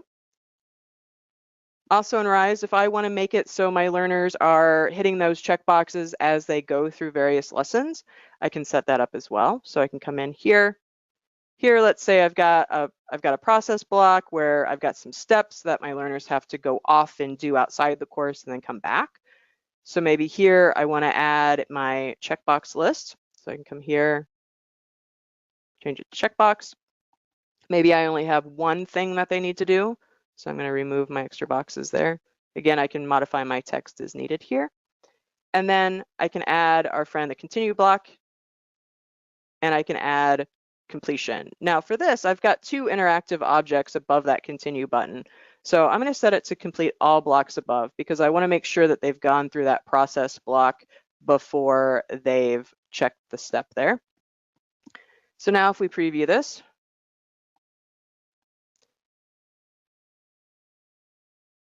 we'll see I can hit that checkbox, but I can't go on. So now I can go through my process block, and now I can continue on in my course.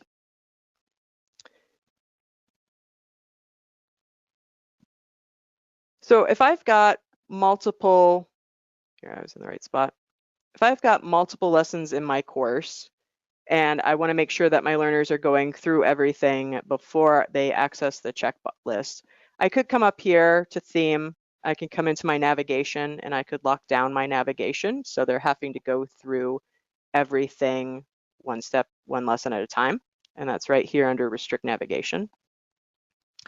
But if I want to make it so my learners can actually go through the lessons in whatever order they want to, but I don't want them to access that checklist yet, what I could do is I could put a quiz between my lessons and my checklist. And with my quiz, I could require a passing requirement on that. So let's come in. We're just going to have one placeholder question here. And I'm just going to set it to right just so I remember which option is the correct one here. Passing score, let's just set this to 100% because we just have that one question. I'm going to require my passing score to continue. So they have to pass the quiz before they can go on to that checklist. Retries, I can set that to whatever number I want there. I'm just going to leave it at unlimited. And then my continue block style, I'm going to switch that to continue button so they see that this is locked before they can continue on. So now let's head back and take a look at what this looks like in preview mode. So here you can see I can come into my lesson one, I could jump right into my quiz, but I can't get into that checklist yet. So I can start my course. Here I can go through my process block. Yep, I've done those steps. I can now come into my quiz. Again, I can't get into that checklist yet. So if I get it wrong,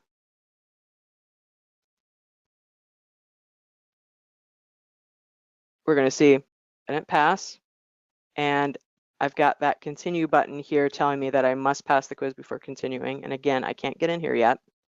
So let's take it again. Got it right. Great.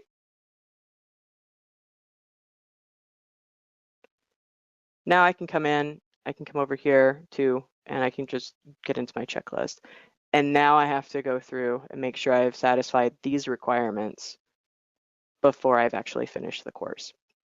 So that's just a couple ways that you can set up checklists in Rise 360 and in Storyline 360. I hope you found that helpful. If you create any checklists and you want to share those in the community with us, I'd love to see what you come up with. And I will pass it over to David now.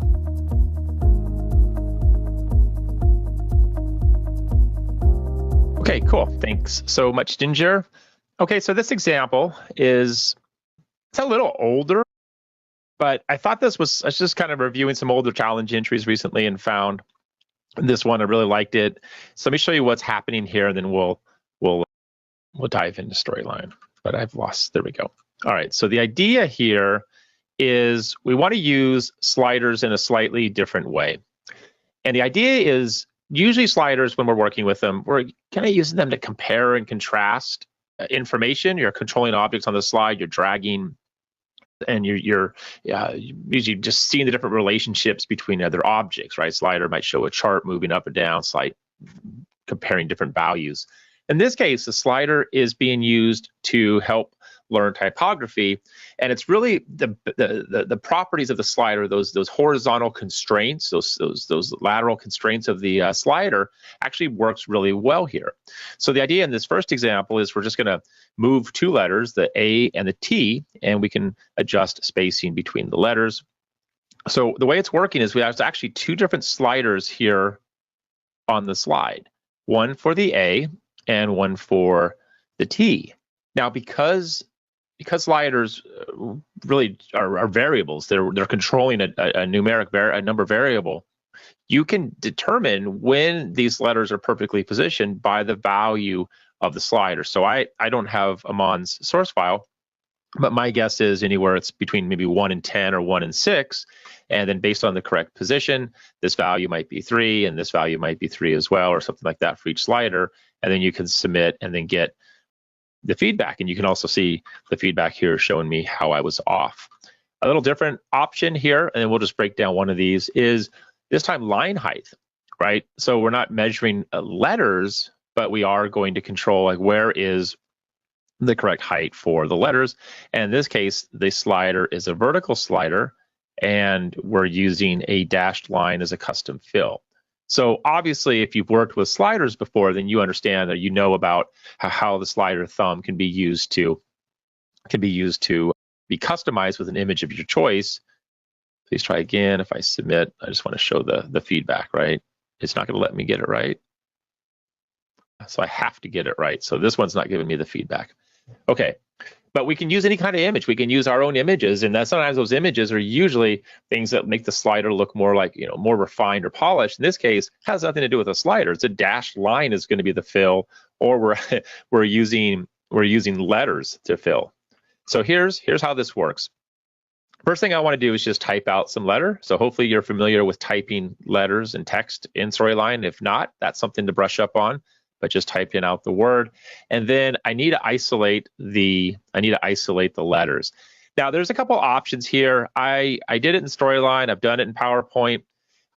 If I ungroup this, you'll see where I just made everything its own letter. The reason being is I want to remove one of the letters, right? So the A, if we did the A, I would want to remove that, and I want that space between it.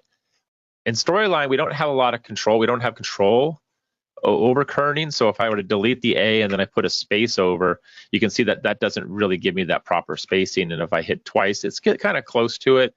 But if you're really being precise, then the better way to do it would be to break the letters apart and then make sure that they all align, on top of the lines. We don't need to worry about all that here because we're really just kind of showing the general concept of it. But these are a couple ways that we can get around it. So for the A letter, what I want to do is create that letter, and then I'm going to save it out as a picture. So that in Storyline, we can export shapes as pictures, PNG files. One thing I would probably do, just after working on this a few times, is I would make the letter a little bit larger. Just makes it that much crisper when we make it into a slider. So maybe you make it a lot larger, and then we'll scale it down. Just an option, just an idea.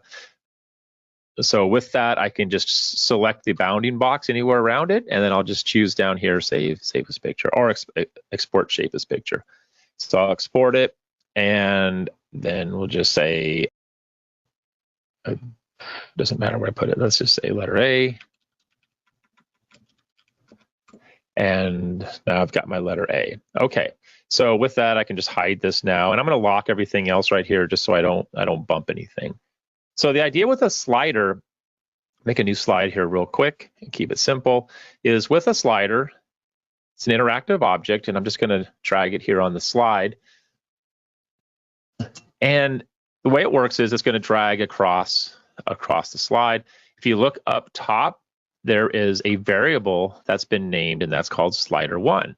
And slider 1 has a default range of 0 to 10. So 0 being at the far left and then 10 being at the far right. So Storyline is adjusting a number variable. It's counting numbers for you. So it's taking care of the variables. If you never worked with variables, that's okay.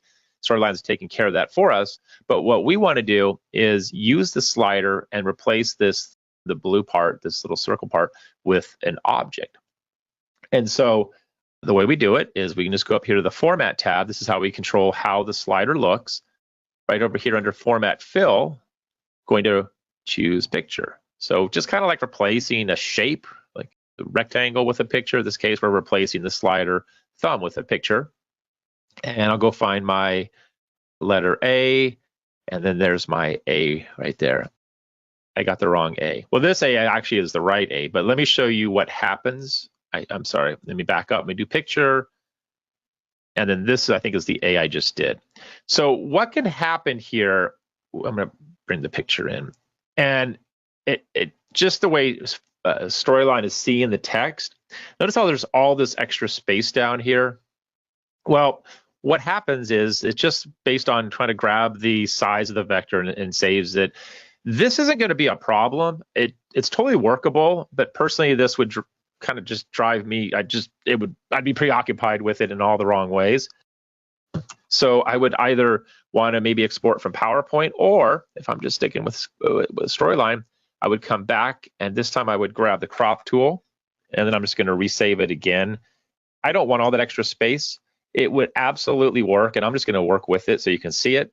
But my preference would be to have that shape as tight as possible, so that when I'm work with my custom thumb here, my thumb for the slider, then I don't have to have all that extra space. What's going to happen is, as I scale this up, the A is just going to be a little bit bigger and taller than my track, the background. Not a big deal because we're going to turn it off, but it just kind of has that wonky feeling. So that's just going to happen there. If you export from PowerPoint, you're fine, or maybe another graphics program. All right, so I'll work with this, but essentially here's my slider. If I were to preview this, as I drag that A back and forth, I'm controlling my slider, but it doesn't look like a slider thumb. It looks like that little shape, right? So there's my movable A.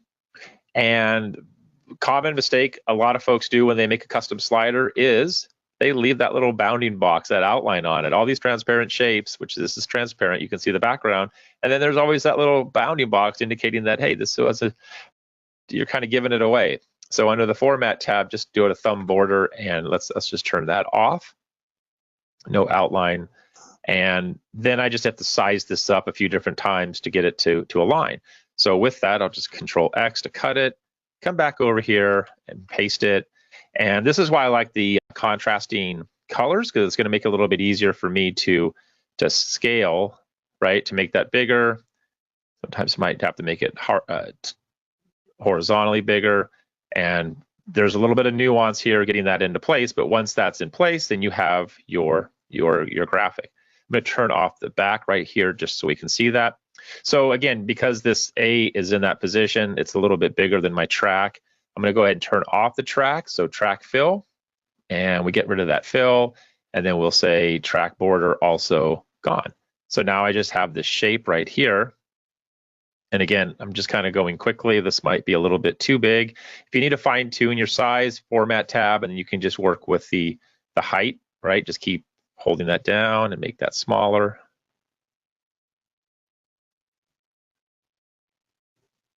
Yeah, anyway, so that's the general idea.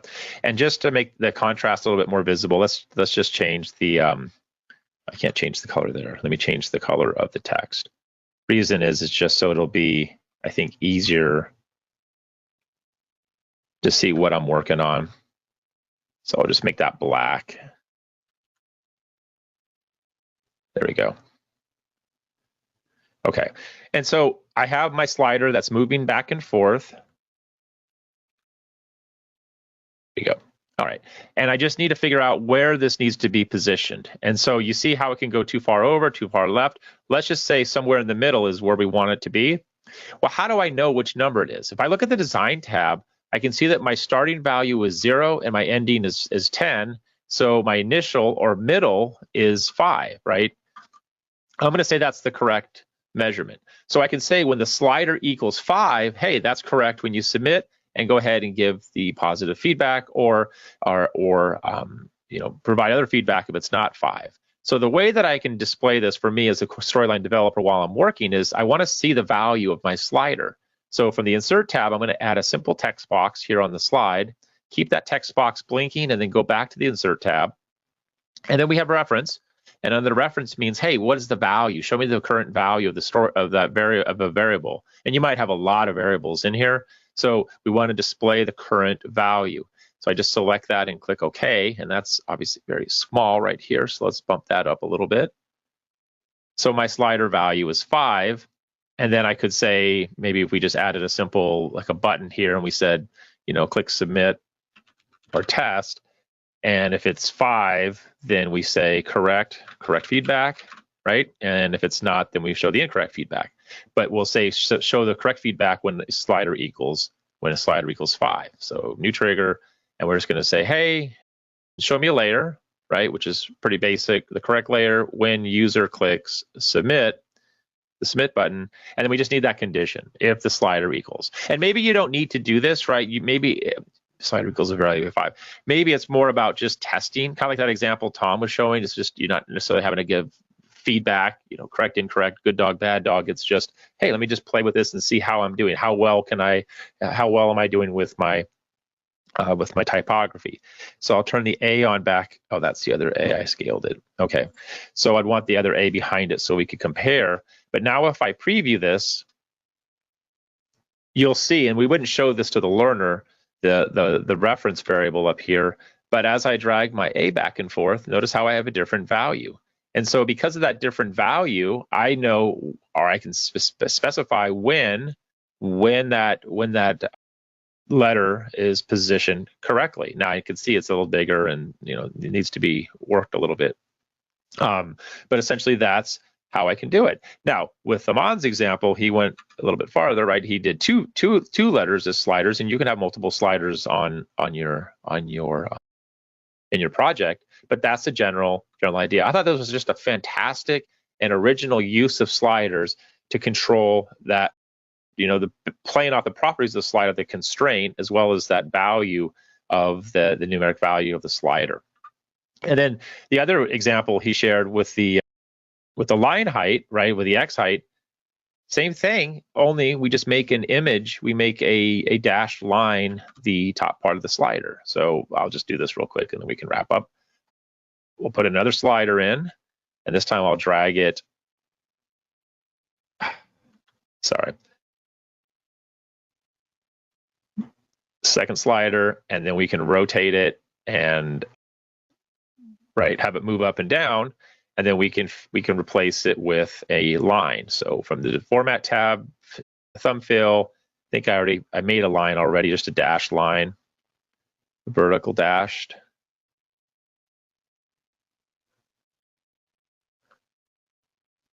Yep, right. And so you're thinking, wait a minute, there it is. And then we just have to make it a little bit larger, right? So it goes across, and you can see right here, it's just moving up and down. Our track is almost a complete circle. So we'll say track, go away track, no fill, track border, no outline. And now I also need to turn off the outline for that object as well. Thumb border outline, no outline. And if I preview it, it'll be easier to grab for the learner. It's very difficult for me to grab because it's a lot smaller here, but there's my vertical line. I would have a different X value so I can measure that and know where it's going. But using sliders and taking advantage of that custom thumb, that custom fill that we can do for the default slider is really the big picture idea here, and seeing how that can work into additional projects. You're not just working with the default slider or maybe just changing the color. You're actually using it for a whole different way to simulate potential real world activity or for teaching. So I'll upload my sample file so you have that. But again, I think Tom mentioned it, the weekly challenges are great to see examples, but anytime, we post examples in the community, whether it's from users in the discussion forum or it's in the examples hub, just look at them and ask yourself, this is a one question. All of us do this. Tom does it. Ginger does it. We've always done this on team. Is do I know how I would do that? Do I know how that's done? If you do, then don't worry about it. Move on. If there's something that's happening and you think I'm not sure how they did that, that's a practice moment. That would be something that I would just say, okay, do a mock-up real quick. If you get stuck or you're confused, just post in the forums and say, okay, how did they do this? Or this is the one way I would approach it. Is this okay? But if you don't know, save that and take the time to look at and kind of deconstruct part of it. You don't need to make it look good. And a lot of us get caught up in how it looks, but just get it in there. And remember that the project you build today won't be as good as the one you do tomorrow, and that's really what all this is about. So hopefully this was a good idea. Hope you liked it. If you thought you liked doing something like this and you are struggling or you have a question, hit us up in the forums and be more than happy to jump in on that. But that's the quick tip, my quick tip for the week.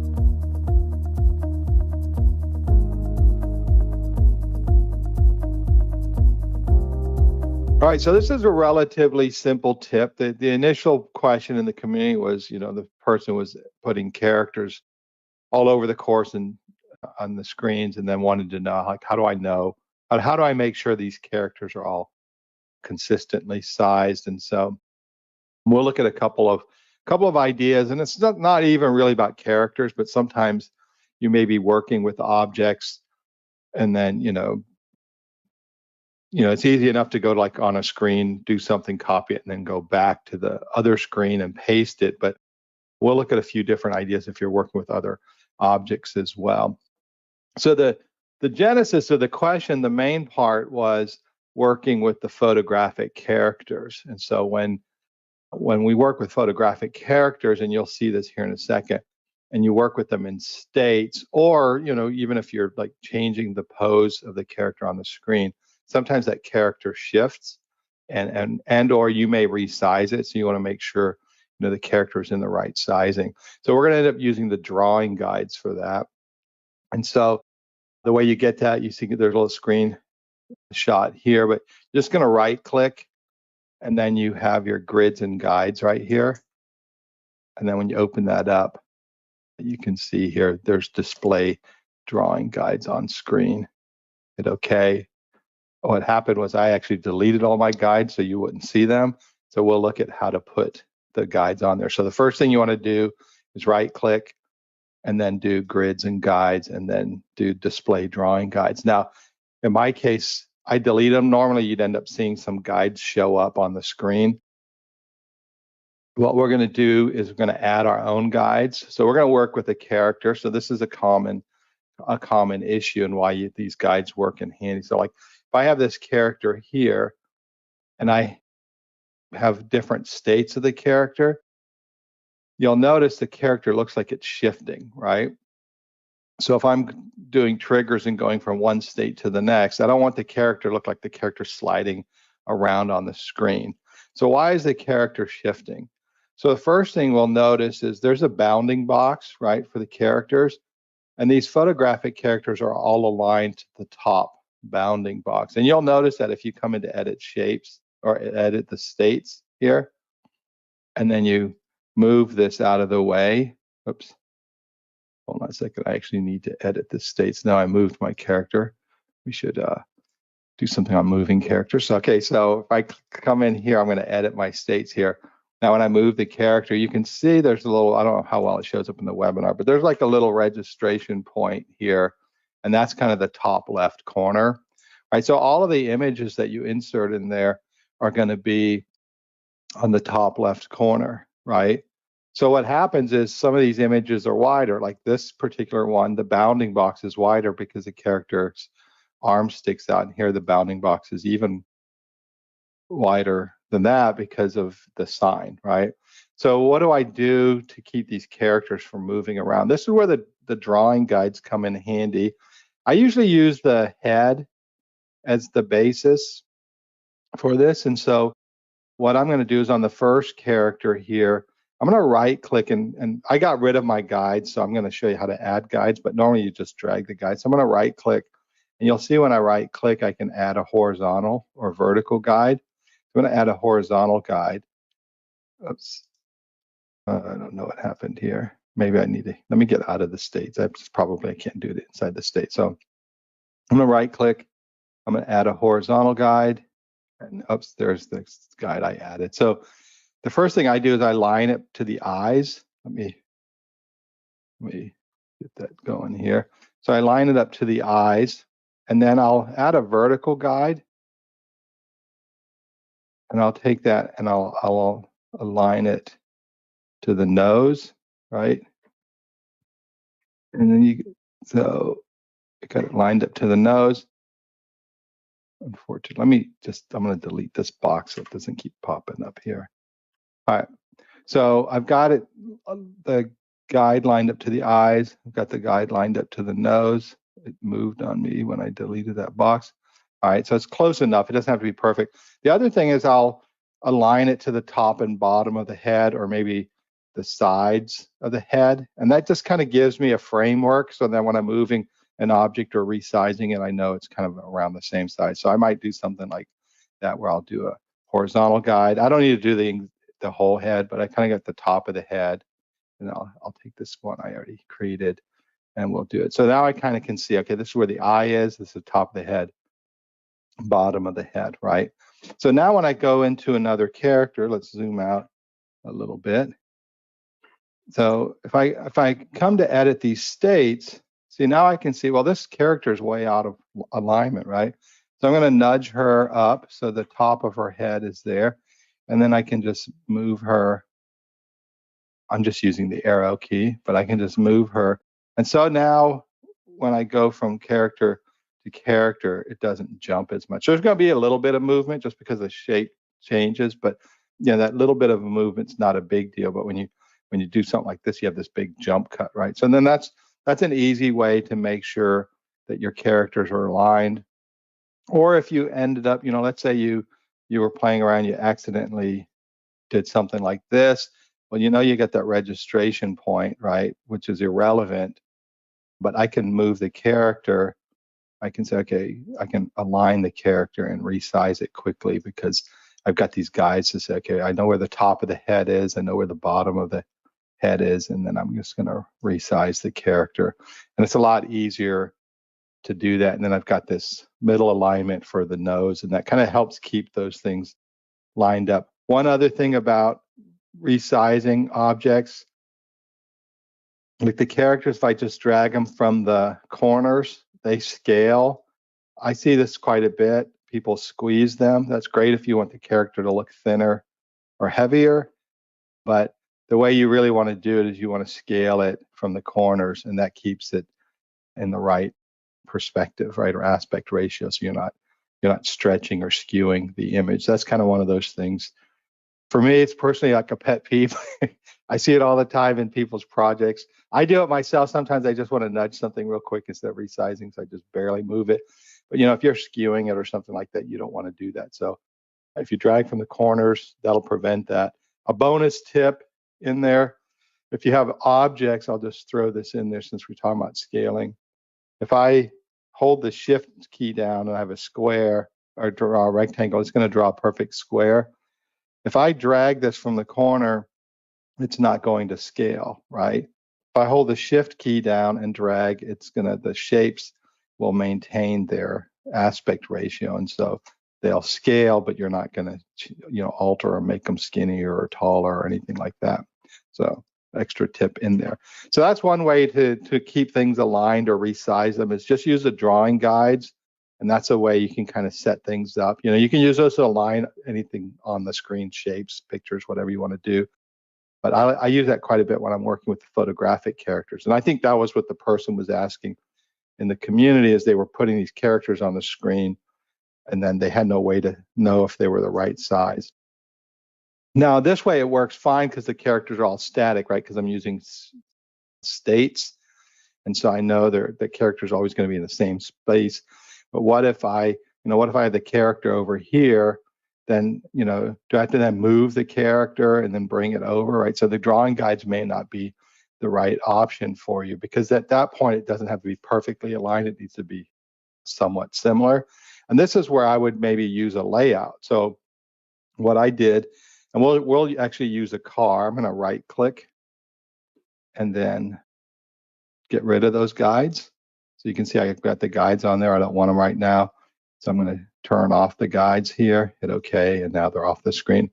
So this here is a more common use of this. What we're going to talk about is when you're working with non-character images. So let's say I insert a car, right? So I've got a car.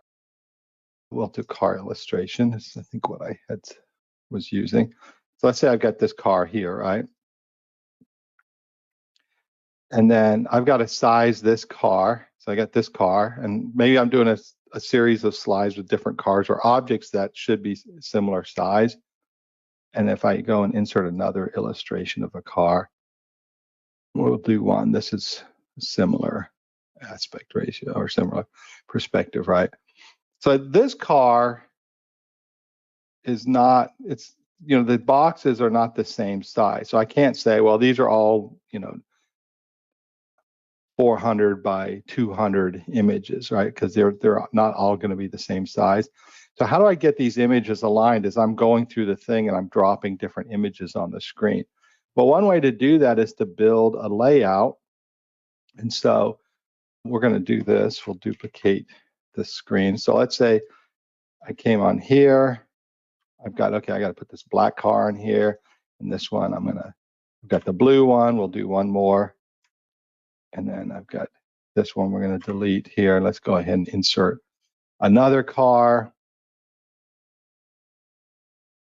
And we'll just do this one here. So we've got another car. So we've got these cars are all kind of the same perspective. So the question is like, how do I get them all sized up the same quickly so I don't have to go back and forth to all the screens? I could do drawing guides, but you know, one of the challenges with the drawing guides is that these bounding boxes are a little bit different. So the images aren't exactly the same. And the drawing guides I don't need to be quite as exact because I'm jumping from slide to slide. So what I would do is actually make a layout. So if I go into Slide Master, here you go to View, then you go to Slide Master, you can create a layout. And I do this a lot in courses when I have objects and I want to make sure the sizing or things are the same. So in this case, you can see I created what would be my preferred size for a car in that perspective. So if I have objects that I know need to be similar sizes, or you know they need to be aligned at a certain point on the screen, I'll just create a layout. So maybe all my bodies need to be here, or if I have a bigger character, the face needs to be this size approximately, right? Doesn't have to be exact. So I can create these layout templates, and then what I need to do is just when I'm working on a slide, I just say, okay, I'm going to go ahead and change the layout, and now I can take this object and kind of approximately resize it and say, okay, that looks pretty close. And then I know where it needs to be on the screen, and then I'm just going to go ahead and go back to my normal layout, and it's set up there. And I would do the same thing here. So using the layouts to kind of create some sort of templating, right, and organize your content on the screen, and making sure that there's some alignment. You know, maybe I want to twist that a little bit. I don't know. That looks like it's about to tip over. And I'm just going to go back and change it. So the layouts help with that. Same thing if you're working with characters. You know, let's say we'll get rid of this one here. Let's say I insert a character, and I know the character needs to be in a certain point. Let's change the pose of this character. So she needs to be in a certain place on the slide, right? I can just go to my layout here, and then I'll apply the layout and say, okay, I know that character needs to be here on the slide in this area, and this is about the height, whatever size that she needs to be. Or if, you know, if I need to scale it up, you know, all my characters, their faces, they need to be a certain size, right? So maybe this is okay. This is close enough. So now I know when I put new characters on the screen, they're all generally about the same size. So a couple of simple ideas. One is using the guides, and you can be very specific with the guides and how you frame those up, right? You can box things in. And then the other thing is just creating layouts that have the alignment and different things on them. And then you can just change to the layout, move things around, and then change back to the layout that you're actually using for that particular slide. Nothing super fancy, some quick tips for when you need those types of things. Hopefully you learned something in that process. I'm going to go ahead and hand that off to Ginger. And then I would say, if you ever have questions, you know, make sure you do leverage the community, because this is where a lot of our quick tips come from. And a lot of what I like most about the quick tips is that you kind of learn some of the nuance of production, right? Like this tip in particular may not be that interesting or useful to you, but you know, knowing that you can modify the layouts and you swap layouts like that, or knowing that you have the drawing guides, you know, that's kind of the benefit of these quick tip sessions.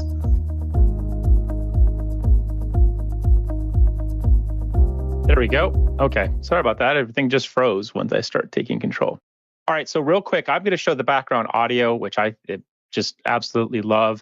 But Tom shared something about image sizing and what not to do. But I'll tell you, there is one rule, and this is my go-to. And if you're looking for the fastest way to lose a couple pounds in your profile pic, break the rules. Here's what it is. So if you're looking, right-click your image. This is true in Storyline, PowerPoint, any graphics programs. Open up your size and positions. Disable your lock aspect ratio. And all we want to do is take off 2% of the width. It's all you need. And it's good for like 20 pounds. So if I take off to say width is 28, look at that. Huge difference, right? I could toggle back and forth, forget the dieting, forget all the exercising. I just took it right off and it's that easy. So that's your bonus tip. That is one you can use forever. Okay, so background audio, big addition, dropped about a month ago. And then we also recently added the option to trigger that audio. So we can actually control that now via the slides or in your own custom buttons. But here's how it works. And just absolutely, hopefully y'all enjoy it and use it. But we want to get a playlist in. Now, there's a couple ways that we can work with that. You can have audio clips, audio loops, music beds that you have already inserted in Media Library, or you can just import them. So from the Insert tab up here on the ribbon, you'll find it under Audio, and then Audio, Background Audio. Now, we can create a playlist, and you just go ahead and give it a name, and then we're going to add some audio files, and then I'll show you how that compares, how that works when you have audio narration. Because if assuming that you're having any kind of dialogue on the slide, then you can control what is more prominent, what is more emphasized. So we'll call this one Dave's Jams. Now, we can only have one playlist at a time, so maybe that's going to be something that would be added later. But right now, we just have one playlist, and so whether whatever you're adding to your tracks probably should be somewhat related, unless you're really going for an eclectic playlist. I've got some audio in Media Library, so I can go and pull this in and just select one or more of these files, or I can come to my hard drive and then bring in some specifics. So what I have here is two different examples. I have the music loops, which is what I'll use for the demo. Excuse me, sir. Only because they're going to be louder, and I don't even know if you'll hear them, but it just makes it a little bit easier to kind of test it. But more than likely, I probably wouldn't use music loops. I would use things like ambient noise, like cafeteria sound, or maybe a city sounds with police and helicopters, and just those ambient sounds that help set the mood or set context for the scene you're using. Maybe a restaurant sound where you have some clanking of dishes and background conversation that's really not audible. If you're using scenarios and maybe trying to place the characters in those different settings, that's how I would use this and extend these loops over multiple scenes. But I'm going to have fun. I've got some good music loops and game loops and things like that, funny shows, upbeat TV shows, themes. So I'll use that, and I'll just bring them in here from my media library. And so I just need to bring in a couple. I don't need to bring them all in. Just know that if you bring multiple files in, then you have some options for how that works differently than a single file. So the way it works now is the tracks that you see right here, background loop, electronic, funky show, and my inspirational, are going to play in this order. So it'll start with the first track, second track, and third track. And then depending on what I have down here for my settings, it determines if I hear those sounds again, those loops again. So by default, we're going to loop the playlist, which means when it finishes the last track, whether that's just one track or multiple, it's going to come back up here and replay it. So if you had a single ambient sound, like back to that city sound, maybe you only want one object in there, one background loop that just plays for a series of slides. So most likely that might be more appropriate than having a bunch of different types of sounds. But that's how they can work. This first option, fade the tracks in and out, pretty much self-explanatory. When the track first kicks in, it's going to be a gradual increase in volume, and then a decrease in volume as it goes out. But the one that I think is going to be most important for all of us is this last one, this first one down in the bottom. And that is lower the background noise when the slide audio plays. And so what does that mean? Well, if you have narration, so if you have an audio track playing, once that audio track kicks in, you want to reduce the volume of the background sound. That makes a lot of sense right there. And so if I have that at 50%, click OK. Right now, if I play the slide, and I'm afraid that your don't think you'll hear it coming out of it, but I guess there's a lot of trust in these sessions, so you just trust me that it's playing. So when I play it, I'm going to hear that background sound. It's going to be at 100% because I don't have any current audio, excuse me, audio narration right there. So just a second here, it's coming up.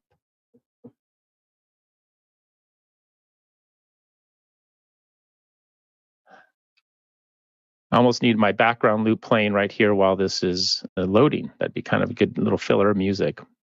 Okay. Some great tunes right here. Okay, so that's playing. So the background loop is playing, and it's going to play from slide to slide. So as I go from slide to slide, that background audio is going to play and be consistent. Now, I've got audio narration. No, I don't. So audio from media library, and then I've got a narration file somewhere here. So once that narration is here, so maybe I'd move the audio narration out about a second, maybe 2 seconds, and then we've got the playlist. The audio playlist is playing in the background, but once that timeline gets to the audio narration, it's going to dip. And that's a fantastic feature. That way you don't have that conflict, that competition between the background audio and the audio narration. We set the default to 50%. Maybe that's enough for you. Maybe you need it to be more. It kind of depends on how loud that initial audio was recorded, what those levels were. So that's really where that's going to make a difference. If you need to make any edits to the audio, just go back to the insert, and you'll see audio, and then you just see background audio. You just need to reselect your audio here. So currently, you have either the option to turn on the audio, right, or have no background audio. But we have a trigger that we can also use now, the same trigger that we use to control audio on the slide. We can also target our playlist. So we don't have to come in here and turn these on and off. So for example, if I wanted to edit this, I just select the current list. And maybe I don't want all 3 of those tracks in there, so I can just click the trash can icon and get rid of it. Goodbye. And I can play around again with this level. So this is probably the one area that you'd want to just look at, just because you don't know necessarily however that sound effect or loop was recorded compared to your audio narration. I would just say compare those and see what that looks like. At 50% is enough. Maybe you have to do it less. Maybe it's up to 70 or 20 or something like that. Okay. If you need to delete the playlist, you can completely delete it, and you can continue adding more or less later on. All right, so here's what's really nice about this, though. So if you don't want this to play, so maybe you have, I just threw that in there, right? So if you have like a scenario example and you've got a bunch of city scenes and you just want that ambient noise maybe going across whenever you show scenarios, but then later on in the course, you don't want it, you can just use that simple trigger to control how that plays. So the idea is we'll just bring in some buttons here. So I've got a couple buttons on the slide, and you should be familiar with this triggers because it's something you've used for audio and video since Storyline 1. And that is we can stop, pause, and play media, but now we can also identify the audio in the playlist. So if we wanted to give the learner control and make that a user event, so the user clicks a button to enable or disable, or we could even make it a timeline event. So like when we enter scenes that are not the scenarios, we can automatically start or stop that audio. So new trigger, and again, we're always asking ourselves, what is it we want to do, and when do we want to do it? Well, what do I want to do? What do I want to do? We'll say play media. I'm just going to add one trigger for each of these. And audio right now, the default right there is referring to the audio in my timeline. What I want to do is select media and then look for my playlist. Now, real quick, you have to have a playlist before you'll see this option, right? So you have to first add the playlist, and then you can add the triggers.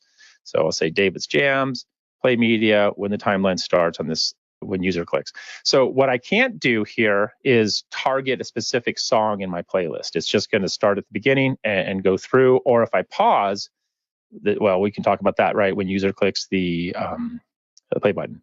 So the difference between stopping and pausing is pausing is going to pause, which means it's going to temporarily stop the audio wherever it is. And then if you click play again, it's going to resume. If you push stop, right, stop's going to completely stop and then reset the playlist. So if I'm on that track 2 and I press pause, it's going to stop on track 2 until I tell it to play again, and then it'll resume from track 2. So that's pretty cool. That's pretty cool. So there's pause media, and then finally we do a stop. And I'm putting these on the slide, but we could actually put these on the slide master if we wanted to, get these out of the way. Wait, make sure I'm talking about that one, right? Stop. So play, pause, and stop, and now it'll play and pause and stop each of those as we play through them. If you're using these consistently, you could put them on the slide back or on the slide master, and then you'd always have access to those as well.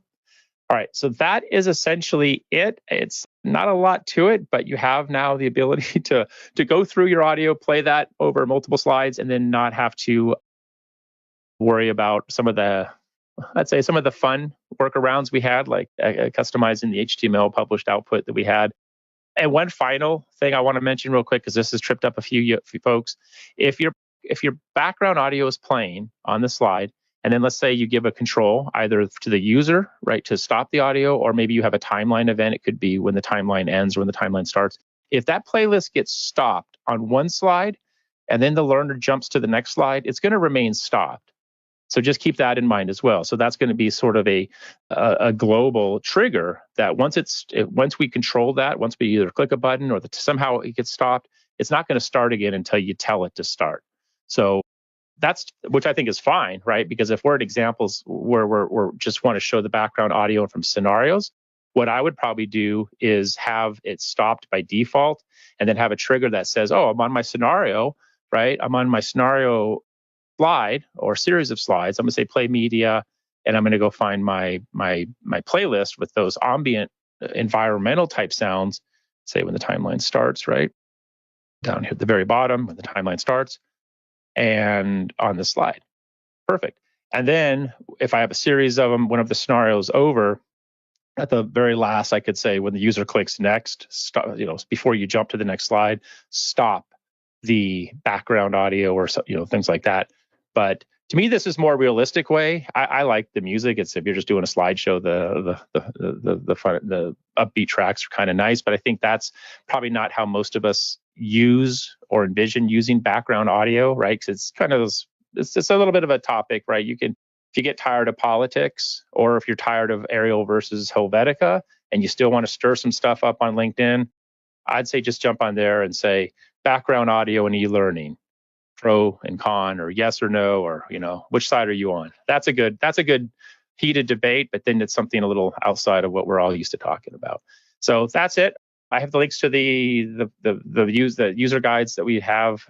Pretty straightforward, but certainly another way to add additional context and help set the scene in your projects. Hope you enjoy it.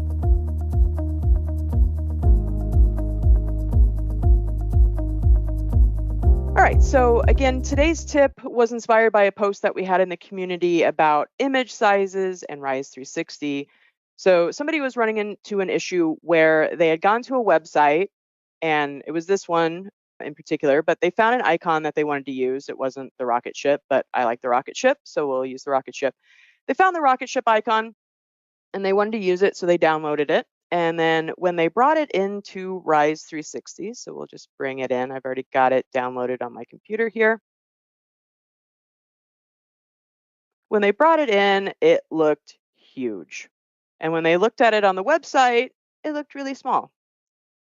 So they were pretty frustrated by this because, one, they didn't know for sure what size image that they were using. And so when they brought it in, they were surprised at how big this image was. So what we're going to do is we're going to kind of break this down into a couple different things. I'm going to show you how to quickly figure out your image sizes, because sometimes that's something that we don't necessarily know, and then sometimes it can not be clear when we're looking at things about our image what size it actually is. And then we're going to look at ways that we can quickly resize our images using kind of the default tools that we have in our operating systems. So we're going to focus on Windows and Mac. For that, if you're Linux, I'm sorry, I don't have that available here. But so here, let's first off, we're going to take a look at how to figure out our image size. So I'm going to come in on my Mac side first, and here I've got my file. I'm going to right click on it, and then I have this option for Get Info. So I can come into that, and I'm going to have a whole bunch of file information here, including where my image came from. Sometimes you'll have that, sometimes you won't.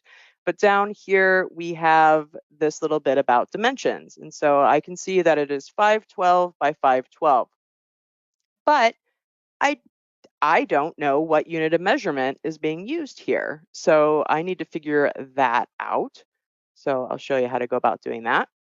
But here on the Windows side, when I come into my folder, I can come into my image. Again, I can right click on that. Here, I'm going to come into properties. And then for my image properties, I'm going to come into details. And here I've got my dimensions. So again, it's 512 by 512. But here I've got a little bit more information, including my unit of measurement here, which is pixels. Now, I don't know about you, but I don't have a pixel ruler, so I'm not quite sure what a pixel size actually is. And it can actually depend. So we're going to take a look at what I mean by that here in a minute. But we need a little bit more information to really know what size our image is here. So here on my Windows side, I'm actually going to come in to Paint. That is just an application that we have by default here. Now, of course, if you have your favorite image tool, you can certainly use that, but I'm just choosing to use the freebies because that's what I have available to me and what you most likely have available to you as well. But here in Paint, I can come up to File, I can come into Image Properties, and here I'm going to get a little bit more information here. So I've got my image width, which again is 512 by 512. So we've established that, we know what that means. But the little bit of information that we've been missing here is our image resolution. So you've probably heard things like high resolution, low resolution images, and you've maybe wondered, I don't know what that means. Like, what do I mean by high resolution and low resolution? So resolution refers to essentially the number of pixels that we're working with here in the space. So here we see we've got 96 dpi. You may see this as ppi, so you may see pixels per inch, or you may see dots per inch. I'm not going to go into the specifics between the differences between those, but for the purposes of what we're looking at, they're essentially the same. So, but basically what this tells me is how many pixels I have within an inch for this particular image. And so what's nice here in this tool is I can come into inches and it's going to convert it over and let me know based off of the number of pixels and this resolution information here, what size my image actually is. So, and this is inches, so I can visualize this. I understand what inches means, but I can also take a look at that in centimeters if that is something that you are more familiar with. But here I can see that I've got this image that is essentially 5 inches by 5 inches. So that's a pretty good size image if I'm talking about using something like for an icon, that type of thing. The Mac side, I can find this information out as well. So I can come in to my image here and I'm going to open it up using my preview tool. Again, that's the freebie on my Mac. Of course, it opened up on my other window here. So I've got my image open. I can come up here to view, and then I'm going to come in here to show markup tool. With that, I'm going to have this little icon here. I can click on that, and that's going to give me my image dimensions. So again, I see it by 512 by 512. That's my pixels. Underneath that, I have my resolution. So I see that I've got 96 pixels per inch here. And I can switch that over. I can switch that over to inches if I'd like to. And again, I get that just slightly over 5 inches per side there. Or I can see centimeters, millimeters, or points. We're going to focus on inches today. But so that is some information there. So now I've got a better idea of how big my image actually is. But what am I going to do with that information? So one thing that I like to use is this resolution scale calculator. And I do have this linked on the resources page for today's webinar.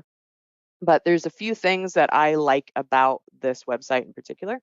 One, I can come in and easily drop in my resolution width and height. And so that's that information that I found from my file size, for my file info that we're seeing. And also when I opened that up in my tools there, I was seeing the 512 here.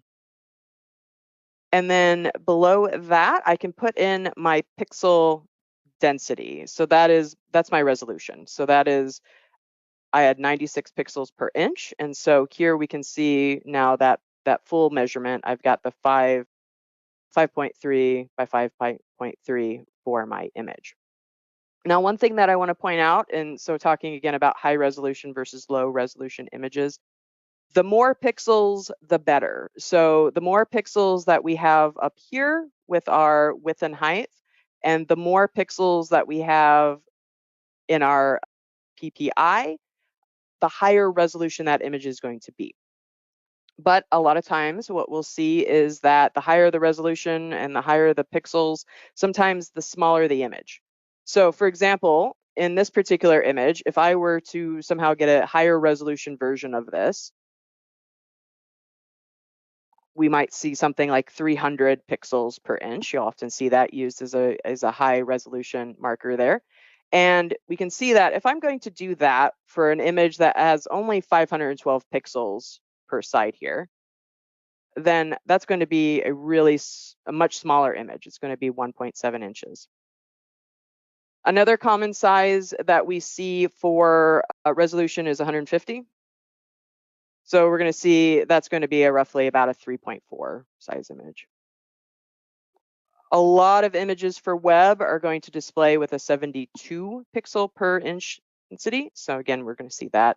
That would be a slightly larger image there. So that's why it's important to know that resolution, is because that can really drastically change the size of your image. That's why just knowing the pixel count versus width and height is not the only bit of the puzzle there. That's why you really need to know that pixels per inch, because that does vary and that will drastically change the size of your image. All right, so let's change this back to what we had here.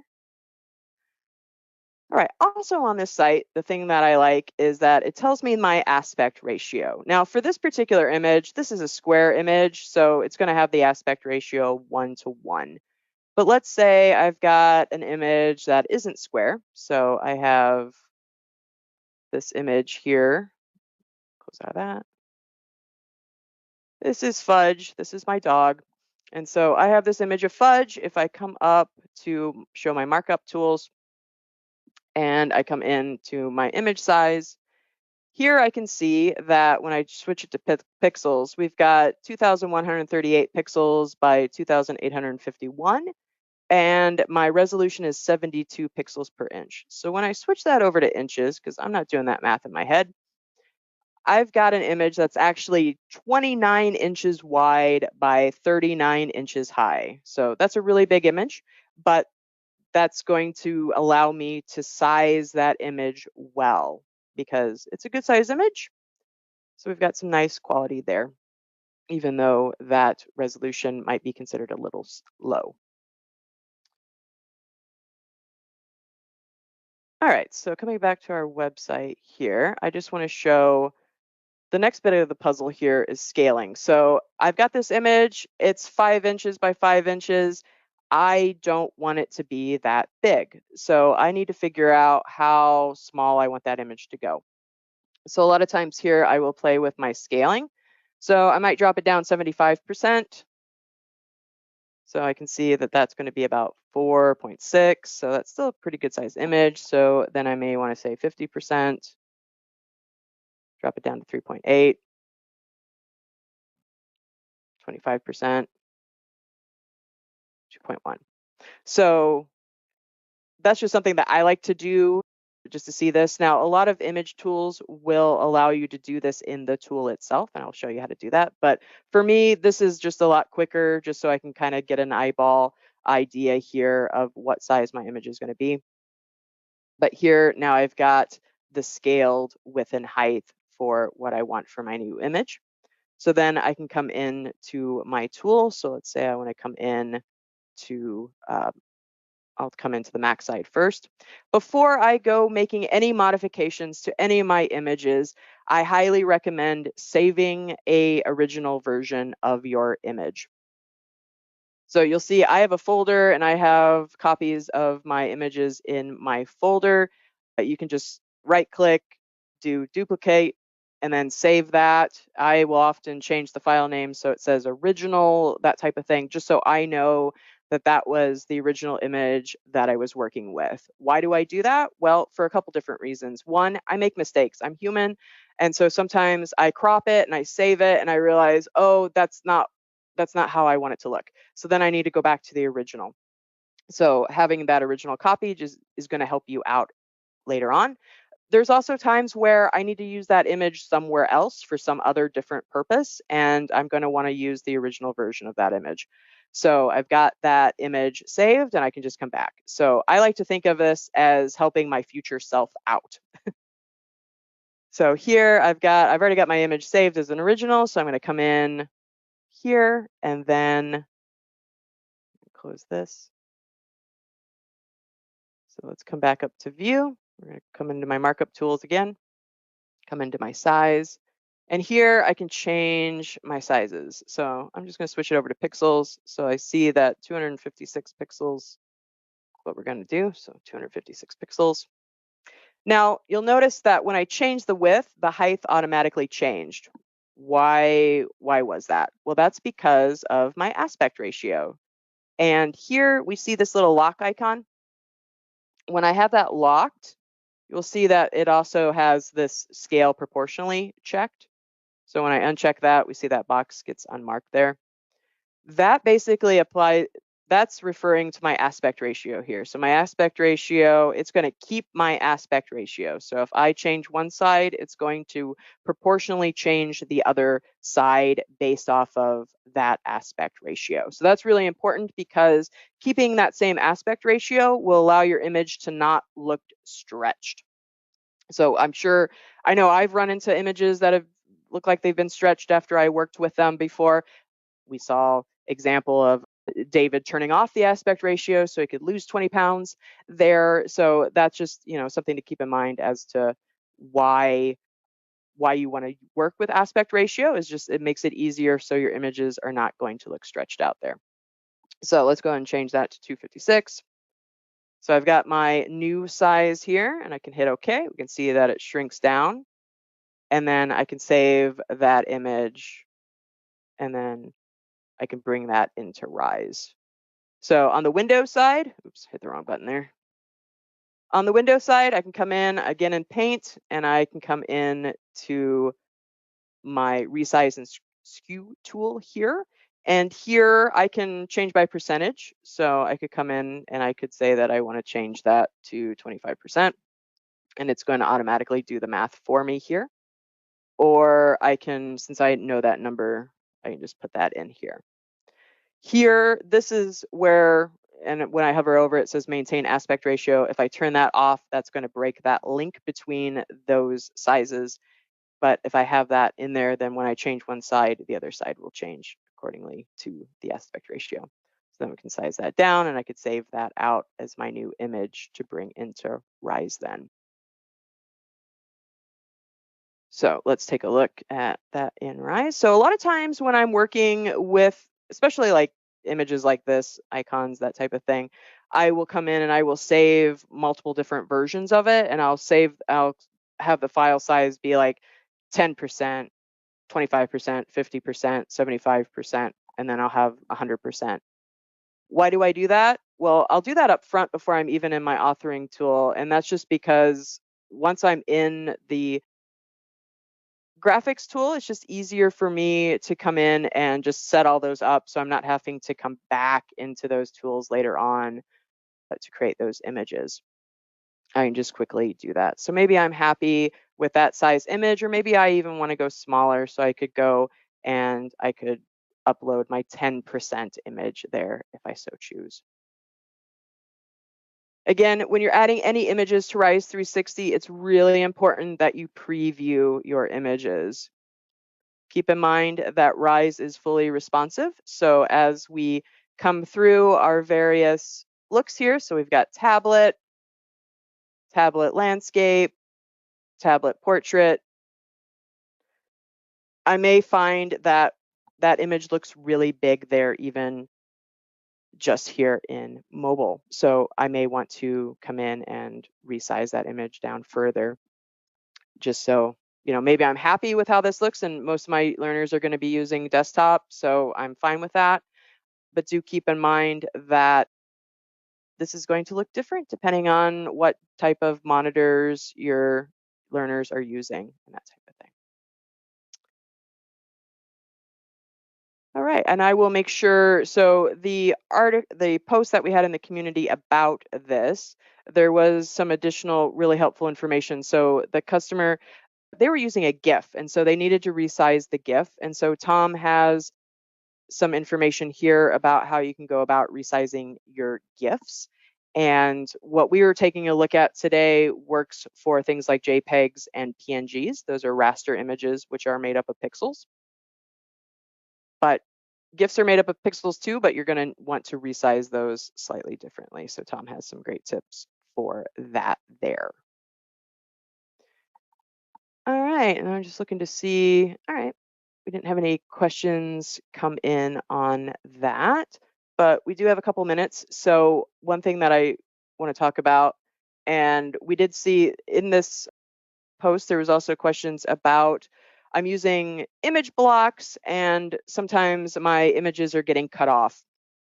So for example, I've got this image, I've got it dropped into an image centered block, but then down below it, I have a image full width block. And so right now it looks pretty good there. I do notice that there is some stuff that is being cut off here at the top, but you'll notice that as I resize my browser here, we're going to see that that image is getting cropped and changed around a little bit here. And the way that I like to think about the image full width block is it's a container, and my image inside of it is kind of liquid. So it's kind of fluid, and that's going to change as we resize. Again, Rise is fully responsive. So when we come into preview mode, when I take a look at, so there's my image centered. When I come in and I take a look at my image full width on my various devices, we'll see how that gets changed there. And so that's just really important to keep in mind, is that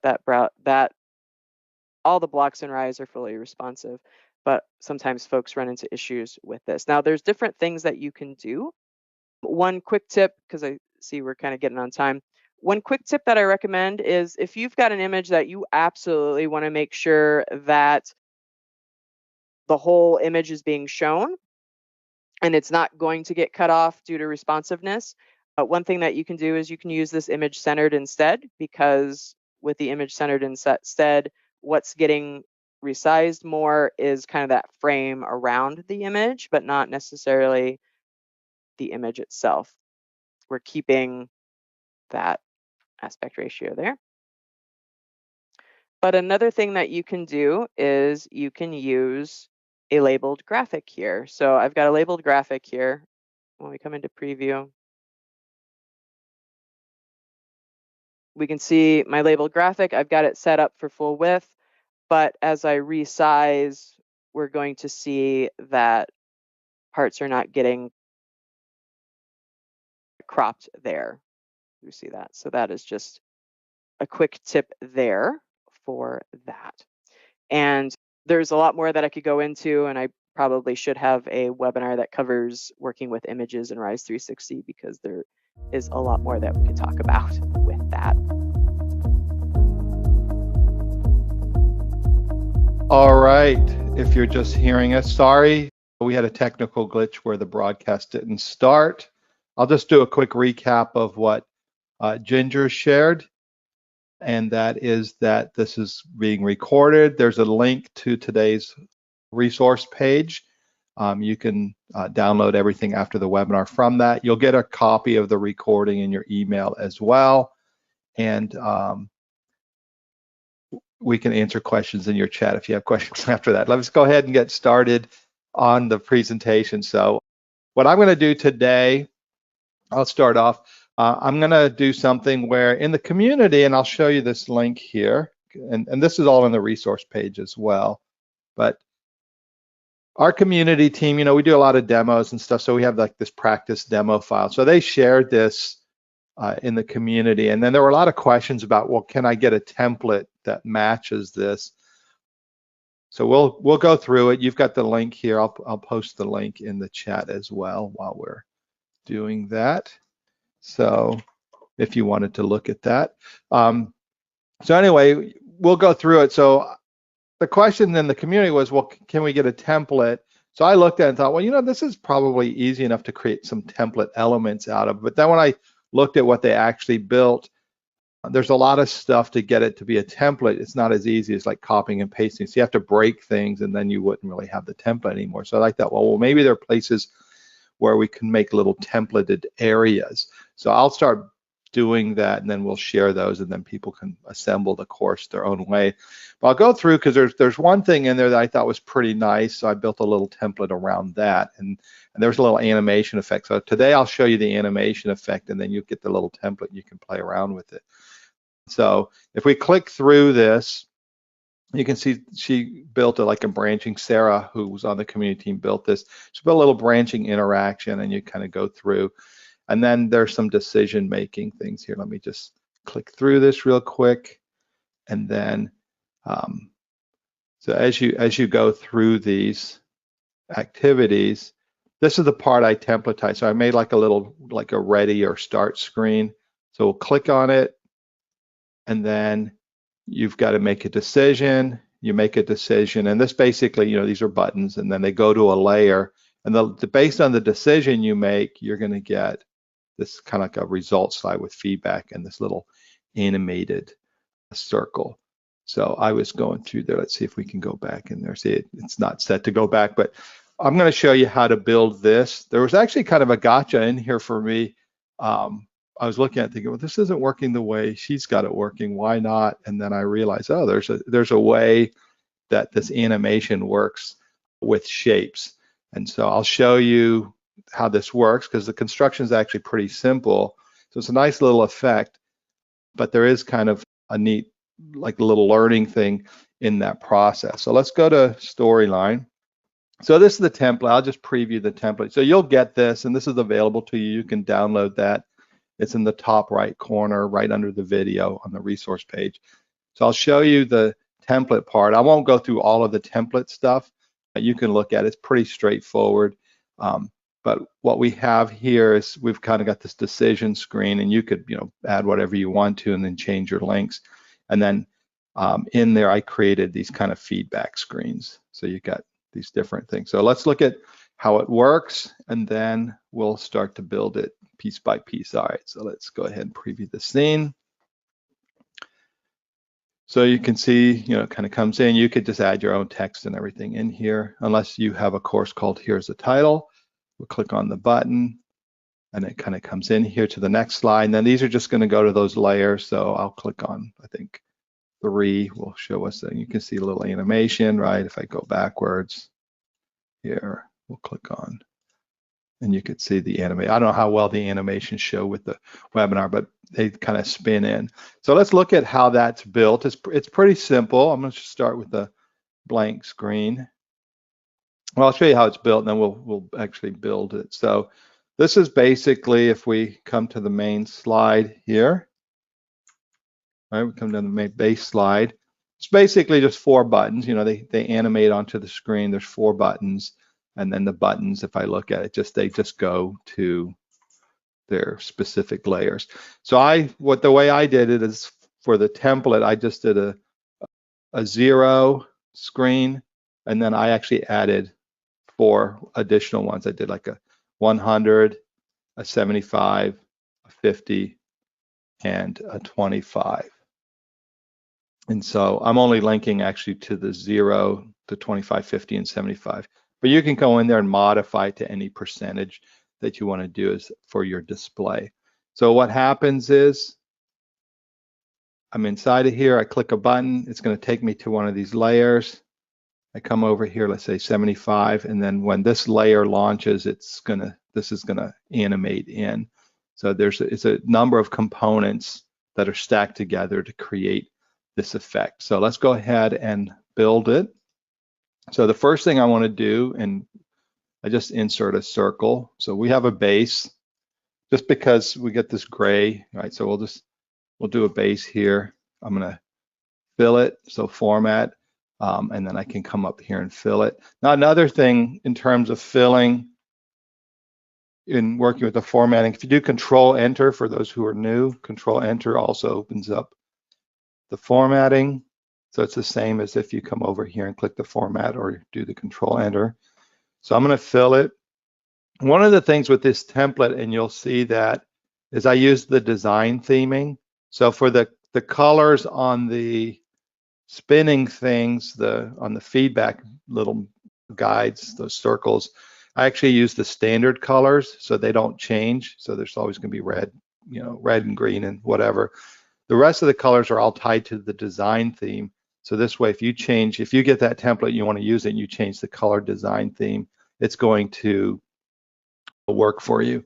So let's do this here. So we're going to just fill this with gray. So I'm just going to use, you can see here, I'm using the theme colors, right? So I'm just going to use this second level gray here. So this will be our base color and line color. I'll just do oops, that's not what I wanted to do. Solid fill, we'll go to line color and no line. All right, so that's kind of our base. I always like to title things, so I might call this like the base, for the meter or whatever you want to call it. And then the other thing I'll point out here is if I do Control Enter, or if I'm going to come up to the formatting up here, you'll notice that I can see the position of the object on the screen, because I really want to make sure that it's the same size, because I'm working with these circle shapes. I want to make sure they're the same size and they're in the same position, so this way they overlap perfectly. So I can see that it's a square, so it's 338 by 338, and then this is the XY position, so where it's at here. All right, so I'm going to go ahead and I'm going to just duplicate this circle, just because we'll need a cover on top of everything. So if we come back here and look at this, here what we have is we've got a gray base, we'll have our color, and then we have this white cover on top. So it's like 3 parts, and then you've got your text if you want to add text on there. So we'll make this our cover, and I'm going to title this cover, just because it's always good to title things. And I'm going to make this a little smaller. Another tip if you're just getting started with this, if I hold the Shift key down and I start from the corner, it'll scale it.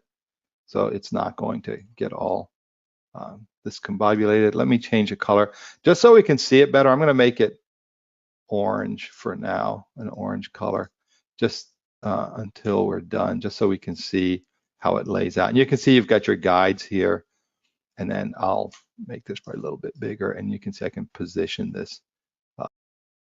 You'll see the little crosshairs here.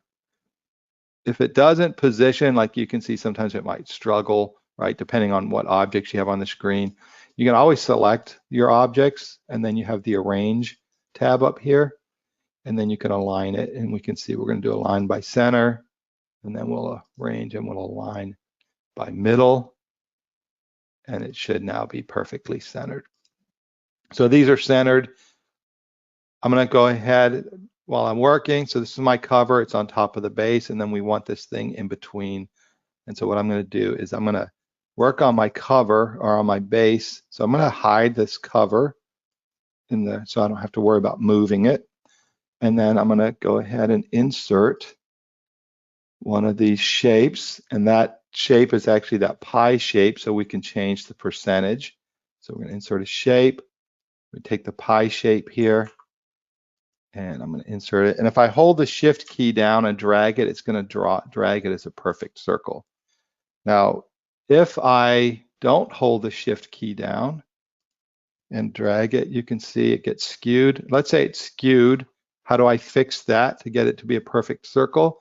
That's where we clicked on here, right? And we go to format, we can see it's 338 by 338. So if I click on here and I make this 338 by 338, now it's the right size and it fits in here perfectly. Right?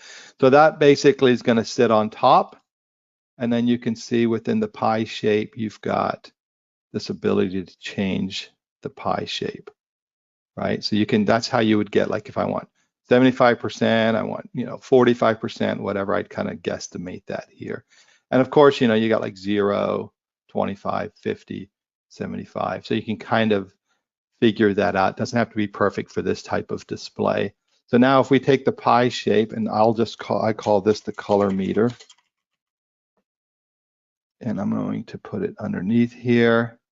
And then we're going to put the cover on top. So now you can see if this was white here, let's fill this in with white, and you can see you've got this cool oval. So now you've got that effect in there. Now, one thing I notice I don't have, on the pie shape here, I'm going to turn off the line color, so no outline, just so it's a little. Now you could put an outline on there, because like if you wanted to embellish it, there's a few things you could do. Like we could come over here, we'll exaggerate this outline. Let's make it a little darker.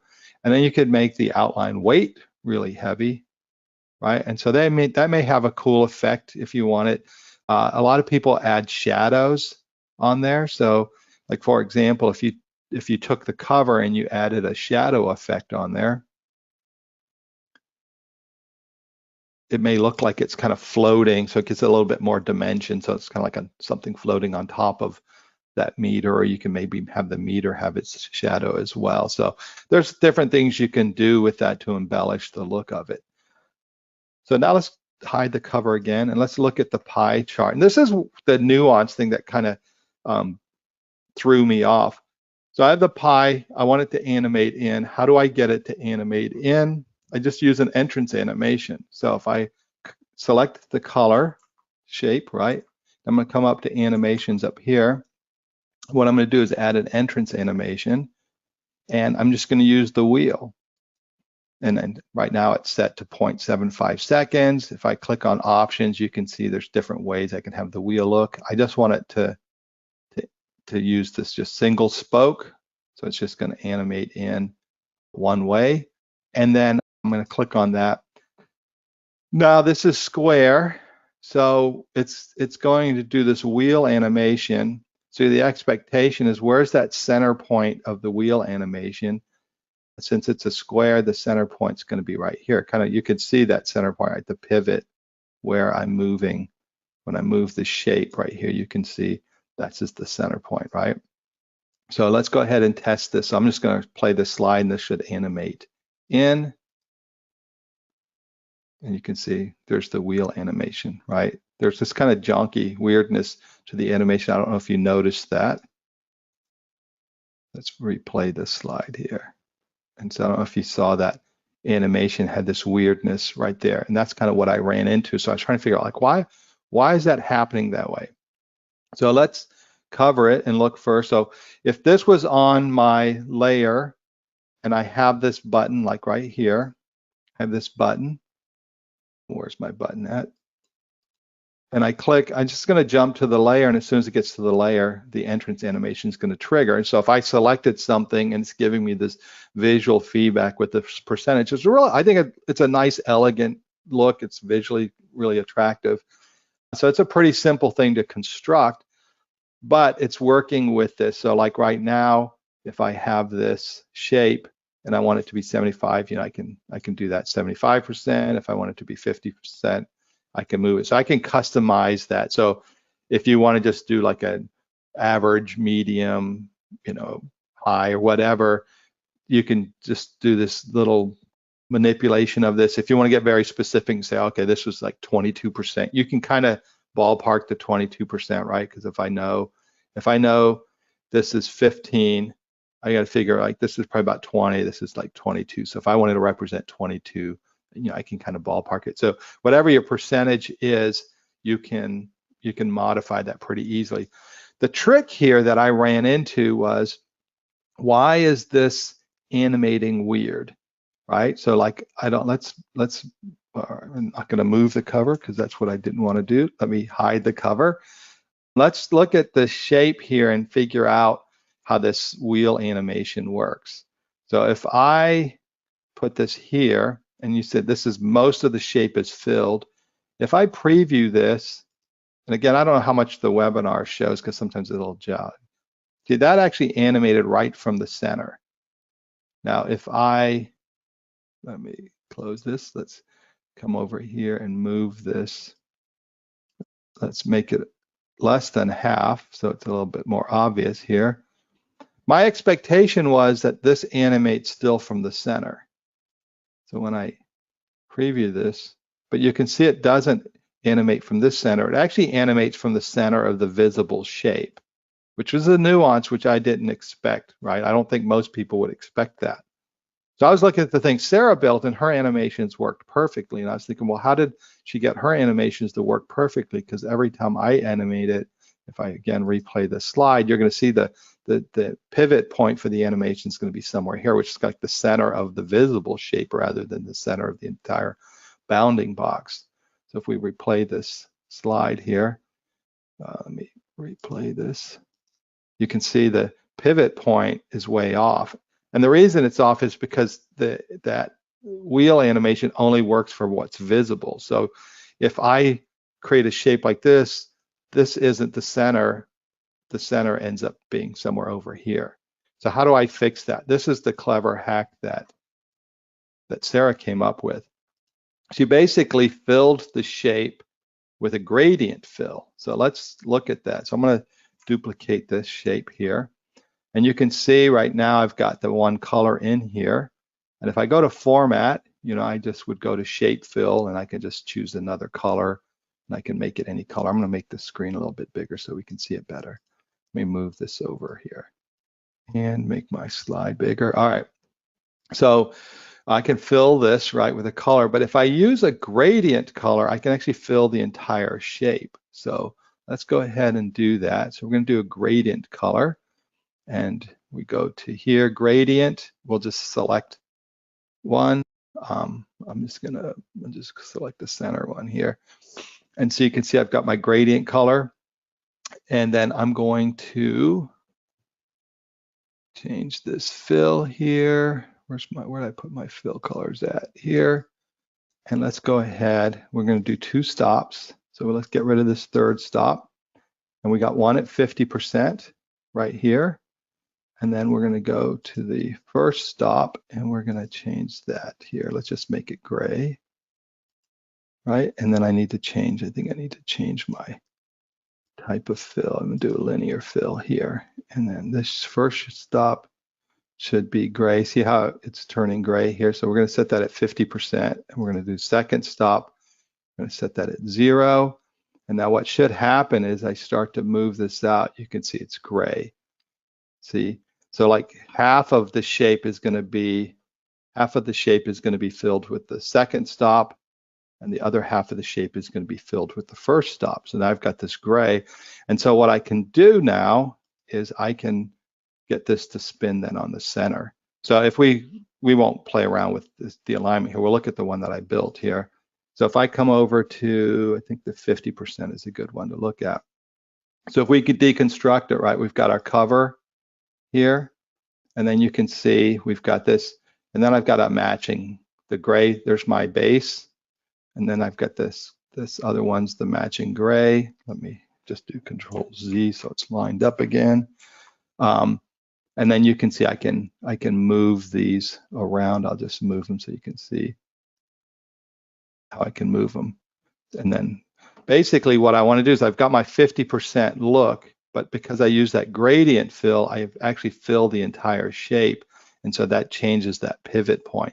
If I kept it at 50% like I would expect to do, right, like we did when we were building it, then my pivot point shifts because the pivot point is going to be the center of the visible shape. But by adding that gradient, somehow that fills the entire shape, and then I can play around with the percentages like I would, with this. Oops, I messed something up, playing around with it, but you can see then I can move those things out.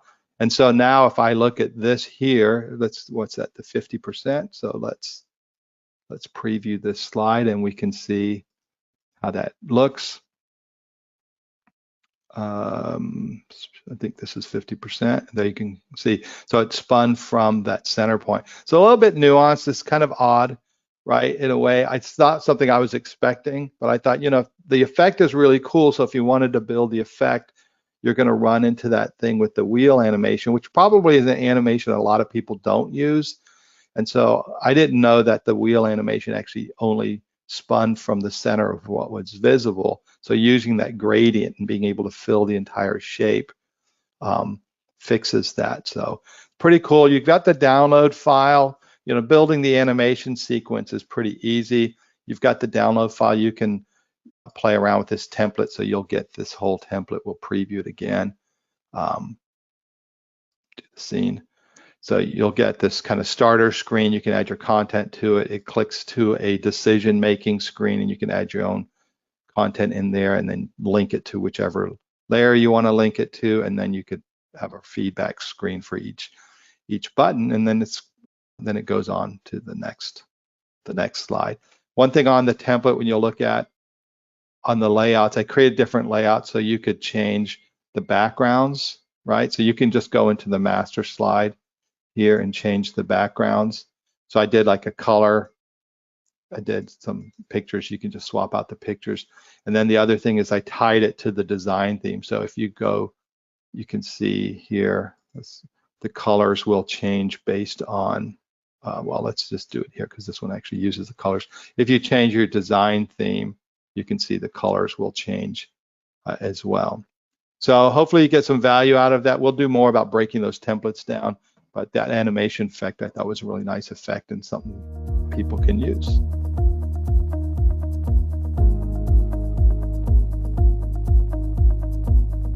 All right, so my tip was inspired by a post that we had in the community where a community member had a question where they often are creating activities in their Rise 360 courses that then have a related text type block after those activities that include information that folks can use for additional review of the content that was covered in the activity, but they want that information to be optional. They don't want that to be something that everybody has to go through, because you may have folks that go through that activity and they got it all correct on the first try and they don't necessarily need to review any content.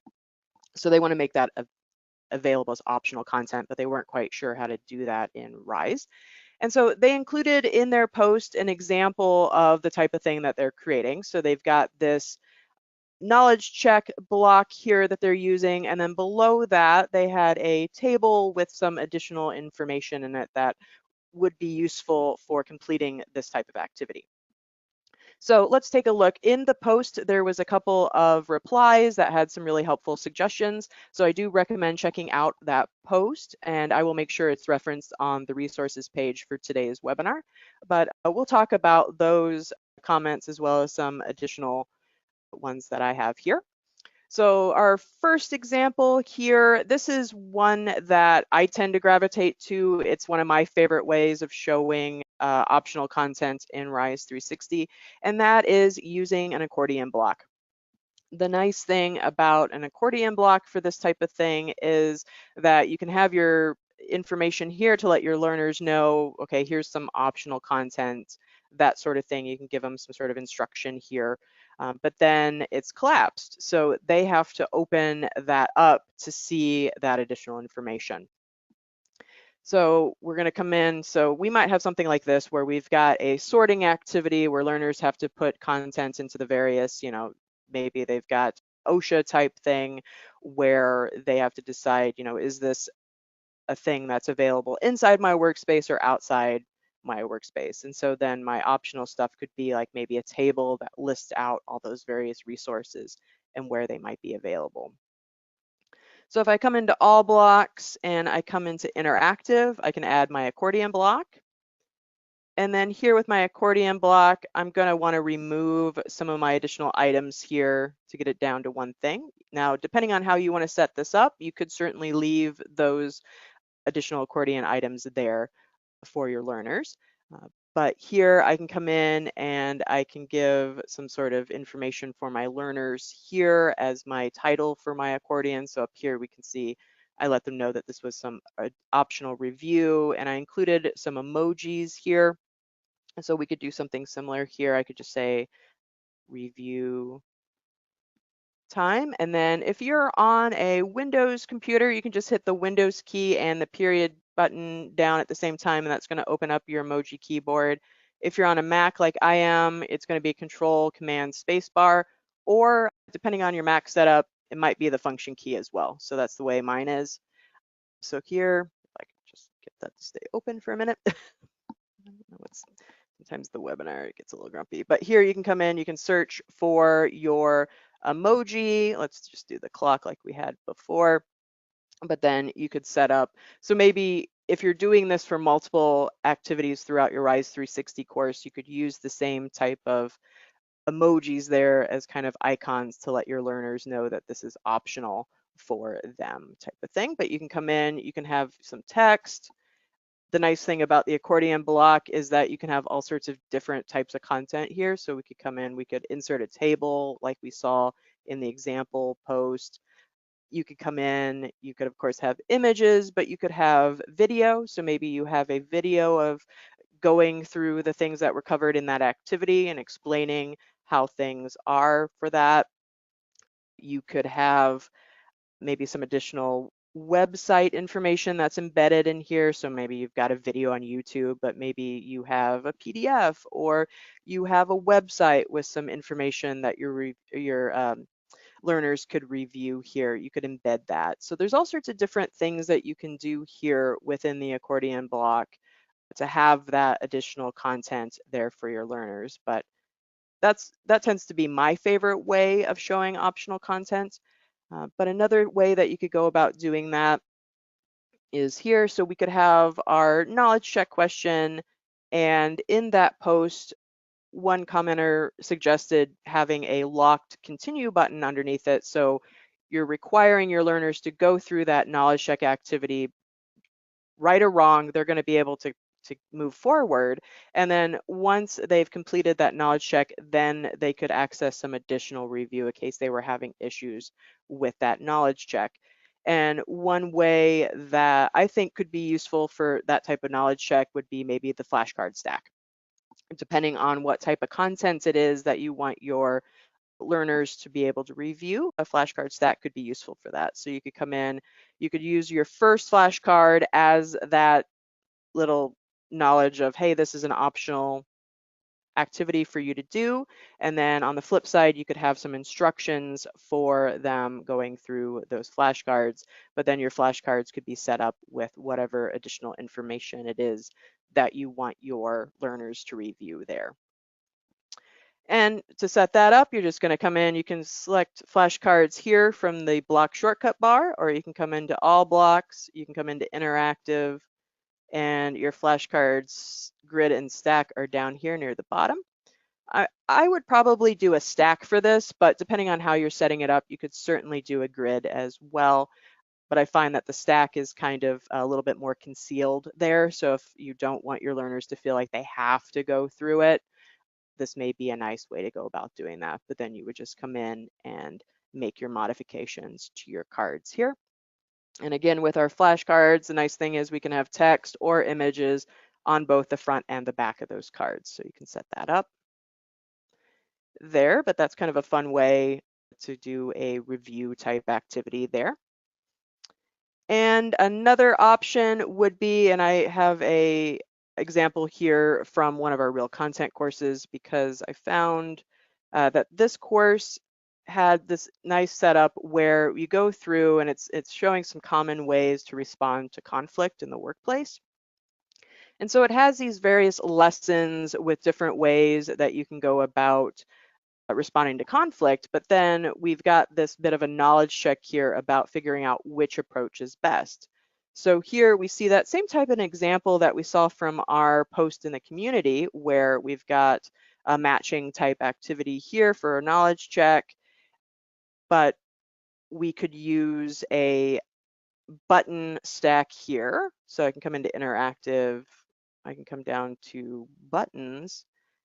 And since this content is in my various lessons in my course, I could use my button stack to allow my learners to quickly get back to those previous lessons to review. So maybe I went through this and I wasn't quite sure about collaborate, for example. Well, then I could come down here and I could set it up where my destination for my buttons is going to take me to my various lessons here. So I could just set up each lesson here as a separate button, and I could have the labels be the appropriate term there, and I could have some additional information here on the description for my learners about that.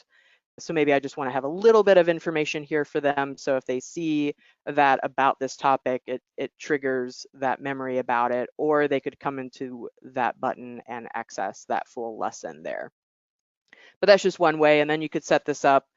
You could have something like text block. Maybe I just want to do like a subheading in front of it and just let them know that this is optional review. So then your learners know that they don't necessarily have to go through this. And of course, you could combine these so they look like they're all part of the same block there by coming in and setting the block background colors. You could add some divider here to kind of separate them from the rest of the content if you would like to do that. Now with doing these type of optional blocks here in Rise, I do want to remind you that if you're setting up your course completion requirements for publishing, and you're going to want to make sure not to do 100%, because if you're having optional blocks here that are interactive, your learners may not be able to complete the whole course if they're not going through that optional content. So just be mindful of that and set the percentage to be the appropriate percentage for if your learners jump over all that optional review content there for them. So, but that's just 3 ways that you can do that. You can certainly come in and check out the other blocks in Rise. I could certainly see ways that you could do this using even the tabs block here. I think the process block could be a nice one to use for review optional content as well there. So do check that out for the types of courses that you're creating. If you come up with something that you're really happy with, I'd love to see it. So share it in the community and we'll take a look at it. So that's just a couple of ways there for the optional. But let's come into my second tip, which is we've got a new feature in Review 360, and it is here under Share. If you come into the Share tab, by default, what you're going to see is this option for anyone with the link, and that's going to be how you've traditionally used Review 360. You're going to have the same options here for allow users without an ID, and you can set a password. But now we have this option for only invited users. And this will make it so your items are only visible to those folks that you've invited to that review. So here under people with access, you would type in their email or their name to give them access to this review item. For this step, you would need to send them this link here. So you just email that as you would normally email out your review information to your learners here, but then they can have access to your review. One thing with this feature is that your reviewers do need an articulate ID to be able to access items that are private here under only invited users. And so they can set up a free articulate ID. They don't need a subscription. They don't need a license or anything for that, but they will need to set up that ID. And that's just to give them access here to this. Here, I've got this review item in my team folder. And so with the team folder, if your item's in that, Anyone that's set up as an editor for your folder will be able to still see your review items here, even if it's been set to only invited users. And you will see that they will have this little folder icon beside their name, and that lets you know that they have access to that because of the items folder there. You can still use the request review feature in Review 360 along with this share link feature here. And once you've invited your users through the request review, and so that's how you can send an email directly from Review 360 inviting your learners in or your reviewers into your item here. You can set a due date, you can track their progress. They will then show up here in this list with this little clipboard beside their name, so you know that they have access via that request review. If you've got any questions about this feature, you can come up here, click this beta button, and you're going to see this item for Learn More. That'll take you to an article with more information about this feature.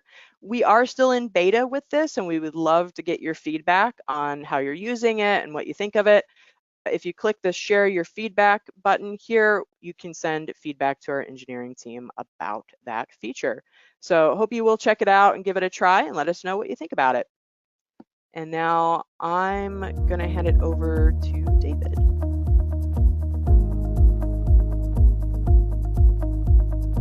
So first tip, just going to look at Rise blocks. Thought this was an interesting question, and it's one of those things. It kind of struck me when I saw this, because it kind of reminds me of when I used to do a lot of work in PowerPoint before I really started to learn it. You know, a lot of these tools are so easy in the sense that you don't always have to go through the user guides to build and to work.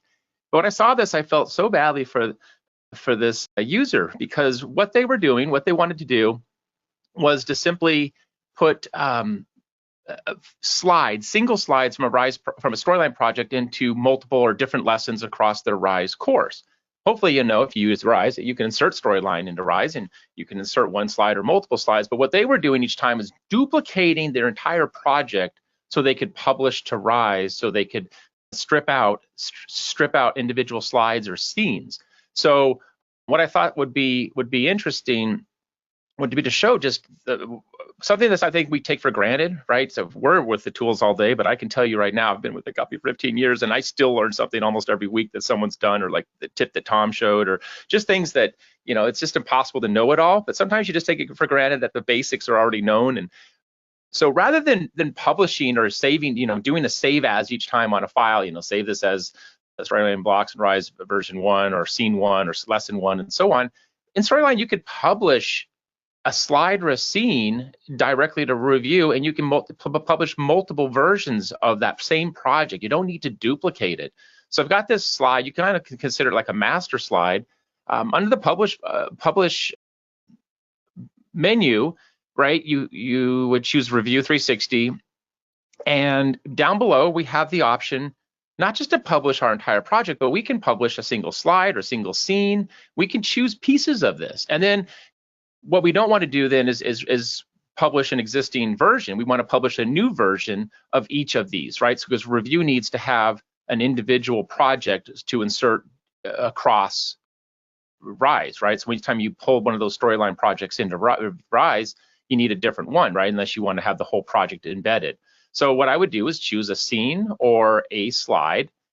I would create a new instance of it each time, and then maybe just give it a name like slide 4 or something like that, just to make it easy to identify once I get to Review. So if I pop over to Review real quick, you can see where I've review real quick. Each of these slides or scenes, right, whether I did a slide or a scene, has been published. I can now really essentially, I just pulled out all those individual slides or scenes from Storyline and made them available to one by one insert into Rise wherever I want. I don't need to duplicate the project, delete slides, and kind of create derivatives of that single project. That's just a lot of extra work. I felt like that's willing to do that. That's you're a trooper, but you can work a lot quicker that way. So then again, when you're inserting blocks in Storyline, right, it just show what that looks like, right? We just hit interactive blocks, and then you can see when we embed our Storyline option, we can have that right there, and then we can choose whichever ones we have.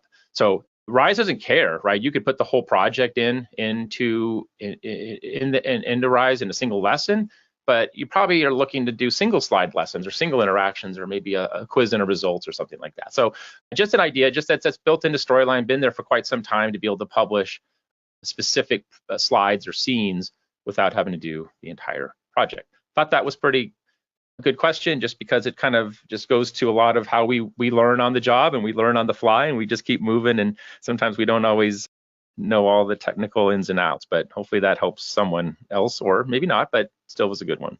All right, next up, let's take a look at what else came out. Screen recording. We had this one on Tuesday, a couple days ago.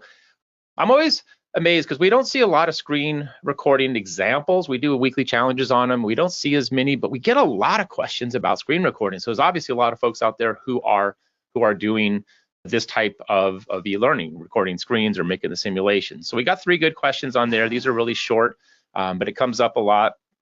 And first one was wanting to change the colors of the captions or changing the fonts without having to go in one by one and make those changes. The good news is you can certainly do that very easily. Those colors and those fonts are all pulled in from your project's what we call theme fonts or theme colors. So if I am in a simulation file and I just pop into any one of these colors, the color that we see right here for this blue hint box or instruction box is pulled from our theme color. So what the user was doing, I guess, was selecting the hint or caption, going to format, and then choosing a different color here, and then most likely going around and then using the format painter and then manually clicking all of those. That's another one of those long ways to go. I guess if you're hourly, that's not so bad, but if you're trying to get home before rush hour, that's a very long way to go. But the idea is that these colors for the captions and the font, the text that you see right there, that all comes from your project theme. So if I wanted to make this change globally to my project, the simplest, easiest way to do would be to change the accent 1 color. So the accent 1 color, you can see that right there. It's just highlighted in red. So that little red box around the blue, that's accent 1. So that's a pre-designed color. So I wouldn't want to change it using the shape fill, but instead what I'd do, let's come on up here to the design menu, just hit that design menu, and we'd come all the way back over here to, in this case, colors, and you can see that's the color, the current color theme that I'm working with. So I could either edit this, I could create a new version of it, or I apply something different, or I could create a new one. So what I'll do here, instead of blue, let's just change that blue to something completely different. So it's really obvious. So what are we going to do? Should we just do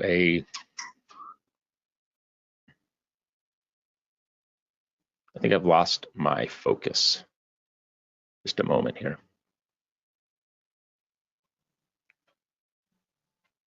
There we go. I'll do I don't think it was selecting something. I'll do the purple, click OK, and that's going to make the change go across all of the slides. So you can see that's now updated.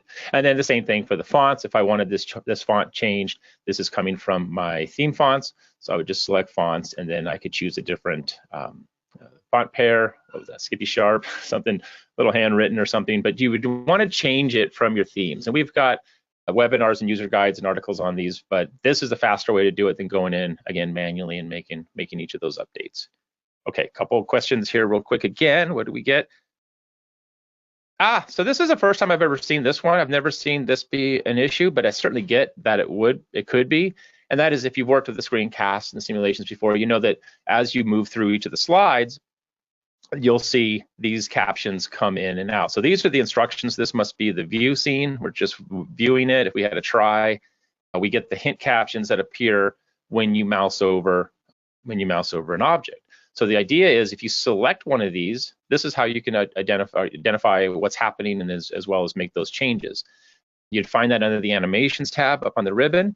And by default, and we can't control this by default, but we do have the simple fade in and the fade out. So you could choose to remove that altogether and just choose none. So it just pops up quickly and goes away. Fade doesn't fade, just appears and disappears.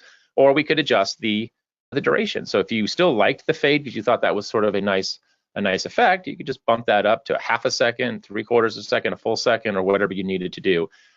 At this point, though, you're going to have to do this manually, but what you could do to make that a little bit faster would be to select the caption that you like, get it set up the way you like in terms of the animation, get that one, test it, preview it a few times, make sure it's working. And then after that, what you would do is just go from the animations tab on the ribbon up here in the top. At the far left, we have an animation painter, which works just like the format painter. So you could double click that. And then, you're gonna have to go through each slide. You're gonna have to go and then select the hint and then, make that change and apply it. But you'll see that it updates across. So it'll remain persistent. The format painter is gonna remain persistent until you click either escape or you just click away outside of the slide area, but you can still click each slide, go back up to the hints and then continue applying that. And you can see that makes that real quick update. So that's how you can make those changes. Unfortunately, there's not a global setting for that, but that should help, and at least you can control the duration. And if you also felt like, finally, if you felt like the duration was still too quick, you can see the default selection is 3 seconds down here. You could just drag that timeline out a little bit and stretch out just grab the handles and then stretch that out to make it last a little bit longer. But then there's also an option when you insert the screencast to have the captions be persistent. They don't fade in and out. They should appear as soon as you get to that step. So that might even be a better solution. Okay, so one more for screen recordings. Just the tap area of the buttons and the input fields are too small and mobile. Absolutely, especially for things like sliders and radio buttons, which are a lot smaller. Obviously, when you reduce the size of the tap or hit area for those, I actually find that I'm changing the size a lot of times for desktop when I'm making demos or making screen recording projects. So what they're asking about is the area. Let's see if I can find a good one here. Yeah, here we go. So the area when you click is based on the hit area of the input field and what it exposes. So different applications are going to give you different readings. So Storyline's reading whatever the UI is presenting. So you can see right here, if I hover over find and replace, you see how there's a little tooltip right there that shows that's Storyline. That's Articulate's tooltip that's telling you what that is about. Applications that are really established, like Storyline or PowerPoint, are going to give you a lot of information, or are going to be really good about that. But applications maybe that are newer, maybe not as polished, may not give as much info. So whatever you get from that hit area or that tooltip is really what's being exposed by the application, and Storyline just reads that. So in this case, it's not really reading, at least on this is probably like a year-old demo that I did, but it only read this hit area right here where the cursor is, as opposed to reading the entire area right here in a meeting. So it only gave you this little tiny hit area, and if you click anywhere outside of that hit area, Storyline's going to say, you missed it. So this is the part of simulations that really takes the real time, not the recording time. It's the post and the edit. So you just want to drag these hotspots out. So one thing I'm always doing when I'm doing these types of projects, I used to do a lot of these in Storyline and other tools, is I had to go slide by slide and then make sure that hit area is covering all of the area, because you're not really going to test, you're not testing your learner on whether they click exactly where you click. They need to click in a meeting. This whole area should be a button, and it should be clickable, right? It should be interactive. But if the application only exposes this specific area, then you're not going to have a really large hotspot, a very big one for learners to click. And so what I'm doing is I would go through here, right? So clear after 1 hour. That might be, so there's a drop-down menu right here, but this whole area would actually trigger the drop-down menu. So I would just take the hotspot and just drag it out and just give my learners a little bigger area so they can practice that. So that's all editable, that's all built in, but the nature of simulations means that you can record easily. It's going to record everything you do, but you are going to have to go back in and just verify that those are all set up. Usually text fields are another area that you have to look for, but that's how you can make those changes. Okay, so let's move on. We probably got time for one more. This is a super quick one. This one came up. Love Zoom regions. It's amazing. I do this one maybe every 2 months or so. 50% or more, I've never used the Zoom region. Zoom region's been around since Storyline 1. It's one of the fastest, easiest ways to emphasize areas of your screen. It's actually what's surprising about the Zoom region is if you are on a slide and you go to the Insert tab, zoom region couldn't be any more obvious or couldn't be any more closer to where you are from inserting. But it's amazing how many folks just don't look for that, because if that's not what you're thinking of doing, right, you glance over and you go to the areas that you're focused, right? You're inserting media, certain content library characters, and so on. So zoom region, right? You kind of almost have to, it's almost like flyover. It's like a flyover button. You fly over it every time you go to the insert tab. But on the slide, once you've inserted a zoom region, I've got a couple right here. You can see just a little area right there. I've got to right click it. So you right click and there we go. Zoom transition speed. You can go very slow, instantaneous, so it kind of pops up. So this is where you can control the speed, and that's a storytelling technique. Medium works really well for most pacing, most courses, but sometimes maybe you want to slow it down because you want to emphasize what you're popping into and what you're zooming in. So just another one right there. I have one more, but we're out of time, so I'm going to include that as the bonus, which will hopefully give you all an incentive to check out the recording. But I thought it was a pretty good one, but it's going to take a little longer, and it's about reusing a single slide that you're loading up with Media Library. How do you get that and make that available to everyone on your team? But we're at the top of the hour, so I will just re-record that and append it to the recording when we post that to the training page a little later today. Hope these were helpful. Hope they're refreshers, but maybe even got something new out of it.